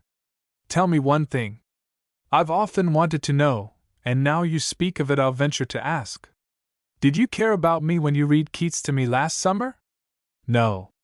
"When did you begin?" asked Rose, smiling in spite of herself at his unflattering honesty. "How can I tell? Perhaps it did begin up there, though, for that talk set us writing, and the letters showed me what a beautiful soul you had. I loved that first, it was so quick to recognize good things, to use them when they came, and give them out again as unconsciously as a flower does its breath. I longed for you to come home, and wanted you to find me altered for the better in some way as I had found you. And when you came it was very easy to see why I needed you to love you entirely, and to tell you so. That's all, Rose." A short story, but it was enough. The voice that told it with such simple truth made the few words so eloquent. Rose felt strongly tempted to add the sequel Mac desired.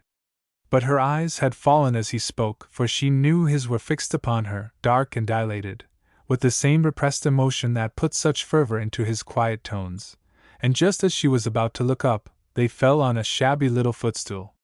Trifles affect women curiously, and often most irresistibly when some agitation sways them. The sight of the old hassock vividly recalled Charlie, for he had kicked it on the night she never liked to remember. Like a spark it fired a long train of recollections, and the thought went through her mind. "I fancied I loved him, and let him see it, but I deceived myself, and he reproached me for a single look that said too much. This feeling is very different, but too new and sudden to be trusted. I'll neither look nor speak till I am quite sure, for Mac's love is far deeper than poor Charlie's, and I must be very true." Not in words did the resolve shape itself, but in a quick impulse, which she obeyed, certain that it was right, since it was hard to yield to it. Only an instant's silence followed Mac's answer, as she stood looking down with fingers intertwined and color varying in her cheeks. A foolish attitude, but Mac thought it a sweet picture of maiden hesitation, and began to hope that a month's wooing was about to end in winning for a lifetime. He deceived himself, however, and cold water fell upon his flame, subduing but by no means quenching it, when Rose looked up with an air of determination which could not escape eyes that were growing wonderfully far-sighted lately. "I came in here to beg Uncle to advise you to go away soon. You are very patient and forbearing, and I feel it more than I can tell. But it is not good for you to depend on anyone so much for your happiness, I think, and I know it is bad for me to feel that I have so much power over a fellow creature. Go away, Mac, and see if this isn't all a mistake. Don't let a fancy for me change or delay your work, because it may end as suddenly as it began, and then we should both reproach ourselves and each other. Please do! I respect and care for you so much, I can't be happy to take all and give nothing. I try to, but I'm not sure I want to think it is too soon to know yet. Rose began bravely, but ended in a fluttered sort of way as she moved toward the door, for Mac's face, though it fell at first, brightened as she went on, and at the last word, uttered almost involuntarily, he actually laughed low to himself, as if this order into exile pleased him much. Don't say that you give nothing, when you've just shown me that I'm getting on. I'll go at once, and see if absence won't help you to think, to know, and to be sure as it did me. I wish I could do something more for you. As I can't, goodbye. Are you going now? And Rose paused in her retreat to look back with a startled face as he offered her a badly made pen and opened the door for her just as Dr. Alec always did, for, in spite of himself, Mac did resemble the best of uncles. Not yet, but you seem to be. Rose turned as red as a poppy, snatched the pen, and flew upstairs, to call herself hard names as she industriously spoiled all Aunt Plenty's new pocket handkerchiefs by marking them AMC. 3 days later Mac said, "Goodbye," in earnest, and no one was surprised that he left somewhat abruptly, such being his way, and a course of lectures by a famous physician the ostensible reason for a trip to L. Uncle Alec deserted most shamefully at the last moment by sending word that he would be at the station to see the traveler off. Aunt Plenty was still in her room, so when Mac came down from his farewell to her, Rose met him in the hall, as if anxious not to delay him. She was a little afraid of another tete-a-tete, as she fared so badly at the last, and had assumed a calm and cousinly air which she flattered herself would plainly show on what terms she wished to part. Mac apparently understood, and not only took the hint, but surpassed her in cheerful composure, for, merely saying, "Goodbye, cousin, write when you feel like it," he shook hands and walked out of the house as tranquilly as if only a day instead of 3 months were to pass before they met again. Rose felt as if a sudden shower bath had chilled her and was about to retire, saying to herself with disdainful decision, "There's no love about it after all, only one of the eccentricities of genius," when a rush of cold air made her turn to find herself in what appeared to be the embrace of an impetuous overcoat, which wrapped her close for an instant, then vanished as suddenly as it had come, leaving her to hide in the sanctum and confide to Psyche with a tender sort of triumph in her breathless voice, "No, no, it isn't genius that must be love." Chapter 19 Behind the Fountain. 2 days after Christmas a young man of serious aspect might have been seen entering one of the large churches at L. Being shown to a seat, he joined in the services with praiseworthy devotion, especially the music, to which he listened with such evident pleasure that a gentleman who sat nearby felt moved to address this appreciative stranger after church.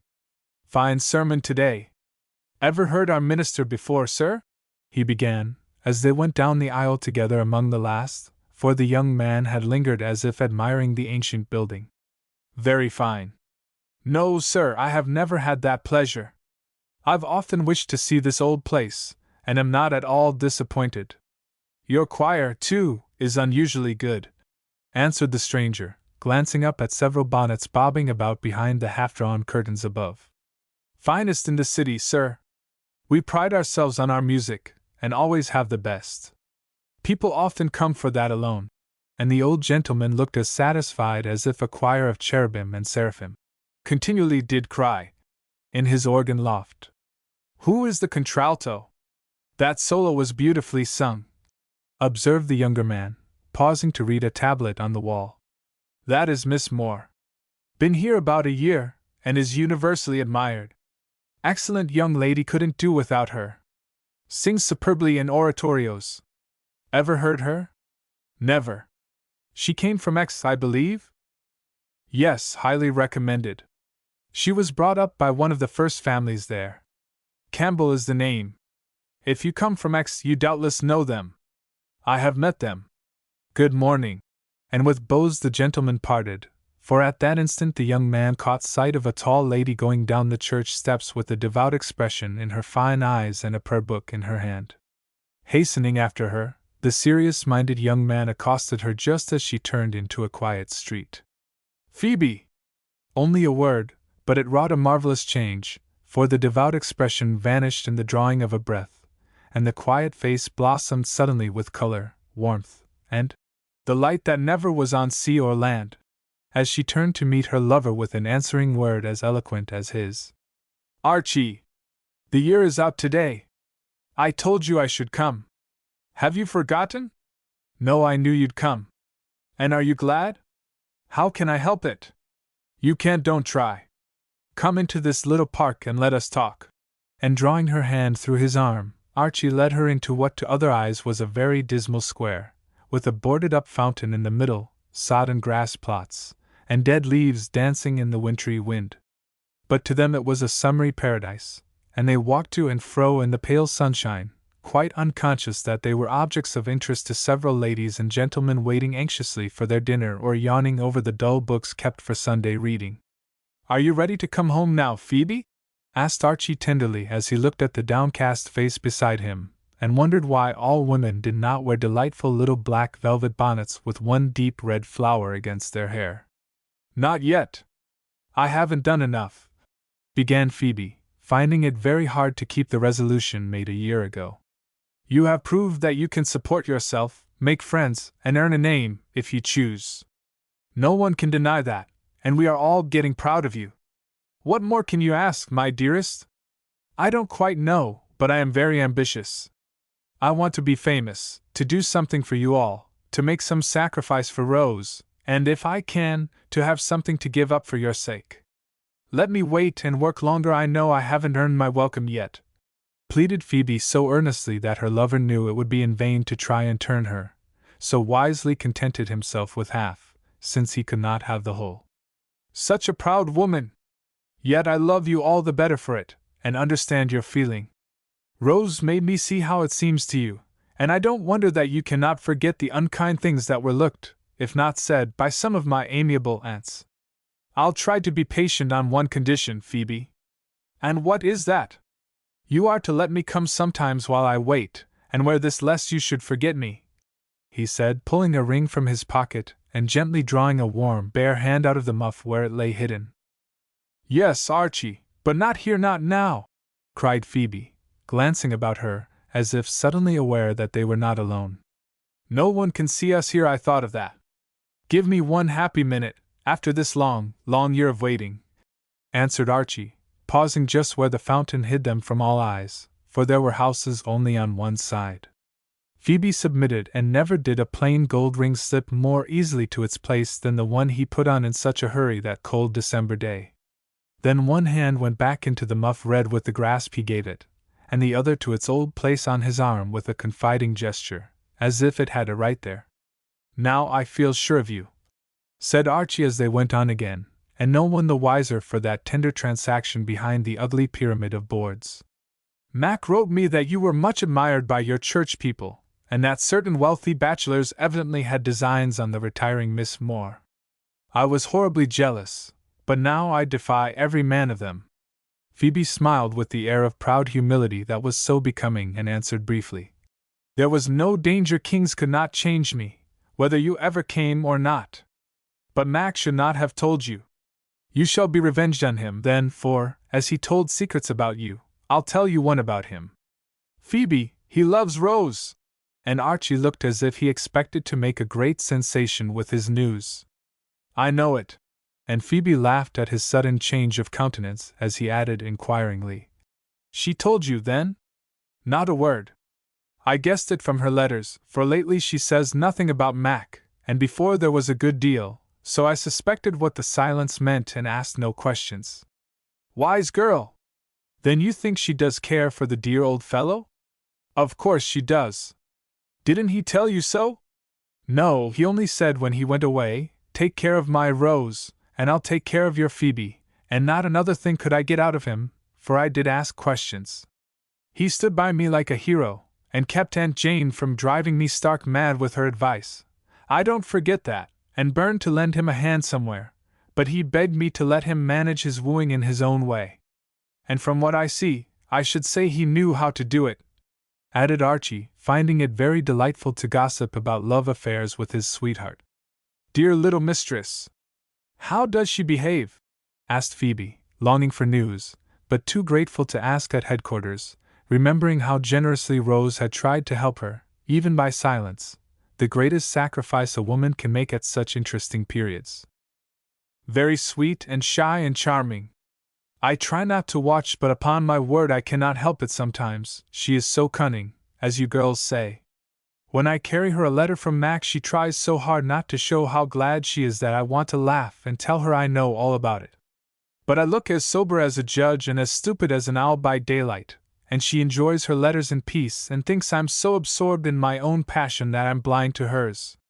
But why did Mac come away? He says lectures brought him, and he goes, but I am sure something else is in his mind. He looks so happy at times. I don't see him very often, but when I do I'm conscious that he isn't the Mac I left a year ago," said Phoebe, leading Archie away, for inexorable propriety forbade a longer stay, even if prudence and duty had not given her a reminding nudge, as it was very cold, and afternoon church came in an hour. "Well, you see, Mac was always peculiar, and he cannot even grow up like other fellows. I don't understand him yet, and am sure he's got some plan in his head that no one suspects, unless it is Uncle Alec. Love makes us all cut queer capers, and I've an idea that the Don will distinguish himself in some uncommon way. So be prepared to applaud whatever it is. We owe him that, you know." "Indeed we do. If Rose ever speaks of him to you, tell her I shall see that he comes to no harm, and she must do the same for my Archie." That unusual demonstration of tenderness from reserved Phoebe very naturally turned the conversation into a more personal channel, and Archie devoted himself to building castles in the air so successfully that they passed the material mansion without either being aware of it. "Will you come in?" asked Phoebe when the mistake was rectified and she stood on her own steps looking down at her escort, who had discreetly released her before a pull at the bell caused 5 heads to pop up at 5 different windows. "No, thanks. I shall be at church this afternoon, and the oratorio this evening. I must be off early in the morning, so let me make the most of precious time and come home with you tonight as I did before," answered Archie, making his best bow, and quite sure of consent. "You may." And Phoebe vanished, closing the door softly, as if she found it hard to shut out so much love and happiness as that in the heart of the sedate young gentleman who went briskly down the street humming a verse of Old Clyde, like a tuneful bass viol. That afternoon Miss Moore sang remarkably well, and that evening quite electrified even her best friends by the skill and power with which she rendered Inflammatus in the oratorio. "If that is not genius, I should like to know what it is," said one young man to another as they went out just before the general crush at the end. "Some genius and a great deal of love.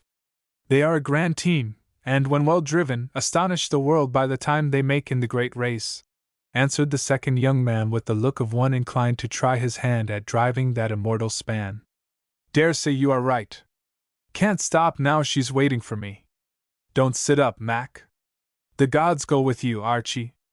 And the cousins separated, one to write till midnight, the other to bid his Phoebe goodbye, little dreaming how unexpectedly and successfully she was to earn her welcome home. Chapter 20. What Mac Did. Rose, meantime, was trying to find out what the sentiment was with which she regarded her cousin Mac. She could not seem to reconcile the character she had known so long with the new one lately shown her, and the idea of loving the droll, bookish, absent-minded Mac of former times appeared quite impossible and absurd. But the new Mac, wide awake, full of talent, ardent and high-handed, was such a surprise to her. She felt as if her heart was being won by a stranger, and it became her to study him well before yielding to a charm which she could not deny. Affection came naturally, and had always been strong for the boy. Regard for the studious youth easily deepened to respect for the integrity of the young man, and now something warmer was growing up within her. But at first she could not decide whether it was admiration for the rapid unfolding of talent of some sort or love answering to love. As if to settle that point, Mac sent her on New Year's Day a little book plainly bound and modestly entitled Songs and Sonnets. After reading this with ever-growing surprise and delight, Rose never had another doubt about the writer's being a poet, for though she was no critic, she had read the best authors and knew what was good. Unpretentious as it was, this had the true ring, and its very simplicity showed conscious power for, unlike so many first attempts, the book was not full of "my lady." Neither did it indulge in Swinburnian convulsions about, or contain any of the highly colored medieval word pictures so much in vogue. "My book should smell of pines, and resound with the hum of insects," might have been its motto, so sweet and wholesome was it, with a spring-like sort of freshness which plainly betrayed that the author had learned some of nature's deepest secrets, and possessed the skill to tell them in tuneful words. The songs went ringing through one's memory long after they were read, and the sonnets were full of the subtle beauty, insight, and half-unconscious wisdom, which seemed to prove that genius is divine when young. Many faults it had, but was so full of promise that it was evident Mac had not kept good company, read good books, loved good things, and cultivated soul and body as faithfully as he could. In vain. It all told now, for truth and virtue had blossomed into character, and had a language of their own more eloquent than the poetry to which they were what the fragrance is to the flower. Wiser critics than Rose felt and admired this. Less partial ones could not deny their praise to a first effort, which seemed as spontaneous and aspiring as a lark's song, and when one or two of these Jupiters had given a nod of approval, Mac found himself, not exactly famous, but much talked about. One set abused, the other set praised, and the little book was sadly mauled among them, for it was too original to be ignored, and too robust to be killed by hard usage, so it came out of the fray none the worse but rather brighter, if anything, for the friction which proved the gold genuine. This took time, however, and Rose could only sit at home reading all the notices she could get, as well as the literary gossip Phoebe sent her, for Max seldom wrote, and never a word about himself, so Phoebe skillfully extracted from him in their occasional meetings all the personal news her feminine wit could collect and faithfully reported it. It was a little singular that without a word of inquiry on either side, the letters of the girls were principally filled with tidings of their respective lovers. Phoebe wrote about Mac, Rose answered with minute particulars about Archie, and both added hasty items concerning their own affairs, as if these were of little consequence. Phoebe got the most satisfaction out of the correspondence, for soon after the book appeared Rose began to want Mac home again and to be rather jealous of the new duties and delights that kept him. She was immensely proud of her poet, and had little jubilees over the beautiful fulfillment of her prophecies, for even Aunt Plenty owned now with contrition that the boy was not a fool. Every word of praise was read aloud on the housetops, so to speak, by happy Rose. Every adverse criticism was hotly disputed, and the whole family was in a great state of pleasant excitement over this unexpectedly successful first flight of the ugly duckling, now generally considered by his relatives as the most promising young swan of the flock. Aunt Jane was particularly funny in her new position of mother to a callow poet, and conducted herself like a proud but bewildered hen when one of her brood takes to the water. She pored over the poems, trying to appreciate them but quite failing to do so, for life was all prose to her, and she vainly tried to discover where Mac got his talent from. It was pretty to see the new respect with which she treated his possessions now. The old books were dusted with a sort of reverence, scraps of paper were laid carefully by lest some immortal verse be lost, and a certain shabby velvet jacket fondly smoothed when no one was by to smile at the maternal pride which filled her heart, and caused her once severe countenance to shine with unwonted benignity. Uncle Mac talked about "my son" with ill-concealed satisfaction, and evidently began to feel as if his boy was going to confer distinction upon the whole race of Campbell, which had already possessed one poet. Steve exulted with irrepressible delight, and went about quoting songs and sonnets till he bored his friends dreadfully by his fraternal raptures. Archie took it more quietly, and even suggested that it was too soon to crow yet, for the dear old fellow's first burst might be his last, since it was impossible to predict what he would do next. Having proved that he could write poetry, he might drop it for some new world to conquer, quoting his favorite Thoreau, who, having made a perfect pencil, gave up the business and took to writing books with the sort of indelible ink which grows clearer with time. The aunts, of course, had their views, and enjoyed much prophetic gossip as they wagged their caps over many social cups of tea. The younger boys thought it very jolly, and hoped the Don would go ahead and come to glory as soon as possible, which was all that could be expected of young America, with whom poetry is not usually a passion. But Dr. Alec was a sight for serene, so full of concentrated contentment was he. No one but Rose, perhaps, knew how proud and pleased the good man felt at this first small success of his godson, for he had always had high hopes of the boy, because in spite of his oddities he had such an upright nature, and promising little, did much, with the quiet persistence which foretells a manly character. All the romance of the doctor's heart was stirred by this poetic bud of promise, and the love that made it bloom so early, for Mac had confided his hopes to Uncle, finding great consolation and support in his sympathy and advice. Like a wise man, Dr. Alec left the young people to learn the great lesson in their own way, counseling Mac to work and Rose to wait till both were quite certain that their love was built on a surer foundation than admiration or youthful romance.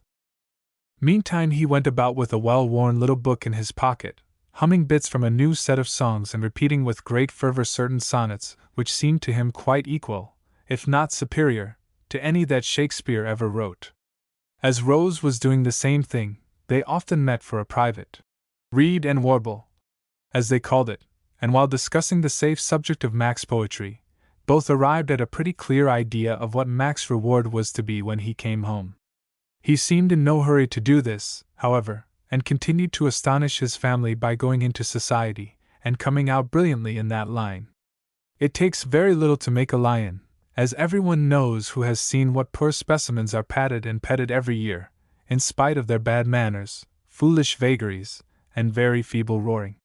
Mac did not want to be lionized and took it rather scornfully, which only added to the charm that people suddenly discovered about the 19th cousin of Thomas Campbell, the poet. He desired to be distinguished in the best sense of the word, as well as to look so, and thought a little of the polish society gives would not be amiss, remembering Rose's efforts in that line.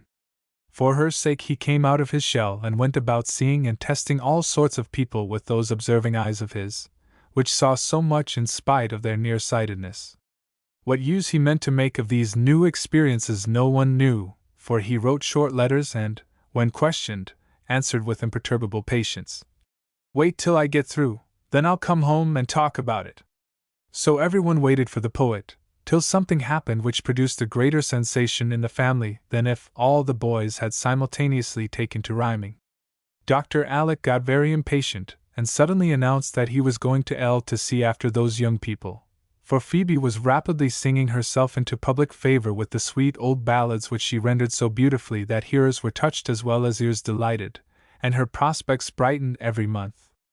"Will you come with me, Rose, and surprise this ambitious pair who are getting famous so fast they'll forget their home-keeping friends if we don't remind them of us now and then?" he said when he proposed the trip one wild March morning. "No, thank you, sir, I'll stay with Auntie. That is all I'm fit for, and I should only be in the way among those fine people," answered Rose, snipping away at the plants blooming in the study window. There was a slight bitterness in her voice and a cloud on her face, which her uncle heard and saw at once, half guessed the meaning of, and could not rest till he had found out. "Do you think Phoebe and Mac would not care to see you?" he asked, putting down a letter in which Mac gave a glowing account of a concert at which Phoebe surpassed herself. "No, but they must be very busy," began Rose, wishing she had held her tongue. "Then what is the matter?" persisted Dr. Alec.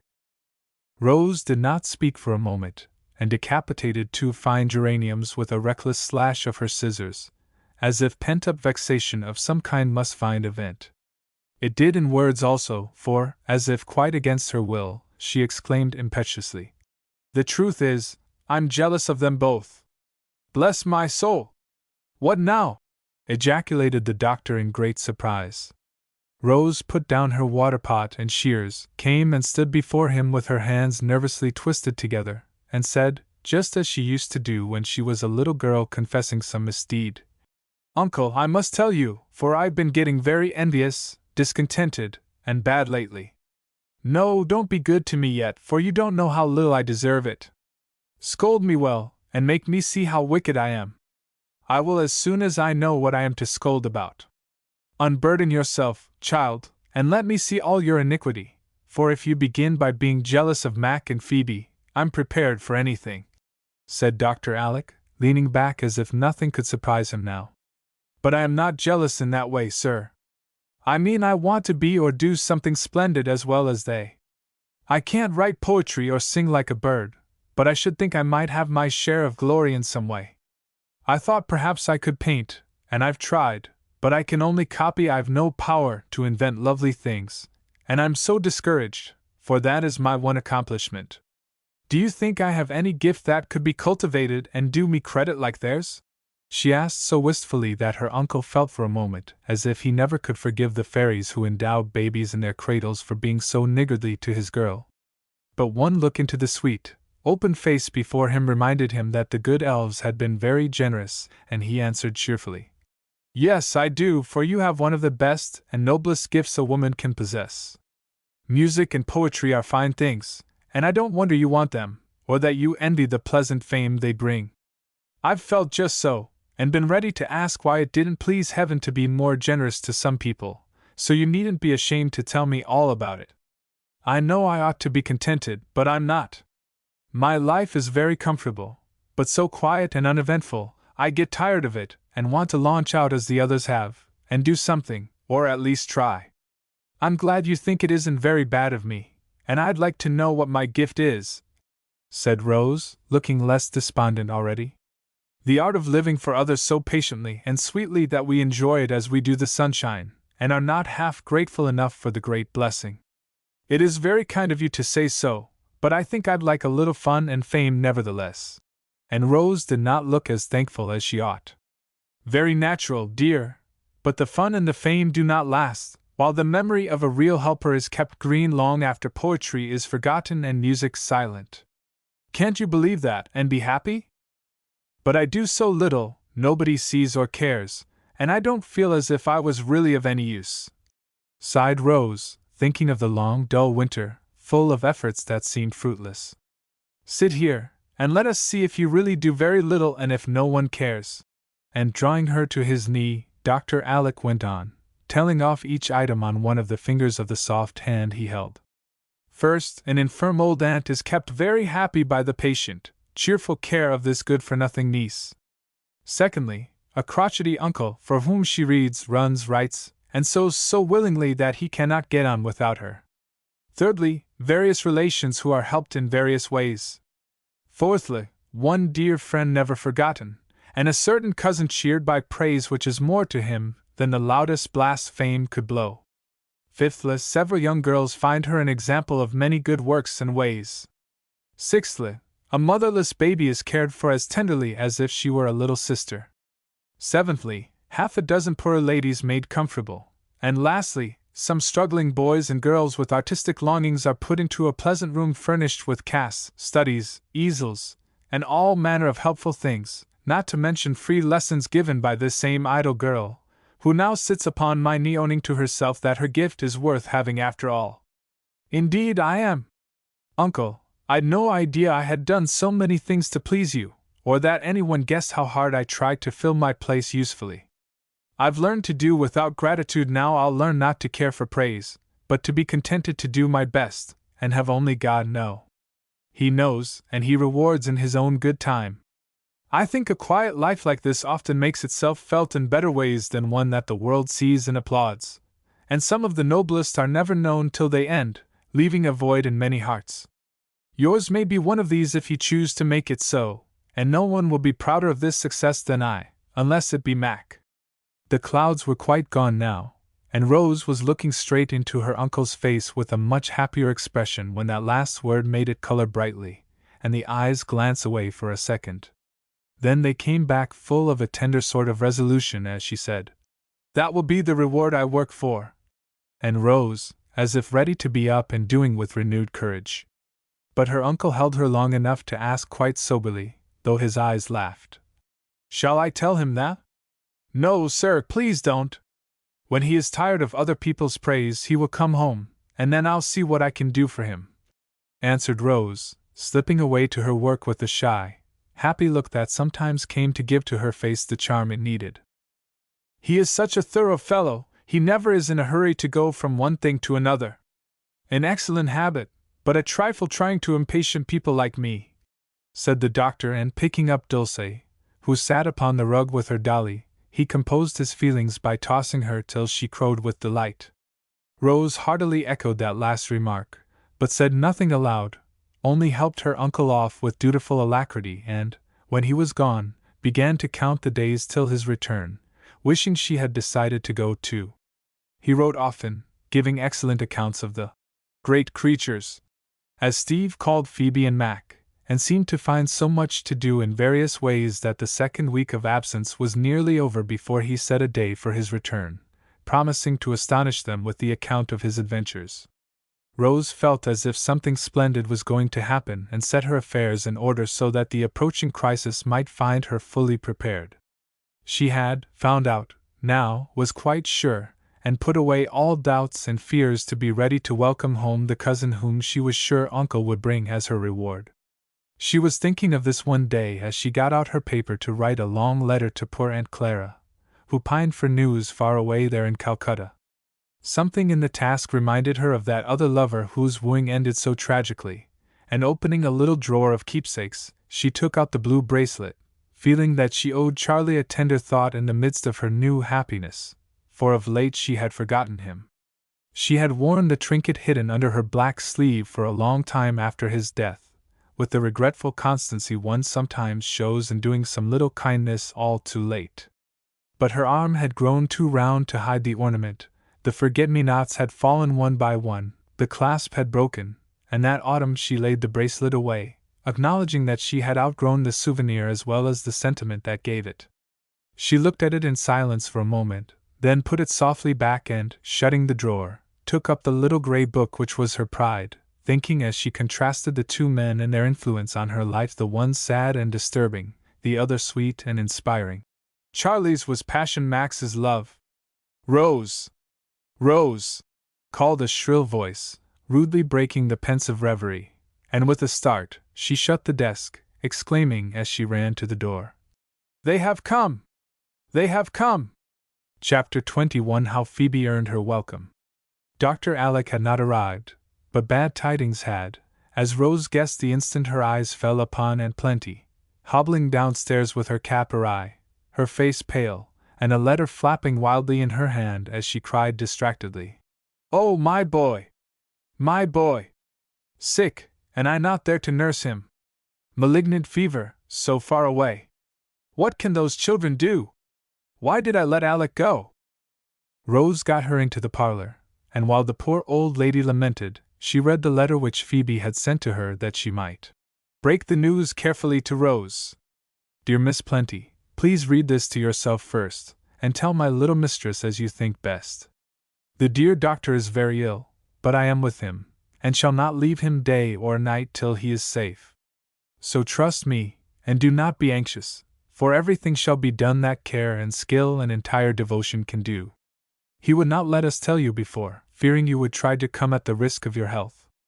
Indeed, it would be useless, for only one nurse is needed, and I came first, so do not let Rose or anybody else rob me of my right to the danger and the duty. Mac has written to his father, for Dr. Alec is now too ill to know what we do, and we both felt that you ought to be told without further delay. He has a bad malignant fever, caught no one can tell how, unless among some poor emigrants whom he met wandering about quite forlorn in a strange city. He understood Portuguese and sent them to a proper place when they had told their story. But I fear he has suffered for his kindness, for this fever came on rapidly, and before he knew what it was I was there, and it was too late to send me away. Now I can show you how grateful I am, and if need be give my life so gladly for this friend who has been a father to me. Tell Rose his last conscious word and thought were for her. Don't let her come, keep my darling safe. Oh, do obey him. Stay safely at home, and God helping me, I'll bring Uncle Alec back in time. Mac does all I will let him. We have the best physicians, and everything is going as well as can be hoped till the fever turns. Dear Miss Plenty, pray for him and for me, that I may do this one happy thing for those who have done so much for your ever dutiful and loving Phoebe." As Rose looked up from the letter, half stunned by the sudden news and the great danger, she found that the old lady had already stopped useless bewailing and was praying heartily, like one who knew well where help was to be found. Rose went and knelt down at her knee, laying her face on the clasped hands in her lap, and for a few minutes neither wept nor spoke. Then a stifled sob broke from the girl, and Aunt Plenty gathered the young head in her arms, saying, with the slow tears of age trickling down her own withered cheeks, "Bear up, my lamb, bear up. The good Lord won't take him from us, I am sure, and that brave child will be allowed to pay her debt to him. I feel she will. But I want to help. I must go, Auntie, I must, no matter what the danger is," cried Rose, full of a tender jealousy of Phoebe for being first to brave peril for the sake of him who had been a father to them both. "You can't go, dear, it's no use now, and she is right to say, keep away. I know those fevers, and the ones who nurse often take it, and fare worse for the strain they've been through. Good girl to stand by so bravely, to be so sensible, and not let Mac go too near. She's a grand nurse, Alec couldn't have a better, and she'll never leave him till he's safe," said Miss Plenty excitedly. "Ah, you begin to know her now, and value her as you ought. I think few would have done as she has, and if she does get ill and die, it will be our fault partly, because she'd go through fire and water to make us do her justice and receive her as we ought," cried Rose, proud of an example which she longed to follow. "If she brings my boy home, I'll never say another word. She may marry every nephew I've got, if she likes, and I'll give her my blessing," exclaimed Aunt Plenty, feeling that no price would be too much to pay for such a deed. Rose was going to clap her hands, but wrung them instead, remembering with a sudden pang that the battle was not over yet, and it was much too soon to award the honors. Before she could speak, Uncle Mac and Aunt Jane hurried in, for Mac's letter had come with the other, and dismay fell upon the family at the thought of danger to the well-beloved Uncle Alec. His brother decided to go at once, and Aunt Jane insisted on accompanying him, though all agreed that nothing could be done but wait, and leave Phoebe at her post as long as she held out, since it was too late to save her from danger now, and Mac reported her quite equal to the task. Great was the hurry and confusion till the relief party was off. Aunt Plenty was heartbroken that she could not go with them, but felt that she was too infirm to be useful and, like a sensible old soul, tried to content herself with preparing all sorts of comforts for the invalid. Rose was less patient, and at first had wild ideas of setting off alone and forcing her way to the spot where all her thoughts now centered.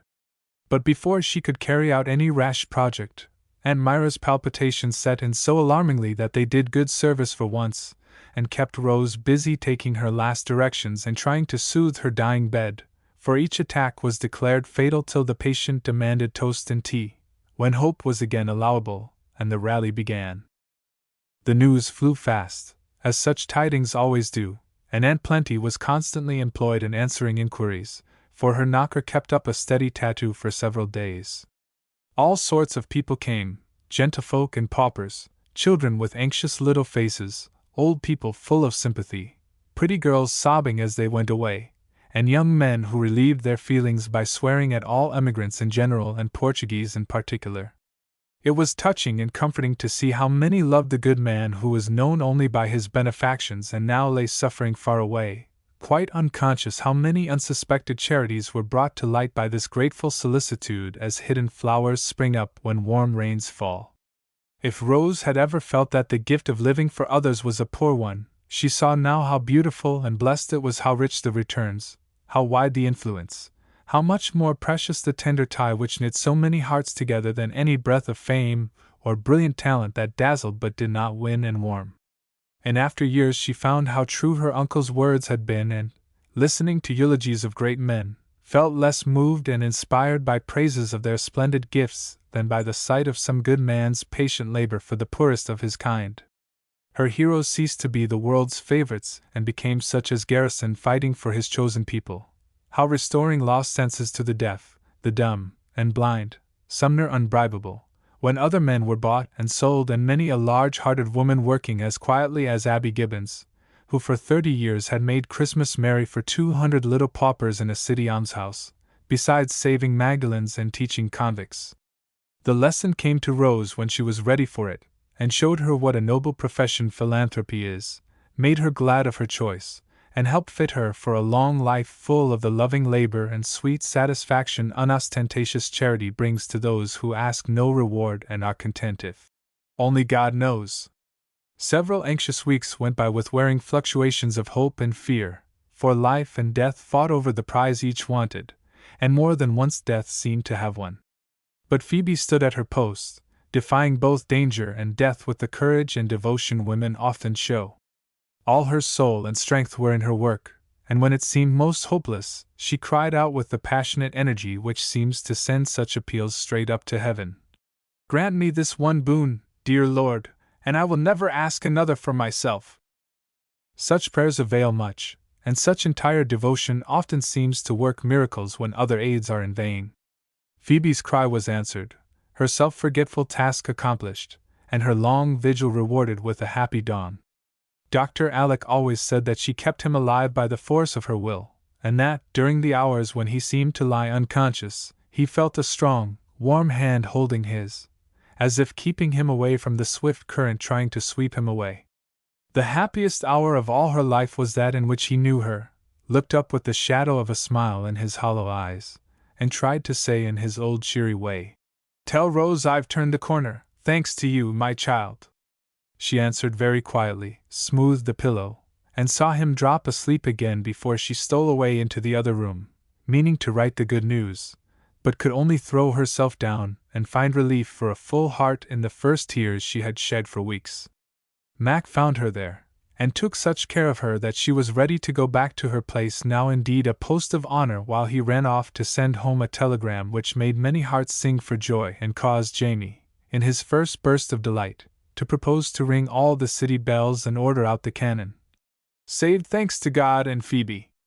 That was all, but everyone was satisfied, and everyone fell a-crying, as if hope needed much salty water to strengthen it. That was soon over, however, and then people went about smiling and saying to one another, with handshakes or embraces, "He is better, no doubt of it now." A general desire to rush away and assure themselves of the truth pervaded the family for some days, and nothing but awful threats from Mac, stern mandates from the doctor, and entreaties from Phoebe not to undo her work kept Miss Plenty, Rose, and Aunt Jessie at home. As the only way in which they could ease their minds and bear the delay, they set about spring cleaning with an energy which scared the spiders and drove charwomen distracted. If the old house had been infected with smallpox, it could not have been more vigorously scrubbed, aired, and refreshed. Early as it was, every carpet was routed up, curtains pulled down, cushions banged, and glory holes turned out till not a speck of dust, a last year's fly, or stray straw could be found. Then they all sat down and rested in such an immaculate mansion that one hardly dared to move for fear of destroying the shining order everywhere visible. It was late in April before this was accomplished, and the necessary quarantine of the absentees well over. The first mild days seemed to come early, so that Dr. Alec might return with safety from the journey which had so nearly been his last. It was perfectly impossible to keep any member of the family away on that great occasion. They came from all quarters in spite of express directions to the contrary, for the invalid was still very feeble and no excitement must be allowed. As if the wind carried the glad news, Uncle Jem came into port the night before. Will and Geordie got a leave on their own responsibility. Steve would have defied the entire faculty, had it been necessary, and Uncle Mac and Archie said simultaneously, "Business be hanged today." Of course the aunts arrived in all their best, all cautioning everybody else to keep quiet and all gabbling excitedly at the least provocation. Jamie suffered the most during that day, so divided was he between the desire to behave well and the frantic impulse to shout at the top of his voice, turn somersaults, and race all over the house. Occasional bolts into the barn, where he let off steam by roaring and dancing jigs, to the great dismay of the fat old horses and 2 sedate cows, helped him to get through that trying period. But the heart that was fullest beat and fluttered in Rose's bosom as she went about putting spring flowers everywhere, very silent, but so radiant with happiness that the aunts watched her, saying softly to one another, "Could an angel look sweeter?" If angels ever wore pale green gowns and snowdrops in their hair, had countenances full of serenest joy, and large eyes shining with an inward light that made them very lovely, then Rose did look like one. But she felt like a woman, and well she might, for was not life very rich that day, when uncle, friend, and lover were coming back to her together? Could she ask anything more, except the power to be to all of them the creature they believed her, and to return the love they gave her with one as faithful, pure, and deep? Among the portraits in the hall hung one of Dr. Alec, done soon after his return by Charlie in one of his brief fits of inspiration. Only a crayon, but wonderfully lifelike and carefully finished, as few of the others were. This had been handsomely framed and now held the place of honor, garlanded with green wreaths, while the great Indian jar below blazed with a pyramid of hothouse flowers sent by Kitty.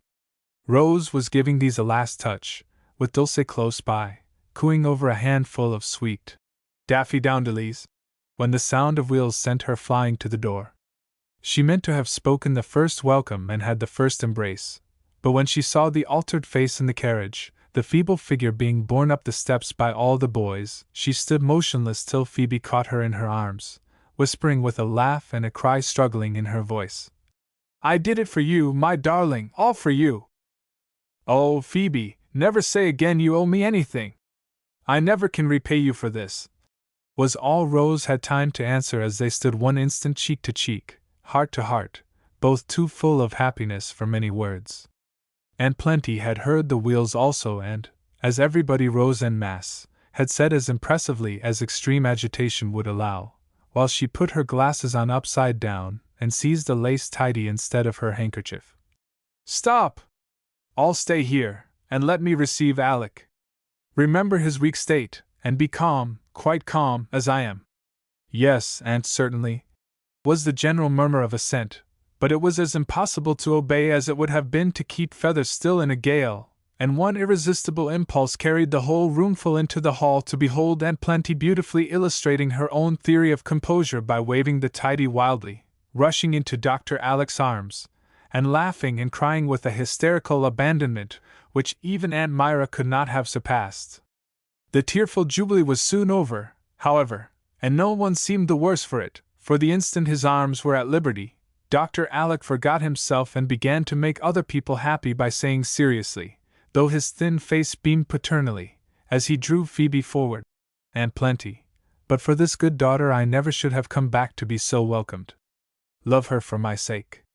Then the old lady came out splendidly and showed her mettle, for, turning to Phoebe, she bowed her grey head as if saluting an equal and, offering her hand, answered with repentance, admiration, and tenderness trembling in her voice, "I'm proud to do it for her own sake. I ask pardon for my silly prejudices, and I'll prove that I'm sincere by where's that boy." There were 6 boys present, but the right one was in exactly the right place at the right moment, and seizing Archie's hand, Aunt Plenty put Phoebe's into it, trying to say something appropriately solemn, but could not, so hugged them both and sobbed out, "If I had a dozen nephews, I'd give them all to you, my dear, and dance at the wedding, though I had rheumatism in every limb." That was better than any oration, for it set them all to laughing, and Dr. Alec was floated to the sofa on a gentle wave of merriment. Once there, everyone but Rose and Aunt Plenty was ordered off by Mac, who was in command now and seemed to have sunk the poet in the physician.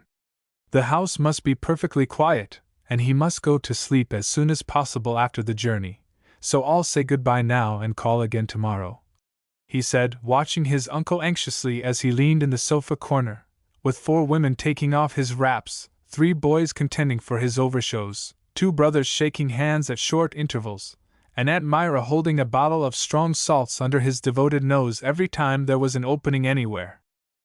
With difficulty the house was partially cleared, and then, while Aunt Plenty mounted guard over her boy, Rose stole away to see if Mac had gone with the rest, for as yet they had hardly spoken in the joyful flurry, though eyes and hands had met.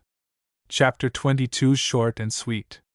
In the hall she found Steve and Kitty, for he had hidden his little sweetheart behind the big couch, feeling that she had a right there, having supported his spirits during the late anxiety with great constancy and courage.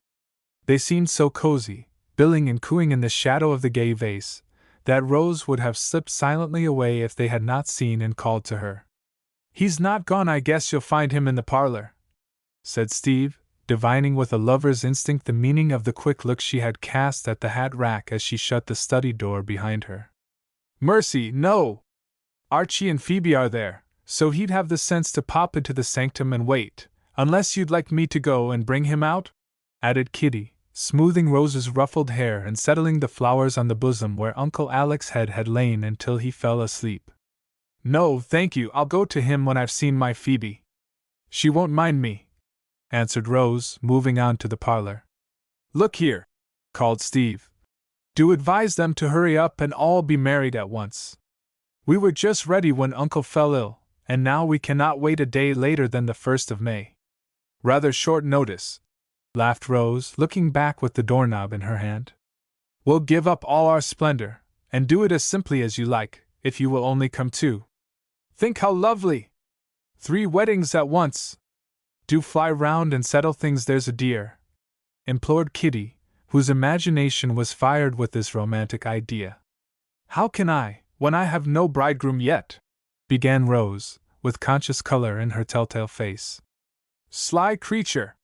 You know you've only got to say a word and have a famous one.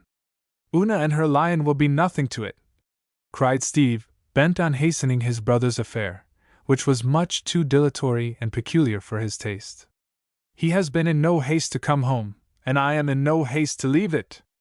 Don't wait for me, Mr. and Mrs. Harry Walmers, Jr. I shall be a year at least making up my mind, so you may lead off as splendidly as you like and I'll profit by your experience. And Rose vanished into the parlor, leaving Steve to groan over the perversity of superior women and Kitty to comfort him by promising to marry him on May Day. All alone. A very different couple occupied the drawing room, but a happier one, for they had known the pain of separation and were now enjoying the bliss of a reunion which was to last unbroken for their lives. Phoebe sat in an easy chair, resting from her labors, pale and thin and worn, but lovelier in Archie's eyes than ever before. It was very evident that he was adoring his divinity, for, after placing a footstool at her feet, he had forgotten to get up and knelt there with his elbow on the arm of her chair, looking like a thirsty man drinking long draughts of the purest water. Shall I disturb you if I pass through? Asked Rose, loath to spoil the pretty tableau. Not if you stop a minute on the way and congratulate me, cousin, for she says yes at last, cried Archie, springing up to go and bring her to the arms Phoebe opened as she appeared. I knew she would reward your patience and put away her pride when both had been duly tried, said Rose, laying the tired head on her bosom with such tender admiration in her eyes that Phoebe had to shake some bright drops from her own before she could reply in a tone of grateful humility that showed how much her heart was touched. How can I help it, when they are all so kind to me? Any pride would melt away under such praise and thanks and loving wishes as I've had today, for every member of the family has taken pains to welcome me, to express far too much gratitude, and to beg me to be one of you. I needed very little urging, but when Archie's father and mother came and called me daughter, I would have promised anything to show my love for them. And him, added Rose, but Archie seemed quite satisfied and kissed the hand he held as if it had been that of a beloved princess, while he said with all the pride Phoebe seemed to have lost, Think what she gives up for me, fame and fortune and the admiration of many a better man. You don't know what a splendid prospect she has of becoming one of the sweet singers who are loved and honored everywhere, and all this she puts away for my sake, content to sing for me alone, with no reward but love. I am so glad to make a little sacrifice for a great happiness I never shall regret it or think my music lost if it makes home cheerful for my mate. Birds sing sweetest in their own nests, you know. And Phoebe bent toward him with a look and gesture which plainly showed how willingly she offered up all ambitious hopes upon the altar of a woman's happy love. Both seemed to forget that they were not alone, and in a moment they were, for a sudden impulse carried Rose to the door of her sanctum, as if the south wind which seemed to have set in was wafting this little ship also toward the islands of the blessed, where the others were safely anchored now. The room was a blaze of sunshine and a bower of spring freshness and fragrance, for here Rose had let her fancy have free play, and each garland, fern, and flower had its meaning. Max seemed to have been reading this sweet language of symbols, to have guessed why Charlie's little picture was framed in white roses, why pansies hung about his own, why Psyche was half hidden among feathery sprays of maidenhair, and a purple passion flower lay at Cupid's feet. The last fancy evidently pleased him, for he was smiling over it, and humming to himself as if to beguile his patient waiting, the burden of the air Rose had so often sung to him. Bonnie lassie, will ye gang to the Burks of Aberfeldy? Yes, Mac, anywhere. He had not heard her enter, and wheeling around, looked at her with a radiant face as he said, drawing a long breath. At last! You were so busy over the dear man, I got no word. But I can wait, I'm used to it. Rose stood quite still, surveying him with a new sort of reverence in her eyes, as she answered with a sweet solemnity that made him laugh and redden with the sensitive joy of one to whom praise from her lips was very precious. You forget that you are not the Mac who went away. I should have run to meet my cousin, but I did not dare to be familiar with the poet whom all begin to honor. You like the mixture, then? You know I said I'd try to give you love and poetry together. Like it? I'm so glad, so proud, I haven't any words strong and beautiful enough to half express my wonder and my admiration. How could you do it, Mac? And a whole face full of smiles broke loose as Rose clapped her hands, looking as if she could dance with sheer delight. It did itself, up there among the hills, and here with you, or out alone upon the sea. I could write a heavenly poem this very minute, and put you in as spring you look like her in that green gown with snowdrops in your bonny hair. Rose, am I getting on a little? Does a hint of fame help me nearer to the prize I'm working for? Is your heart more willing to be won? He did not stir a step, but looked at her with such intense longing that his glance seemed to draw her nearer like an irresistible appeal, for she went and stood before him, holding out both hands, as if she offered all her little store, as she said with simplest sincerity, It is not worth so much beautiful endeavor, but if you still want so poor a thing, it is yours. He caught her hands in his and seemed about to take the rest of her, but hesitated for an instant, unable to believe that so much happiness was true. Are you sure, Rose, very sure? Don't let a momentary admiration blind you. I'm not a poet yet, and the best are but mortal men, you know. It is not admiration, Mac. Nor gratitude for the small share I've taken in saving Uncle? I had my debt to pay, as well as Phoebe, and was as glad to risk my life. No, it is not gratitude. Nor pity for my patience? I've only done a little yet, and I am as far as ever from being like your hero. I can work and wait still longer if you are not sure, for I must have all or nothing. Oh, Mac! Why will you be so doubtful? You said you'd make me love you, and you've done it. Will you believe me now? And with a sort of desperation she threw herself into his arms, clinging there in eloquent silence while he held her close, feeling, with a thrill of tender triumph, that this was no longer little Rose, but a loving woman, ready to live and die for him. Now I'm satisfied, he said presently, when she lifted up her face, full of maidenly shame at the sudden passion which had carried her out of herself for a moment. No, don't slip away so soon. Let me keep you for one blessed minute and feel that I have really found my Psyche. And I'm my Cupid, answered Rose, laughing, in spite of her emotion, at the idea of Mac in that sentimental character. He laughed, too, as only a happy lover could, then said, with sudden seriousness, Sweet soul! Lift up your lamp and look well before it is too late, for I'm no god, only a very faulty man. Dear love! I will. But I have no fear, except that you will fly too high for me to follow, because I have no wings. You shall live the poetry, and I will write it, so my little gift will celebrate your greater one. No, you shall have all the fame, and I'll be content to be known only as the poet's wife. And I'll be proud to own that my best inspiration comes from the beneficent life of a sweet and noble woman. Oh, Mac! We'll work together and try to make the world better by the music and the love we leave behind us when we go. Please God, we will, he answered fervently, and, looking at her as she stood there in the spring sunshine, glowing with the tender happiness, high hopes, and earnest purposes that make life beautiful and sacred, he felt that now the last leaf had folded back, the golden heart lay open to the light, and his rose had bloomed.